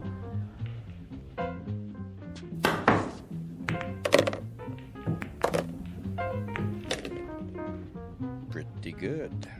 Pretty good? You kidding? Nobody ever made a shot like that in the history of the world. Yeah, it's not bad, I'll give you that. But you're no Fats Brown or anything. What? Put your glasses on. It was impossible, but I made it. Yeah, sure. Keep practicing. You'll get there. Hey, here's for the beer, Pops. See you around. Okay, thanks. What are you talking about? Keep practicing. I made it. Jesse. Just enough English, the right draw, perfect position. Settle down. Perfect. Easy, Jesse. That's all I ever hear. Fats Brown. Well, I'm sick of it. I'm sick of hearing his name. Jesse, relax. You got company. Hi, Jesse. Jesse, you are a lucky man. Rita, what are you doing here? I thought we had a date. Oh, that's tomorrow night. Thursday night. Tonight is Thursday night. What? Oh, I guess I lost track of time. I'm sorry. I was supposed to pick you up at 8 o'clock. 7. 7. It's 9. Wow. Wow. You look great. Don't change the subject. But I did get dressed up special just for you. Well, we can still go out. It's pretty late for dinner. Well, how about if we go out for a drink? Or a movie? How did you forget about our date? Yeah, how did you do that, Jesse? I was shooting pool, and I guess I just lost track of the time. Uh-huh. The guy I was playing started baiting me, saying, I'm no Fats Brown, I'm no Fats Brown. Can you believe that? How could I not be better than a guy who's been dead for 15 years? When it comes to dating, it's a draw, Jesse. Okay, I deserve that. Look, I'm sorry. I'll make it up to you. Come on, let's get out of here. Why not? There's nobody left to hustle. Right, kid? You bet, Pops. I beat them all. Fats might have been good in his day, but this is my day. I'm Jesse Carter, the best pool cue on Randolph Street, the best player ever. Maybe. Too bad Fats is dead. Now, you'll never know for sure. I know, and it's killing me. I would have given anything to play him.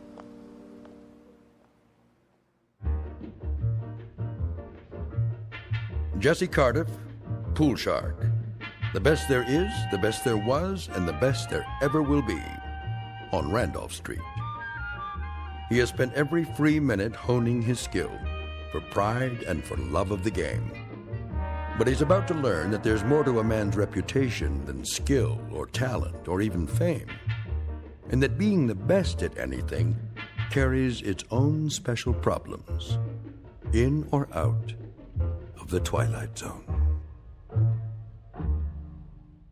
And now, The Twilight Zone and our story, A Game of Pool, starring Wade Williams with Stacy Keach as your narrator. So, what's the big deal about this dead Fats guy? Don't you know nothing? Fats Brown is a legend. Where you been?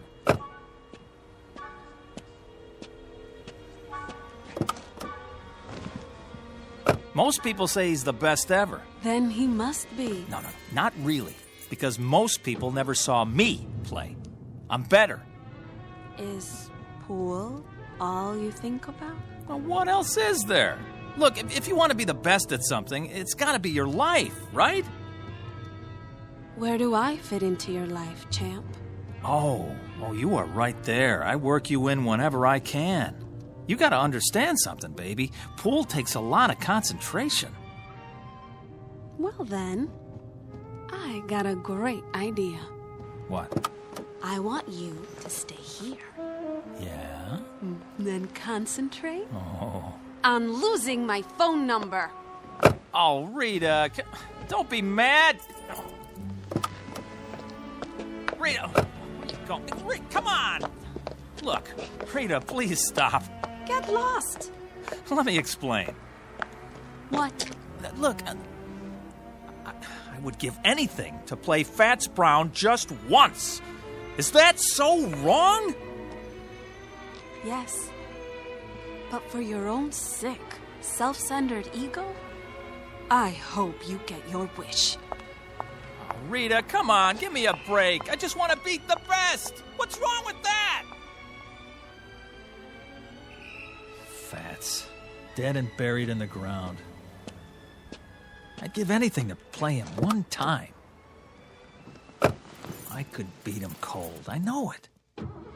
I'd show him who's the best.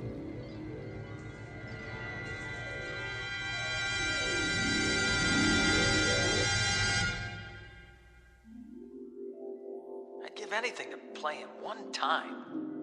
One time. One time. One time. One time. Fats Brown. Mr. Fats Brown. Report to Lister's pool room. Randolph Street. Who is it this time? Fats Brown. You're needed. Lister's pool room. Randolph Street. Chicago. I'm on my way. Mr. Fats Brown. One game. Whatever way he wants it, doesn't matter to me. Straight pool, anything. If I just had the chance to meet Fats Brown face to face one time. At your service. Who? How did... You called? Yeah, but... I must be seeing things. Why do you say that? Fats Brown? I thought you were... Dead? Not quite. As long as people talk about you, you're not really dead. As long as they speak your name, you continue. Continue? The game goes on, you might say. A legend doesn't die just because the man does. No. I know that, but... But what? This is impossible. Nothing's impossible. Some things are less likely than others, that's all. Wait a minute. There's a picture of the real Fats on the wall. You look like him, but... Not many people do. Yeah, there, standing by a table, holding his custom-made pool cue. You mean this one? Where'd you get that? Nice stick. Good balance. I had it made to order. Wait a minute. Let me get a look at the face. The chin, the nose. Not one of my better pictures. It isn't a rib. I mean, you're him. You're James Howard Brown, known to my friends as Fats. I know it's a shock, but then you called me, I didn't call you. Oh, well, I didn't mean to. I mean, that is, I was just trying to. To what? I don't know. I was just saying if I could prove. It was big talk. Is that it? Well, no, not exactly. Talk is cheap. I know the type. You like to play with fire, but you don't like to cook. You're not really as good as you claim to be, and you know it. Hey. Deep down, you know you're second rate. Now, hold on. Are you afraid? Now, why would I be? Look, I've come a long way, boy. I don't like to be fooled with. I've met your kind before. A little skill, a little knack, some style. But when the heat's on, you fold. That isn't fair. You've never seen me play. Maybe not, but I've seen plenty like you. You have, huh? How do you know I can't beat you? How does anyone know anything? We learn to read the signs. Well, take another look. It's possible, isn't it? That's not the point. It's a matter of what's likely. But it is possible. Sure, it's possible. Things change. Records get higher. Once upon a time, nobody could run the 4-minute mile. But people get better. Then you admit it. Yes, it's possible you could beat me. But the only way you'll do it is with a pool cue. You'll never get the job done with your mouth. All right, fat boy. Dead or alive, I'll tell you something. Maybe you are some kind of a legend, a tin god, but you know what you are to me? A big balloon, just waiting for someone to stick a needle in you. Well, I'm the someone, and here's the needle. Where? My pool cue. Oh, it'll get the job done, don't you worry. You're like all the other legends. You get by on your reputation. One time I heard a man in this very room swear he saw you make a 9-cushion bank. And you don't believe it? Now, you hit a ball that hard, it won't stay on the table. The guy had more imagination than brains. Is that so? Well, let me tell you. That's not what counts. The question is, can I back it up? Oh, how right you are. I know how good I am, but you... Then you'll play me? Rack the balls. Are you sure? Sure, I'm sure. What about the stakes? The stakes? A little something to make the game more interesting. Well, here's what I got. I'll shoot it all, my whole bankroll. Any or all of it. Put it back in your pocket. Why? My money not good enough for you? Come on, use your wits, boy. What good is money to me? Then what? Something to make the long journey worth my while. Name it. You said you'd give anything for a game with me. Anything? What are you getting at, mister? Just what kind of stakes you talking about? Life or death. What? You beat me, you live. You lose, you die.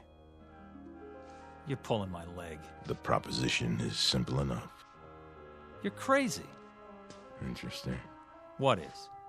To see how much faith you have in your ability. Or should I say how little? Go chase yourself. You know something? For my money, you don't want it bad enough to be the best. Why, when I was your age, I would have jumped at the chance. But then I was better than second rate. Watch it. You wouldn't know about that. It takes more than skill to be a champion. It takes equal parts talent, work, luck, and nerve. A quality you sadly lack. Nerve? You mean insanity? How so? You want me to risk my life on a game? Insanity, then, if you prefer. Listen, I'm just a pool player. There's probably no less important thing on the face of the earth, pushing balls around with a stick on a felt-top table. But mark this in your book, I'm the best. It's a proud thing to be the best at anything. But then you wouldn't know about that either. Hey, hold on. Where you going? I'm going back, of course. Back where? You wouldn't understand. You're wrong. About what? You say I don't want to be the best bad enough. That's not true. Oh, boy, is it not true. Do you know how many hours, how many years, how much of my blood and sweat I put into this game? I'm listening. How many nights I slept right here on this table? Yeah, I did that. I made a deal with the owner so I could practice after the place was closed. I haven't been to the movies in years. I know what you're talking about, but it's still talk and nothing else. I'm good, mister. Real good. But am I that good? You'll never know until you're ready to risk everything. Will you stop pushing me? Sure I will. I was just thinking. Where I come from, there's a race driver. Go to the track and whisper his name. Say Tazio Nuvolari and watch their heads nod up and down. Or go to the bull ring and hear them talk of Manolete. Both men face death daily, and both are legends. They learned something important early on. You'll never make the grade by playing it safe. This is nuts. So long, kid. Wait. What for? Oh, boy, what am I doing? Something you want to tell me? Well, You accept the terms? Life or death? Rack 'em.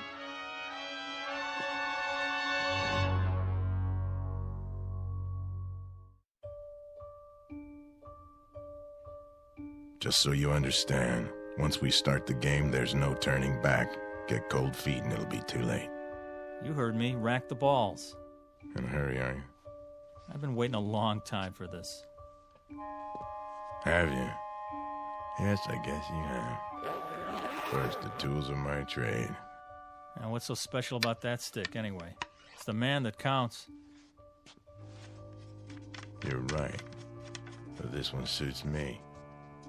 You know how it is, the big game hunter has his elephant gun, specially bored with a custom grip. The fencing master uses a blade from Lima. This cue, it was made for me in St. Louis.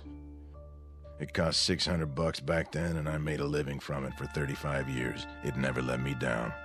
Now, there's a first time for everything. Yes, I guess there is. The question is, what's the most likely outcome? Look, if you're not going to rack 'em, I will.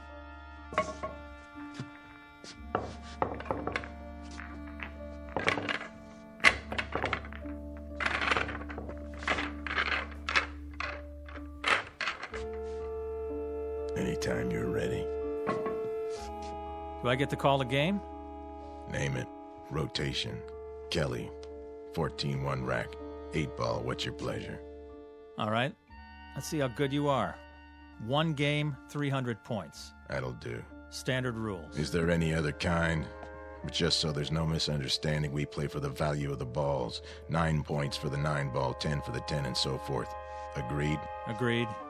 Good. Do you have a coin? Right here. Toss for break? You flip. Sure. Call it. Tails. Here goes. Why'd you put your hand over it? I want to give you a fair chance. Go ahead, let's see. You can change your mind. You heard me. Tails. All right, then. If you're sure. You can change your mind, you know. There's still time. Not on your life. My life's not what's at stake. Let's see it. Heads. I guess that means it's my break. Yeah, your break. As soon as I chalk up. Take your time. I know what you're thinking, son. Oh, you do, huh? Same as most players. The man who breaks is at a disadvantage. Once he scatters the balls, the other man has a clear field. Well, doesn't he? Maybe with some people, but not the way I play. Oh, sure. I suppose you can control the break. Time to go to school.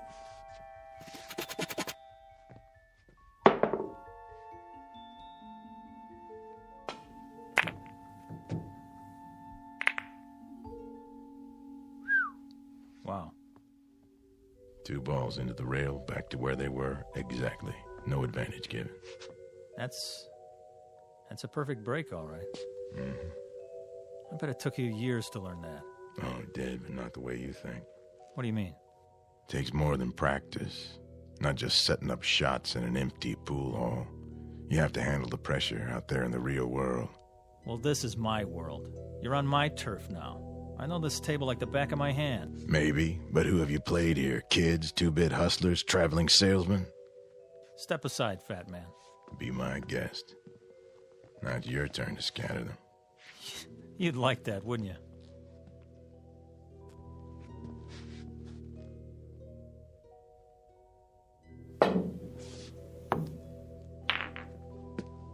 On safety. Playing it close to the vest, aren't you? That's what you call strategy. What are you going to do now? I'll try to think of something. There's always a power break. Yeah.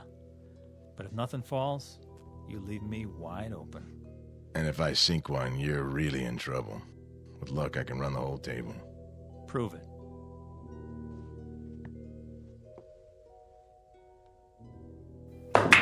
Keep your eye on the 15 ball. It's not going in. Funny thing, I was thinking it is. Corner pocket. Think again. Oh, well, quite a few balls around the one. Looks like you're sewed up. Yeah. If you don't connect, it'll cost you. If I don't. Mind if I smoke? If it makes you feel better. Yeah, you wouldn't have a fresh pack on you. I gave 'em up. Bad for my health. Oh, that's okay. I got one left. Nervous? Not me. Why is your hand shaking? Maybe I'm itchy to get this over with. Or maybe you're just trying to rattle me. Or maybe it's because you don't have a shot. Except for the bank. That'll take a lot of English. Oh, I'm loaded with it.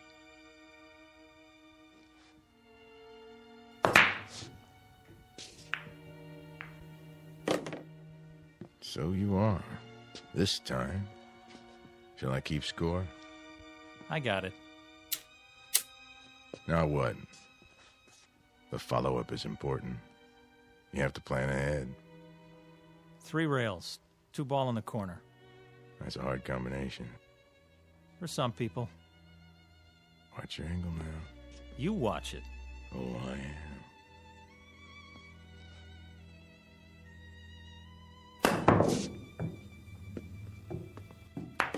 How about that, fat boy? Not too shabby. It was great. In some places. You know what? You're like all the others. Always trying to bring me down. Well, why would I do that? When I was a kid, there were plenty of guys like you. Guys who were good at things like music and basketball and arithmetic. They'd do anything they could to make me feel about an inch tall. Well, you fooled them, right? Yeah, I sure did. I knew there was something, somewhere, that I could be good at. One day, I was about 16. I wandered in here. It was cool and dark, like being underwater, you know?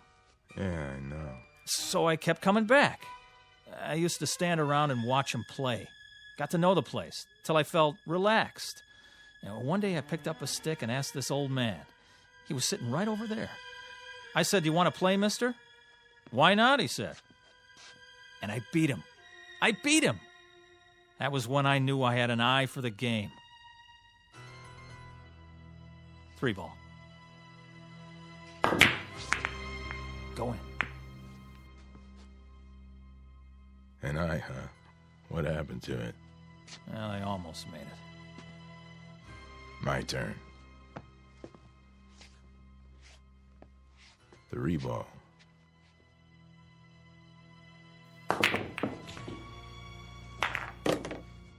You know, almost works a lot of the time, but not in geometry. Well, what's that got to do with it? Pool is geometry in its most challenging form, a science of precise angles and forces. You have to understand that or you're lost. Yeah. 4 ball, other end.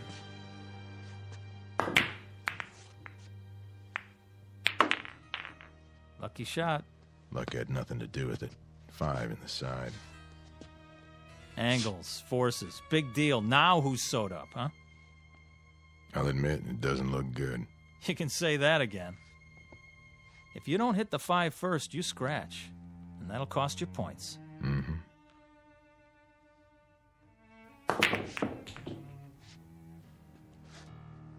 Your shot. Oh, man, is it. 5 ball.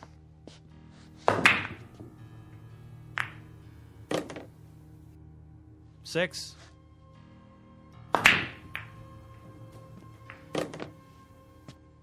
7.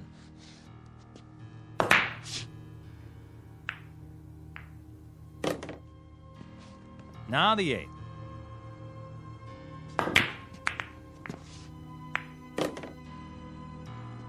Nine in the side. 10.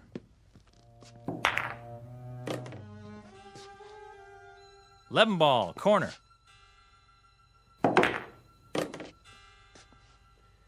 I have 59 points. You have 7. The game still has braces on its teeth. Rack 'em up.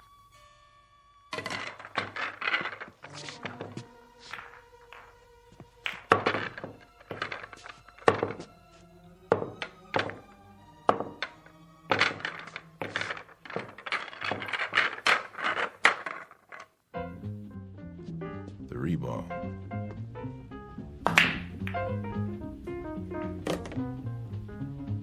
Four in the side pocket.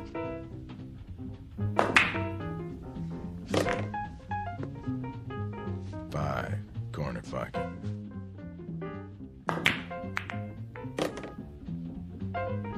Nine in the side.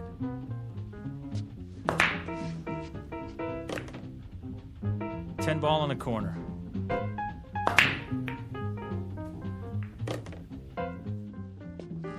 $11.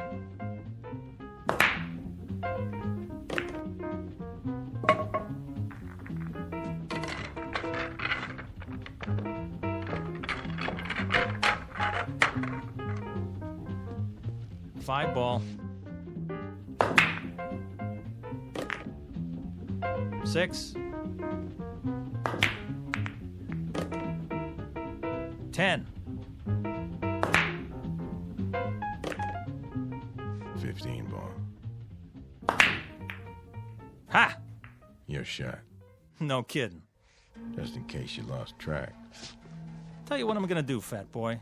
Let me make it easy on you. No thanks. Hey, I'm trying to do you a favor. For what reason? 'Cause I got feelings. Come on, admit it. This must be humiliating. Oh, I wouldn't say so. Well, let me say it for you then. The game's as good as over. Is that what you think? You want to throw in the towel and walk away? I'll let you. You will, huh? Sure. That way it won't hurt so much. It's not over till it's over, son. Be serious. Look at the score. I got 299. So I see. Well, what does that tell you? I need any ball to win. That right? Time to face facts. There's no way. You might as well throw in the towel. I've been in tougher situations than this. When? There's more to winning than scoring points. Oh, yeah? Like what? Something you can't learn in here. Then why don't you teach me? Go on, I'm all ears. Takes time. So? That's something you got plenty of, right? Talk is cheap. The big things you have to learn for yourself. Quit stalling, it's my shot.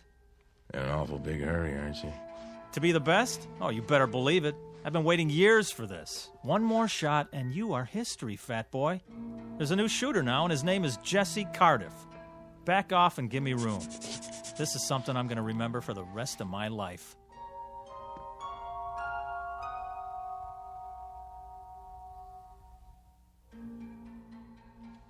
Don't let me hold you up. Oh, I won't, I promise. Yep, this is the big one. They don't come any bigger. Me and Fats Brown, and I need one to win. Feast your eyes on this. Number 5 in the corner. Funny. Something you want to say? I was just thinking. You do a lot of that. What is it this time? Just that there's more to life than a pool hall. No kidding. It isn't right you being cooped up in here all the time. You're all hard, Fats. You ought to get out a little, see what's going on. I've heard that before.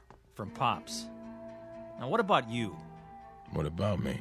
Well, you didn't get to be the best sitting on a park bench. You spent a lot of time with a pool cue in your hands. You must have. Of course I did, but I found time to live, too. I've been to places where they never heard of billiards.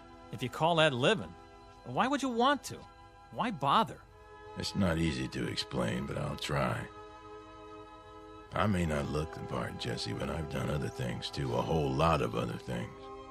I've made love, walked uphill, and swum in the ocean. I've been on airplanes and cruise ships and played tag with little children. And when I think of the wonderful things there are to see and do in this world, it hurts me to think of you rotting your life away in this miserable dark hall. What? Oh, I get it. Nice try. What's this, you don't believe me? Doesn't matter whether I do or not. You're trying to distract me, so I won't make my shot. Am I? That's a lousy thing to do. But it won't work. 5, corner pocket. Hey, what are you doing? Doing? Oh, you mean the coin. Sorry, it's an old habit of mine. Take your hand out of your pocket. Sure, if you like. Now don't say another word, just for a minute. This is the easiest shot I ever saw. There's no way I can mess it up. Nobody could. I'm in no hurry. Good. Take your time. I will. All right, I'll stand over here and just give you all the room you want. You do that. Enough with the chalk already. What? Oh, sorry. You're not even going to get to shoot again. I'm making this shot, and there's nothing you can do to stop me. No doubt. You did that. Did what? You dropped the chalk. Then I better pick it up. My shot. But... That one right there. And the side. Oh, I don't believe it. Look at you. A little gamesmanship, a little pressure to put some fun in the game, and you come apart at the seams. You cheated. I did? How so? Well, you... Kid stuff to make you break your concentration and shoot wild didn't take much. You know, if you ask me, that's pretty low down. Some places they break a guy's thumbs for that. Not here. Game ball. Oh, one more thing. If you want to concede now and save yourself the embarrassment. Take your shot. It's not over till it's over. Right. Even when it's just a formality. Last ball. Corner pocket. Choke. You wouldn't be trying to distract me, would you?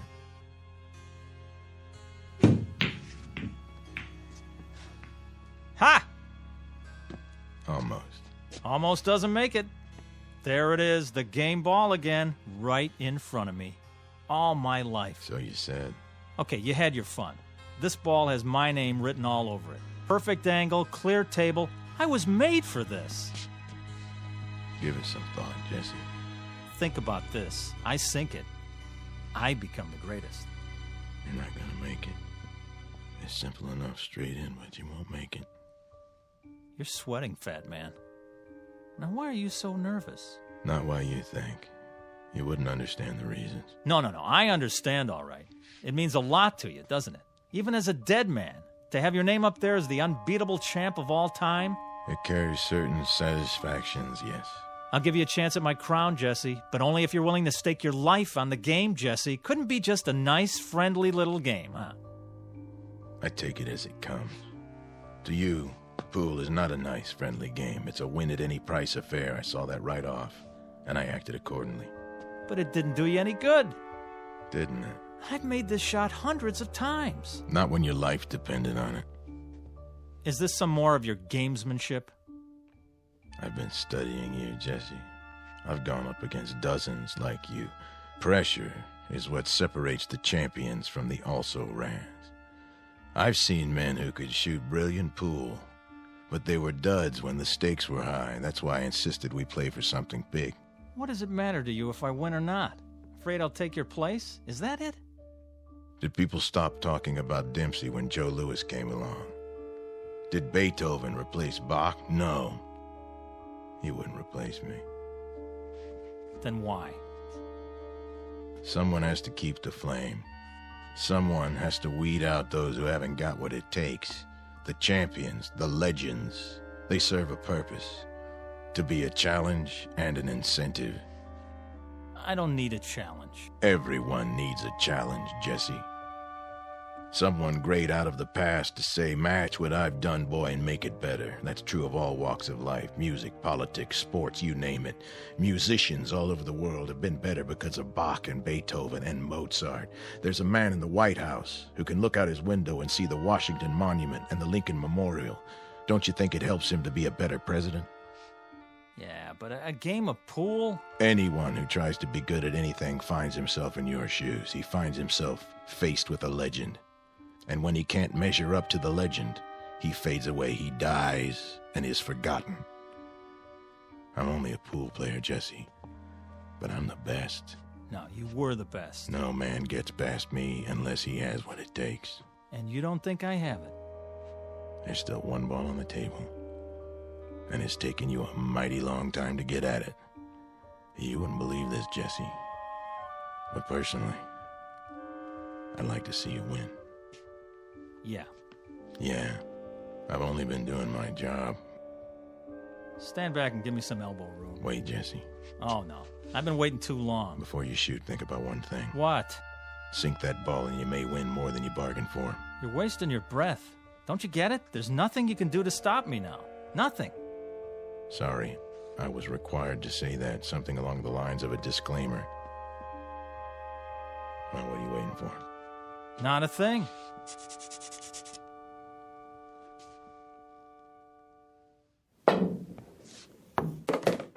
Ha! Win more than I bargained for, huh? Is that what you said? Well, it's over. I beat you. Looks like you did. Now I'm the best. I'm the best at something. So you are. You had to prove yourself under pressure, and you passed the test. Well, aren't you going to congratulate me? I'm not sure that's in order. Thanks. What do you mean, thanks? I beat you. I'm going to live. Of course you are. Those were the stakes. You'll live forever. Then why thank me, fat boy? You'll find out when the time comes for you to leave Randolph Street. You're a sore loser, that's all. I beat you fair and square. Yeah. You saw it. I beat the king of the hill, Fats Brown himself. So long, kid. Thanks for the game. Me, Jesse Cardiff. Now I'm the best. And I'm going to stay the best, because nobody's ever going to take it away from me. Not ever. From now on, it's me, Jesse Cardiff. You hear that, world? Jesse Cardiff. Jesse Cardiff. Jesse Cardiff. Jesse Cardiff. Jesse Cardiff. Jesse Cardiff. Jesse Cardiff. Jesse Cardiff. Yeah. Report at once to Mason's Pool Hall, Sandusky, Ohio. Mr. Jesse Cardiff. You're needed. Yeah, I'm on my way.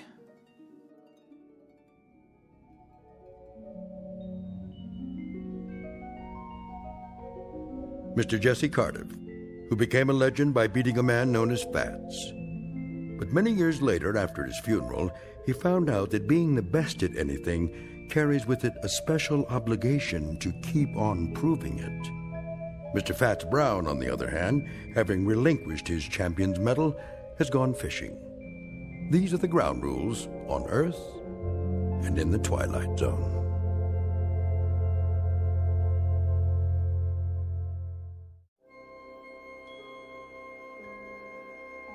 Hi, this is Carl Amari, producer of the Twilight Zone radio dramas. I'd like to take a moment to tell you about our official website at twilightzoneradio.com, where you'll get the latest news and information on these Twilight Zone radio dramas. Plus, at twilightzoneradio.com, you can digitally download 3 free episodes or any of our episodes for only $1.95 each. In this age of ever-changing technology, we've decided to make these episodes instantly available to you by making the Twilight Zone radio dramas a digital download-only series. This means that this series will no longer be offered on CD. The CD collections at our website are now being offered while supplies last at buy one, get one free. So be sure to get your favorites before they're sold out. Be sure to visit us often, and I'll see you in the zone.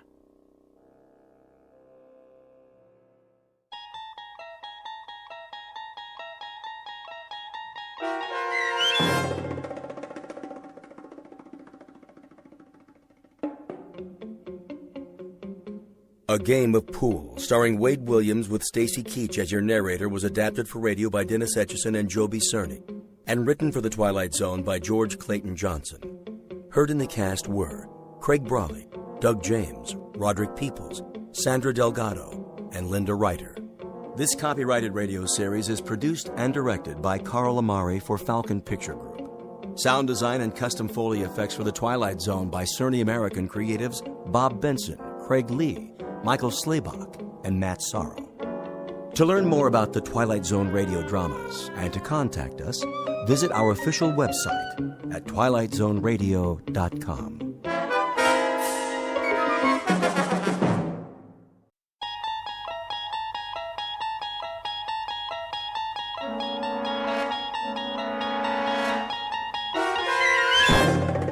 There is a fifth dimension beyond that which is known to man. It is a dimension as vast as space and as timeless as infinity. It is the middle ground between light and shadow, and it lies between the pit of man's fears and the summit of his knowledge. This is the dimension of imagination. It is an area which we call the Twilight Zone.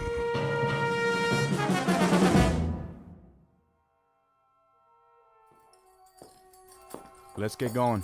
Yeah. Wasting too much time already. We've turned this place into a courtroom long enough. Barman, give me a drink. Coming right up. Hey, barman, pour me one too while you're at it. Court is back in session. Put that bottle away, Earl. You heard the judge. No drinking while the circuit court's here. Everybody sit down. Let's get this thing going. Come on. In the case of Joe Caswell, will the defendant stand? He means you. Stand up. I heard him, Sheriff. You don't talk until the judge tells you to. Now then, Joe Caswell, in the shooting of George Bamber's son, Will, you carry a Colt .45, same as the hole in Will Bamber's back, and there was an empty shell in your gun. He was spoiling for a fight. You're a dirty liar. My boy wasn't even armed. If he hadn't have called me out, he'd still be breathing, and I'd be halfway to Cheyenne. Hear that, Judge? Sit down, George. But he admits it. Quiet. This trial is over. Now, seeing as how there were no eyewitnesses, I can't say who started it and who deserved what. But there's no way this is self-defense. And it's not the first time you've been in circuit court. I've seen you too many times, Caswell. Fighting, thieving, drunk and disorderly, running horses off somebody's spread, and most of the time, folks end up dead. Too many times, mister. You've had your chance and then some. Well, this is the end of the trail. Do you have anything to say before I pass sentence? I never back down from any man, no matter who he is. Joe Caswell, I hereby find you guilty of murder and sentence you to death by hanging. Such sentence to be carried out at sunup tomorrow. May God have mercy on your soul. Court's adjourned till next month. Yeah, guilty. This way, Caswell. Then I guess I'll just see you in hell, Judge. We'll have a drink on it, you and me. Drink?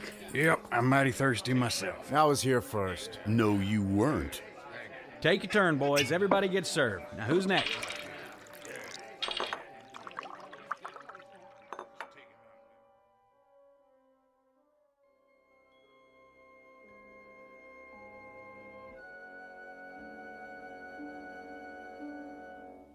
Prelude to a commonplace, if somewhat grim, unsocial event known as a necktie party. The year is 1880, the guest of dishonor, a cowboy named Joe Caswell, now just a few hours away from a date with a rope. He's headed for a short dance, to be performed several feet off the ground, before moving on to the dark eternity that awaits evil men. Mr. Joe Caswell, who, when the good Lord passed out a conscience, a heart, and a regard for others, must have gone off for a beer and missed his. Mr. Joe Caswell, whose time is about to run out in the Twilight Zone.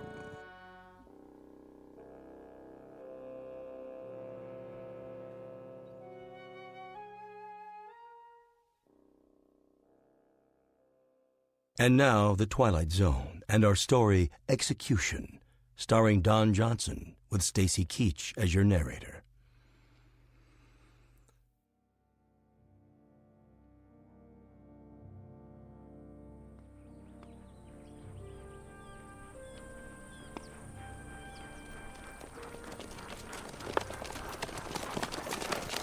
This'll do right here. That tree hold him, Sheriff? Sure it will. It ain't that much. Give me the rope, boys. Right here. Throw it over the top branch. Yeah, hold his horse steady.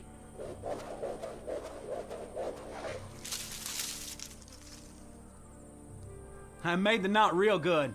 Yeah, he did. It's a big one, too. You did fine, boys. Though I walk through the valley of the shadow of death. Reverend. Shut up, Caswell. I shall fear no evil. No need, Reverend. I ain't interested in any prayers. And your immortal soul. Are you interested in that? It's my immortal neck I'm concerned about now. It's your pleasure to see that it gets stretched a couple of feet. And since that book of yours ain't gonna stop it from happening, I'd as lief make this short and get it over with. Go ahead, then. I'm finished. Judge? You got any last words, Caswell? What would you like to hear? It's up to you. Then I'd like to say something about the young man I put a hole in. Yes? He had too much mouth and not enough brains. Why, you... And I'd invite him out again this morning if I had to do it all over again. You shot my son in the back, Caswell, which is a long country mile from an invitation to a showdown. If that's all you got to say, I got this to add. I'd like it to take a while. I'd like you to feel it, Caswell. The more you kick, the more justice I figure there is in the world. I'll do a jig for you, Papa. Just like a puppet. With my hands tied behind my back. How's that? Now, can we get it over with? All right, put the noose around his neck.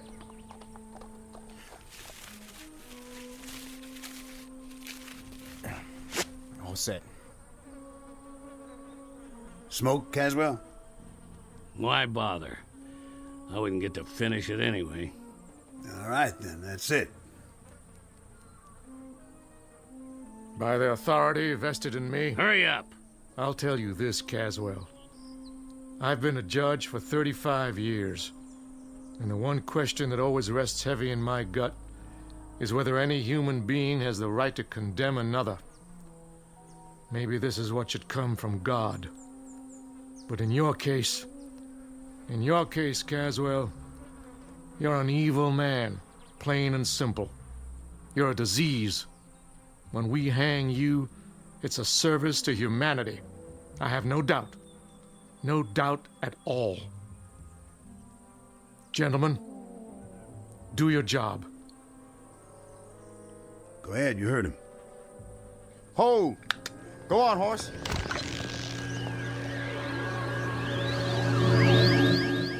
What in the... Where'd he go? He was here, and then, just like that, he... Oh, my dear God. I tied the rope around his neck. It was tight, I swear. I know you did. I saw it. Then where is he? That's a good question. What happened to him?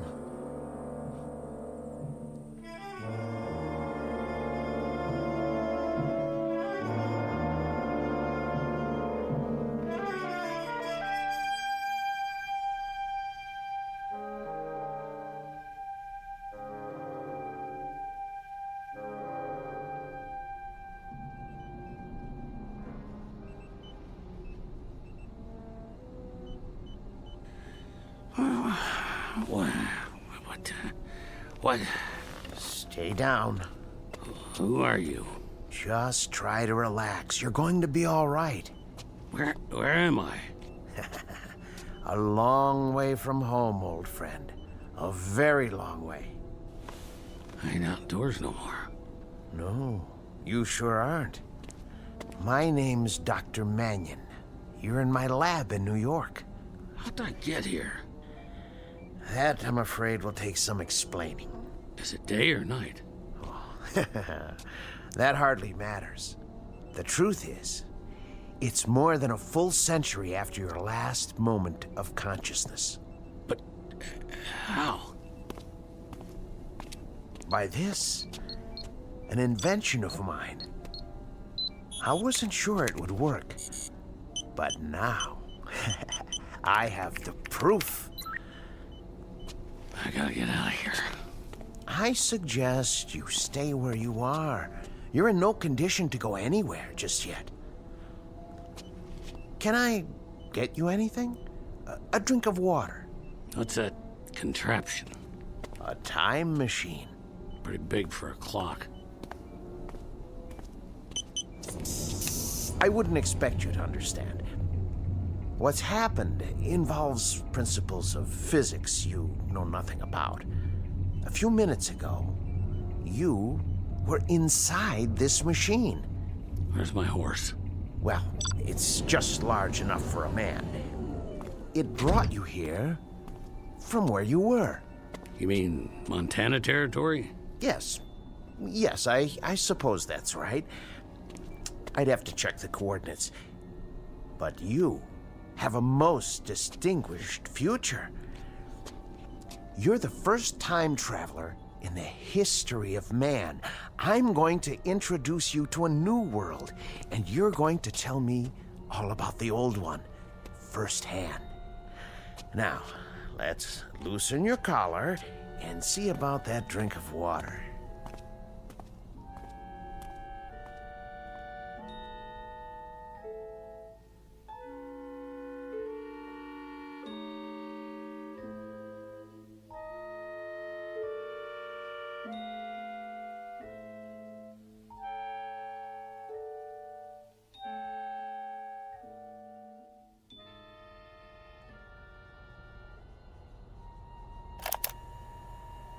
Continuation of the previous entry.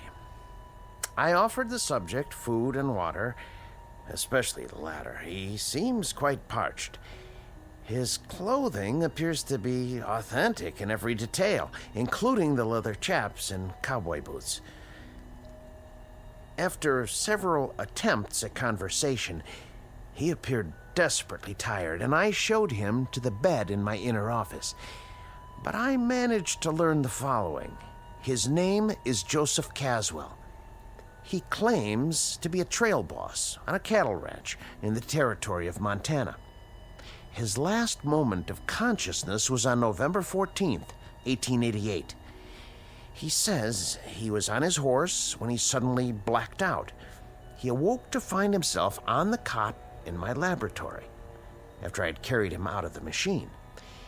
He claimed to remember no other sensations, and he has no real grasp of what has occurred.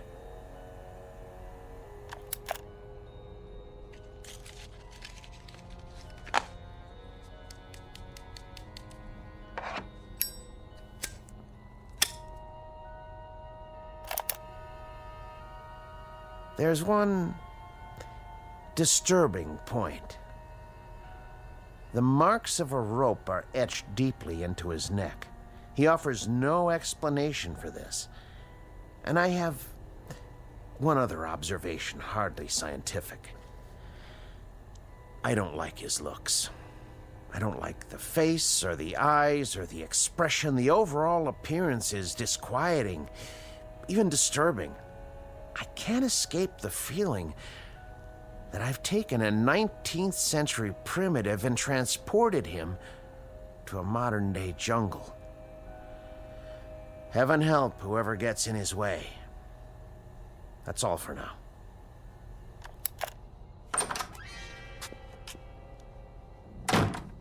Who are you talking to? No one.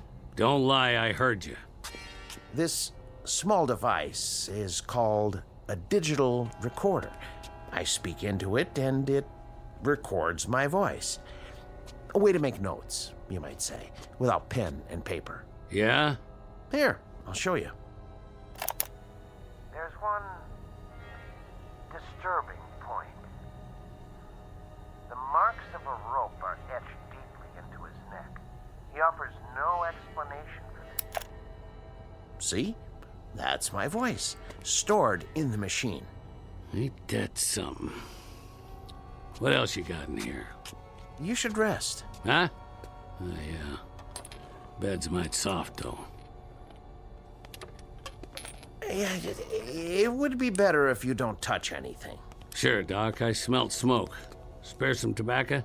What? Oh, of course.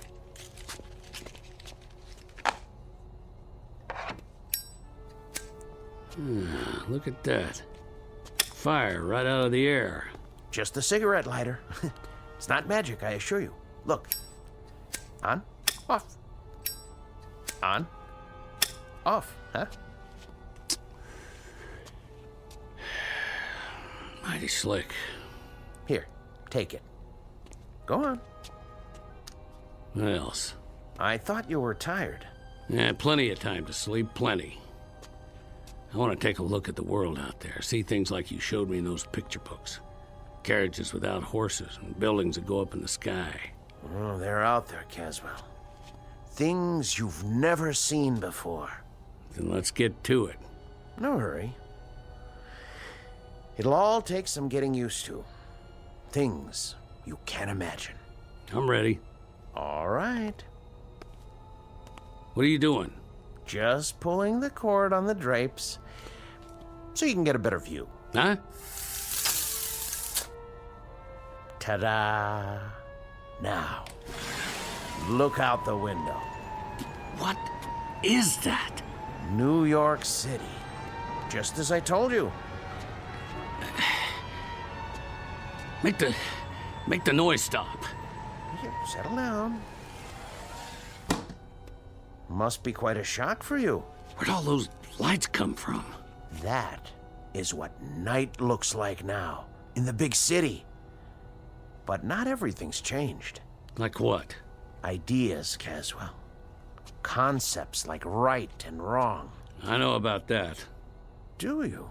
I had a deputy sheriff in Dodge City try to beat the difference into me with a wet rope. I know all about right and wrong. And what about justice, Caswell? What about that? I'm supposed to know about justice? More than most men, probably. Right and wrong, they could try to beat into you, but justice... Those marks came at the end of a rope, didn't they? Don't you worry about my neck. That's where you were when I reached back in time. You were at the end of a rope, weren't you? 6 or 8 feet off the ground, and I got to you in that one fraction of a second before your neck was broken. When you're dangling at the end of a rope, it don't matter whether you're 1 foot off the ground or 100. You're just hanging there. Seems like it ain't ever gonna end. You were hanged because you killed someone, weren't you? A whole territory full of them. I stopped counting after 20. 20 men? Yeah. They all had it coming. In that case, I'm going to have to send you back. Back? To where you belong. To the very same moment, if I can. And that'll be justice, huh? I died once already, mister. I've been to hell. You try it sometime. Try getting your head put in a noose. And when they run the horse out from under you and that rope pulls you up and you hang there with your feet kicking and your hands tied behind your back and the pain, then you tell me about justice. And the victims you killed, Caswell, those 20 men, they died with no pain? You're just talking words now. Victims and justice and right and wrong. Well, they sound good in a nice warm room on a full stomach. They sound nice and they go down easy. But you try 'em on an ice cold mesa, where another man's bread and another man's jacket are all that's left between you and staying alive. Or try 'em in a dirty town where you gotta walk backwards from morning till night because 10 men got a target picked out between your shoulder blades. And for every one of them, there's a whole lot more with the same idea. No, you get in that machine and go back to where I was. And then you talk about your law and your order and your justice. The words will sound plenty different. That may be. But I've made my decision. I'm sending you back. Oh, you are, huh? I know your kind. Clean-faced Johnny-come-lately dandies who'd ride around in trains, rolling nice and easy over the graves of men like me. Stand back. You think I'm scared of a little gun like that? I had me a Colt 45 with a whole lot of notches on the grip. Get in that machine now. You don't tell me what to do. I hate your kind. I'm warning you. Yeah? Well, I'll do more than that. I'll take that pop gun clean away from you, because you don't have the guts to use it. Let go! Let go!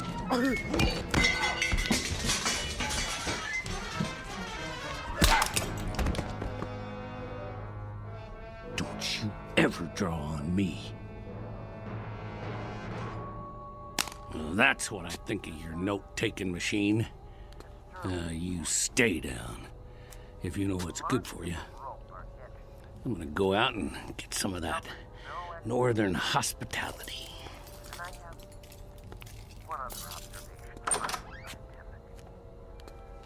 I don't like his looks. I don't like the face or the eyes or the expression. The overall appearance is disquieting, even disturbing. I can't escape the feeling that I've taken a 19th century primitive and transported him to a modern day jungle.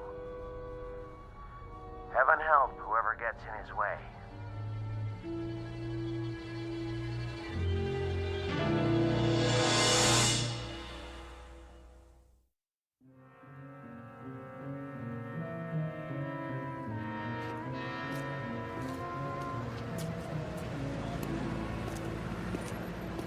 Paper! Evening paper! Hey, cab! I need a cab. Get your Franks here! Hot pretzels! Too much noise. Look at that guy. Who does he think he is? Hey, man, nice costume. Get out of my way. Who are you, a drugstore cowboy? Hey, move it, pal. Look at his eyes. What's wrong with him? Another crazy. I gotta get away.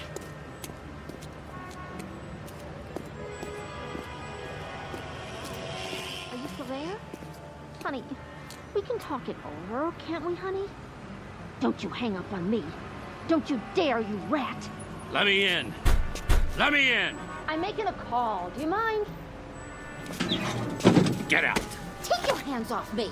Right now. Okay, I'm going. What are you, nuts?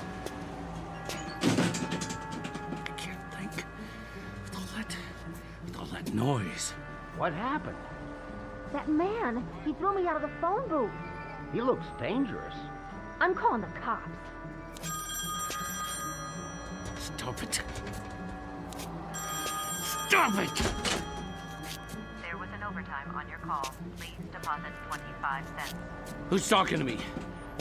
Who's talking to me? Where are you?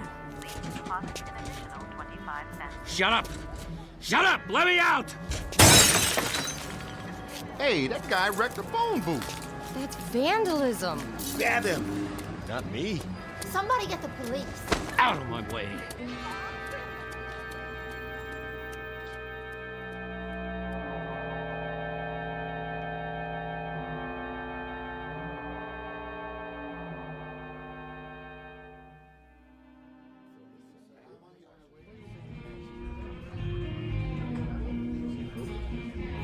Hey, Artie, another draft over here? Coming right up.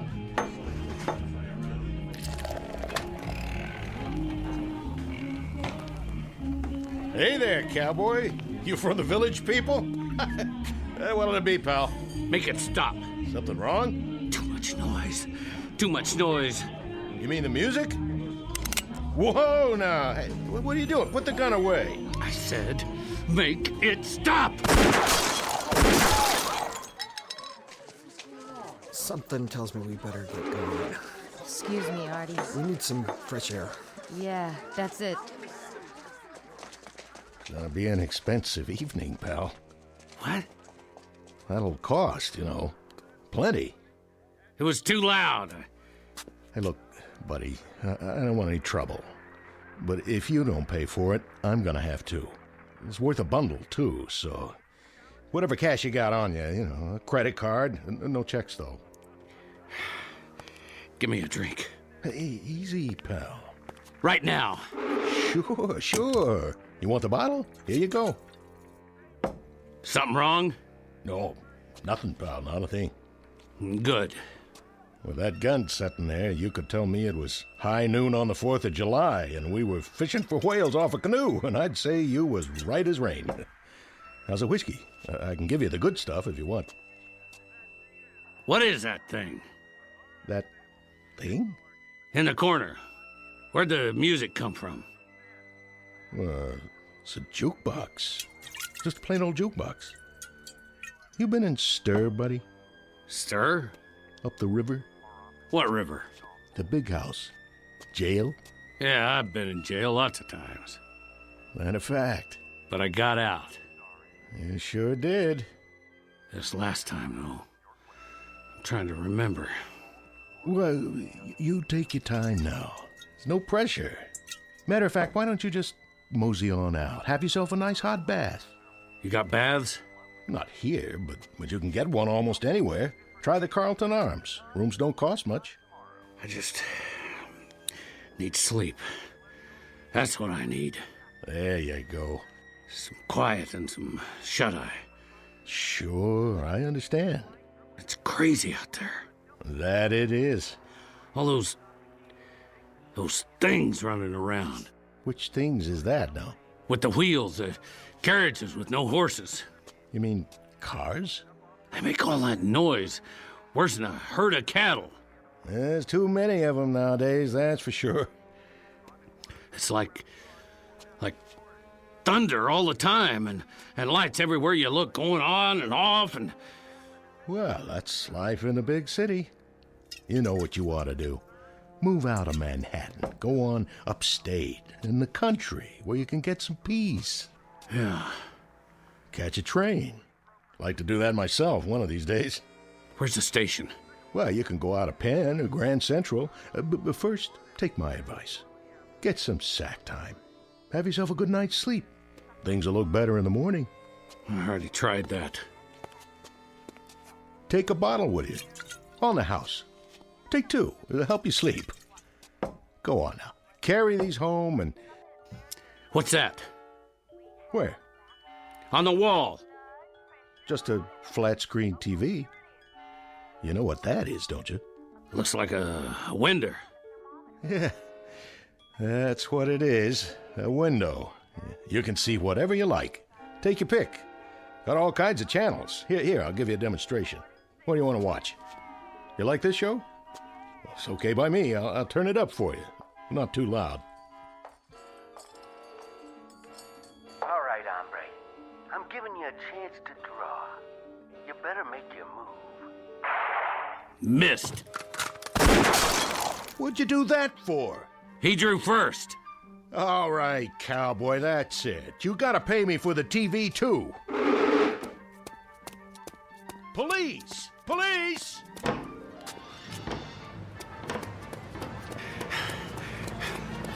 Stop that man! He's got a gun! Hey, get out of the street! Are you drunk? Keep away! Did you see that? That guy shot the taxi cab. Wait, here comes the mounted police. He'll stop him. You! Hold it right there! He's going in the park, officer! I said hold! Leave me be. Hold up. Put your hands in the air. I was just trying to get him. You're not going anywhere. Hands where I can see him. This is Hendricks. I need backup. Central Park West. You the sheriff? That's right, partner. Spread them. You ain't taking me in.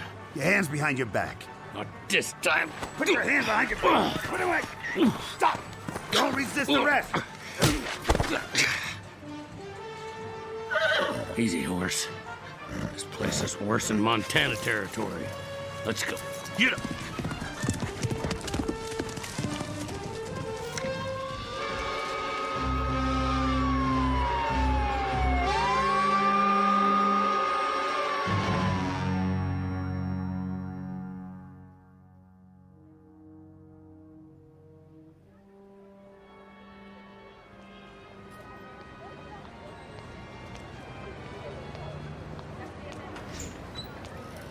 Evening, sir. Evening. I'll get the door for you. Thanks. Sir? Yeah. Are you a tenant? Me? I haven't seen you before. I just have to drop something off. Which floor? What? Most of the offices are closed now. Oh, yeah, I know that. Except for Dr. Mannion. Right. He likes to work late. Stays all night sometimes. Mannion? Yeah, that's it. I have to drop something off for Dr. Mannion. He's still here? Maybe. Maybe not. What does that mean? Never can tell. He could have gone down the back stairs. Worth a try. How's that? I say I'll see if he's still here. 3rd floor. You can't miss it. Thanks.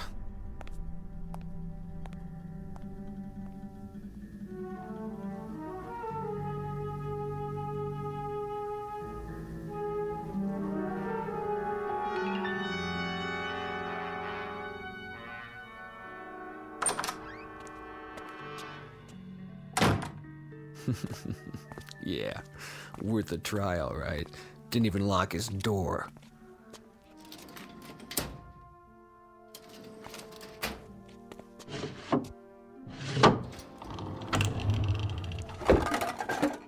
Come on, where's the cash box?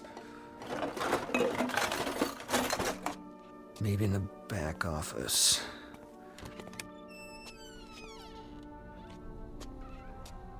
Gotta be a wall safe somewhere.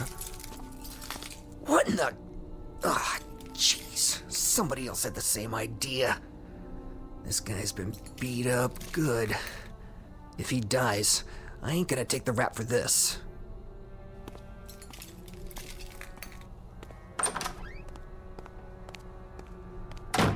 Doc. Hey, Doc. Doc, wake up. You gotta help me. I can't make it here. Just move away from the body, cowboy. Who are you? Me? Who are you? Buffalo Bill? Help me lift him up so we can bring him around. Forget it. He's all right. We just had a little scuffle is all. Well, he's stone cold now. Doc, hey, Doc. I told you, forget it. What are you doing here? I thought the place was empty. What do you want? Same thing as you. I'm gonna help myself to whatever I can. But it looks like you got here before me. With the place being dark, I figured I'd be all alone. You checked the desk, did you? Get out.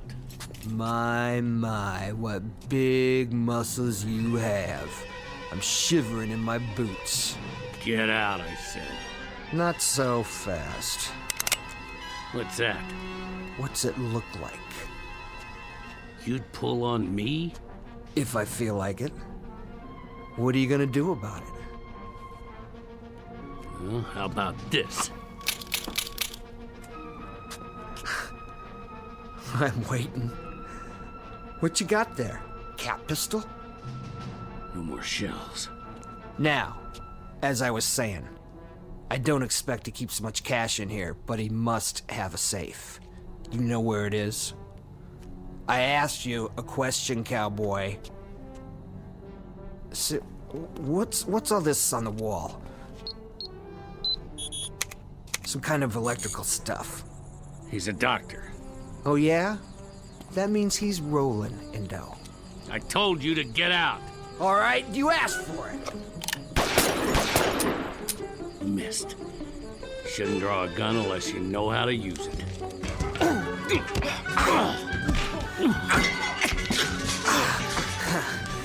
I don't need a gun. I got my bare hands. Sure, cowboy. Once I choke the life out of you. How do you like this? Window cord around your neck. Feel good? Huh? Huh? Can't fight if you can't breathe. And your time's just about run out.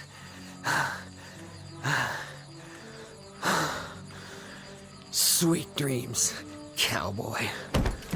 Now, get my gun. Go down the back stairs. Wait a minute. Didn't see that. What's in there?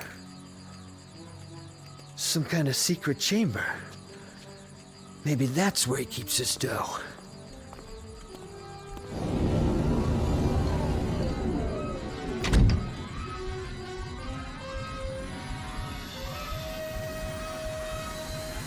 Hey. Hey. Open the door. Open the door.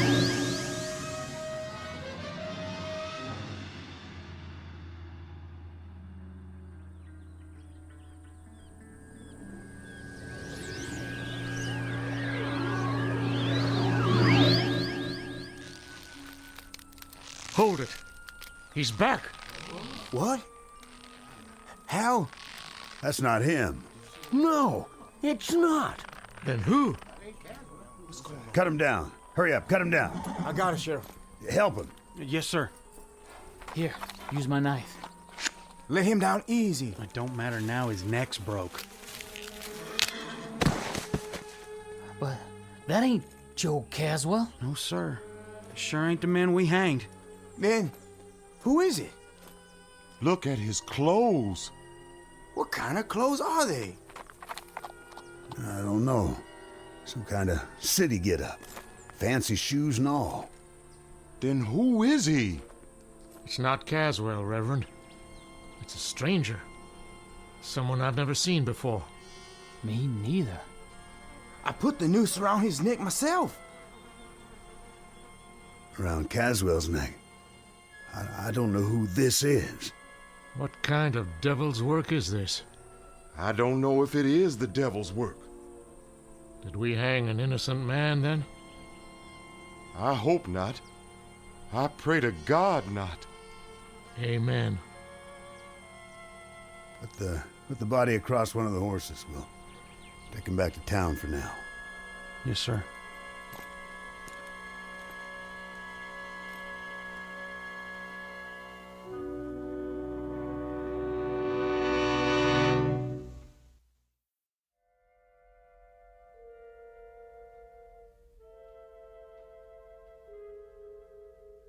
This is November 14th, in the year of our Lord, 1880, the aftermath of a Montana necktie party. The victim's name? Paul Johnson, a minor league criminal from the city of New York and the taker of another human life. No comment on his peculiar death save this: justice can span years, and there's no statute of limitations on retribution. It can happen in an instant or across centuries, which is really the same thing in the Twilight Zone.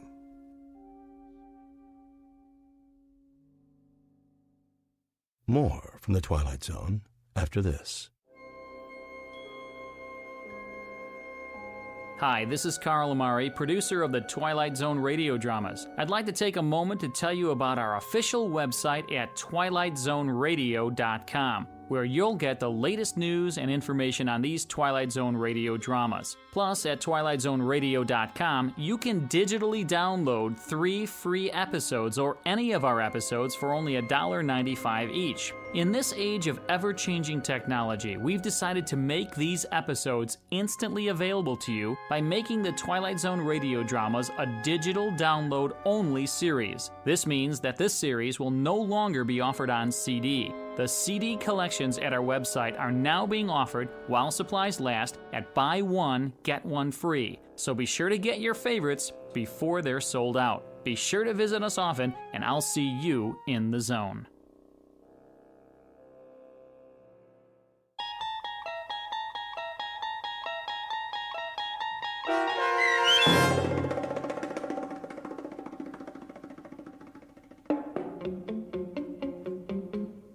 Execution, starring Don Johnson with Stacy Keach as your narrator, was adapted for radio by Dennis Etchison and written for The Twilight Zone by Rod Serling, based on a story by George Clayton Johnson. Heard in the cast were Joby Cerny, Terry Berner, David Darlow, Norm Waddell, Richard Hensel, Rick Arthur, Rick Peoples, Brandon Ells, Oksana Fedanushin, DJ Howard, Sarah Court, Carl Amari, and Karen Anglin.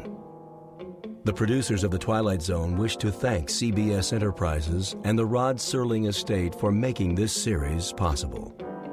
This copyrighted radio series is produced and directed by Carl Amari for Falcon Picture Group and Westwood One. Sound design and custom Foley effects for The Twilight Zone by Cerny American Creatives Bob Benson, Craig Lee, Matt Sorrow, Tim Cerny, and Todd Beyer. To learn more about the Twilight Zone radio dramas and to contact us, visit our official website at twilightzoneradio.com. Doug James speaking.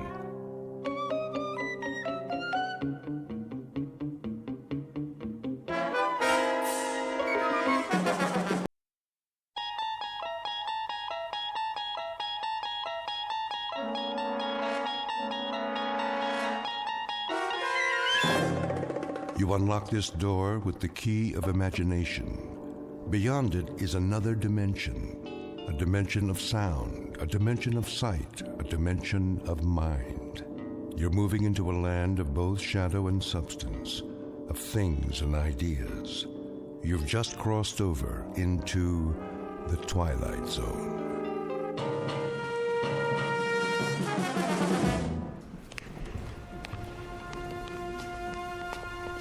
Here we have the famous temptress from ancient Egypt, Cleopatra. Her beauty almost brought about the destruction of Caesar, Mark Antony, and the Roman Empire. And now, if you will follow me, the last group of figures in our little wax museum. The piece de resistance, if I may say so. The most infamous black-hearted killers of all time. This is not for the faint of heart, so if there are any who would prefer to stay behind... I don't like this place. Come on, honey. They're made out of wax. But... No? Very well, then. Feast your eyes upon... Jack the Ripper, Henri Landru, and the dreaded Burke and Hare. It's Burke who's smothering the poor lady with a pillow, while Mr. Hare assists by holding her feet to the bed. And last but not least, in the sailor's garb, Albert Hicks, about to sink his gleaming axe into the skull of his hapless victim, one Martin Senescu. Move in, please. They look so real. Closer. Closer. But not too close. Allow me to introduce Mr. Senescu, the curator of Murderer's Row. Thank you. Thank you. I'm sorry if I startled you. I thought he was one of the dummies. Oh, nothing to be afraid of. Perhaps not, young man. But who can tell what evil lurks in the heart of the man standing next to you? Go ahead, Martin. Introduce your friends. With pleasure. Albert W. Hicks, mate on the oyster smack E.A. Johnson, a gentleman. Yet one day, in 1860, off the Atlantic coast, he murdered everyone in his crew with an axe, exactly like this one. Why did he go mad? I'm afraid we'll never know. Not to mention Burke and Hare, two more monsters of their time. But do they look like monsters? What torment drove them so late in life to behave like ghouls? You see here how they suffocated their victims. A technique called burking. Think of the agonies they endured. Which one's he talking about? Search me. Both of them, sir. All of them. Surely it's dreadful to be murdered, as our victim here would tell you, if she could talk. But to commit murder, to take a life with your own hands, again and again, and not be able to stop yourself. Can you begin to imagine the horror? Nope, but why don't you tell us about it? I wish I could. But somewhere in the world, now, at this very moment, there is someone who can. Yeah? Who? Well, no one knows yet. But if his torment is great enough, and he kills as these poor creatures did, then future generations will know, for he will end up here, immortalized in wax, remembered as you and I will never be, like Henri Landru, so filled with love and hate. He loved nearly 300 women in his lifetime, spinsters and lonely widows. He too must have felt agony as he strangled the life out of them. A master of the garret, identical to the one you see in his hands. It looks like some kind of cord. Just a piece of string. Let me see that. Get away from there. Get away from there. I was only... Mr. Sinescu is right. The figures are not to be touched. They are too rare and valuable. Besides, the museum can't be held responsible for what might happen to you. And here, another soul in torment. The Ripper himself. Of all the faces in London's Whitechapel district, which was his? And why did he feel driven to kill those pathetic drabs with one sweep of his knife? Identical to the blade you see before you. Step closer, young lady. What? Go on. It's only a prop. Lean forward. There. That's quite all right.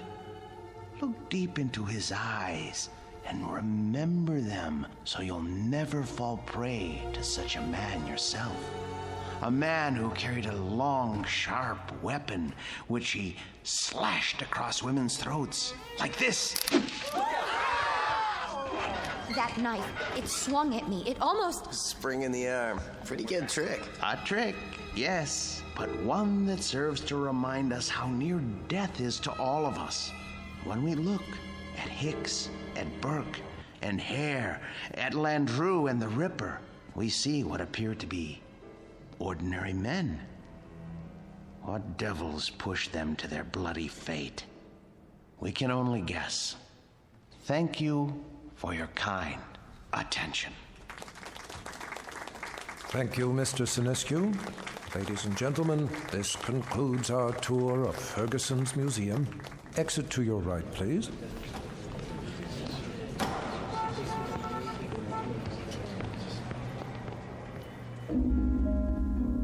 Mr. Martin Sinescu, a gentleman and the curator of Murderer's Row in Ferguson's Wax Museum.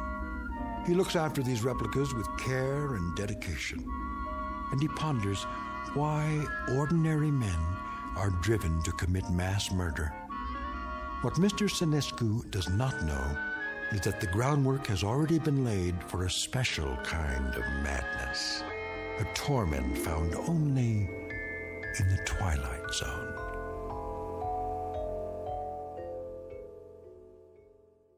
And now, The Twilight Zone and our story, The New Exhibit, starring Joby Cerny with Stacy Keach as your narrator. There now, Mr. Landru. Collar turned up just so. Easy to see why you're a real lady killer. We have to do something about that suit. Martin? Yes, Mr. Ferguson? I'd like to talk to you. All right. I'll be through here in a moment. That can wait. What I have to say to you is rather important. You know, sir, I think Landru needs a new suit. This one is 10 years old and shows it. Something wrong, Mr. Ferguson? Well, yes and no. I think we'd better discuss it in my office. All right, if you like, sir. Is it something I've done or haven't done? No, nothing like that. Sit down. Very well. Martin, I'm abandoning the museum. Abandoning? I'm afraid so. Is this a joke, sir? No. But you can't. You mustn't, sir. I know how you feel, Martin, but there isn't any choice. I don't understand. I've been offered a large sum of money for this property. Some people want to build a supermarket here. A supermarket? When I first opened the museum 30 years ago, I'd never dreamed I'd see this day.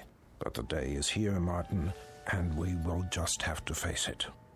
30 years, sir. Oh, for heaven's sake, don't make it more difficult than it is. I'm sorry. I hate this, Martin. You're the best employee a man could have. The way you've run the Murderer's Row exhibit, why, I don't think you ever missed a day's work. No, never.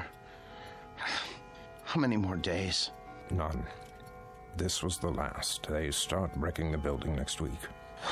What about the wax figures? I haven't decided yet. Oh, sir, we can open another museum. We'll move everything somewhere else. I'm not as young as I once was. I could use a rest. But, sir, I'll do all the work. You won't have to lift a finger. I appreciate that, Martin, but it would be foolish. Foolish? Foolish? Why? We have become passé. People aren't interested in wax museums anymore. Look at the numbers, it's all here. Our attendance figures, our profits, but mostly our losses. This year has been the poorest of all. There's even a news story about the closing of the Grand Guignol. Surely not. The handwriting's on the wall. Seriously, what do we offer? The great lovers of history? The discovery room? Scientists? That isn't why people came here. That isn't why at all. What they really came to see was your Murderer's Row. We've always known that. But they've been coming in decreasing numbers. And you know why? Because the evening news offers them fears we could never match. The wars, the atrocities, the perversions, they've all ruined our Chamber of Horrors. People are blasé. They think they've outgrown the need to be frightened. They already live in fear day in, day out. It's the world, Martin, and the world has changed. No, it would be foolish to open another museum. Maybe it's the location or the exhibits. Remember how people came after we installed the Ripper's arm with the knife and the spring mechanism? That was years ago. They're simply not interested anymore. But what's going to happen to them? Landru and Hicks and the others? If I could sell them, I would. But there is no market for wax figures. Mr. Ferguson, you're not thinking of destroying them, are you? I mean, they were meant to live forever. Martin, I tell you, I don't know what I'm going to do. You're forgetting something. Come with me. Martin... Look at Landru. His eyes. Don't you see the shy, frightened little choir boy he once was? The bookkeeper who so longed for freedom. Of course, but... Even the cheek feels real, like flesh with pores, and the mouth. Isn't it about to say something? Oh, Landru was an elegant man, full of tenderness. It's right here, in the lips. The way... What are you trying to say? Mr. Ferguson, you seem to have forgotten that these figures are the work of the great Henry Guillemond, the only ones he created outside of Europe. I haven't forgotten. There was genius in everything he did. They're not just so much candle wax. It's as though they were alive. I'm afraid it doesn't make any difference now. I don't think I could stand it if these figures were destroyed. It would be like losing 5 close friends. I won't destroy them, Martin. I give you my word. But where would I store them? You know how vulnerable they are to changes in temperature. I could take them. You? Yes. What would you do with them? I wouldn't put them in an ugly warehouse, I'll tell you that. They need constant care. I'll put them in my basement. That's ridiculous. Think about it. What would Emma say to having the figures of 5 famous murderers in her basement? Oh, she wouldn't mind. She rarely goes in the basement. It's my space. She'll understand. I'll put air conditioning down there and a heater for colder days. Oh, you'll see. I'll take care of them, just as I always have.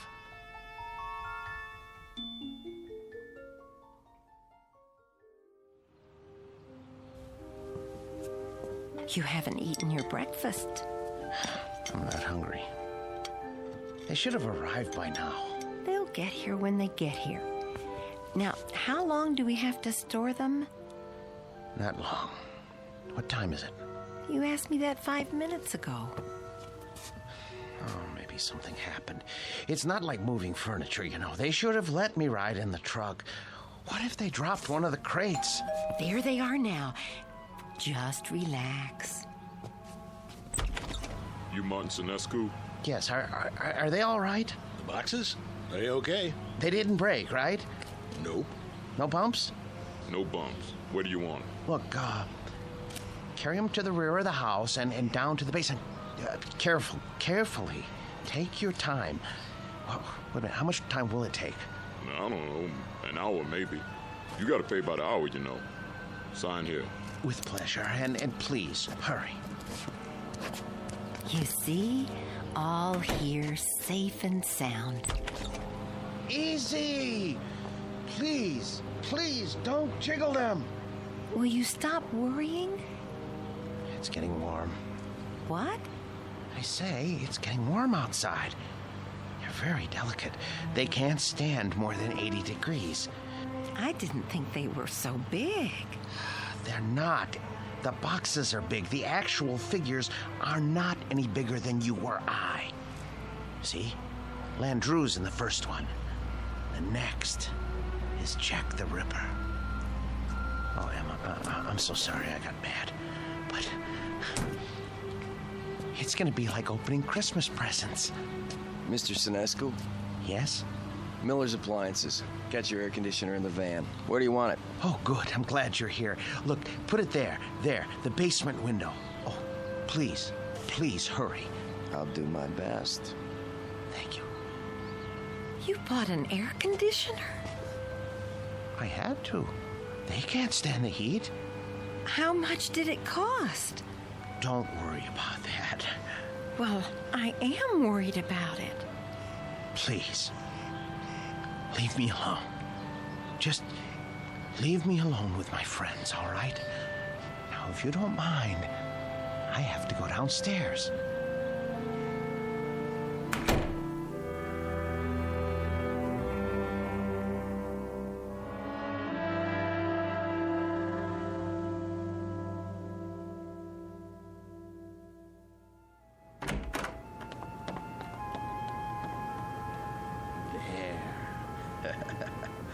Ooh, feels cool enough. Now then, gentlemen, Bloody Jack the Ripper, how are you today? None the worse for wear, I see? Oh my. Cape's a bit shabby, though. Martin, are you down there?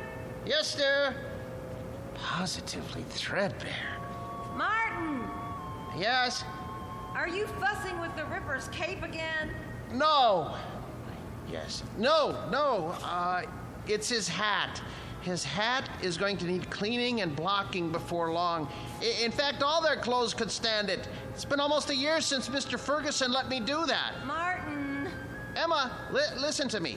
The truth is, these men need clothes. But the Ripper here, his are the worst. Part of his coat back's come undone, and... Martin! What is it, dear? We're not buying them any clothes. Oh, Emma, listen. It's not just buying. It's tailoring to fit their bodies. I don't care, Martin. Oh, you don't mean that. Yes, I do. No, you don't. Honestly, Martin, you pay more attention to those murderers than you ever did to me. Oh, Emma, listen, that's not true. You practically live down there. Emma, they're a trust, a sacred trust. These figures were made by Guy Lamont. They're masterpieces. All right, so they're masterpieces. But you told me it would only be for a few days. Now, they've been here for weeks. I've been nice about it, Martin. You can't say I haven't. How long is this going to go on? I'm sorry, dear. I didn't lie. I thought they'd be here only a little while. I really did. But, well, I can't find anybody to finance the museum. How can you find anyone if you spend all your time down there? Well, I phoned, but everyone I talk to never even has heard of Henry Guillemont. Can you imagine that? What's that? The electric bill. You see how much this air conditioner is costing us running around the clock? Well, you know how hot it's been. Oh my. That is high, isn't it? I'd like to know how we can go on paying it. Martin, there's no more money in the bank. I know. But you mustn't worry. I promise you. I'll think of something. There must be somebody somewhere. Mr. Ferguson. No. Why not? You've told me he loves these things as much as you do. Besides, isn't it up to him to take care of them? Emma, I don't know anyone in the world I respect as much as Mr. Ferguson. And I would never trust these figures to him. I couldn't be sure they were cared for properly. I don't even think I could sleep if I... So we're stuck with them. Stuck? Emma, it's an honor, a privilege. For you, maybe. But how do you think I feel? I am afraid to go into the basement because of these monstrosities. I mean, I just about get a heart attack, Martin. The way they stand there and stare at me, they're frightening. They're supposed to be frightening. Live with them as long as I have, and you'll come to love them. Love them? One day, they cease to be strangers to you, and you want to say good morning to them and ask them how they passed the night. And when that happens, Emma, I tell you, Emma, where are you going, Emma?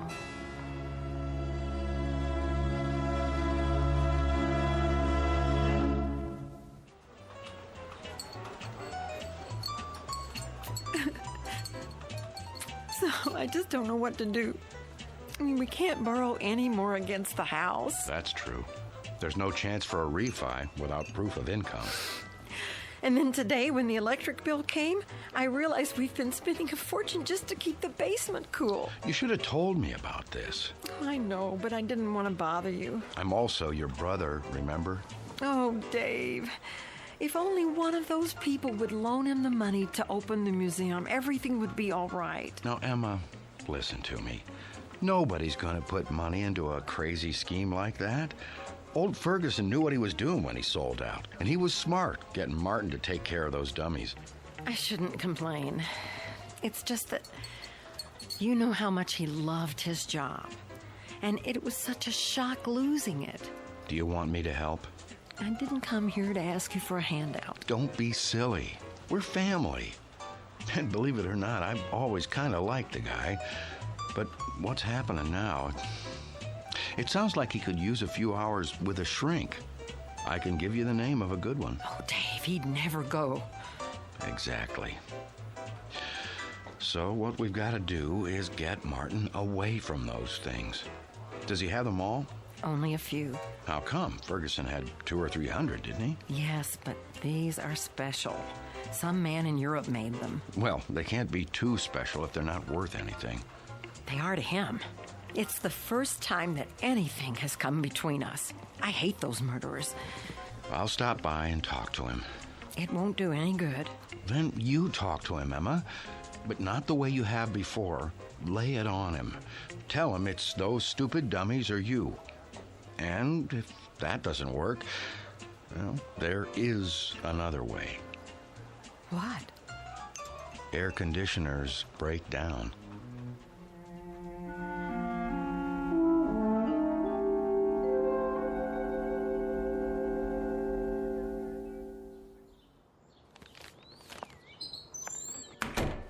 Emma? Emma? Is that you?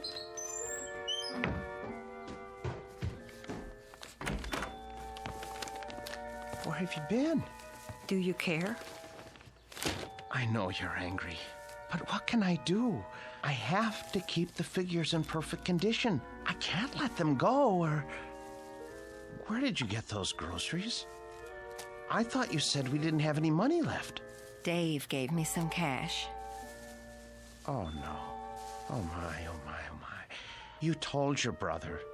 Martin, we can't go on living like this. I'll borrow some money from Mr. Ferguson. Borrowing isn't going to solve anything. Now, Martin, I know what those figures mean to you, but... But what, Emma? What? I simply will not have them in this house 1 minute longer. Martin, once they're away from here, you'll be a different man. You'll see. You've lived with wax dummies so long, you've forgotten how to be a human being. No, I haven't. What kind of friend do you think I am? I cannot desert them now, not after all these years. They need me. They'd be lost. Martin, they're not alive. They don't need anybody. I want you to see a doctor. What? A doctor? Yes. Just once. What do I need a doctor for? Because, Martin, there's something the matter with you. You haven't been yourself lately. Oh. Well, who have I been then? Well, I'm not sure. Somebody I've never known. But Martin, staying down in the basement all day and talking to those things, honey, it's not natural. I know it's not natural, but it's my job. I'm not the only husband who brings his work home with him.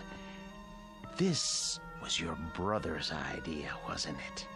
Well, you go back and tell him to mind his own business.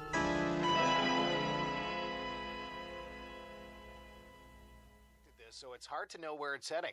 Chances are we're in for another ride tomorrow. And that concludes our broadcast day. This channel will return to the air at 6 a.m. with the early report. Until then, we bid Are you asleep? Good night.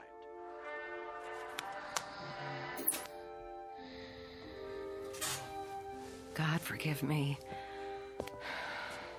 It's time for the air conditioner to break. Oh, it's so dark down here. And cold. Well, it won't be for much longer. Oh, where's the fuse box?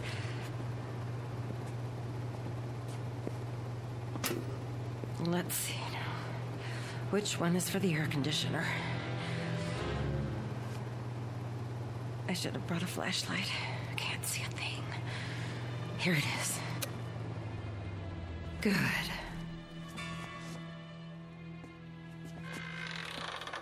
What?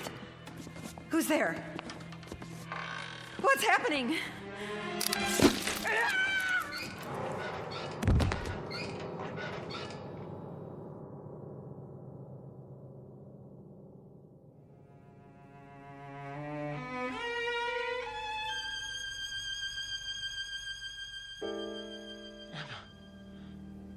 Where are you? Emma? Emma? Are you down in the basement? What are you doing? Emma? I asked you not to go down in the basement alone, Emma. I don't want you touching the figures. You leave them to me. Emma? Oh, where's the light switch? Ah, that's better. Emma! Emma! Emma! Oh, good Lord, what happened? Your throat. For the love of Emma. Who could have... Oh, you. The Ripper's knife? The blood? Oh, so no. No.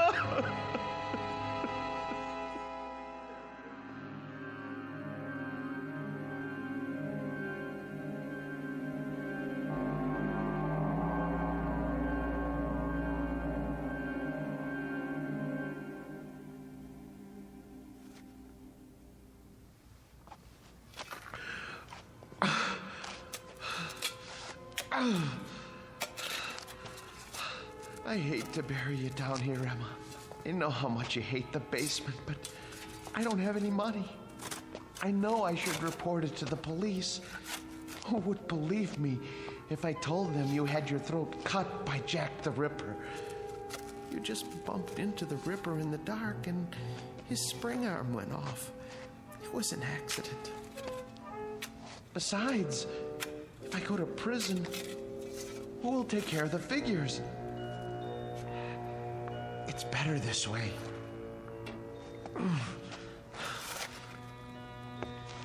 They didn't like you, you know. You said some very unkind things about them, and they heard you. You have to be careful around Jack. He has such a temper. I should have warned you. There. Now for the cement. Oh, poor Emma. But it's too late to tell her anything now.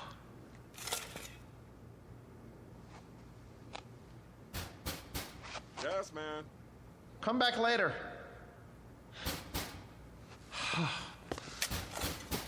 All right.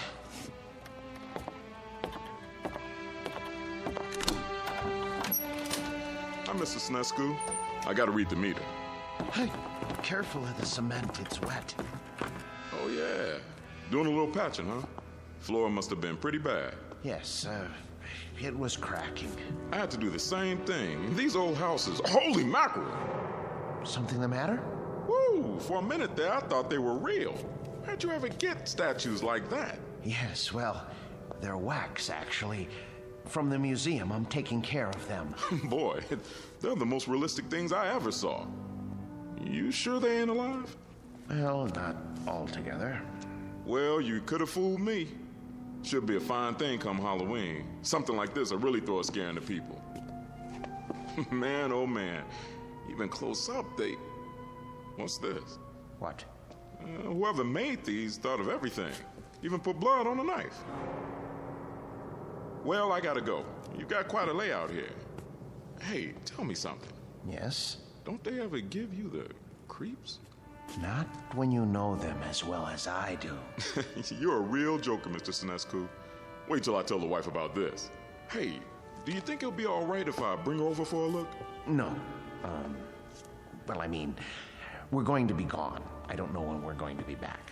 Oh, okay. Well, I'll see you next month. Fine. Goodbye. Best to keep the outside door permanently locked.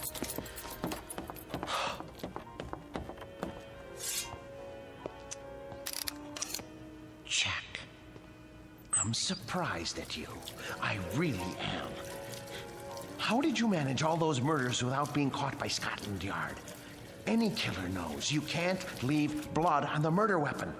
And I don't mean to make a joke, Mr. Ripper. It's a dead giveaway. There. Knife's good as new. Now behave yourself. Emma? Oh, no. It's her brother. Martin, you in there?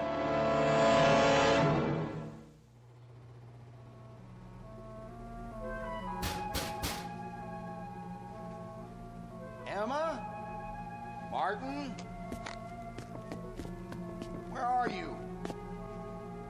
Gotta lock the basement door. Martin, if you're in there, open up. Now. Martin, are you in the basement? Yes. Yes. Is that you, Dave? I'm down here. Open the door, will you? I can't. Why not? I'm painting the stairs. Look, give me a second. I'll go out the cellar door and come in the kitchen. Okay.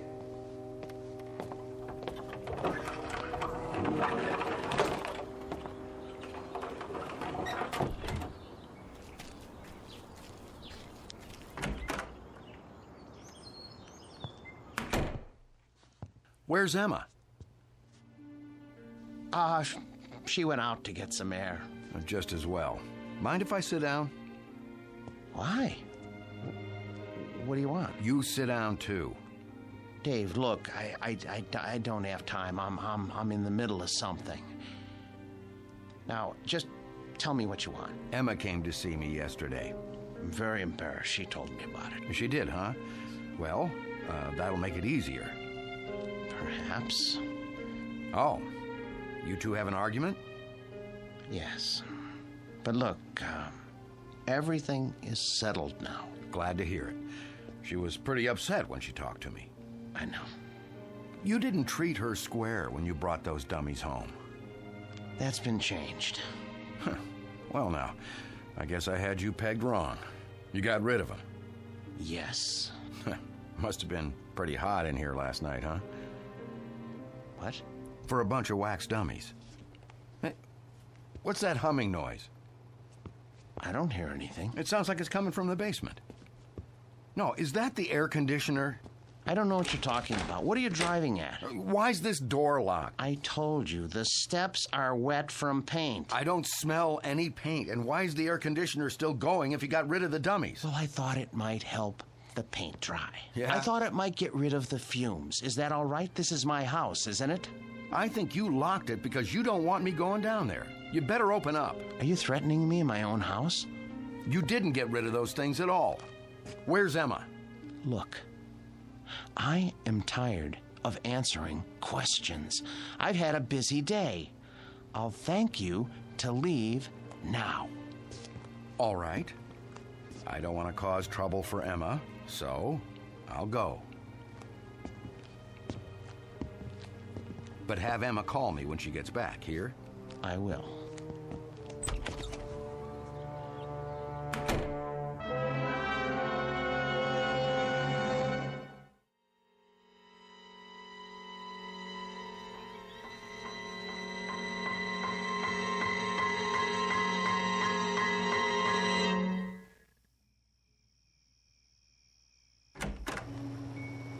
Emma? Boys? You can breathe easy. I'm going to bed now. Sweet dreams. Good night.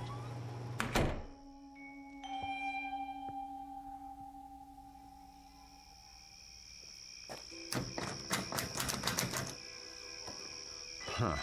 Locked up tight as a drum, huh? Now, what's so important down there he didn't want me to see? Ugh, window's too dirty to see in. So, I guess I'll just have to force it open.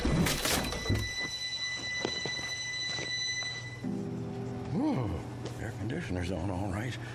Cold as a tomb down here. It's so dark. Now, let me light a match.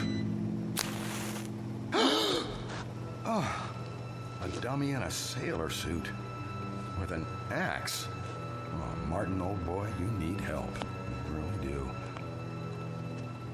Ugh, when you look at these two, plug ugly. And two more big ones. Oh, some knife. Looks real. What the heck? Oh, a shovel. Fresh cement. What is he trying to cover up? Blasted match. Who's there? Who's there? Wait. What the? Where's the axe?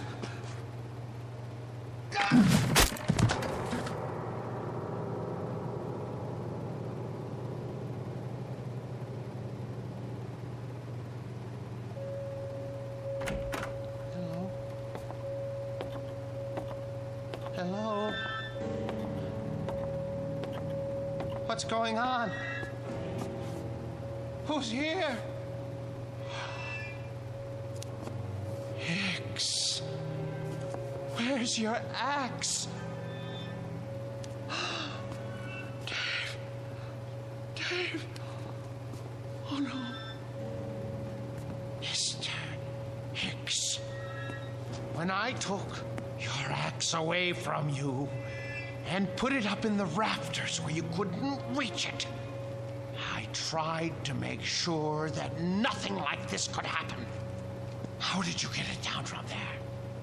Why did you take it off the rafter?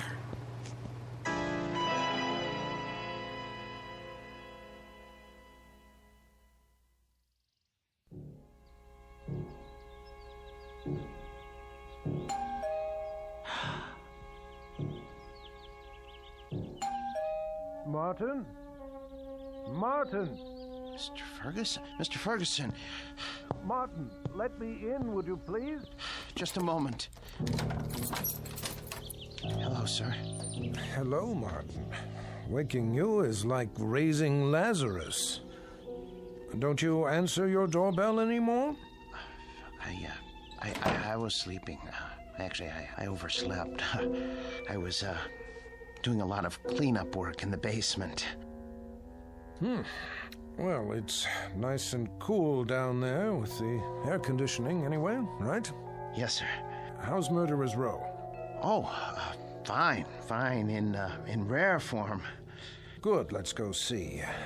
I would have come 2 days ago when you first called, but things hadn't been finalized yet. What things? I must say, you've kept them up well. But I have done my best. We get along so well. You don't know what a relief it is to see you. They've been threatening to cut off the electricity because I haven't paid the bill. Think what would happen to the figures. Well, you won't have to worry about that anymore. Oh, I knew I could count on you, sir. Thank you. But it isn't just the electricity. Look at the Ripper's coat. It needs to be fixed. The threads are falling out. Look at all of their clothes. Maybe it's too humid down here after all. You won't have to worry about that either. Oh, I was going to have Emma repair this little rip in the sleeve, but... You have a remarkable wife. Thank you. There aren't many women who would have put up with an exhibit like this in their basement. She got used to it. You're looking a bit grubby. Have you been sleeping down here? Yes. I wanted to show you. I came across an item in this book last night. Martin? I forgot I even had this. It's got a letter in it written by Landru himself. Martin, listen to me. I'll read it. But for you, whose very walk is beautiful, whose sweet eyes and smile make a just claim to happiness, whither am I bound, my dear little friend, under your tender leadership? Oh, isn't that touching? It's the one Landru wrote to Fernand Segret. Ha! You know it then. He also strangled her as he did all the others. Martin, are you all right? Yes. Well, that isn't so. I'm not all right. Some strange things have been happening. Strange? Yes. You see, my house guests haven't exactly been behaving themselves. Who?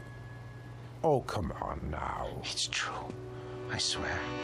You have no idea what they've been up to. Martin, you've been so close to these figures for the past 3 months, you're beginning to imagine things. Oh, no, it was not my imagination. Well, that's neither here nor there now. I can't keep it from you any longer. What, sir? The best news in the world. Martin, old friend, when I told you nobody would ever want them, I was being pessimistic. The fact is, somebody does. But not just anybody. The Marchand Museum. Did you hear me? Marchands in Brussels. Aren't you pleased? You won't have to take care of them anymore. I want to take care of them. I know you do, and I appreciate what you've done. But it's all signed. You don't mean that you've sold them? Yes, and for what I'm getting, there will be substantial compensation to you for the years you put in. But my museum? I was going to buy them. You know you could never do that. Say you have another buyer. I'll get the money somehow. Please, Mr. Ferguson, they're all I have left. Martin, time moves on. There's no longer any need for our specialty. I thought with the closing of the Grand Guignol in Paris that things must be the same in Europe. But Marchand's is actually expanding. They were delighted to make an offer. The transaction was consummated only this morning.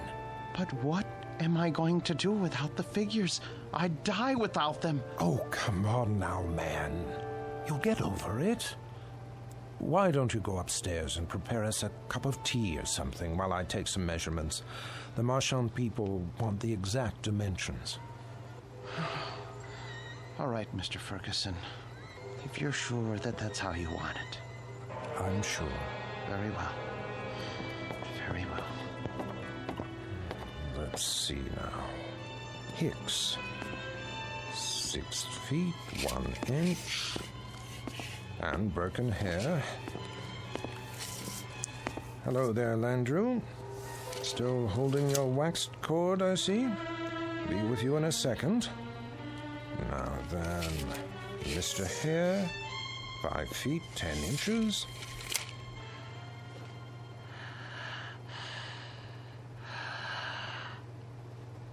What?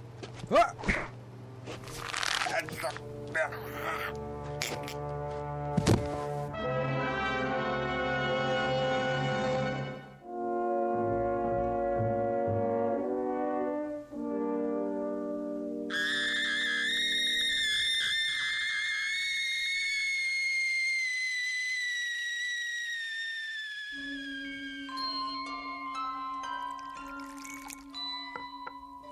There, 2 cups of tea.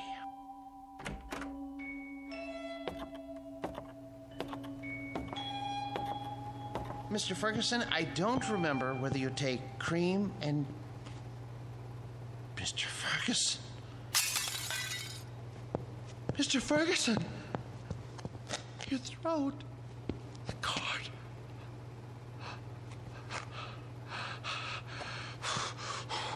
Why did you strangle Mr. Ferguson? And the rest of you? I know you didn't have any part in this, but you didn't stop it either. Landrew, you have gone too far.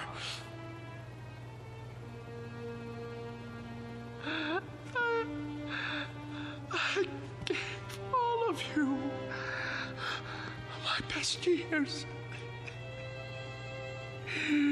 You wanted for nothing. I washed you. I cleaned your clothes. I waxed your shoes.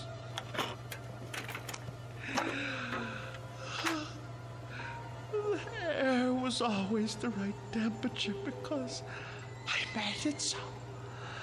I defended your deeds against the thousands who came to see you. And when Mr. Ferguson sold the museum, who spoke up for you? Who wanted you? And now what have you done to repay me? Murdered Mr. Ferguson? He was a good man. The books were right. You are monsters through and through, and for that, I am going to punish you. Do you know what I'm going to do? Do you know what I'm going to do? I'm going to take my saw, and I am going to cut you into little pieces.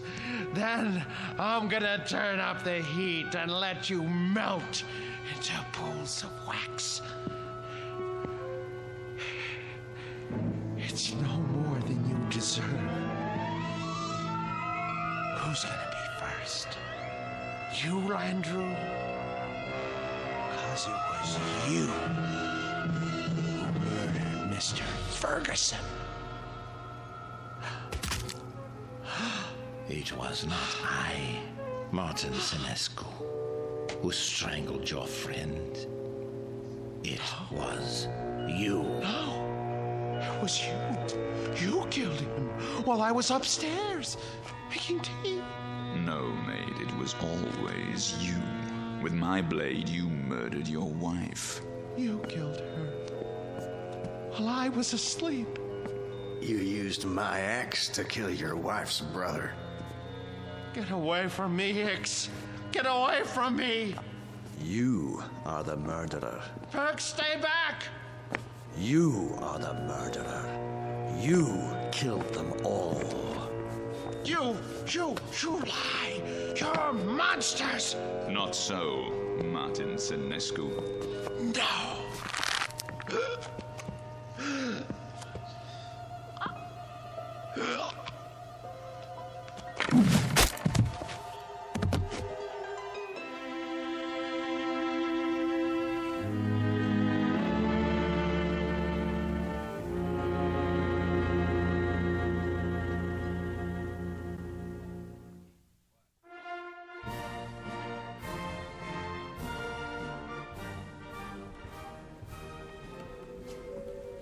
And here is the latest addition to Marchand's Wax Museum, Murderer's Row, complete with its newest cast member, Martin Lombard Senescu, a remarkable and most versatile man. Who knows what thoughts went through his mind as he dug the grave for his wife, Emma, whom he killed with a knife. His brother-in-law, David, whose skull was split with an axe. And his friend and employer for 30 years, Mr. Ernest Ferguson. We'll never know. We can only guess what fierce devils tortured Senescu's soul and drove him to his destiny. But he has taken his place with the infamous and depraved. Next to Albert Hicks, Burkander, Landreau, and Jack the Ripper himself. This way, please.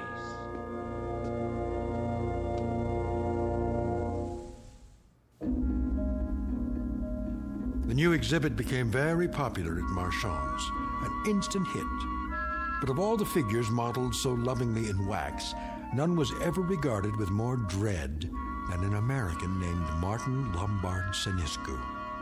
There was something about the eyes, people said, dazed, vacant, as if he had seen too much and come to understand it a moment too late. But they shouldn't have been surprised. It's the look one often gets after a quick walk through the Twilight Zone.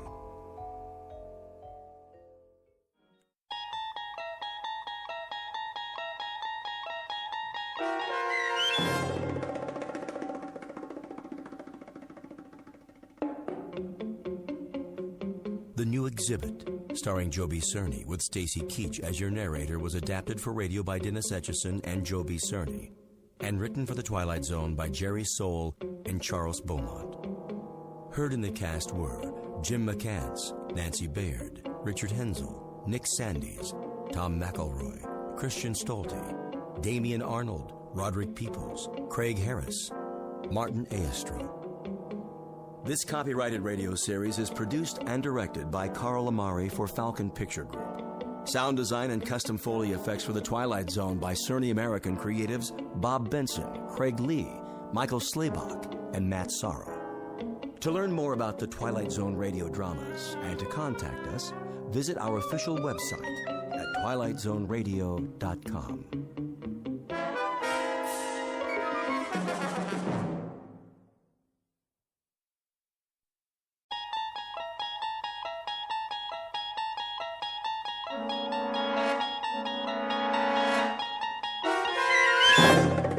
You unlock this door with the key of imagination.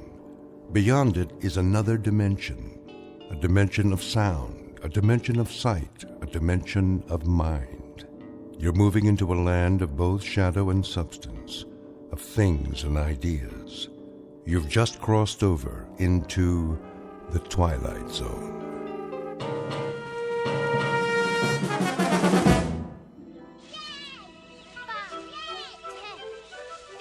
Let's hide. Hurry. 25, 30.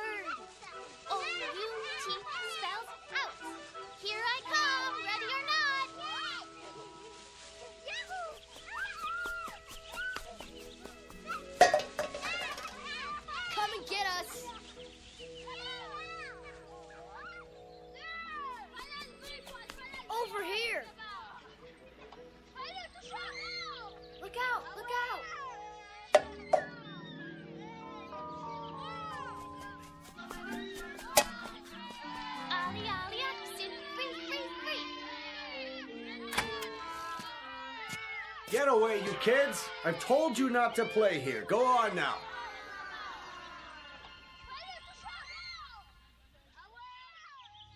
It's so noisy. They're gone now. Come along, Mrs. Knaus. This way, everyone. Oh, but Doctor, I have my knitting to do. Another time. Out onto the porch. I didn't finish my crossword puzzle. It will wait, Mr. A.G.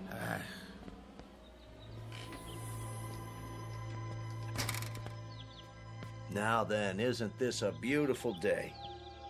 I don't know why we have to go. It isn't good to spend all your time inside. Everybody needs the sun once in a while. Even you, Mrs. Summers. I've had my share of the sun. Now I need my rest. We all do at our age. Where's Mr. Conroy?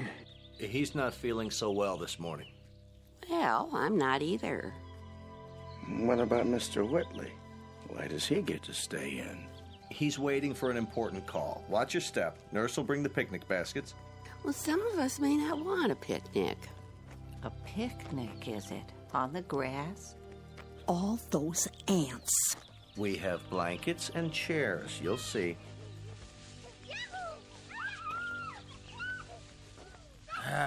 Darn those kids anyway. Hey, quit running! Stop it! Like wild Indians. They won't bother us. This way, there's a nice place under the trees.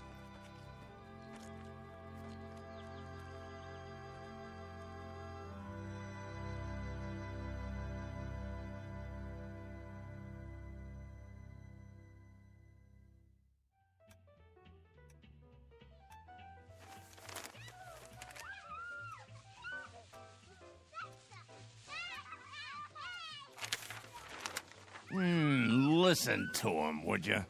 They're only children. They know they aren't supposed to play on the grounds. How can a body think? Now, Ben, just read your paper. They're not hurting anyone. Well, let them play someplace else. They've got homes, don't they? It's the grass. The what? We have such a big lawn at Sunnyvale. Kids can't resist it. Oh, what are you doing downstairs, Charlie? I thought you had to get ready. Not today. You haven't heard from your son? I thought it was all set. Maybe you didn't get my letter. Oh, he got it all right. They just don't care. Nobody cares anymore. The boy has enough problems. It's a small house and the second baby's on the way. It was a foolish idea moving in with him. They don't need an old duffer like me around. Would you listen to that? It's enough to wake the dead, I tell you. Don't be so hard on them, Ben. They're only kids.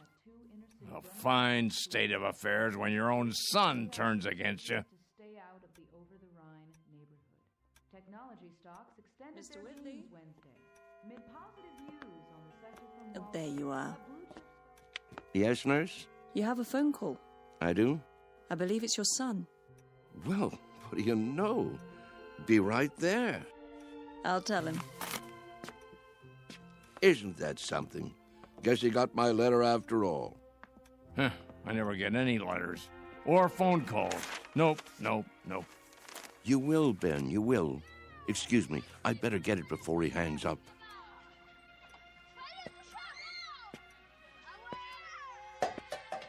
What are they doing out there? Don't be a grouch. It's Saturday. Perfect for kick the can. Perfect for what? We used to play it all the time, remember? No, I don't remember anything of that kind.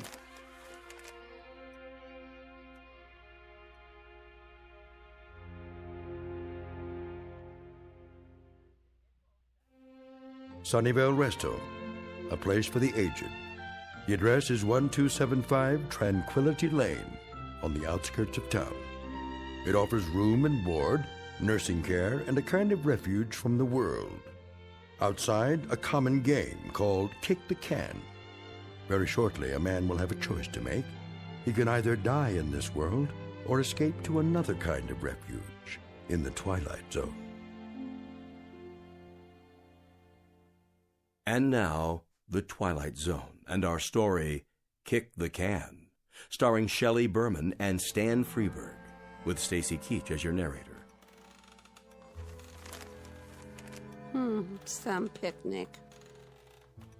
Plastic spoons and forks. Well, the potato salad was good. What do you mean? It was spoiled. No, it wasn't, Emma. They made it in the kitchen just for us. You must admit, it's better when it's fresh. I think I hurt my back sitting down. Oh. The ground was damp. It was. Bad for my arthritis. Will you people please hold it down? I'm trying to read. Oh, you shush, Ben Conroy. No one's bothering you. Easy for you to say. Where is Mr. Whitley?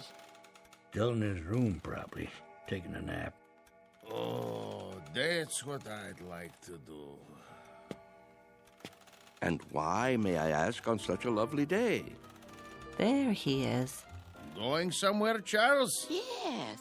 Why are you all dressed up? It's my son. He's coming to get me. You don't say. He called a little while ago. He did. He's on his way. At least someone gets calls. What's he carrying? Is that your suitcase, Mr. Whitley? Indeed it is. You're going to stay overnight, then? A bit longer than that, I should say. That is, if they have the room fixed up. Room? At my son's house. You mean you're moving in with them? That's the plan. If they'll have me. Well, what about the rest of your things, Charlie? You can't just leave your things behind. No hurry. It all can be packed up and sent over later. Well, we'll certainly miss you. Will you come back to visit us? Of course I will. Meanwhile, I'll call and see how everyone's doing. May we write you? Please, I'd appreciate it. Mr. Cox has the address. Nobody writes. They say they will, but they never do. There he is now. Hey, aren't you going to say goodbye? I hate goodbyes, Mr. A.G., don't you? Take care, all. Here, let me carry that for you. I've got it.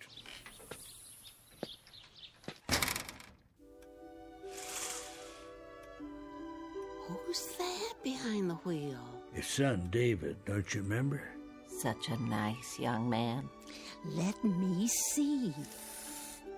Some car, huh? Betty costs pretty penny. Everything does nowadays. Don't crowd now. You wouldn't want him to think you're watching.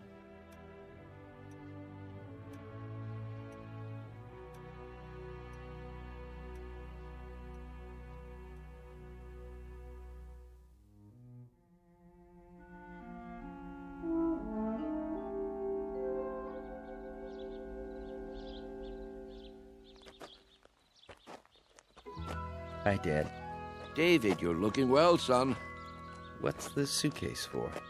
Oh, just a few things for now. I don't understand. Wouldn't want to push you out of the house and home. What? Of course, I don't have that much anymore, but I suppose it could go into storage. Whoa. I think there's been a misunderstanding. There has? Get in. We need to talk. If it isn't convenient today, we can make it another time.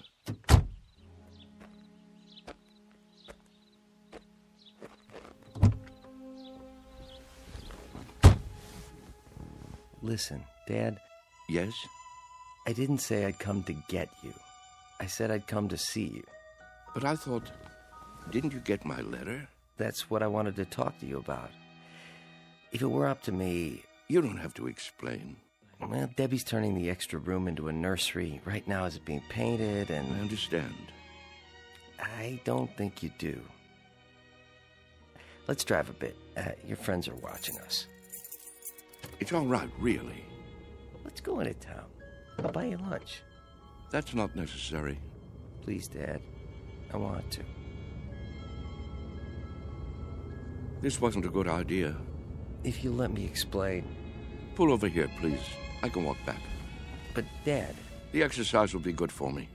If you just listen... We'll have lunch another Saturday, son. Call first, though. I'm really quite busy these days. You're taking this all wrong. Give my love to Debbie, will you?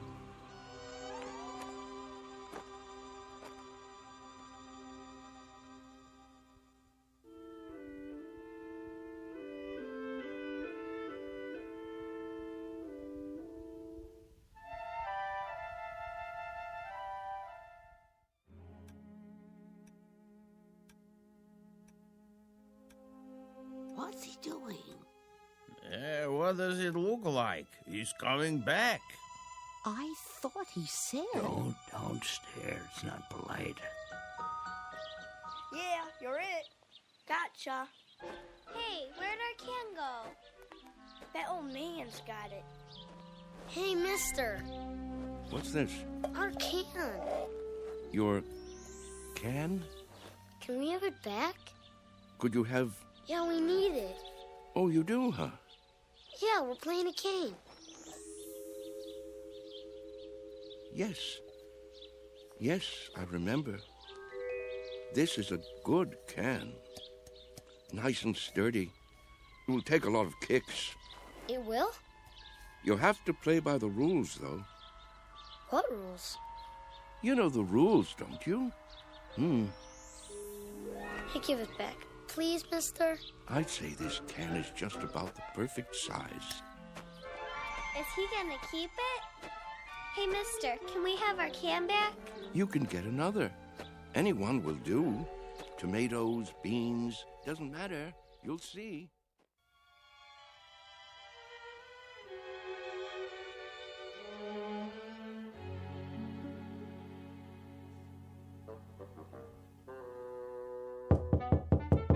Charlie? You in there? Going to be a beautiful sunny day today. And Yes? expect much more of the same over the next couple of Just wondered might what wanna do happened some to of you. those outdoor Not a activities. thing, Ben, not a thing. Las Vegas, 68. Los Angeles. Thought I'd lie down for a minute. Come on in if you'd like. Sorry about that son of yours. Are you? I'm not. This is a good enough place for me. I don't know what I was thinking.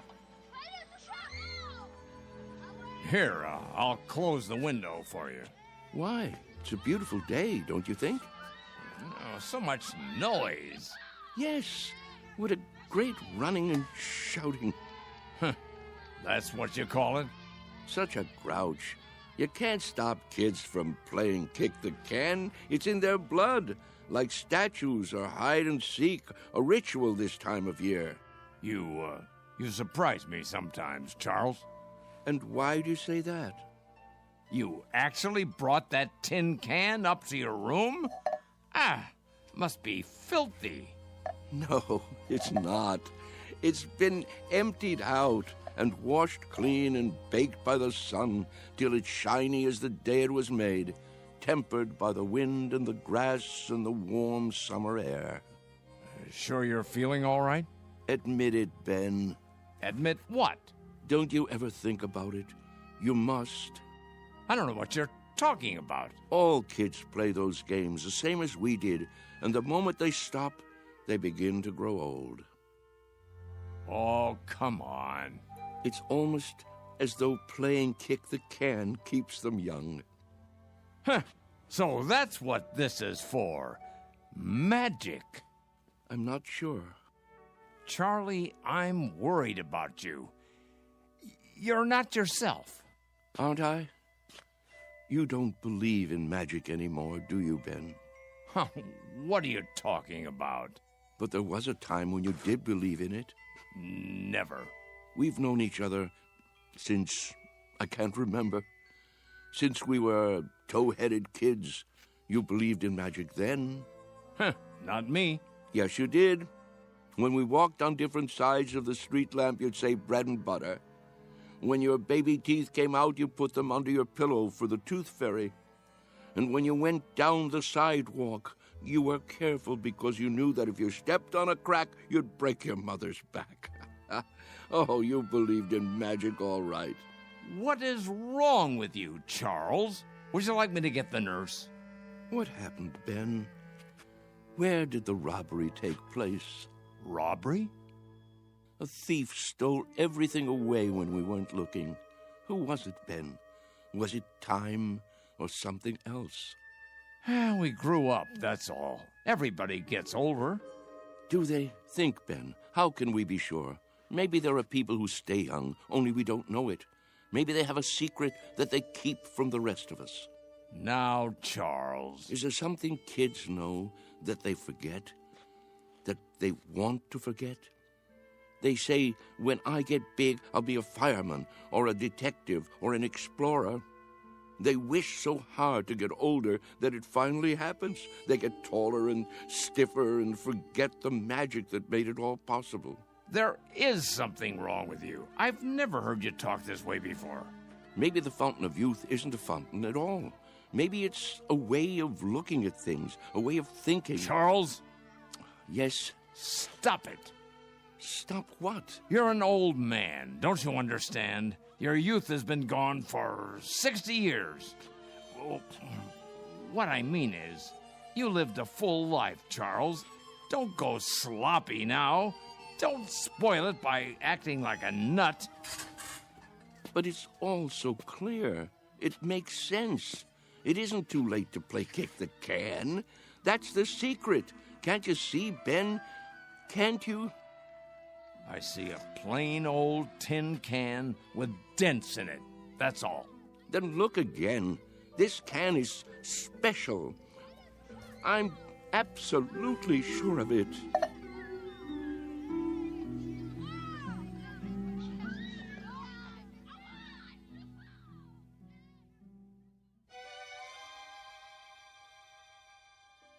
And so, that's why I thought I should tell you.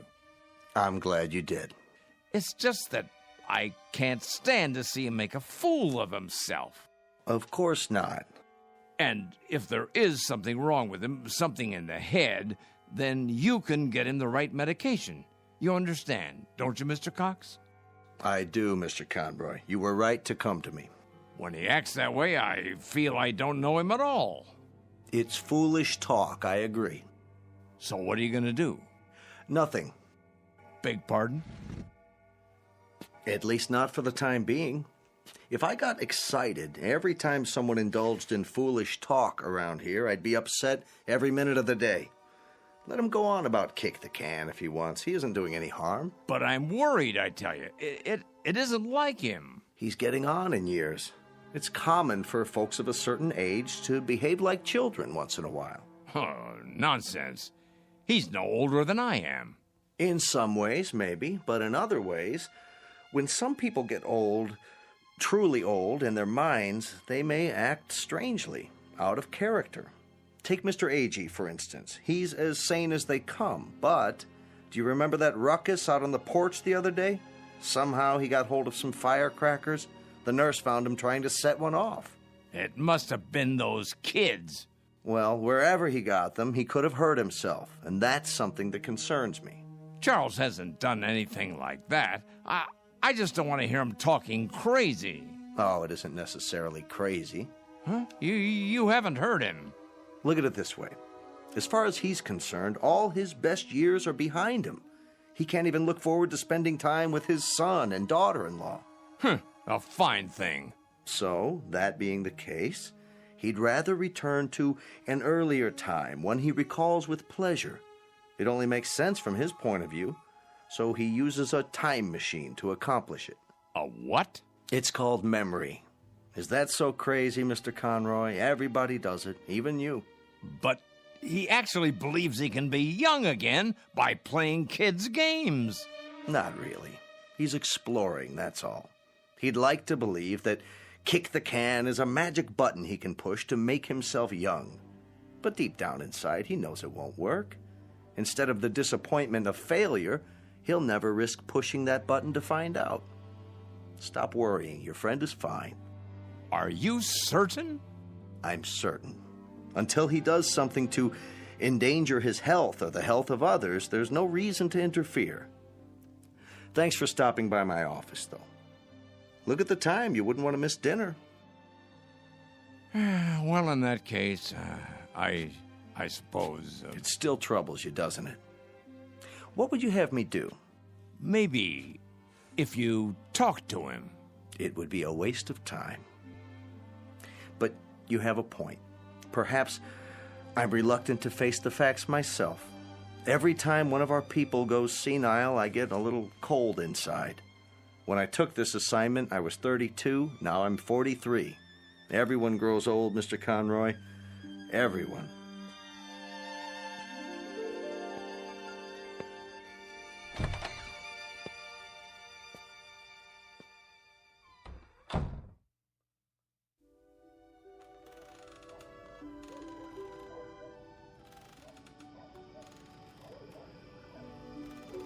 I think we should go in now.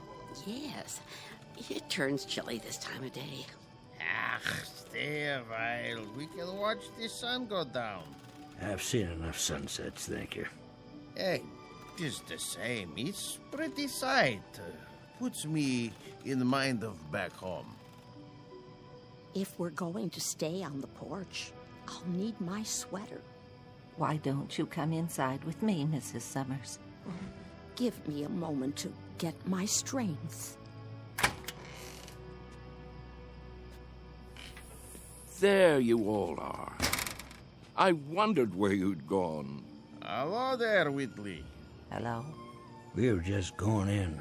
Why? Before it gets dark. I have my programs to watch. What's wrong with you people? Wrong. Nothing in particular. Then show a little life. Aren't you the same ones who used to skip rope and hunt pollywogs and night crawlers when the sun went down? Why, I don't think so. Don't ring a bell. Well, I was. If you can't remember it, I'll remember it for you. The weather was just like this back in Wheattown of a summer evening. Right after dinner, you'd hear a banging of screen doors all down the block, and there we'd be, Stanley Maple and his kid brother, Wes, and Ben Conroy, and the Arvis girls, and some others whose names I can't think of. The air would be soft like this, children weather, and we'd come out with no coats, and we'd start shouting and play kick the can. Yeah, you're right. Everybody played that game. Absolutely everybody. Or catch, or hide and seek. Seems like a million years ago. I was fastest runner on the block. Were you? Sure was. When we played kick the can, I was never it. But now, ooh, look at these legs. I remember. Sure you do. But we all grow old. I miss the running most. I think if I could only run again, growing old wouldn't be so bad. I agree with that. That's one way to look at it. Maybe we can't run as far and as fast, but we can move about, and there are lots of trees and bushes. If the hunted are handicapped, so is the hunter. You can't be serious. He isn't serious. But I am. I was the fastest runner on the block. Us? Children's games? It's the secret. Can't you see? The secret of youth. Well, now, I don't know about that. Look at this. What do you see? Ooh. What have you got there? Just what you think it is. The fountain of youth. The source of the Nile. Looks like a tin can to me. It's a good deal more than that, I promise. Take another look. Think, feel. Have you forgotten how? Have you all gone too far to turn back? Back to what? You mean to what we were? Yes. Do you feel it inside you yet? Here, take the can, touch it, pass it around. Does it wake the part of you that's been asleep? Let me see that. Well? Why? It fits perfectly in my hands. Here, Mr. Agee, you try. Okay. Ooh, I thought it would be cold, but it's warm. Is it? Of course it is. Put it like a seashell. Now listen. To what? Can you hear it? Summer, grass, running and jumping, youth. I hear something.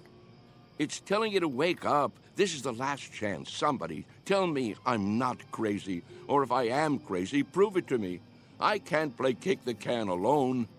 Well, I don't know, Charlie. I'm not quite sure, but I think these legs, they might just work. Oh, there's the sprinkler.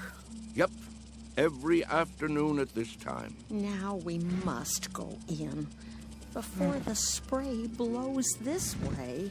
Yes. Sprinklers? I remember sprinklers. We all do, don't we? Hold on. Do you see it? See what? A rainbow. Look at it in the air, above the lawn. Why, I believe I see it. Remember running through the sprinklers on a summer's day? What could be more fun than that? Wait, Charles.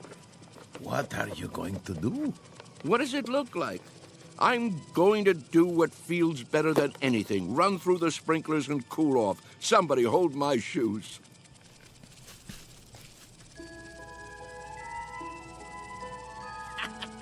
Well, look at him, will you? This way, everybody. It feels great. Mr. Whitley. Charlie, what are you doing? Come on in. The water's fine. Nurse! Nurse! Yes? Help me get him inside. Yes, Doctor. Don't worry about me. I'm having a great time. That's enough. He's soaked. Get him some dry clothing and put him to bed before he comes down with pneumonia. Right away. Ah, you're spoiled sports. That's what you are. I don't need any help. Don't be difficult, Mr. Whitley. Just come along. I'll get you a towel. What are you doing, Ben? Did you call them? It's for your own good, Charlie. You'll only hurt yourself. I thought we were friends. We are. That's why. This way. I'll bring your shoes later. All right, everybody. The party's over. But he wasn't hurting anyone, was he? You see, he's been talking to them. Pretty soon he'll have them believing it. I was afraid of something like this. Yeah, it's like he's gone crazy after all. I'll have him moved to the observation room in the morning. But, Doctor, to be all alone, that'll kill him. If I don't, he'll end up killing himself.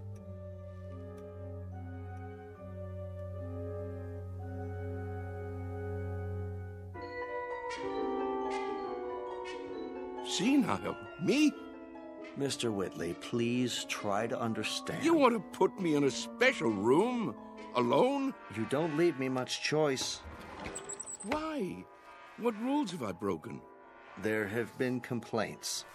Oh, there have. Who from, may I ask? That's not the point. Go on, tell me. I want to know. Who thinks I'm breaking the rules? It's not so much a matter of rules as attitude.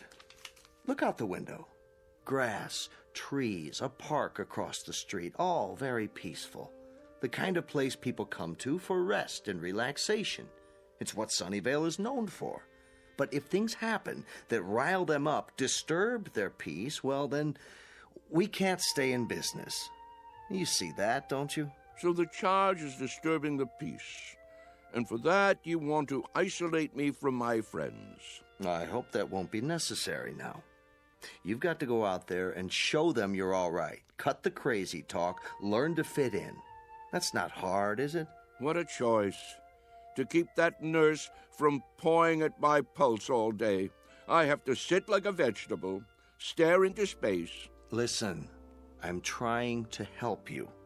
Keep on like that and they'll put you away. I won't have a choice. Use your head. maybe you're right. There. You see? You're an intelligent man. It's a question of playing the game. Isn't that something we all have to do? Yes, I suppose it is. Good, Mr. Whitley. I knew you'd see it my way. Now, why don't you go up and rest before dinner? Tonight's the bingo game, remember? I remember. Goodbye, Doctor. Goodbye, Mr. Whitley. Anytime you want to talk, feel free. I consider it part of my job.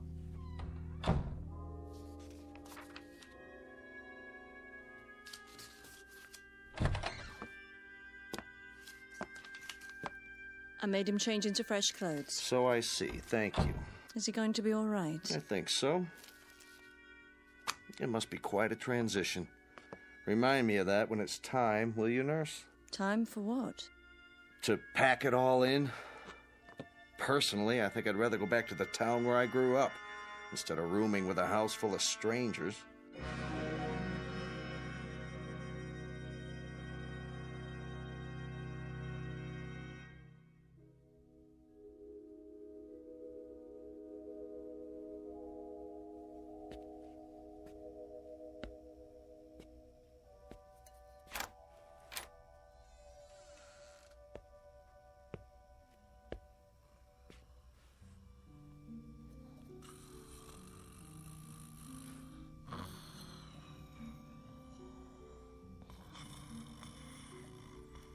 Wake up. Oh. Who? What? Come. Charles, what is it? Shh. Quietly. Come where? We're going to play a game. What do you have there? What does it look like? An empty tin can. We're going to play kick the can now? It's dark outside. It usually is in the middle of the night. Now get your robe and come with me.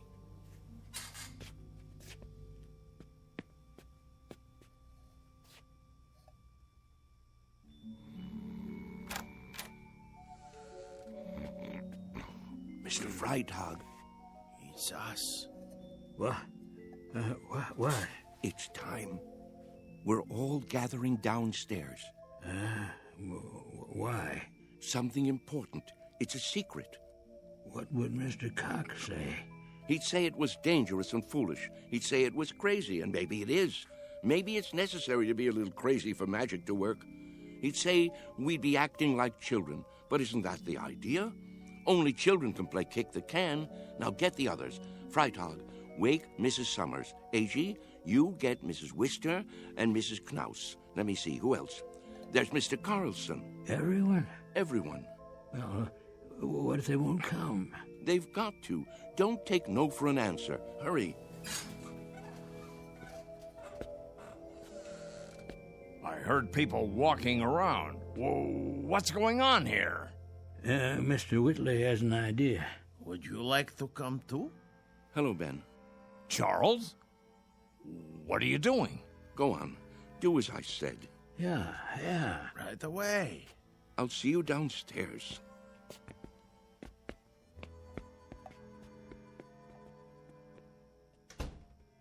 You should be sleeping. Everyone should be. What's that in your hand? No, Charles, you can't. Who says so? It's against the rules. The devil with the rules. It's our last chance, don't you see? Ben, come with us out to the lawn. Me? Yes, you. Ben, we always did everything together. Let's not stop now. Even if you think it's crazy, come out and play. Come to your senses, Charles. You think I'm obsessed? You think I've got hold of one crazy idea and won't let it go? Well, haven't you? Maybe so, but where I have one idea that's strangling me, you have dozens. You're the one obsessed. Oh, nonsense.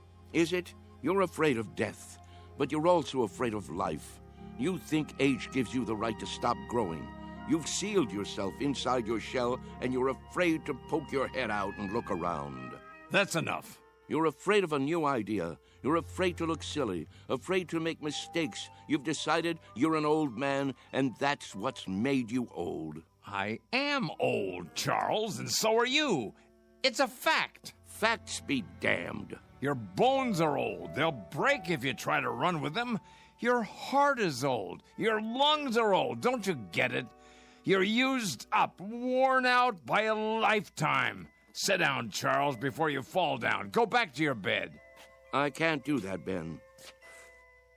Charles? I've got to find out. Won't you help me, Ben? There is magic in the world. I know there is. When I fell in love with Mary and kissed her for the first time, that was magic. When my boy was born, that was magic. The moon is magic, and the stars. Friendship is a magic thing, too. Life is magic. Maybe I'm right, Ben. Can't you consider that? Maybe kick the can is the greatest magic of all. Well, what do you say? There's nothing to say. I just don't know how to get through to you anymore. Then I'll do it alone.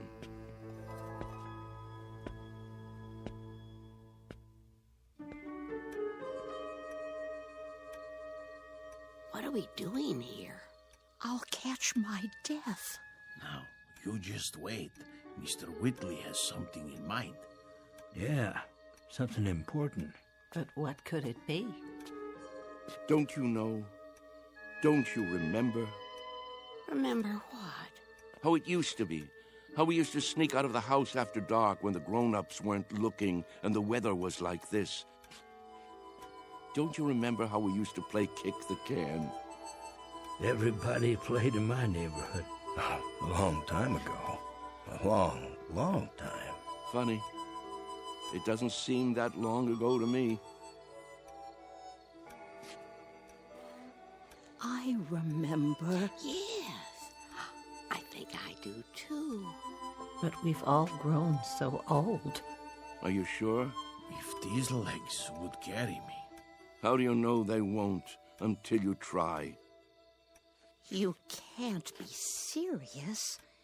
He isn't serious. But I am. You mean us? Children's games? What about the nurse? She's asleep. If we keep our voices down and open the door carefully, she won't hear us. Go outside? Why not? Are you chicken? Show them the can.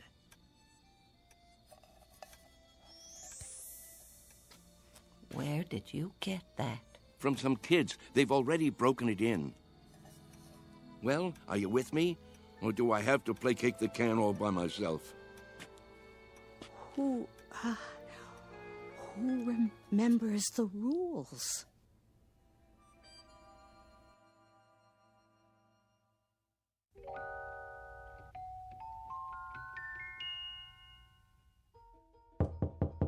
Mr. Cox.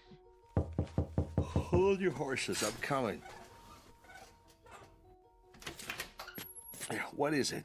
Mr. Cox, come quick. Keep your voice down. You'll wake everybody. They're already awake. Hurry, hurry. You've got to stop them. Calm down, will you? What are you talking about? You'll see. Come to the front room. Easy, Mr. Conroy. Now, what is it exactly that I'm supposed to see? There's no time to lose.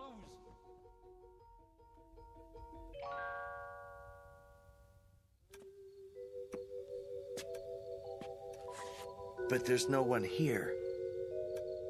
Why is the door open? Because they've gone outside. Why would they do that? It's like I said, to play kick the can. That was just a crazy idea. Mr. Whitley's forgotten all about it. No, you're wrong. They really mean to play. Calmly, please. You mean now, at this hour? That's right, and it's all because of Charlie. Now I'm really worried about him. What'll happen when it doesn't work? He really believed it, see? That it would make him young. That's not the problem. What worries me is what will happen if he tries to run. He can't take the exertion. None of them can. 5, 10. Where? 15. Look, 20. the front lawn. 25. 30, 35, 40, 45, 50. Come on, I know. Ready or not, here I come. Come on, everybody, let's hide. This is gonna be good. Over here, hurry up. 85, 90, 95, 100. Ready or not? Where are they? Here I come. And what are these kids doing here? I told them to stay away. Look out! Run, Amanda, run! Maybe they're around the other side. I'll go check. Hey, kick the can over to me. Hey, Ben! Look at me! I told you it would work. Charles? Come on, you want to play? No, it can't be. Ben, you better hurry up, or it'll be too late for you. Charles! Yeah, hurry up, or it'll be too late. What is it? Do you see them yet? Is that... Here, you kids, how many times do I have to tell you, go home? No, wait! What are you doing here this time of night? 1, 2, Charles? 3, you're out. Charlie? Sorry, Ben. I wish you could have believed. I gotta go. Charlie! Hey, kick it over here, over here. Charlie! Take me with you. Get away and stay away. Mr. Cox, please. That's one over fences, rotten egg. Come on, let's go. I can't climb that. Charlie, wait! Wait! Charlie! Hey, you guys, wait up. We gotta find the others. They can't have gone far. I bet Whitley's taken them down to the orchard. No. Why? Look all you want, Mr. Cox. You won't find them. Wait here.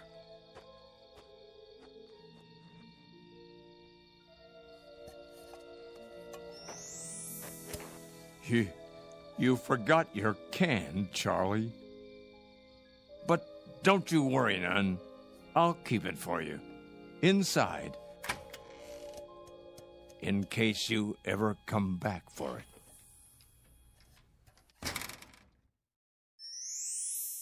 Come on, let's play kick the can. Come on, let's hide. You'll never find me. You can't catch me. I'm too fast. Haha, you missed me. Come on. No, kick it to me. Kick it to me. Gotcha. Yeah, you're in. Ollie, ollie, oxen. Free, free, free.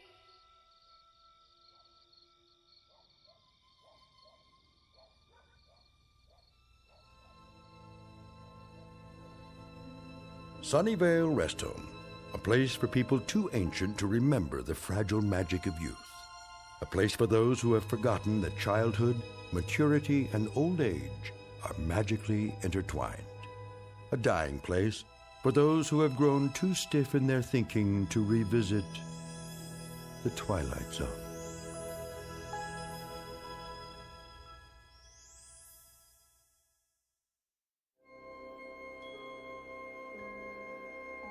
Hi, this is Carl Amari, producer of the Twilight Zone radio dramas. I'd like to take a moment to tell you about our official website at twilightzoneradio.com, where you'll get the latest news and information on these Twilight Zone radio dramas. Plus, at twilightzoneradio.com, you can digitally download 3 free episodes or any of our episodes for only $1.95 each. In this age of ever-changing technology, we've decided to make these episodes instantly available to you by making the Twilight Zone radio dramas a digital download-only series. This means that this series will no longer be offered on CD. The CD collections at our website are now being offered while supplies last at buy one, get one free. So be sure to get your favorites before they're sold out. Be sure to visit us often, and I'll see you in the zone.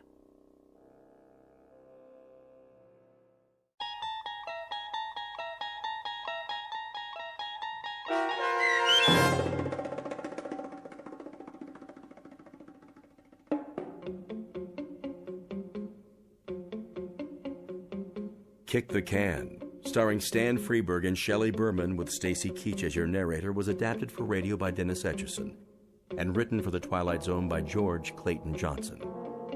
Heard in the cast were Christian Stolte, Kurt Nabig, Herb Graham, Joby Cerny, Doug James, Roz Alexander, Meg Thalkin, Renee Matthews, Sarah Wellington, C.J. Amari, Natalie Berg, Amanda Amari, Mitchell Hernandez, Julia Cosmos, Robert Gertish, Matthew Gertish, and Braden Looper. The producers of The Twilight Zone wish to thank CBS Enterprises and the Rod Serling estate for making this series possible. This copyrighted radio series is produced and directed by Carl Amari for Falcon Picture Group and Westwood One. Sound design and custom Foley effects for The Twilight Zone by Cerny American creatives Bob Benson, Craig Lee, Michael Slaybach, and Matt Sorrow. To learn more about the Twilight Zone radio dramas and to contact us, visit our official website at twilightzoneradio.com. Doug James speaking.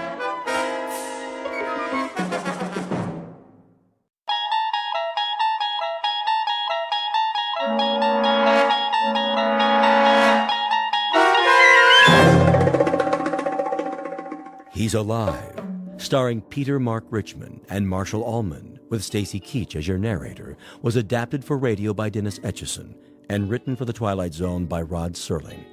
Heard in the cast were Roger Mueller, Jason Bradley, Christian Stolte, Doug James, Jeff Lupetin, Amanda Amari, Elizabeth Lido, Vince Amari, Alex Sopner, Frenette Lebo, Carl Amari, Kurt Nabig, Peggy Roeder, and Jason Mallow. This copyrighted radio series is produced and directed by Carl Amari and Jason Mallow for Falcon Picture Group. Doug James speaking.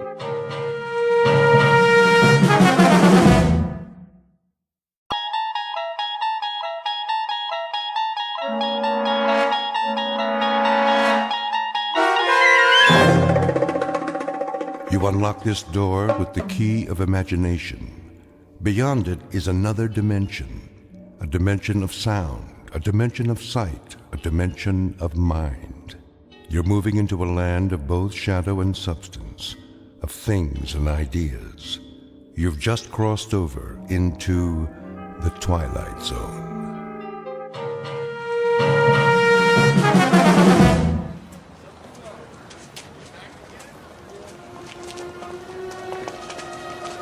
That looks like a good spot. Where? Up ahead on the corner. Yeah, we'll set up some boxes. I don't know. It's perfect, I tell you. All these people taking a walk after dinner, they'll listen. Oh, they'll listen, all right. Just hand out the pamphlets for now. I have to work on my speech.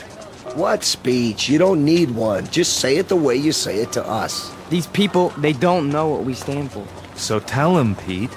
We'll make sure they listen. Put the flag up against the building. Which one? Both of them. Ours and Old Glory. The big two. There's some boxes. You can stand on them. I'll go set them up. Man, oh man, this is gonna be the night, huh, Pete?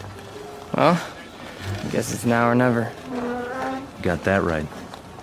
How's my uniform look? Here, straighten your tie.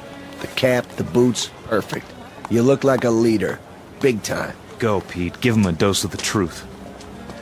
Hey, mister. Excuse me, little girl. Are you in the army? No army you ever heard of, sweetheart, but you will. My daddy's a lieutenant. Are you a lieutenant? Better than that, kid. A lot better. Now stand back. You're in the way.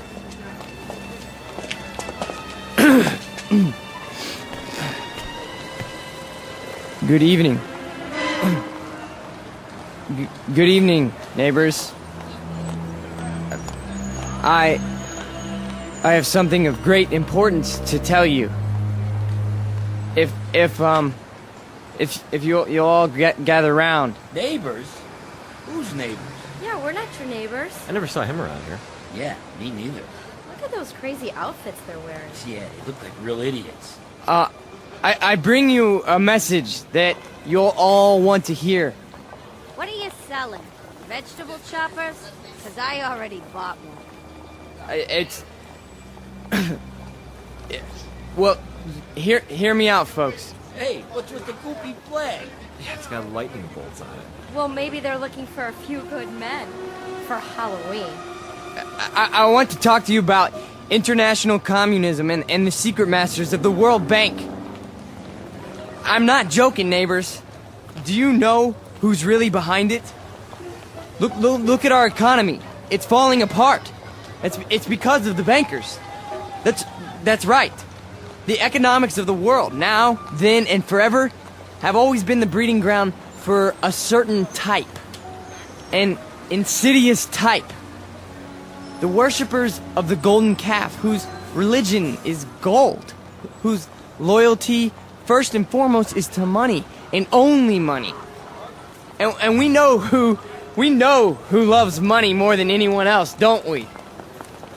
We know what tribe. He's just getting warmed up. Yep, in a minute he'll have him in the palm of his hand. The tribe of traitors. And they're here, in our homeland. They're in Washington. Those swine have captured the reins of government. Yeah, they're rotten apples, and I got an apple for you. Hey, knock it off, people. Yeah, show some respect. I'm talking about traitors. Listen. Boring. Ice cream. Get your ice cream. I want one. Come on, Angie. We'll both get one. Then we'll go home. Yeah, there's nothing happening here. No. Listen to this. What about foreigners? Huh? Foreigners. Take a look at the way that they're controlling us. The lines lead directly to Palestine and to the Vatican. Yeah, I've had about enough of this. Let's go. It's a conspiracy, I tell you. A conspiracy of men who aren't like us. Yellow men, brown men, black men. They come here and they infiltrate our economy. They're right here on our doorstep. If there's anybody sitting on your doorstep, buddy, it's the man in the white coat. Here, take a tomato with you. You think that's pretty funny, don't you? You think it's funny that your country can be sold out? That they can sell out your flag and your birthright? You think that's funny, huh? Well, the day will come. Oh, shut up. Let him talk. What's the matter? No more big talk? He's just a scrawny kid with a big mouth. Real big. As long as he got a couple of punks to protect you. We gotta do something. Where's Nick? Go on, get out of here. Back off. This here's a real American. Yeah, a real jerk. Why, you? Get out! Cut it off! Cut it off! Right now! Portrait of a Bush League Führer named Peter Vollmer, a young man who feeds off his self-delusions and is left perpetually hungry. Like his goose-stepping predecessors, he searches for something to explain this hunger, to rationalize why the world passes him by without saluting. In his own twisted and distorted lexicon, he calls it faith, strength, truth. But the particular brand of truth he seeks can be found in any sewer. Peter Vollmer doesn't know it yet, but he is about to ply his trade on another corner, an intersection in a strange shadowland called the Twilight Zone. And now, The Twilight Zone and our story, He's Alive, starring Marshall Allman and Peter Mark Richmond, with Stacy Keach as your narrator.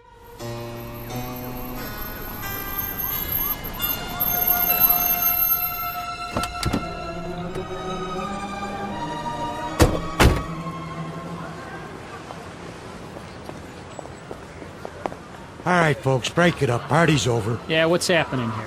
Looks like the boys in the brown shirts took a licking. No, we got him. We got him good. Then what are you lying on the ground for? Problem, fellas? It was the communists. The communists did this. What? Which ones are those, Jack? All of them. They ran away like cowards. We want to press charges. What about names? We need names if we're going to charge anybody. Look, forget about it. We can take care of ourselves. Sure you can. Need some medical attention? No, we don't need your help. Come on, Peter, I'll help you up. Let's get out of here. Hey, Jack, you forgot your flag. Yeah, your mama made it for you. Give it to me. Sure. There'll come a day when guys like you will crawl on your belly to salute this. There'll come a day. Yeah, well, let me know the date, Jack, so I can stay home sick.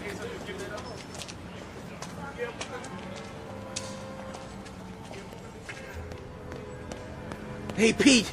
Pete! Are you okay? Yeah, we're fine. What are you doing in the alley? They cornered me. Must have been 10 guys on top of me. It was all I could do to get away. You sure that's what happened?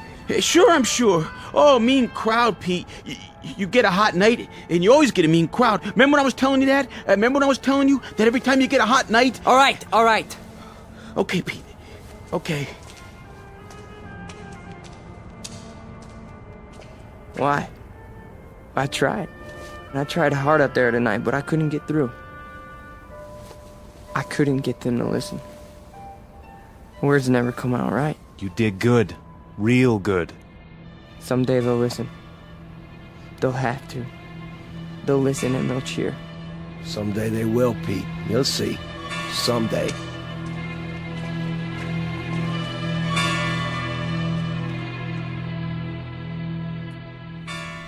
Now, hold still.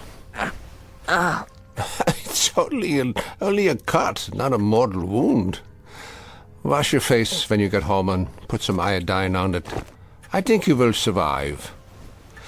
Now, do you want a cup of coffee? I'd rather have a drink.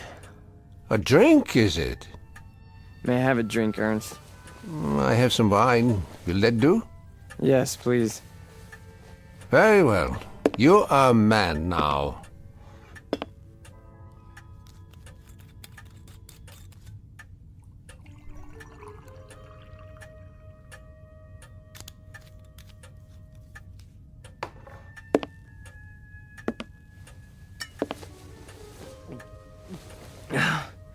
Thank you. Peter, one sips wine. That's not beer from a beer garden. Sorry. I'll remember that next time. The next time. Just how many next times do you suppose a human being has in the scheme of things? Oh, come on, don't lecture me, Ernst. I'm sick, I'm tired, and I took a beating out there. Did you? Yeah, can I stay the night? Yeah, the couch remains in the corner, as usual. You're a good friend, Ernst. You understand. Sad to say, I do. A man does what he believes in. A man usually does. I believe in certain things. Is that right? You know I do. I mean, we're friends. You've known me since I was a kid. When you were a little kid, Peter, and I used to find you crying at my door late at night, I could pity you then. And now? What do you think? Now you peddle hate on street corners as if it were popcorn. It's not hate. It's a point of view. A philosophy. Oh, I know the philosophy. I know it quite well. 9 years in a place called Dachau. And you know who put me there? Peter Vollmer. What? A lot of Peter Vollmers. Frustrated men, sick men, hungry men. But the result, the effect, never mind the cause, was 12 million bodies in shallow graves.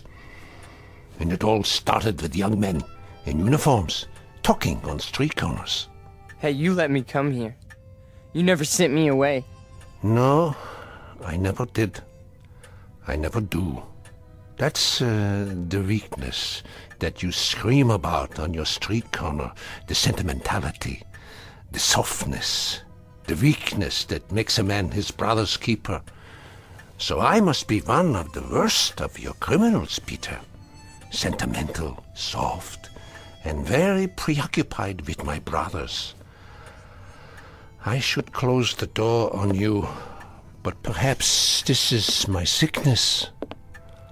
I only see the boy, not the man. Go ahead. Sleep on my couch. Look, why don't you understand? You're the only person in the world I ever had. What else have I had? What? A drunk father who used to throw me against the wall? An old lady who drank till she had no marbles in her head? She didn't even recognize me half the time. That's why I used to come over here to your apartment, because, I mean, you were gentle with me, you know? You'd talk to me. You'd feed me. You'd take care of me. Ernst, you're my real father. Ah, this is the boy speaking again. The little boy with so much fear in him. Yeah, you rest now, Peter. You rest well.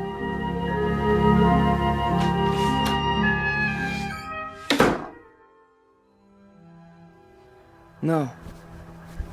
No. No. No. No. No. Wait. I'm dreaming.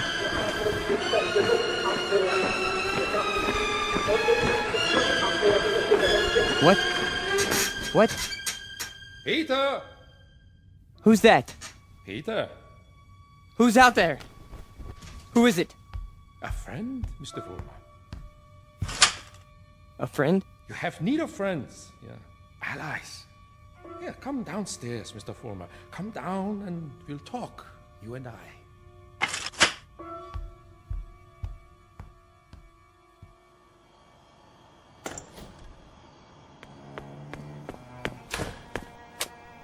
Hello, Mr. Fulmer. I heard people out here. Oh, did you? And your voice. Well, a dream, perhaps, of better days to come. Who are you? Take a good look. Do you not recognize me? Surely you have seen my picture. Wait. That hair. With the mustache. No. It can't be. You died a long time ago. Did I? Or perhaps I only wanted people to think so. But you're a great man. I am aware of your opinion. How did you know where to find me?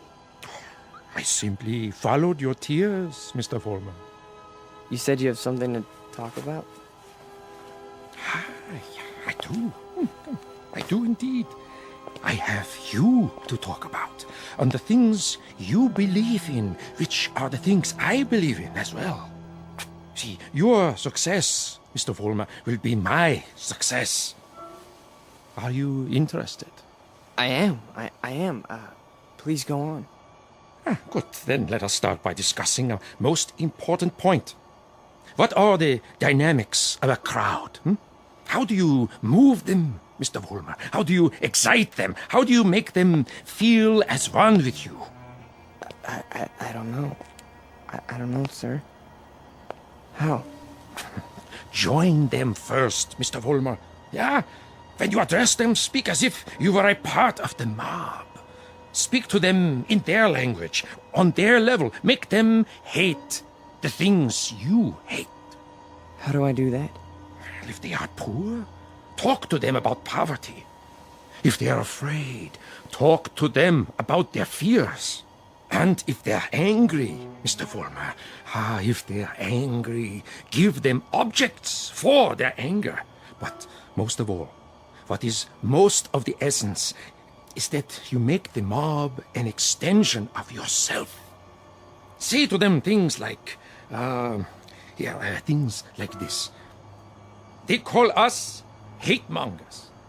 They say we're prejudiced. They say we're biased. They say we hate the minorities.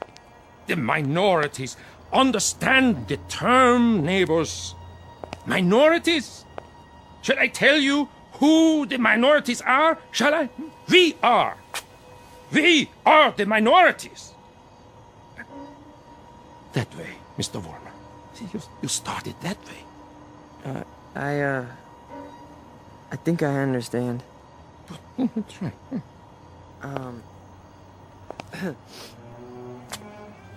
Neighbors. Neighbors. They call us hate mongers. That's it. More. They say we're prejudiced. They say we're biased. Yeah, now you have got it. Go on. The minorities? Understand the term, neighbors. The minorities. Shall I tell you who the minorities are? We are the minorities. Because patriotism is the minority. Because love of country is the minority. Because to live in a free white America seems to be a minority opinion. Let me tell you something, neighbors. I want you to dwell on this. Just dwell on it. Once we had an atom bomb, and suddenly the Russians had it. We wanted to send men into space, but it was the Russians who got there first. We had a hydrogen bomb. It was the Russians who exploded theirs. Who gave them the bombs? Who sold us out? Who stabbed us in the back? Well, if it's the minority opinion that we must survive, then we are the minority. And this minority will not stop until it's the majority. This minority will not give up the fight. No, this is the promise, and this is the legacy.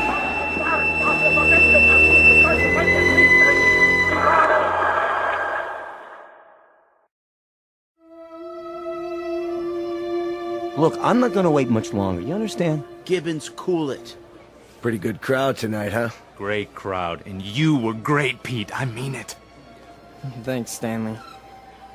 They're finally responding. Responding? You had them right where you want them. Yeah. This here is my hall. You've been renting it all this time, but I ain't got the money yet. Hey, can't you see we're busy? Okay, boys. I'll put it to you this way. If I don't get paid right now, you don't have the hall tomorrow night. You got that? I'll go count the donations. What's the problem? Oh, this is a hungry man here, Pete. He's got to have his shekels. You know the type. I told you guys you're 3 weeks behind on the rent. You said you'd give it to me a week ago, and all I got was a cigarette butts on the floor. After tonight, that's it. Excuse me. Am I to understand that you're going to lock us out of this meeting hall because of a couple weeks' lousy rent? Oh, you understand right. $600 due. $600 that ain't been received. We happen to be a young movement. We're still struggling. We need time to grow. I don't rent time. I just rent the hall. It's the money. Or you put up a soapbox in the street. A soapbox in the street? What do we do, Pete? We gotta do something. I don't see why we have to tiptoe around this guy. Why don't I just educate him? Look, Frank, I don't know. Why don't you just hold on a second? I can do it, guaranteed. Well, I know you can, Frank. Somebody left this for you, Pete. Who? Nobody saw him. Just left this envelope at the back door. Your name's on it.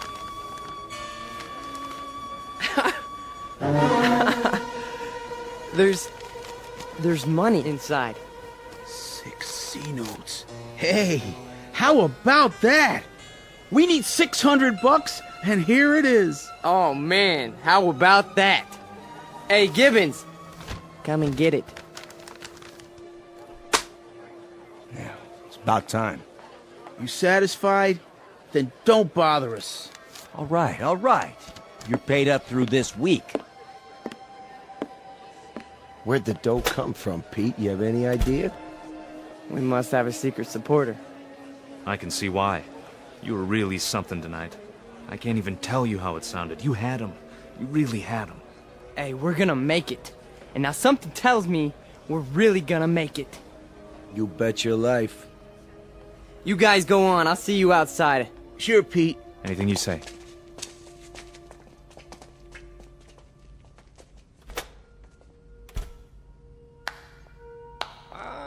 Excellent performance, Mr. Vollmer. Yes, very effective. Very effective. You learn quickly. Well, thank you. I didn't know you were here. I am always here. Pleased to be of help. You learned the style very well. You delivered it precisely as I told you. Well, I'm very obliged. And the money? Oh, it was the least I could do. We couldn't have you thrown out into the streets, yeah? I happen to feel that your work is very important. You're with us? With you? Oh, Mr. Vollmer, you might say I am you. Now, I have some suggestions. I'll continue to give you speeches, but there's a matter of importance that must be taken care of. What is it? An expedient, Mr. Vollmer. Oh, you might call it a cause célèbre. Something to cement the organization together. I don't understand. The organization needs a martyr. A martyr? How do we find a martyr? You don't find one, Mr. Vollmer. You choose one. You pick out the one of least value, and you make him a symbol. You wrap him in a flag and you make his death work for you. Find a man, Mr. Fulmer, who has no worth while he's alive, but who can serve you when he's dead. Like who? Oh, surely there is such a one. Pete, they're waiting. Be right there, Nick. Okay. Thought I heard voices. You talking to somebody? No. I'm just practicing my next speech. Look, hey, tell Frank to come in here, would you? Right away. Alone. Sure thing, Pete.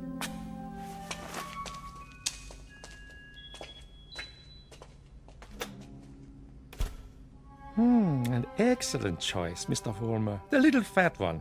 Yeah. Now, all you have to do is arrange it. The only thing is, I've known Nick for a long time. Isn't there some other way? Other way? There is no other way, Mr. Fulmer. And if you weaken now, there's no point in going on. When Frank comes back, tell him you've discovered an informer. Tell him the informer has done you irreparable damage. The informer must be put out of the way, but cleverly, subtly, so that there is some question as to who is responsible. But Nick's been with us from the beginning. The beginning? Oh, no, Mr. Fulmer. None of you were at the beginning. None of you. Nick's my friend. And this is an act of friendship. We are allowing him to serve the cause. How glorious for him. Nick says you wanted to see me? We got a stoolie in the group, Frank. A stoolie? Yeah.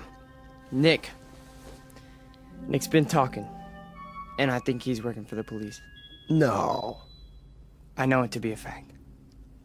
Everything we've done, everything we've said, Nick snitched on us. Are you sure? Beyond a shadow of a doubt. Well, what do you want to do, Pete? Get rid of him. Get rid of him so that it looks like somebody else did it. Make it look like someone who hates us. I understand. I understand, Pete. You call it, you got it.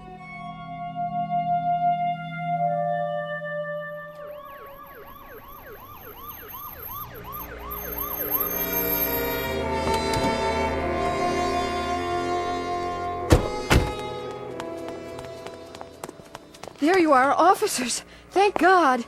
Stay calm, ma'am. Now just tell us, where's this body? Over here, in the alley. Shine your flashlight on it. Look at all that blood. Somebody did quite a number on him, huh? I've seen him before. It's one of those young hooligans. You can tell by the uniform.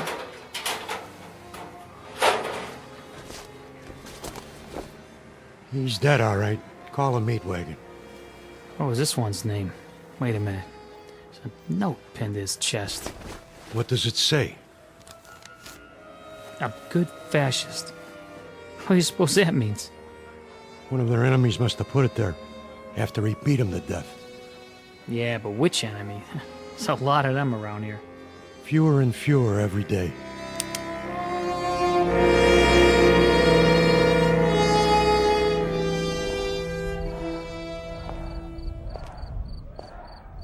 Hurry up, Frank. We've been waiting for you. Is it done? Cross off the little creep. Anything else? Then, we finally have our martyr. Pete, you better go on. They're going nuts in there. It's a good crowd tonight? Right to the ceiling. What's the matter, Stanley? Oh, nothing. Then why the look? It's just that... Nick was a nice guy, Pete. I miss him. Stan, you listen to me. You forget about Nick right now. He was a fat pig with no guts. He was a greasy big mouth who copped out every time he took a breath. A nickel and dime Judas who got exactly what he deserved. So don't mourn for Nick. He doesn't rate mourning. Not that pig. You got that, Stanley? Look at me, Stanley. You got that? Yeah. You have his poster ready? Blown up bigger than life. Just like you said. Good. When I give the signal, unveil it behind the podium.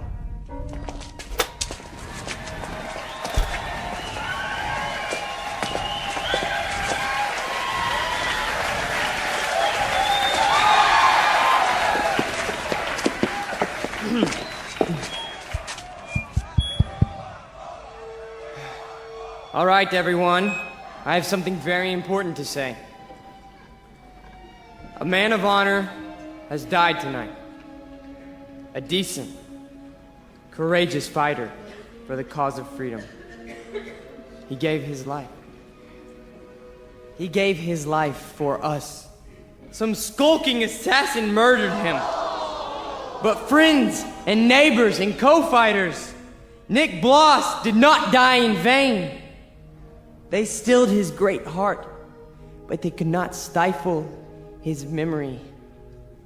They could not obliterate his courage. They could not wipe away his honor. He lives, my friends. He lives in you, and he lives in me. He lives deep in the gut of any human being who believes that the United States of America should be free, should be untainted, should be free from the mongrels who try to enslave it.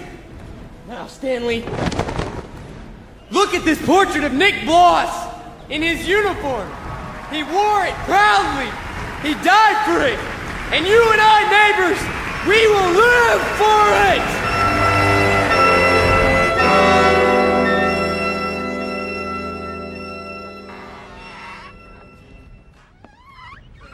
Oh, hiya, Mr. Gans. How do you do? How are you tonight? I'm very sober, unfortunately. Beer? Yeah, if you please. Boy, listen to him across the street. Guy's got a voice on him. And I knew it when it was only a whimper. That's a wild kid, that one. Used to be people would laugh at him, but lately he gets the crowd. Not many people laugh now. Say, you know him, don't you? Yeah, since he was a child. A silent little boy with very little to say. But now, I've been here before. Oh yes, I've seen and heard it all before. That was another time, Mr. Gans. Another place. Another kind of people. That stuff doesn't go here. That's what we said, too. They were brown shirt scum. Temporary insanity. Part of the passing scene. Too monstrous to be real. So we ignored them. Or laughed at them. Because we couldn't believe that there were enough insane people to march for their cause. And then, one morning, the country woke up from an uneasy sleep, and there was no more laughter. The Peter Volmers had taken over. The wild animals had changed places with the zookeepers. Another one, Mr. Gans? No, thank you. I have had my fill. You take it easy now. You're not going to do anything foolish, are you? Me? Not this time. It mustn't happen again. We can't let it. We simply can't let it happen again. All the anguish, all the horror, all the nightmare. No. Not this time. Mr. Gans? Mr. Gans!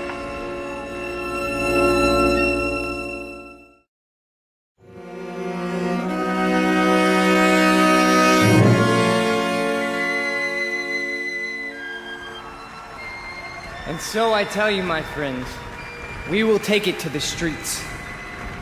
There's going to be a big meeting tomorrow night with searchlights and banners and drums and armbands. For every one of you who wants to join us, we have armbands. And soon, very soon, we will have uniforms for all of you. When we march! Who's that? Search me. Go on, Mr. Volmar. You were saying? Ernst, what are you doing here? I can tell them what you were saying. I have heard it all before. I have heard it 1,000 times before. In Munich, in Berlin, on 100 different street corners. It was drivel then, and it is drivel now. Ernst, you've got to stop. And what is this one here? The latest model? A new Führer right off the assembly line? Well, this one isn't so new. He is just a cheap copy. Oh, let me tell you about this one. About the breed, the species. They are all alike. Problem children with illusions. Sick, sad neurotics who need applause like a needle. That's enough, Ernst. Please. Please. Listen to me, Peter, and let them listen, or I will tell them about a quaking, whimpering boy who cried on my couch, who still cries on my couch. Ernst, don't! They need parades and torchlights and slogans like therapy. They need uniforms and armbands, because without them they are naked and pitiful. This one grew too old to bite his nails, so he made believe he could lead others. Pete, don't let him have the mic. Put him down, or I'll put him down. Yeah, put me down, Peter. Shut me up. Stifle me, huh? Why don't you? Why can't you? Because this is your courage right here. The symbol on your sleeve. A torch on a lightning bolt. A crude drawing for children. I'm warning you, Ernst. This patch is your strength. This and the crowds and the sick aisles. And if I tell you to your face, Peter, that your courage is made out of cloth, that your ideas are filthy garbage, and that you are something less than a man, what do you say to that? How do you answer me? Like this! Oh, the rebuttal. The only answer your kind knows how to give. Is that the best you can do? A bloody nose? This is your Führer? He is yours. I give him to you. A gift from the sewers. You see, folks, the way it is. Hey, Pete, don't worry about it. He's just an old man. One crummy old man. The way it is, I knew him. I knew the old man once. Is that a fact, Mr. Former? Yes, that is a fact. I used to know him. And... Who's he talking to? Mr. Former, I have no interest in who he is. My concern is in what he is. He cheapened you in front of these people. You barely had the strength to strike him a slap, like a woman. Your voice is like a lion, but your instincts are rabbits. And you? Instincts like a rabbit. Slap like a woman. You stand in the darkness and plan the battles. But you're never there when they're fought. No. Why don't you come up here alongside me, huh? Why don't you let them see who you really are? Why don't you make a speech? Mr. Fulmer, I was making speeches before you knew how to read them. I was fighting battles when you were struggling to get out of a womb. I was taking over the world when your universe was a crib. And as for my standing in the darkness, Mr. Fulmer, I invented darkness. Then you take the stage. Go on. It's all yours. Pete, who were you talking to? Where are you going? You can't run out.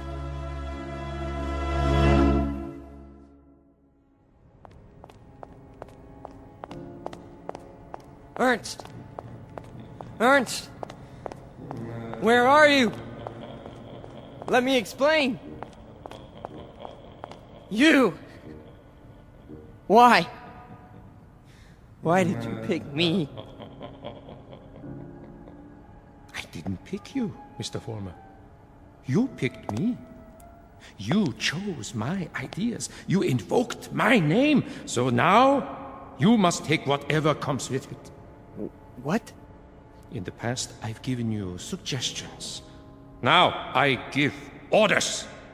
Orders? What do you want me to do? From now on, you must be built of steel. No soft gaps of sentiment. Steel, Mr. Vollmer. The way we handled Nick, and the mobs and the speeches. And gradually, bit by bit, we shall forge something strong, something powerful. Just as I did before, with my own hands. With my own hands! The old man, the Jew, he'll be back again tomorrow night, the next night. I know him. I know the type. We sent them into the ovens. But always, there was a handful left to point a finger. His kind, Mr. Vollmer, his kind are dangerous. See, they talk, they think, they plant seeds, they hold us back. Here, take this. What is it? What do you think? A Luger 9mm pistol. My personal sidearm. Kill him. Kill the old man. Kill Ernst? Tonight, he will be in his room. If you are man enough. If you are steel. All right. I'll do it. I'll do it now. Then, Mr. Vollmer, when you come back, there's much we have to talk about. Plans, campaigns, ideas, the next steps. This is only the beginning, the dawn. It will be a long, long day.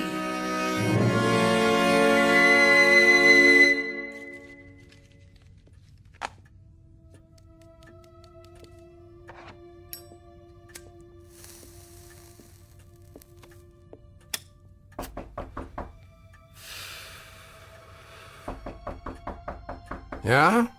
Come in. Ah, I thought it was you. You wouldn't listen to me, Ernst.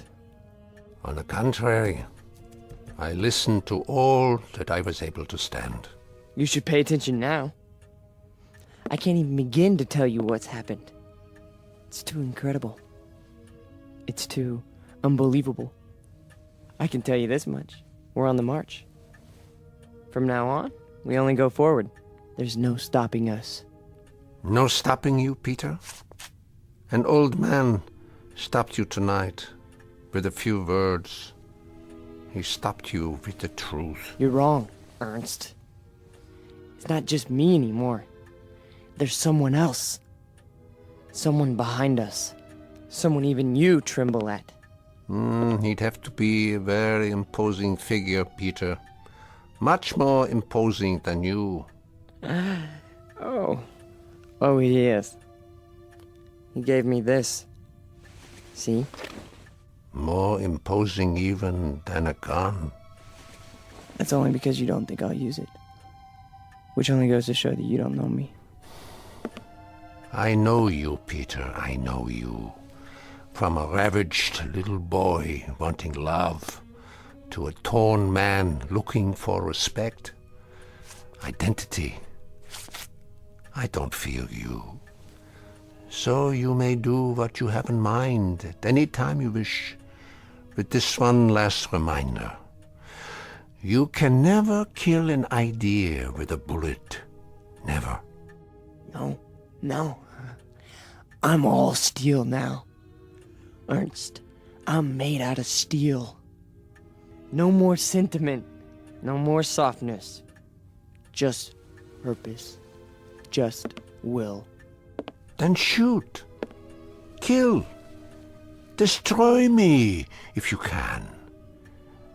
Am I close enough to you? You're frightened. Admit it. Not at all. Impatient and a little bored. With living? With having to live in a time that produces people like you. Once, years ago, you made death inviting. You still do. So do me the goodness, Peter. Get it over with as quickly as possible. I'm waiting, Peter. Kill him, Vollmer. Kill the old man. Kill the Jew. Use strength. Use will. Be made of steel, Vollmer. Kill him! Kill him now! You see, Ernst? I told you! I told you! I'm made of steel. All steel. All strength. But at the expense of things that most other men have. Some fragments of decency that tell them right from wrong. That make them love. Yes, Peter, you have steel, but now you have no heart.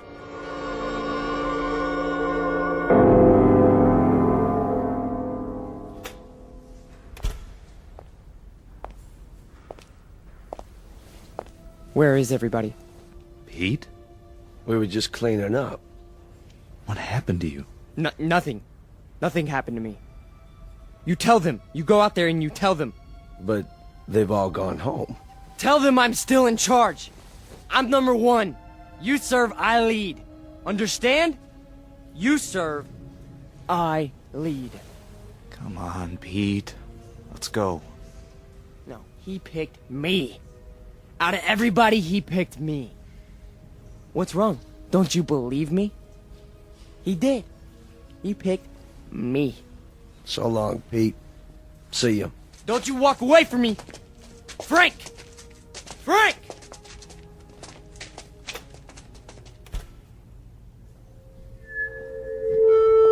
Who's there? Who is that? Vollmer? You. I did what you said. Sentimentality, Mr. Vollmer? None! Steel? Steel. And no regrets? None! What did you destroy tonight? Only a disease. A growth on our flesh that had to be removed. Not a man, then? No. Hardly a man.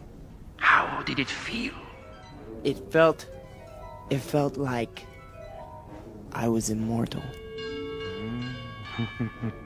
Mr. Vollmer, we are immortal. Yes. Yes.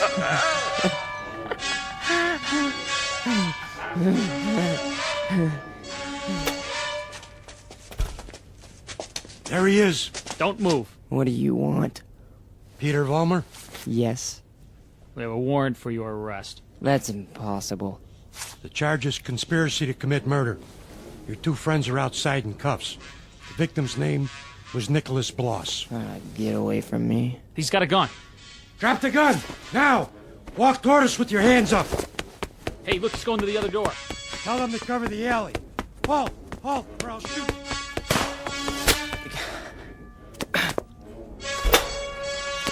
Hold it right there!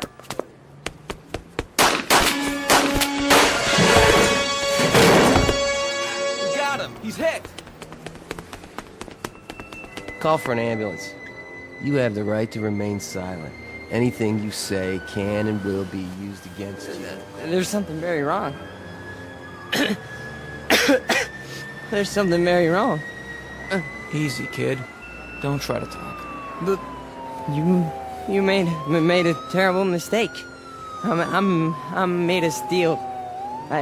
It's true. Don't you understand? I'm made of steel. I'm made of steel. I'm made of steel. I'm made of steel.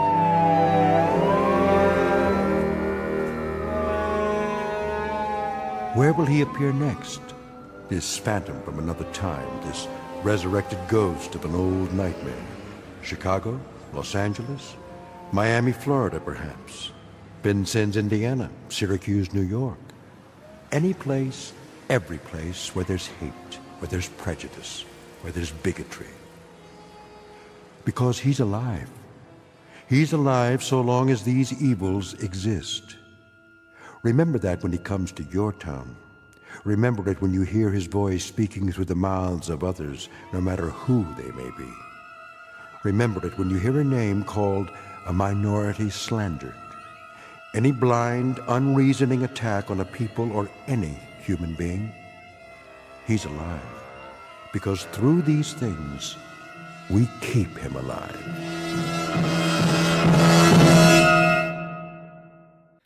The Twilight Zone continues in just a moment. You are about to enter another dimension. A dimension not only of sight and sound, but of mind. A journey into a wondrous land of imagination. Next stop, the Twilight Zone. Hi, this is Stacy Keach. I'd like to take a moment to tell you about our Twilight Zone website at twilightzoneradio.com. At twilightzoneradio.com, you'll find the latest information on these Twilight Zone radio dramas, including behind-the-scenes photographs, plus the newest product releases, trivia contests, ways to contact us, other Twilight Zone-related info and merchandise, plus links to other fascinating websites. So make your next stop twilightzoneradio.com. Visit twilightzoneradio.com to purchase these Twilight Zone radio dramas on cassette and CD, or call toll-free 1-866-989-ZONE. That's 1-866-989-9663.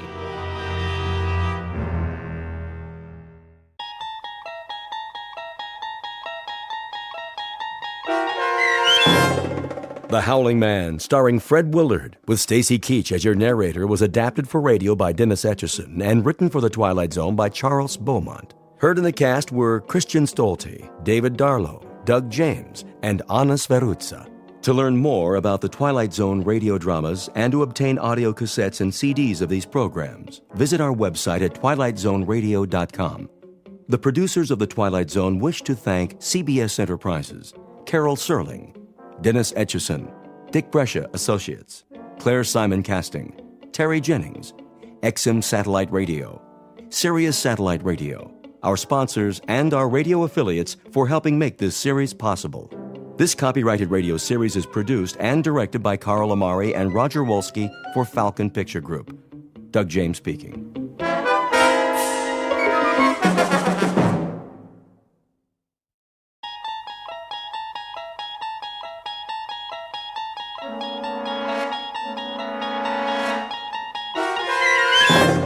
You're traveling through another dimension.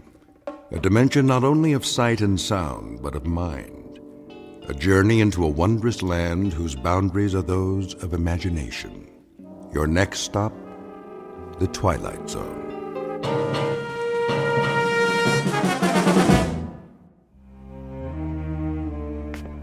Thank you, Mrs. Dunphy. I'll be back shortly.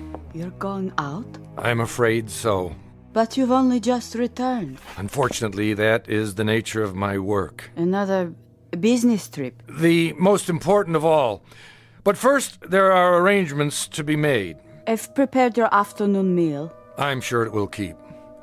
Can you not make these arrangements by telephone? No. Some things can't be left to chance. In the meanwhile, follow my instructions precisely, to the letter. Mrs. Dunphy, do I make myself clear? I believe so. You believe so? Then let me make it absolutely clear. Sit down for a moment. But if you're on your way... It's necessary that you understand. And the only way to be sure is to tell you how it began. Please. If you wish, sir. I must warn you, it's an incredible story.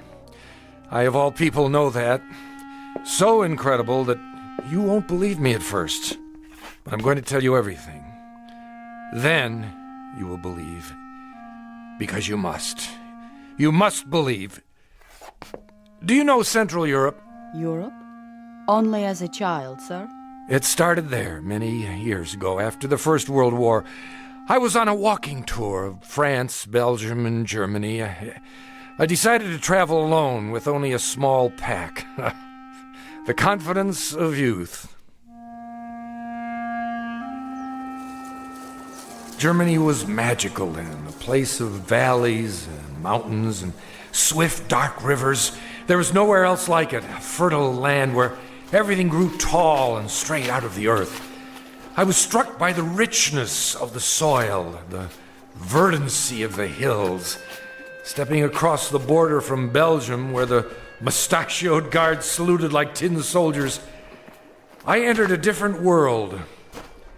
Everywhere I looked, a swelling green ocean. On the farthest hills, tall, ancient buildings of stone. Estates, monasteries, castles, or what have you. Some of them in ruins. I stood a moment at the border and watched the hawks circling above, wondering how such a miracle could be. It was as if I had passed through an invisible door from a musty room into a magical kingdom of winds and light. But so much can change in an afternoon. By nightfall, clouds filled the sky and the storm moved in to darken the landscape. The nearest village was miles away. I was unprepared, dressed for a stroll up the Champs-Élysées, perhaps. In minutes, I was drenched and chilled to the bone. Then I saw it, a medieval castle, bombed almost to ruins, sitting like a broken fingernail atop Schwarzhof Mountain. I came to a wall of gray stone. It was an iron gate. Please! Please! Someone! Please let me in!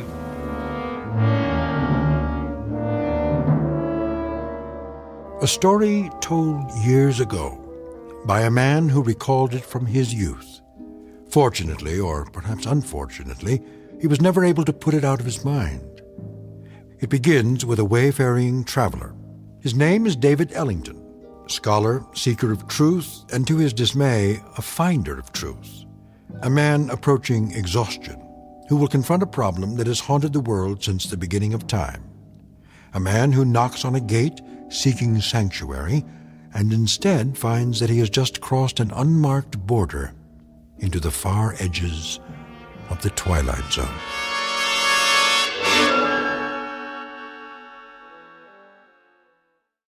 And now, The Twilight Zone and our story, The Howling Man, starring Fred Willard, with Stacy Keach as your narrator.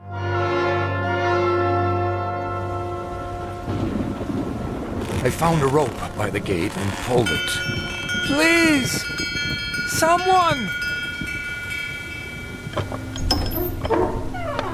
Yes? What is it? Let me in! I'm sorry. You don't understand. I'm traveling on foot. We don't allow visitors. I'm not a visitor! What is this place? It's called the Hermitage.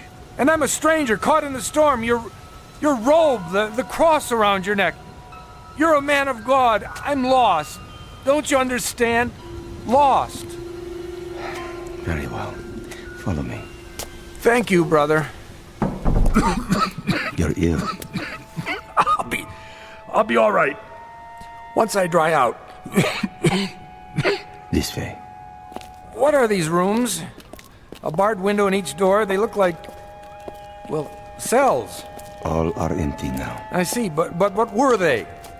Wait here. What for? I'll speak to Brother Jerome. Who?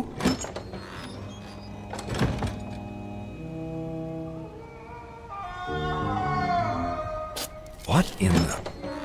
Brother Jerome will see you now. Oh, what was that? The wind. Are you sure? Come.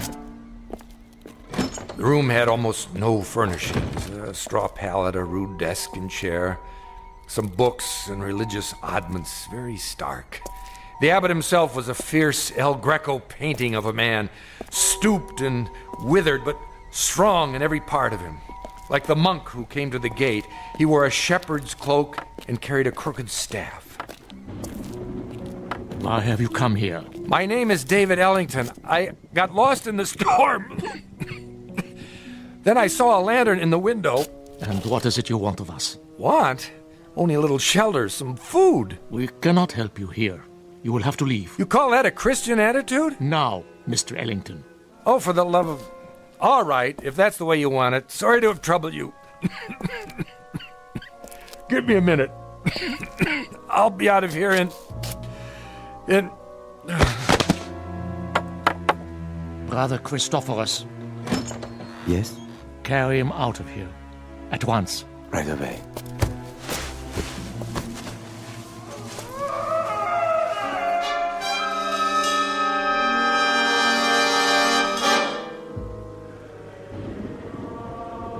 I don't know how long I remained unconscious. When I came to, I was in a primitive cubicle, one of the cells. Walls and ceiling of gray stone, a single small window in the shape of an arch. The floor hard-packed dirt. A monk sat nearby in a chair. I lay under a blanket. Beneath me was a bed of straw. Water! He lives. God's infinite mercy. How long have I been here? 9 days, my son. 9 days? You were very ill. The fever was on you. Brother Jerome said you would die, and he sent me to watch over you. I have never seen a man die. He holds that it is an important teaching, but now I suppose it was not your time. Sorry to disappoint you. No, my boy, don't try to rise. You must rest. What in the name of heaven is that? In the name of heaven? Nothing. I mean the scream. Scream? That. What? Are you deaf? That cry, I heard it before. You said it was the wind. Ah, the wind cleanses the land after a storm. But it isn't the wind, is it? I don't understand your meaning. It's a man. Careful. You must regain your strength. There! Don't tell me you didn't hear it! Perhaps you would like some soup. It's cold, but nourishing. What I would like, brother, is to leave this place. I'm afraid that's impossible. What do you mean? Only that you're not well enough to travel. And of course, you won't be well enough to travel as long as you think you hear such sounds. Now, the soup. I don't want it. Open, please. There. That's better.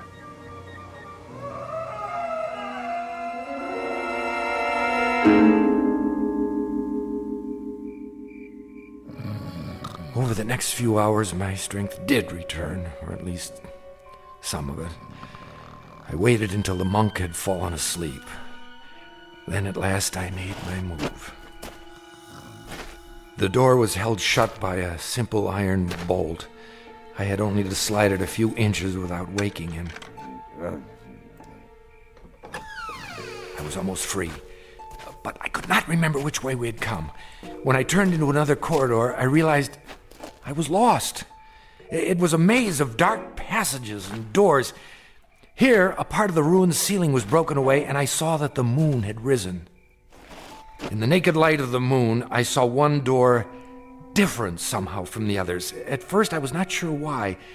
Then I realized that in place of a bolt, it was held shut by a piece of wood, a mere stick, crooked and curved like the peculiar staffs carried by the monk and the abbot, only in miniature, no greater in length than my forearm.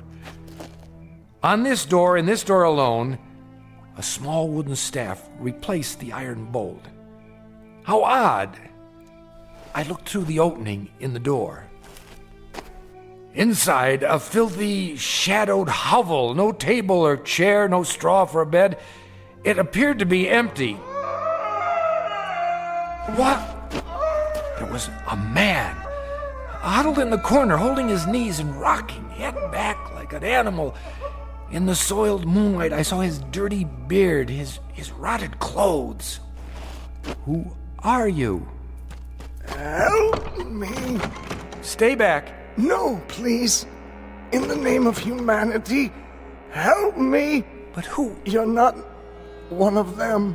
No, my name is Ellington. I'm an American. Shh. What are you afraid of? Them. Listen. Do you hear them coming? No, but why? They will look for you. We only have a moment. You speak as if I'm a prisoner. Aren't you? I'm not sure. Come closer, and I'll explain. Explain what? Don't you know what they are? These men of God. They are mad, Mr. Ellington. All of them, raving mad. Why do you say so? I was in the village, in Schwarzhof, doing nothing out of the ordinary, walking the street with my woman.